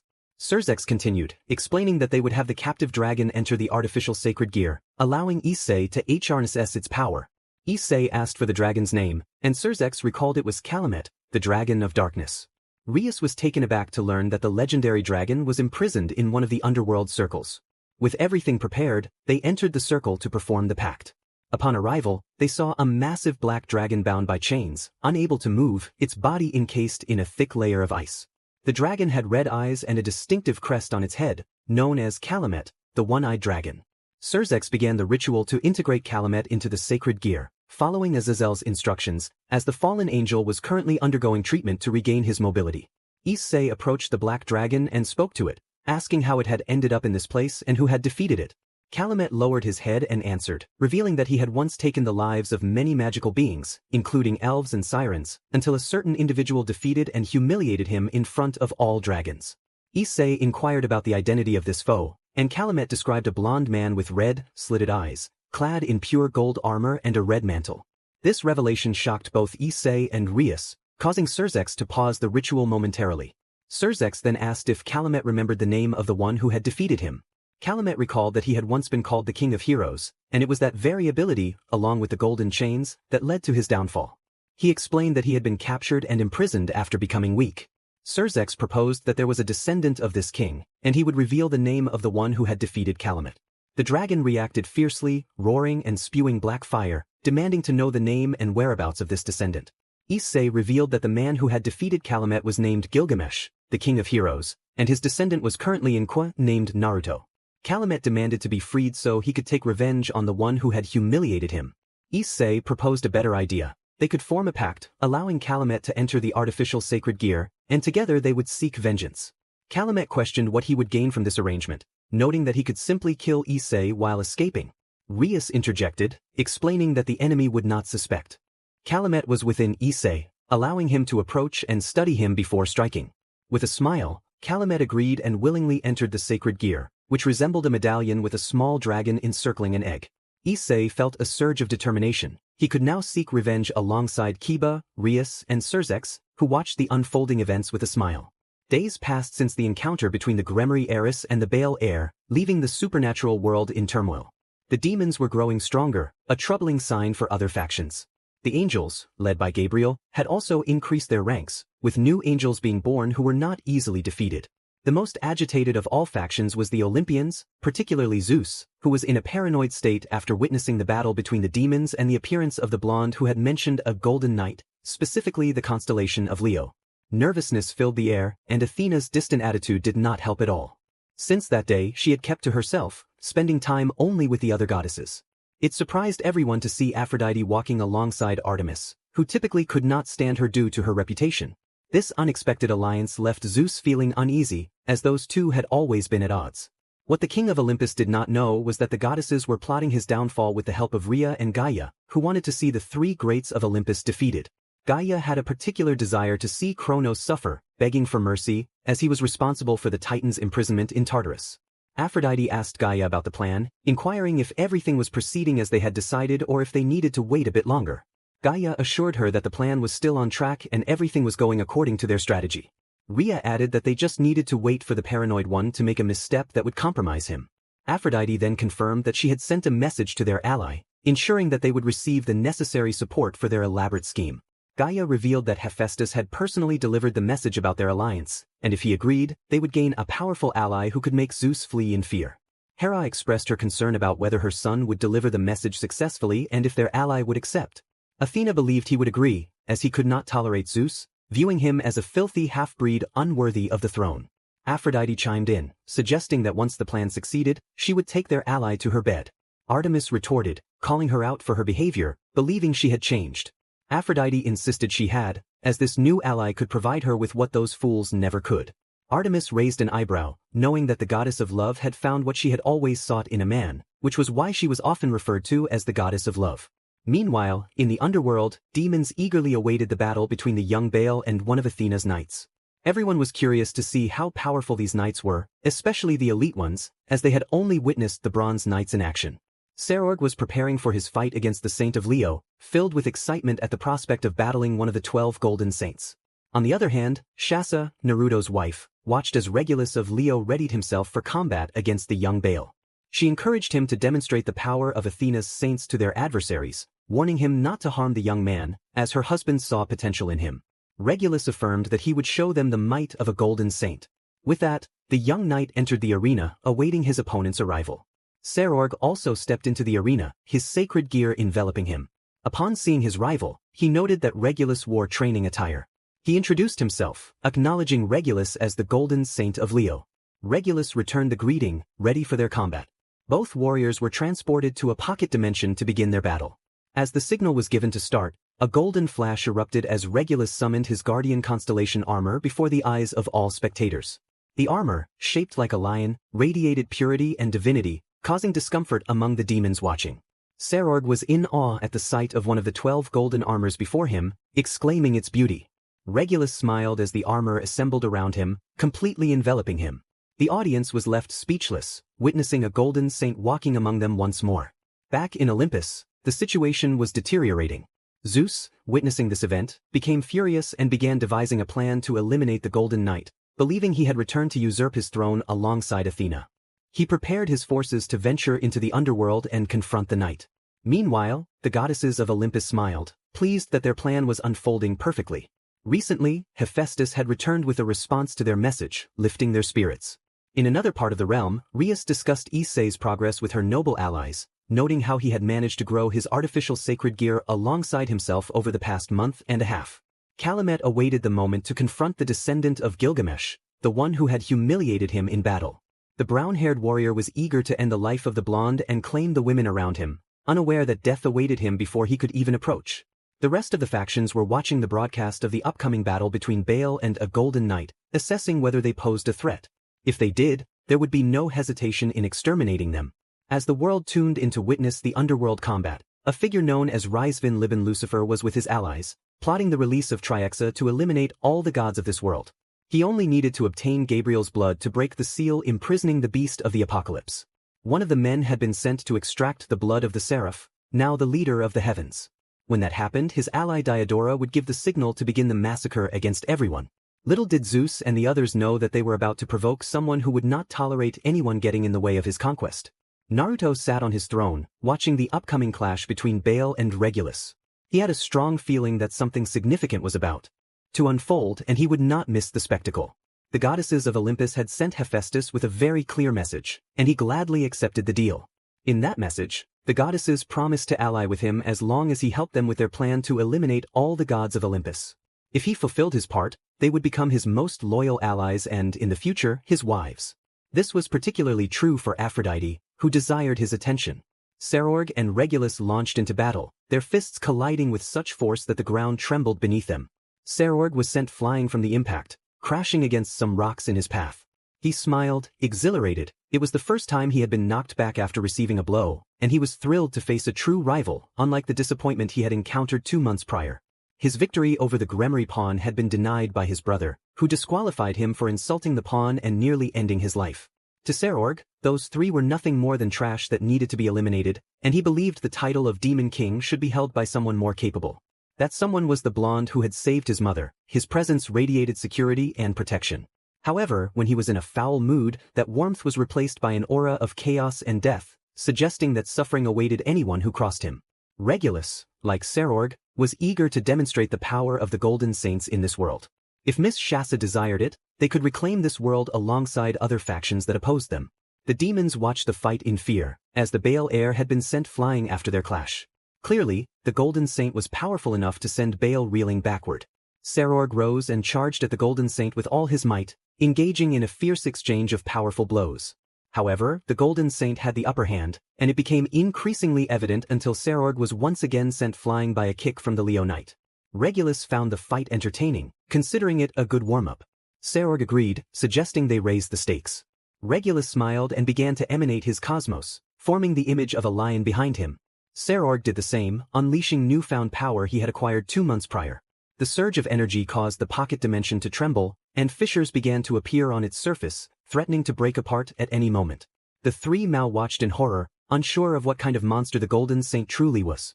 Ajuka expressed disbelief at the power of a Golden Saint, while Faldium noted that it seemed to be increasing by the second. Surzex acknowledged the power of the Golden Saint, and Ajuka asked when he would receive the Nicomeda and the Exorcist. Surzex replied that he would deliver them after his sister fought Ajuka's brother, after which Ajuka could do as he pleased with them. Ajuka smiled, eager to have those two in his grasp to experiment on and increase the power of the underworld. Unbeknownst to them, three shadows were rising behind the Siskin and the lunatic, Kuroka, Kaniko's sister, Graphia Lucifuge and Venelana Bale, who were waiting for the signal to strike. Serorg and Regulus continued their battle, unaware of what was about to happen. Regulus unleashed a powerful lightning attack, sending bolts crashing into Serorg, lifting him into the air. As he fell, he was struck again by the Golden Knight's blow, crashing to the ground. The demons watching were stunned by the display of power from the Golden Saint, who was effortlessly overpowering the young Bale. The Mao were equally surprised by the technique. Serorg emerged from the rubble, battered but determined, with a trickle of blood running down his lips. He acknowledged the impressive attack but declared it was time to end the fight. Regulus agreed, and Serorg unleashed his strongest attack, calling it Great Extinction. Regulus, however, was too quick, appearing behind Serorg, who was caught off guard by the speed of the Leo Knight. The spectators, just like Serorg, failed to see him move from his position to strike. Serorg was lifted into the air once more, bombarded by numerous lightning strikes. He fell to the ground, unconscious from the onslaught. Everyone watched in fear. The Golden Knight had effortlessly defeated the young Bale, who had previously dominated the Gremory pawn rumored to be quite strong. To their shock, the young Bale lay unconscious after the attack. Regulus acknowledged Serorg's effort but noted that they were in different leagues. However, he expressed interest in Serorg, as he was the husband of his lady, encouraging him to grow stronger for their next encounter. At that moment, a brilliant light began to emanate from the area, surprising everyone, followed by a massive explosion that formed a dome around them.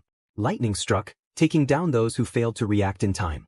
The area was littered with debris, and the remains of those who could not escape the flames at the impact site were visible.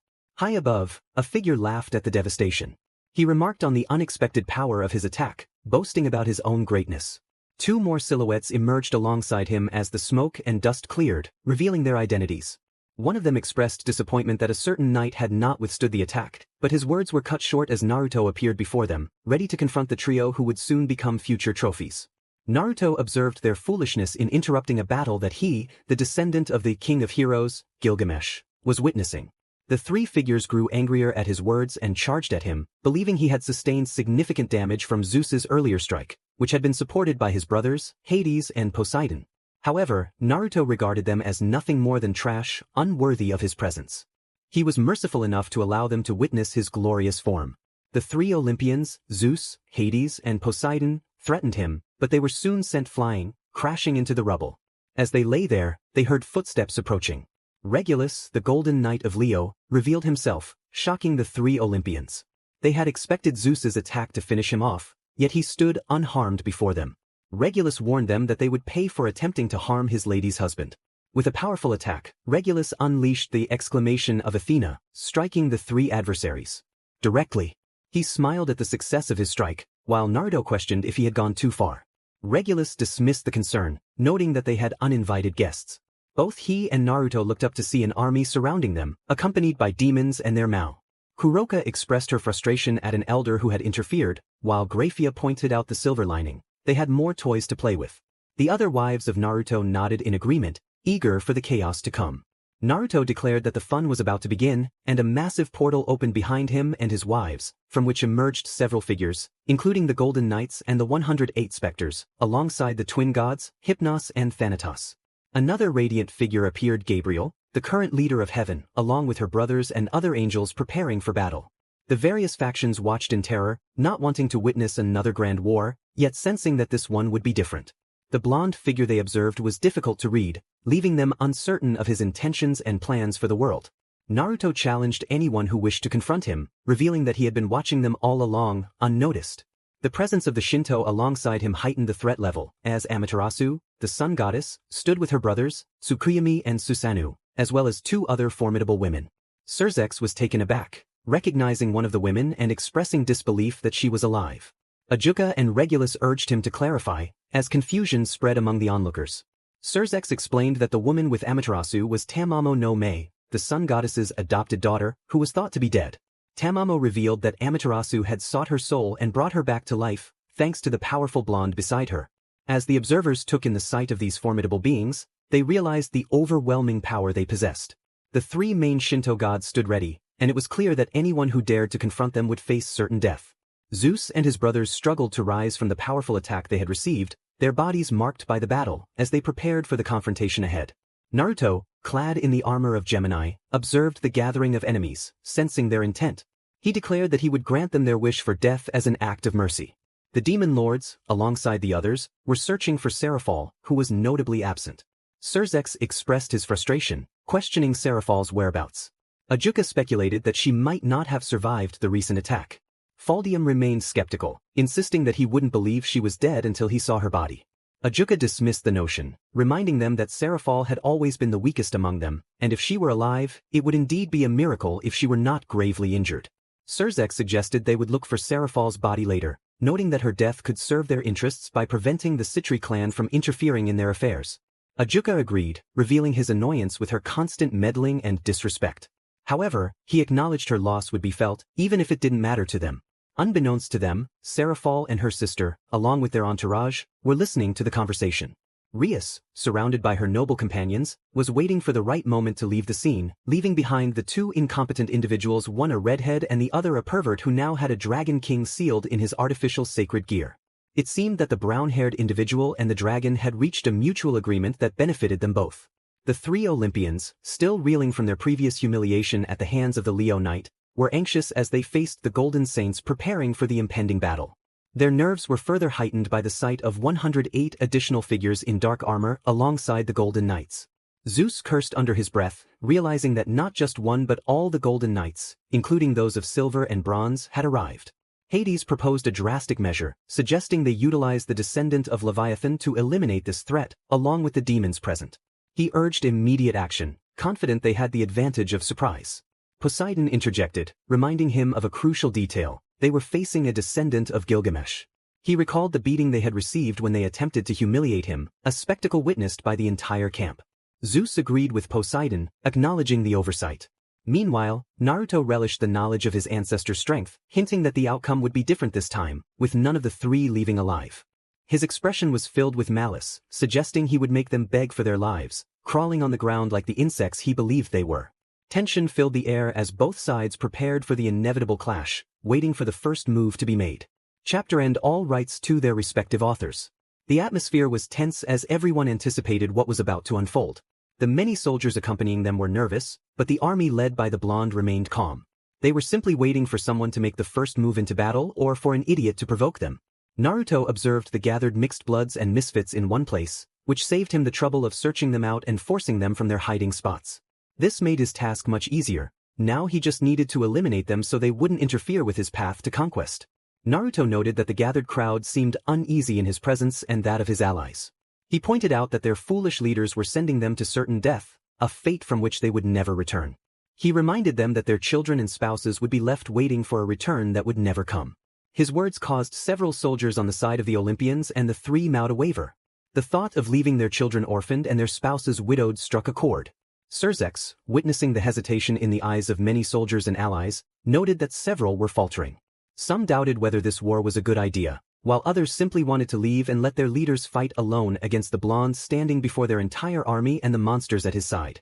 It was clear that this army would wipe them out, especially with the Shinto backing them.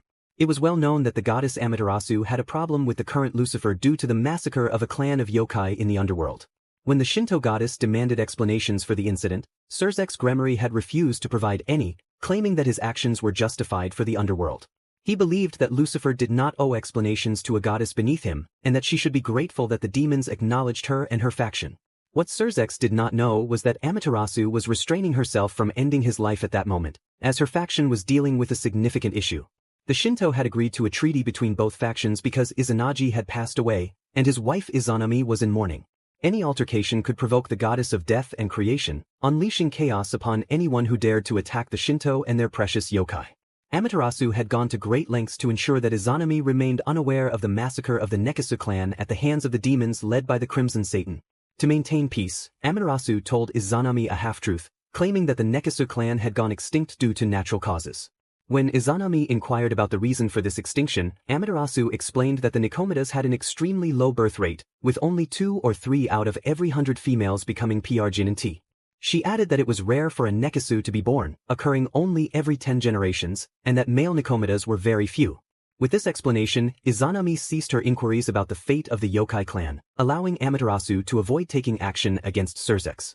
However, now that a war was on the horizon against Hell and other factions meddling in their affairs, Amaterasu was determined to take down the one responsible for the massacre of her kin. Amaterasu declared that she hoped he had enjoyed his life, as he would not leave this place alive. As she unleashed her power, the ground beneath her feet cracked, and the air grew heavy with her energy.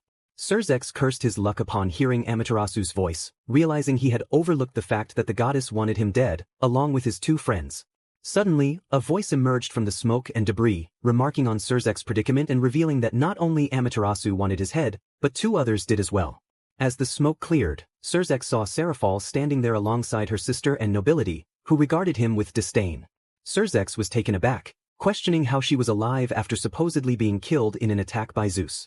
Serafal responded that he underestimated her, stating that the attack was weak and felt more like a massage than a threat. Her sister chimed in, agreeing that it was like a gentle electric shock. Surzex grumbled quietly, annoyed at Serafal's insults toward her sister. However, as he observed the fluctuating power of the 2 Citri sisters, doubt crept into his mind. He turned to Ajuka for confirmation. Ajuka explained that both had concealed their power and were now releasing it. Surzex was shocked to learn that their power had surpassed his own and that of his allies long ago, hidden right under their noses. Feeling the tension rise, Surzex clenched his fists in frustration, realizing that not only did Amaterasu want him dead, but now he faced the combined might of Serafal and her sister as well. Meanwhile, Naruto continued to watch the unfolding events with keen interest. Many enemy soldiers were quietly abandoning the battlefield without their leaders realizing what was happening in their ranks. At this rate, they would soon be outnumbered, as they were focused on the blonde and his army behind him, oblivious to what was occurring behind their backs. It was understandable, everyone wanted to see their families and watch their children grow up with their parents. Naruto stood at the forefront, ready to take action. He challenged anyone to come forward, stating that if they wouldn't come for him, then he would come for them. The soldiers watched him curiously until he began to move.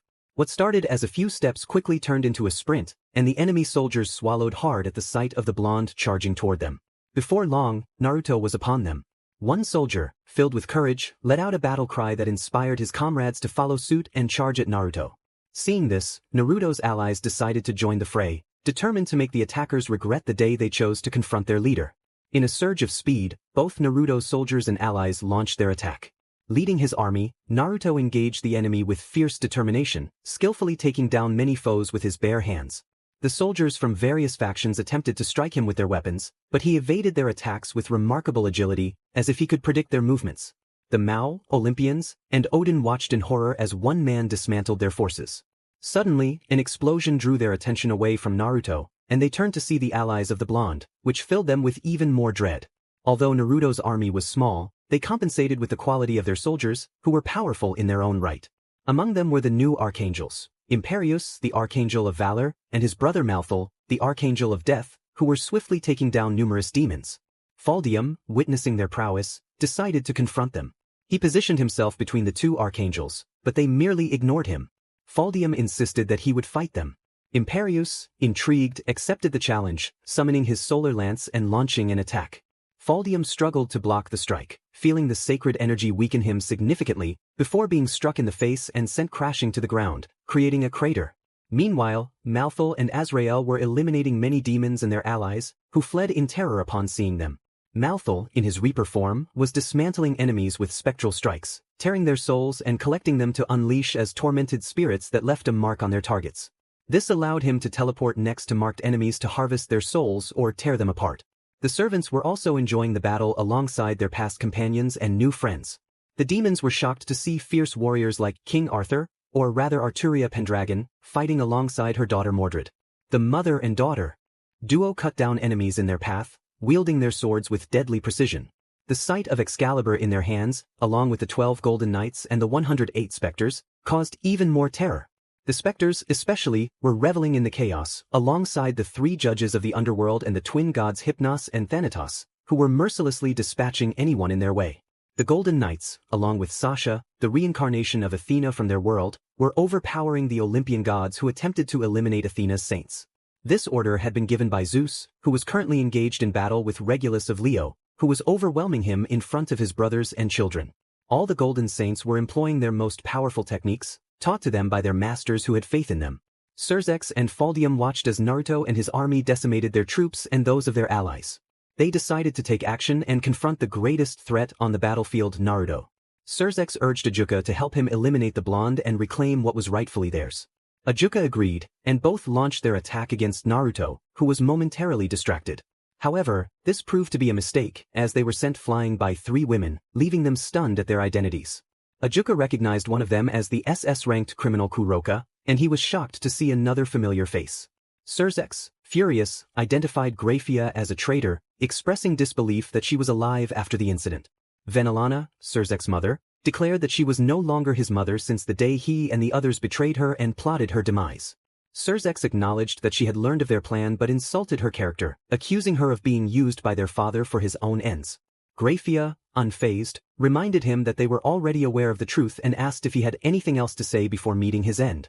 Cersex, with a smirk, revealed that he had sold out her entire clan to eliminate any obstacles in his path to becoming Lucifer.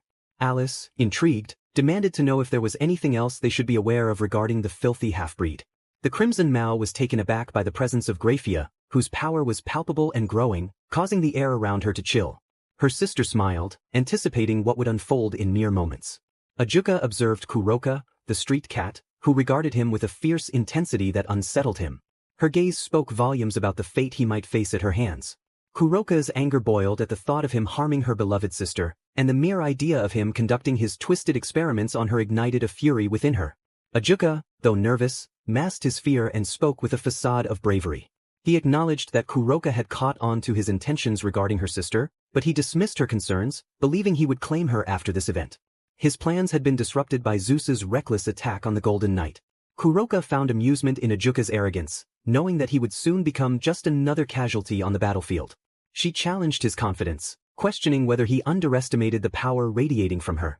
Ajuka retorted, claiming that her magical strength was insignificant compared to his. He viewed her as nothing more than a mere insect, easily crushable at his whim. Kuroka laughed at his words, finding his confidence amusing.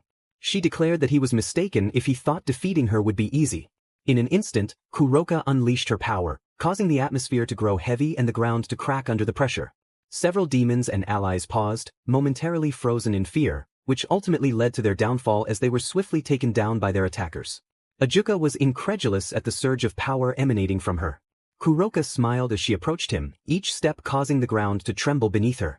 She taunted him, suggesting he prepare a coffin for his funeral before launching herself into battle against the Mao. He retaliated, and their clash sent shockwaves through the area as they fought fiercely, neither willing to yield. Meanwhile, Naruto reveled in the chaos, effortlessly dispatching foes with swift strikes, splitting them in half or absorbing them. He smashed enemies with powerful blows, sending them flying. He relished the fear he instilled, inviting them to dance with him in battle. Suddenly, he was thrown back by a powerful gust of wind and flames from Odin, who conjured a massive cloud of smoke and dust. As the dust settled, Naruto stood unharmed, brushing off the debris and locking eyes with the god who had attacked him. He raised his hands to his mouth and unleashed a devastating firestorm. The dark flames consumed everything in their path, leaving nothing but ash. Odin attempted to shield himself with a magical barrier, but the intense heat began to overwhelm him and the barrier shattered, engulfing him in flames. Naruto watched as Odin struggled against the inferno, unable to extinguish the fire that brought him suffering and pain. The Valkyries, witnessing Odin's demise, smiled at the downfall of the one who had tormented them. Naruto continued his rampage, eliminating the lesser beings and feeble gods around him. In a silver magic circle, Arisvin sought a servant to extract the blood of Gabriel, the current leader of the heavens, with the intent of unleashing a beast sealed by the biblical god to wreak havoc. He envisioned a world under his dominion, free from opposition. However, unbeknownst to him, someone was already aware of his plans and awaited the moment he would make the mistake of releasing the Trihexa. Issei, on the other hand, was determined to confront Naruto, seeking revenge for the humiliation he had suffered and the betrayal of Drake. Alongside Calamant, they plotted their vengeance against the blonde, who approached them calmly, seemingly unfazed by the chaos surrounding him. And thus concluded chapter. Issei stood before the blonde who had humiliated him, determined to make this arrogant individual pay. He envisioned a future where he would be the king of his harem, surrounded by beautiful women, including those who had once been with the blonde. Little did he know that if he got too close, he would face severe consequences, possibly even being captured and tortured by his death and Anko, both stunning yet fearsome women. Naruto observed Issei with disdain, noting that the trash was still alive. He compared Issei to a cockroach that could survive for a long time but would ultimately meet its end when the time came. However, in a generous mood, he decided to use only his spear. Issei growled quietly as the blonde continued to belittle him. He vowed that the blonde would regret his words once he was defeated and that he would claim all his wives and lovers as his own. The blonde summoned a beautifully designed spear, ready for battle. He taunted Issei, expressing his hope for some entertainment. Issei charged at him, but the spear floated in front of the blonde, forcing Issei to dodge its move. The blonde mocked him, calling him a half-breed. With a flick of his wrist, the spear moved as if it had a mind of its own, putting Issei in a precarious position. Calumet urged Issei to use his power to avoid being harmed by the spear. Issei activated his balance breaker, donning a black armor adorned with purple gems, feeling his power multiply tenfold. The blonde scoffed at the transformation, belittling Issei's newfound strength. Issei declared that the blonde would pay for his insults, unleashing a dark mist that caused his enemies to lose consciousness. However, the Golden Saints and summoned heroes remained unaffected. Naruto ridiculed Issei's attack, pointing out the foolishness of using an incapacitating move in a battle where his allies were falling. He wondered what Gilgamesh would think of such stupidity. Now it was his turn to attack, and he commanded his spear to strike. Issei attempted to defend himself, but the spear shot toward him at supersonic speeds, narrowly grazing his cheek and leaving a small mark. Issei challenged the blonde, claiming that he was all talk and no action. The blonde responded with a threat, stating that he would make Issei eat his words. The spear vibrated rapidly, distorting in shape due to its speed before shooting out in a golden flash. Issei braced himself, but it was too late. The spear pierced through him, causing a severe injury that began to heal gradually. Issei, furious, vowed to make the blonde pay, enhancing his power further and transforming into a small black dragon. He declared that the blonde would die. Naruto feigned fear, mocking Issei's transformation. The two charged at each other, weapons drawn, engaging in a fierce clash where Issei fought with all his might, while Naruto seemed to be toying with him. The factions watching were terrified by the immense power on display, and the world trembled under the force of their battle. Naruto, sword in hand, awaited the Trihexa. The creature let out a powerful roar that shook the skies, sending fierce winds that knocked many off their feet. Some protected themselves with magical barriers, while others were swept away. The Trihexa charged at Naruto with incredible speed, surprising everyone given its massive size. However, Naruto countered with a flaming punch that left a mark on the beast's face, which healed almost instantly. The creature crashed violently to the ground, taking some unfortunate souls with it. Naruto taunted the beast, promising that its rebellion would make things more entertaining. The Trihexa, enraged, rose again, realizing that this human was putting up a fight. In its long existence, only the biblical god had posed a challenge, but that god had met his end. The Trihexa had been confined to a dimensional rift filled with countless horrors and powerful rivals, many of which were unknown to the great dragons. In that place, it had witnessed things that made the world seem insignificant, and it was determined to unleash its fury. With her tail tucked between her legs, she had tried to confront one of these creatures during her time trapped. She was awakened by one of them, who looked at her with interest while others showed disdain at the arrival of a new guest they could toy with. She had to survive in that place to avoid becoming a plaything for these beings, facing and defeating the weaker ones. However, she struggled against the stronger ones, who nearly took her life.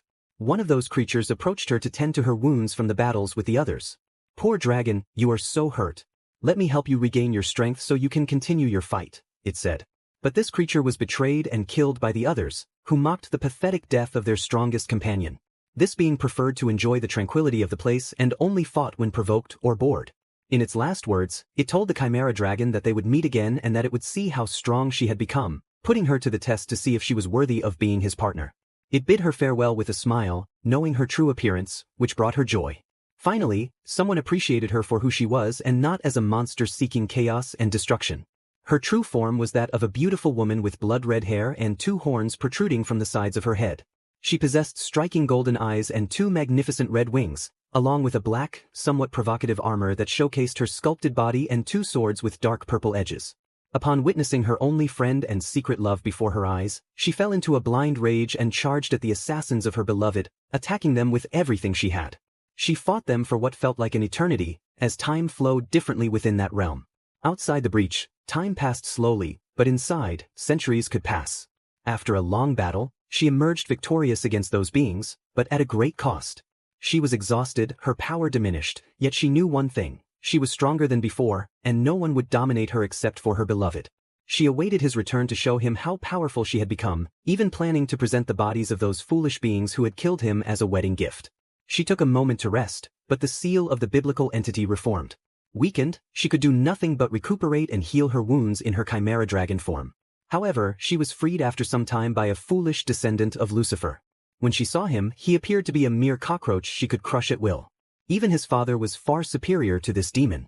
She had known the original Lucifer, a tyrant who commanded respect as the leader of demons, possessing immense power. She could say he would have posed a challenge to the demon king of tyranny, a true king who believed no rules applied to him. After his death, the power of demons had diminished greatly, leaving them as mere shadows of their former selves from the mythical era.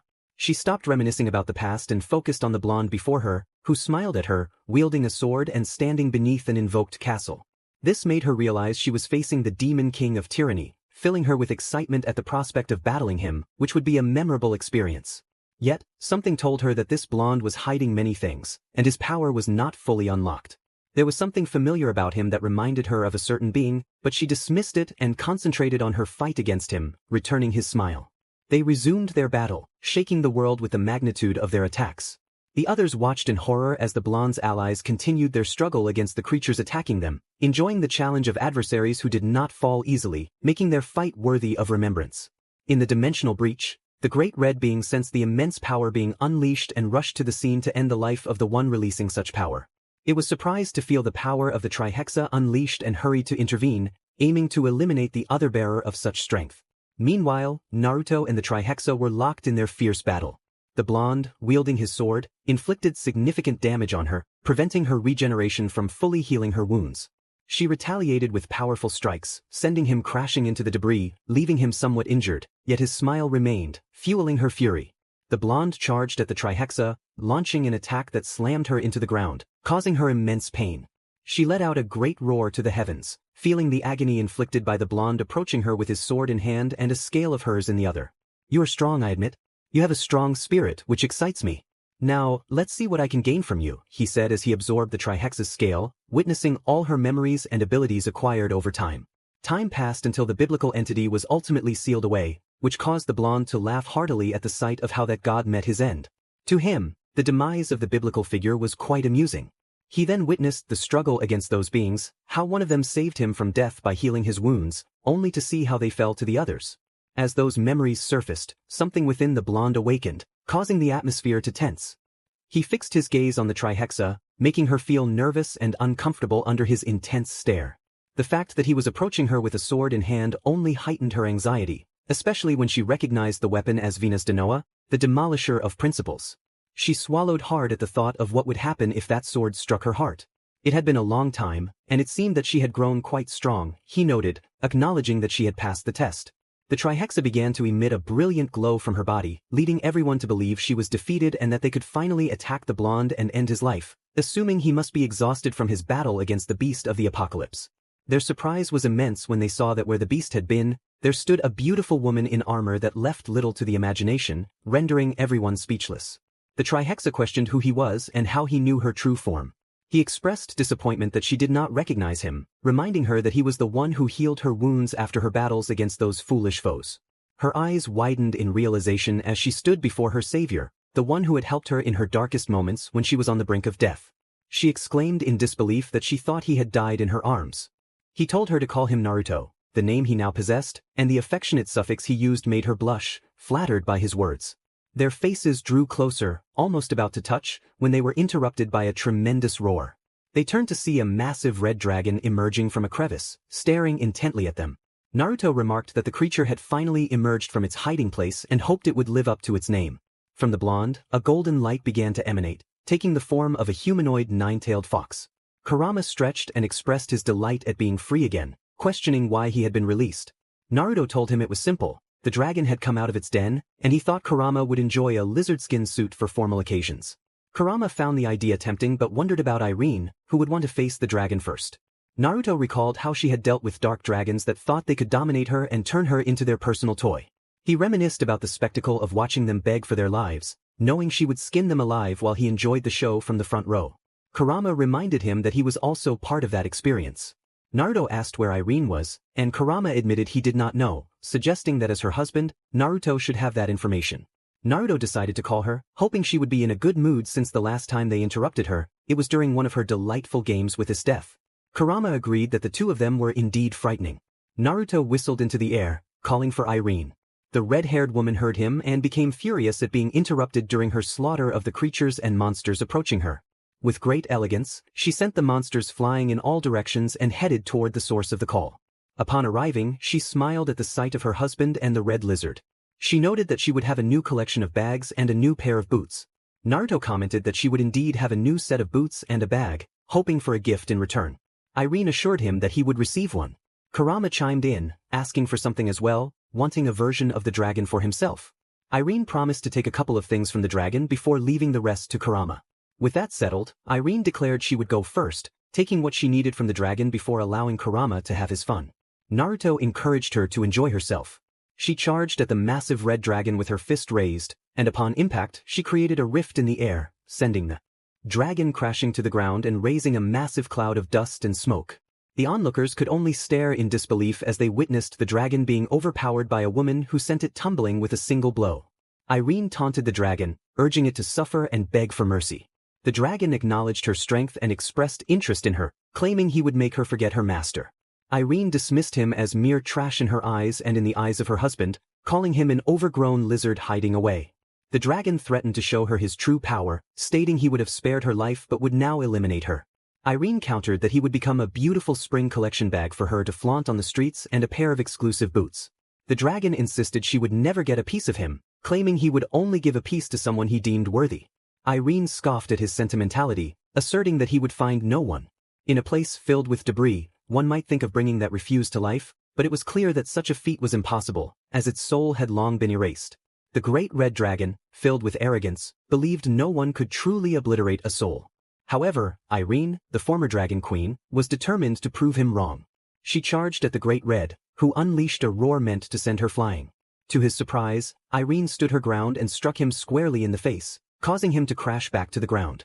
Irene looked down at the dragon, disdain evident in her voice as she declared him worthless, unworthy of her time. With a swift motion, she seized one of his wings and tore it away with a force that made him roar in pain. But she silenced him with a kick to his mouth, her voice cold as she warned him to be quiet, threatening to end his cries for mercy over such a minor injury. With the dragon's wing in her grasp, she left the onlookers in shock, witnessing the once mighty red dragon now wounded and defeated by a woman. Irene addressed Kurama, instructing him to take the dragon's wing but to bring her his heart, as she had plans for it. Kurama agreed, but he had his own dinner to prepare. He jokingly asked who wanted lizard for dinner, and Naruto eagerly requested a leg. Kurama set to work, preparing the grill alongside his two best chefs, Irina and Alice Nakiri, who were busy getting everything ready for their dragon feast. As Kurama faced the great red dragon, who was slowly rising after losing his wing, he felt a thrill of excitement. The dragon, still arrogant, mocked Kurama, but Kurama was unfazed. He had intended to take it easy on the dragon, but the dragon's bravado pushed him to act swiftly. The red dragon, regaining his confidence, summoned his lost wing and glared at the nine-tailed fox before him. Kurama, feeling his own power surge, enveloped himself in energy, forming a massive sphere of pure strength. As it shattered, the nine-tailed fox emerged, transformed and more powerful than ever. Kurama smiled at the dragon, sensing the fear in his eyes as he showcased the results of his training with Naruto. He felt a swell of pride, imagining how proud his father would be to see him now. The onlookers were filled with horror at the sight of the fox, a being of such immense power that had gone unnoticed until now, standing before the great red dragon. The dragon, realizing the shift in power, acknowledged Kurama's strength, while Kurama taunted him, hoping the dragon wouldn't flee in fear. The battle was about to escalate, and Kurama was ready for whatever came next. The situation was intense as Kurama faced the dragon, who had been pursuing him. The dragon was determined to settle the score for a past offense, but Kurama was not intimidated. He taunted the dragon, questioning if it had ever faced a primordial being. This left the dragon confused, as it had never encountered such a powerful entity before. Without hesitation, Kurama launched himself into battle, delivering a powerful punch that sent the dragon crashing into several nearby mountains. As the dragon struggled to regain its footing, it unleashed its energy orbs, aiming to inflict further damage. Kurama, unfazed, expressed hope that the dragon wouldn't harbor any hatred towards him. He raised one hand to the sky, channeling his power and declaring a devastating attack. A massive dark purple orb descended upon the dragon, who roared in pain as it was struck by the overwhelming force, resulting in a colossal explosion that created a deep crater. Meanwhile, other factions watched in horror, realizing that this fox possessed enough strength to challenge the mighty dragon. In a different scene, Naruto was busy preparing a salad to accompany the dragon meat, while Irina heated the grill. Alice Nakiri was focused on creating a dessert that would be the highlight of their grand feast. Naruto complimented the girls on their culinary skills, expressing his delight in their efforts. He instructed them to eliminate any intruders, ensuring that only his harem and those deemed worthy would be allowed to join the banquet. Back in the crater, the dragon, now injured in several places, struggled to heal, except for a wound on its right eye that refused to close, leaving a scar. The dragon vowed revenge for the offense, declaring that shedding its blood was sacrilege. Kurama, unfazed, mocked the dragon, suggesting that its arrogance had led to its downfall. He prepared to unleash a powerful attack, which the dragon initially dismissed as insignificant. However, when the orb made contact, dark flames erupted, consuming the dragon and preventing it from healing. Elsewhere, Kateria and Lucifer were engaged in a brutal confrontation, with Kateria mocking her opponent.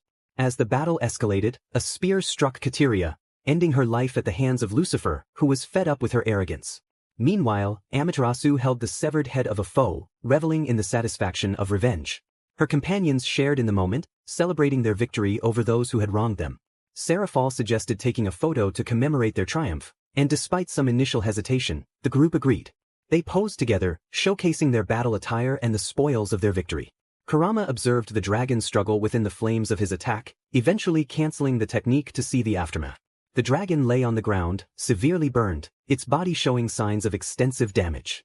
The charred bones and muscles of the dragon Kurama were exposed. Naruto realized he had gone too far with the flames. He would be in trouble if he presented the meat in this condition. He cast a high-level healing spell on the semi-conscious dragon. As its wounds healed rapidly, the dragon stood up and lunged at Kurama, biting down on his left arm. Kurama felt the anger rise within him as he unleashed his power, determined to end the dragon's existence. In response, Kurama charged his right fist with immense energy and struck, piercing through the dragon's chest and extracting its still-beating heart. The great fox watched as the dragon's life faded away before his eyes. Kurama remarked that the dragon had never stood a chance against him. He had merely been playing to test the limits of his form. He withdrew his arm from the dragon's mouth with great force and placed the heart into a container, intending to give it to Irene. He let the dragon's lifeless body fall to the ground, the impact resonating throughout the area.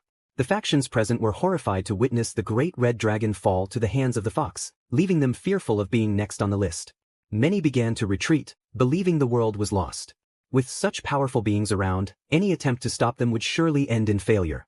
Kurama released his transformation and took the lifeless body of the dragon to the place where its meat would be prepared for the upcoming feast. Once there, his friends began to cut the dragon's flesh into various pieces, destined for different dishes that would be a delight few would ever taste. Naruto commented that Kurama seemed to have enjoyed stretching himself a bit. Kurama agreed, saying it had helped him relieve some tension and try out a few new attacks.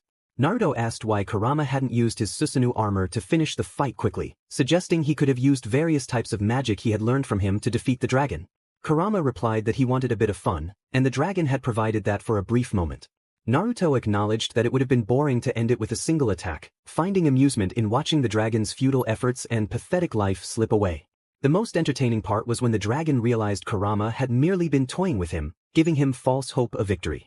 Kurama mentioned that the encounter had given him some inspiration, so he didn't mind the delay and asked to be awakened when the feast was ready. Naruto teased him for being lazy despite his strength. Kurama shrugged it off and settled into a brief rest within Naruto, who returned to preparing the banquet with his friends. He stretched his left arm into the air and consumed a light blue orb as if it were candy.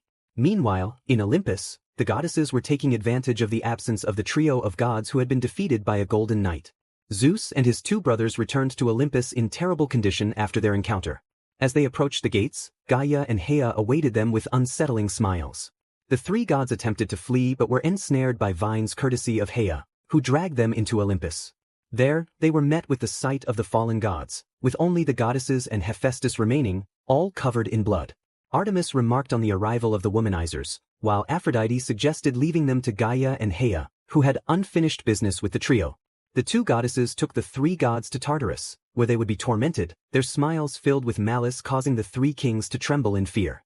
Zeus, overwhelmed by the dark smiles, lost control and wet his pants, realizing his fate was dire. Hea taunted him, offering to help, and struck him, causing him to scream in agony as his pride was shattered before his eyes. Gaia reassured them that they had a special place prepared just for them, where they would spend a long time having fun. Hades and Poseidon were horrified, unsure of what awaited them in the special beds prepared by the goddesses. Meanwhile, all the goddesses of Olympus were redefining their realm to welcome their secret love interest, a certain blonde who made them feel incomplete without him. It would take time to remodel Olympus to their liking, but they were determined to rule it, eliminating all remnants of the three womanizers and their camp of misfits. They would only bear the children of the blonde, and anyone who dared approach would be dealt with swiftly. Back with Naruto, he sat at a grand banquet prepared by himself and his two wives, Irina and Alice. The table was adorned with various culinary delights and the finest wines, none of which compared to the special wine he kept in a vault.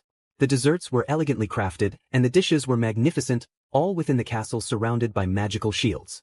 Naruto began the royal feast, and all present eagerly indulged in the delicious offerings prepared by his two sisters of the harem. It was total chaos. The demons had lost their leaders, and only Seraphol remained, enjoying a banquet prepared by her husband in the castle, completely unconcerned about the turmoil unfolding in the underworld. The few survivors of the war were desperately trying to calm the population, but their efforts were in vain as the citizens were engulfed in complete disorder. Meanwhile, in the heavens, the leaders awaited the arrival of their sister and current leader, who was at a banquet with her husband. There, Seraphol indulged in exquisite delicacies that could drive anyone to distraction. While they waited, Gabriel began counting their troops, assessing the number of injured and the losses they had suffered. Miguel, Gabriel's secretary, was overwhelmed with paperwork regarding the fallen, shedding tears over the daunting tasks awaiting him in his office. Under the command of Baraquil, they awaited the return of Azazel, who would never return, having met a grim fate after the attack from Zeus, the king of Olympus. The remnants of the Chaos Brigade were gathering for one final assault, targeting the blonde who possessed immense power. They planned to wait for the perfect moment to seize his abilities and become the new masters of the world. Unfortunately for them, their plan would not unfold as they envisioned, and their demise was all but assured. The specters and knights were enjoying the grand banquet hosted by their lord and comrade-in-arms, displaying the finest etiquette they had practiced before the event. Though they would not admit it aloud, they had been compelled to learn manners under the stern guidance of Shasa and Pandora, who had ensured they understood table etiquette through rigorous training. Those few who were familiar with proper conduct refined their skills, while the rest endured a challenging experience at the hands of the two. After the grand banquet concluded, everyone returned to their respective places, while some lingered with their favorite blonde, hoping to share a more NTMT moment. Months later, Naruto found himself in his grand mansion, surrounded by his numerous wives, girlfriends, and lovers. Suddenly, they were encircled by a magical barrier, and several members of the Chaos Brigade appeared, demanding his surrender and the relinquishment of his power. In response, Naruto simply declared, "To another dimension," sending the intruders into the core of the sun, where they perished without a trace. He proclaimed that those insignificant beings who sought his power would witness what he was capable of. It was time for them to recognize one of the primordials. Naruto unleashed his power, soaring into the skies and causing the earth to tremble once more. The factions on alert felt the surge of his growing strength. He demanded recognition as one of the primordials and opened a massive rift revealing countless galaxies and worlds. Stepping through the rift, he stood before the vastness of the cosmos, expanding his form and leaving all who witnessed him in awe. He proceeded to consume each galaxy and world, demonstrating that he was an entity beyond this realm, unbound by any laws. This left a profound impact on those who dared to oppose him. Naruto made it clear that if anyone crossed him, their world would vanish. His power faded from their senses as he ascended to a new plane, surpassing all known boundaries and entering the forbidden.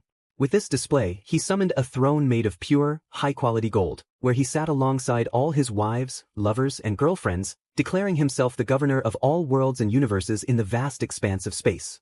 The blonde would soon embark on a conquest across various universes, collecting treasures for his grand vault and perhaps, just perhaps, adding new women to his harem. Chapter end. All rights belong to their respective authors.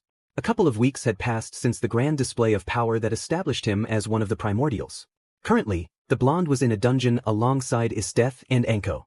Both women were confronting Rias Gremory, who had underestimated them by attempting to manipulate them with the help of one of the few survivors from the war a few months prior.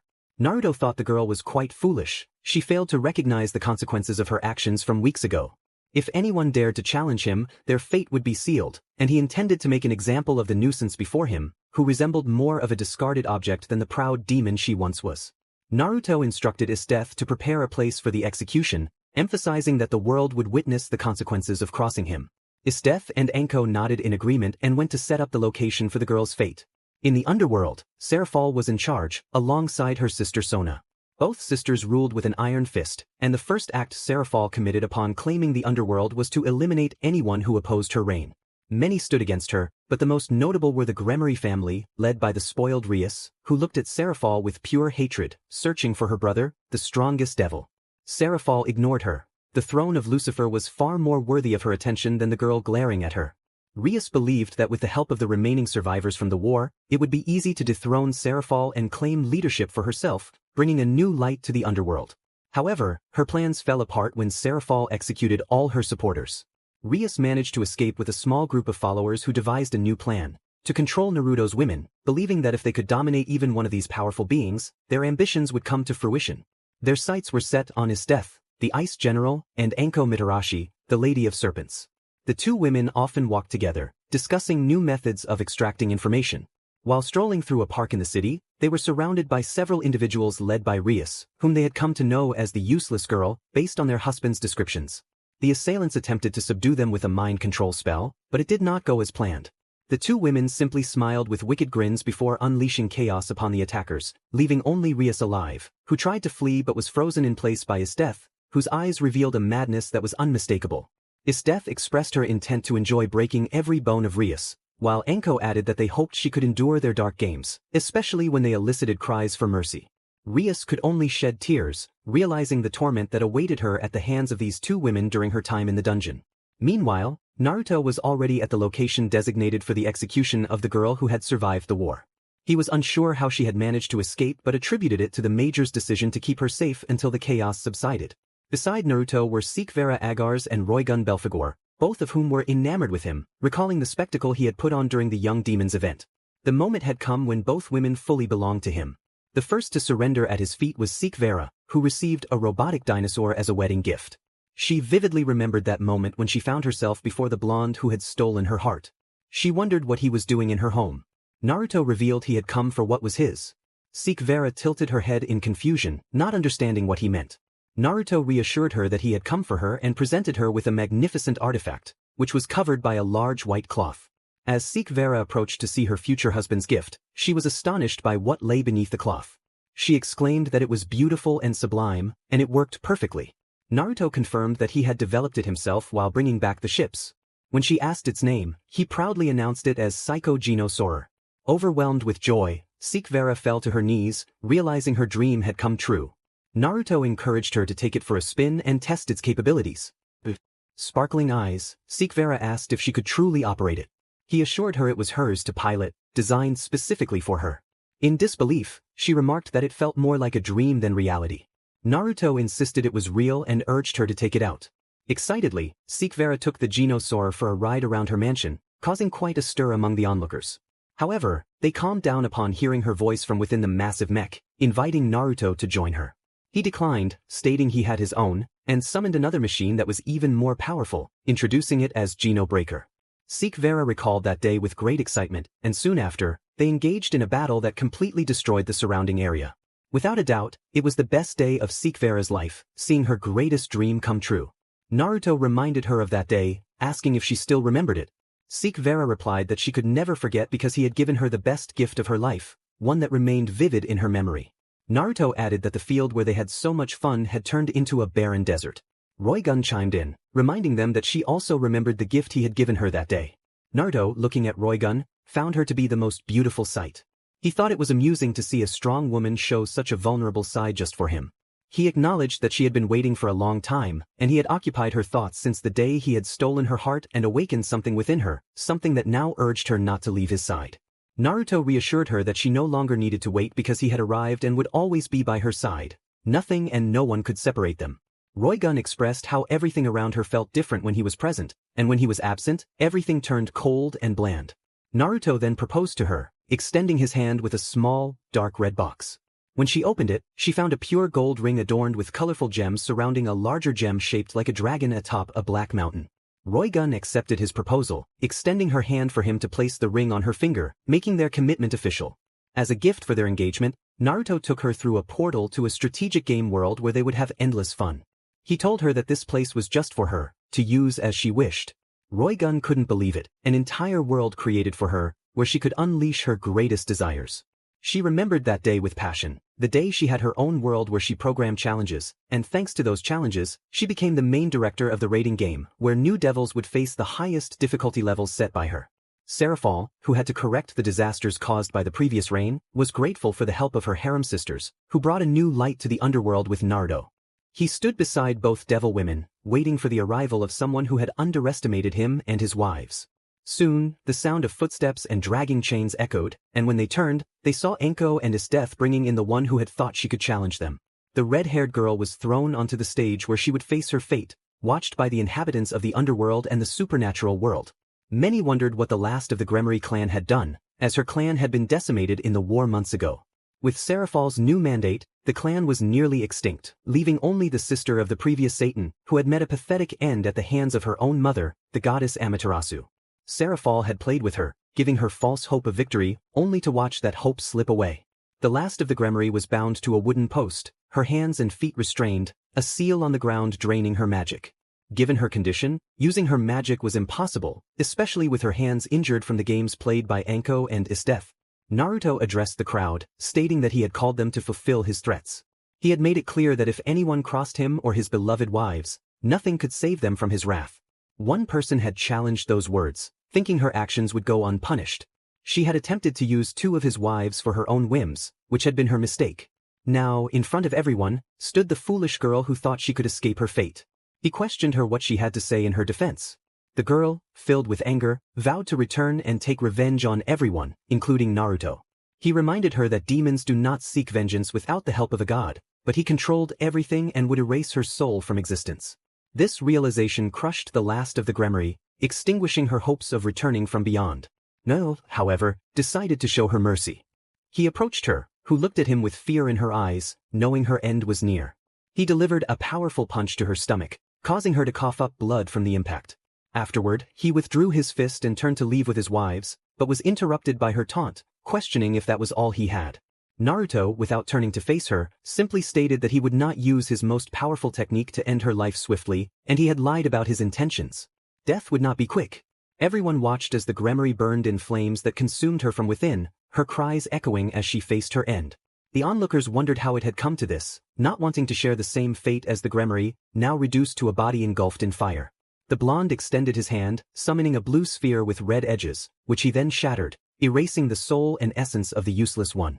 He hoped this would serve as a lesson for all. Anyone who dared to oppose him would not meet a pleasant end, and his wives would be more than happy to have new subjects for their experiments and research. With that, the blonde departed the scene with his 4 wives, ready to enjoy their time together.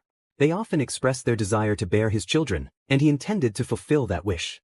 Years passed, and his wives became pregnant, giving birth to daughters who, to the blonde's surprise, were all girls.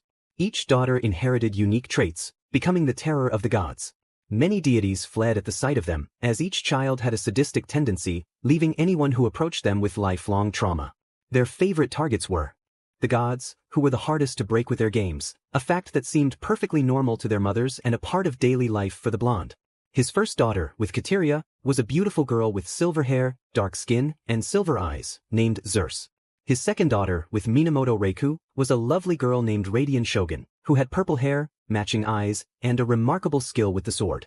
Another daughter, Ibaraki Duji, was born to Shuten Duji, featuring blonde hair and golden, slanted eyes, a gift from her dragon heritage.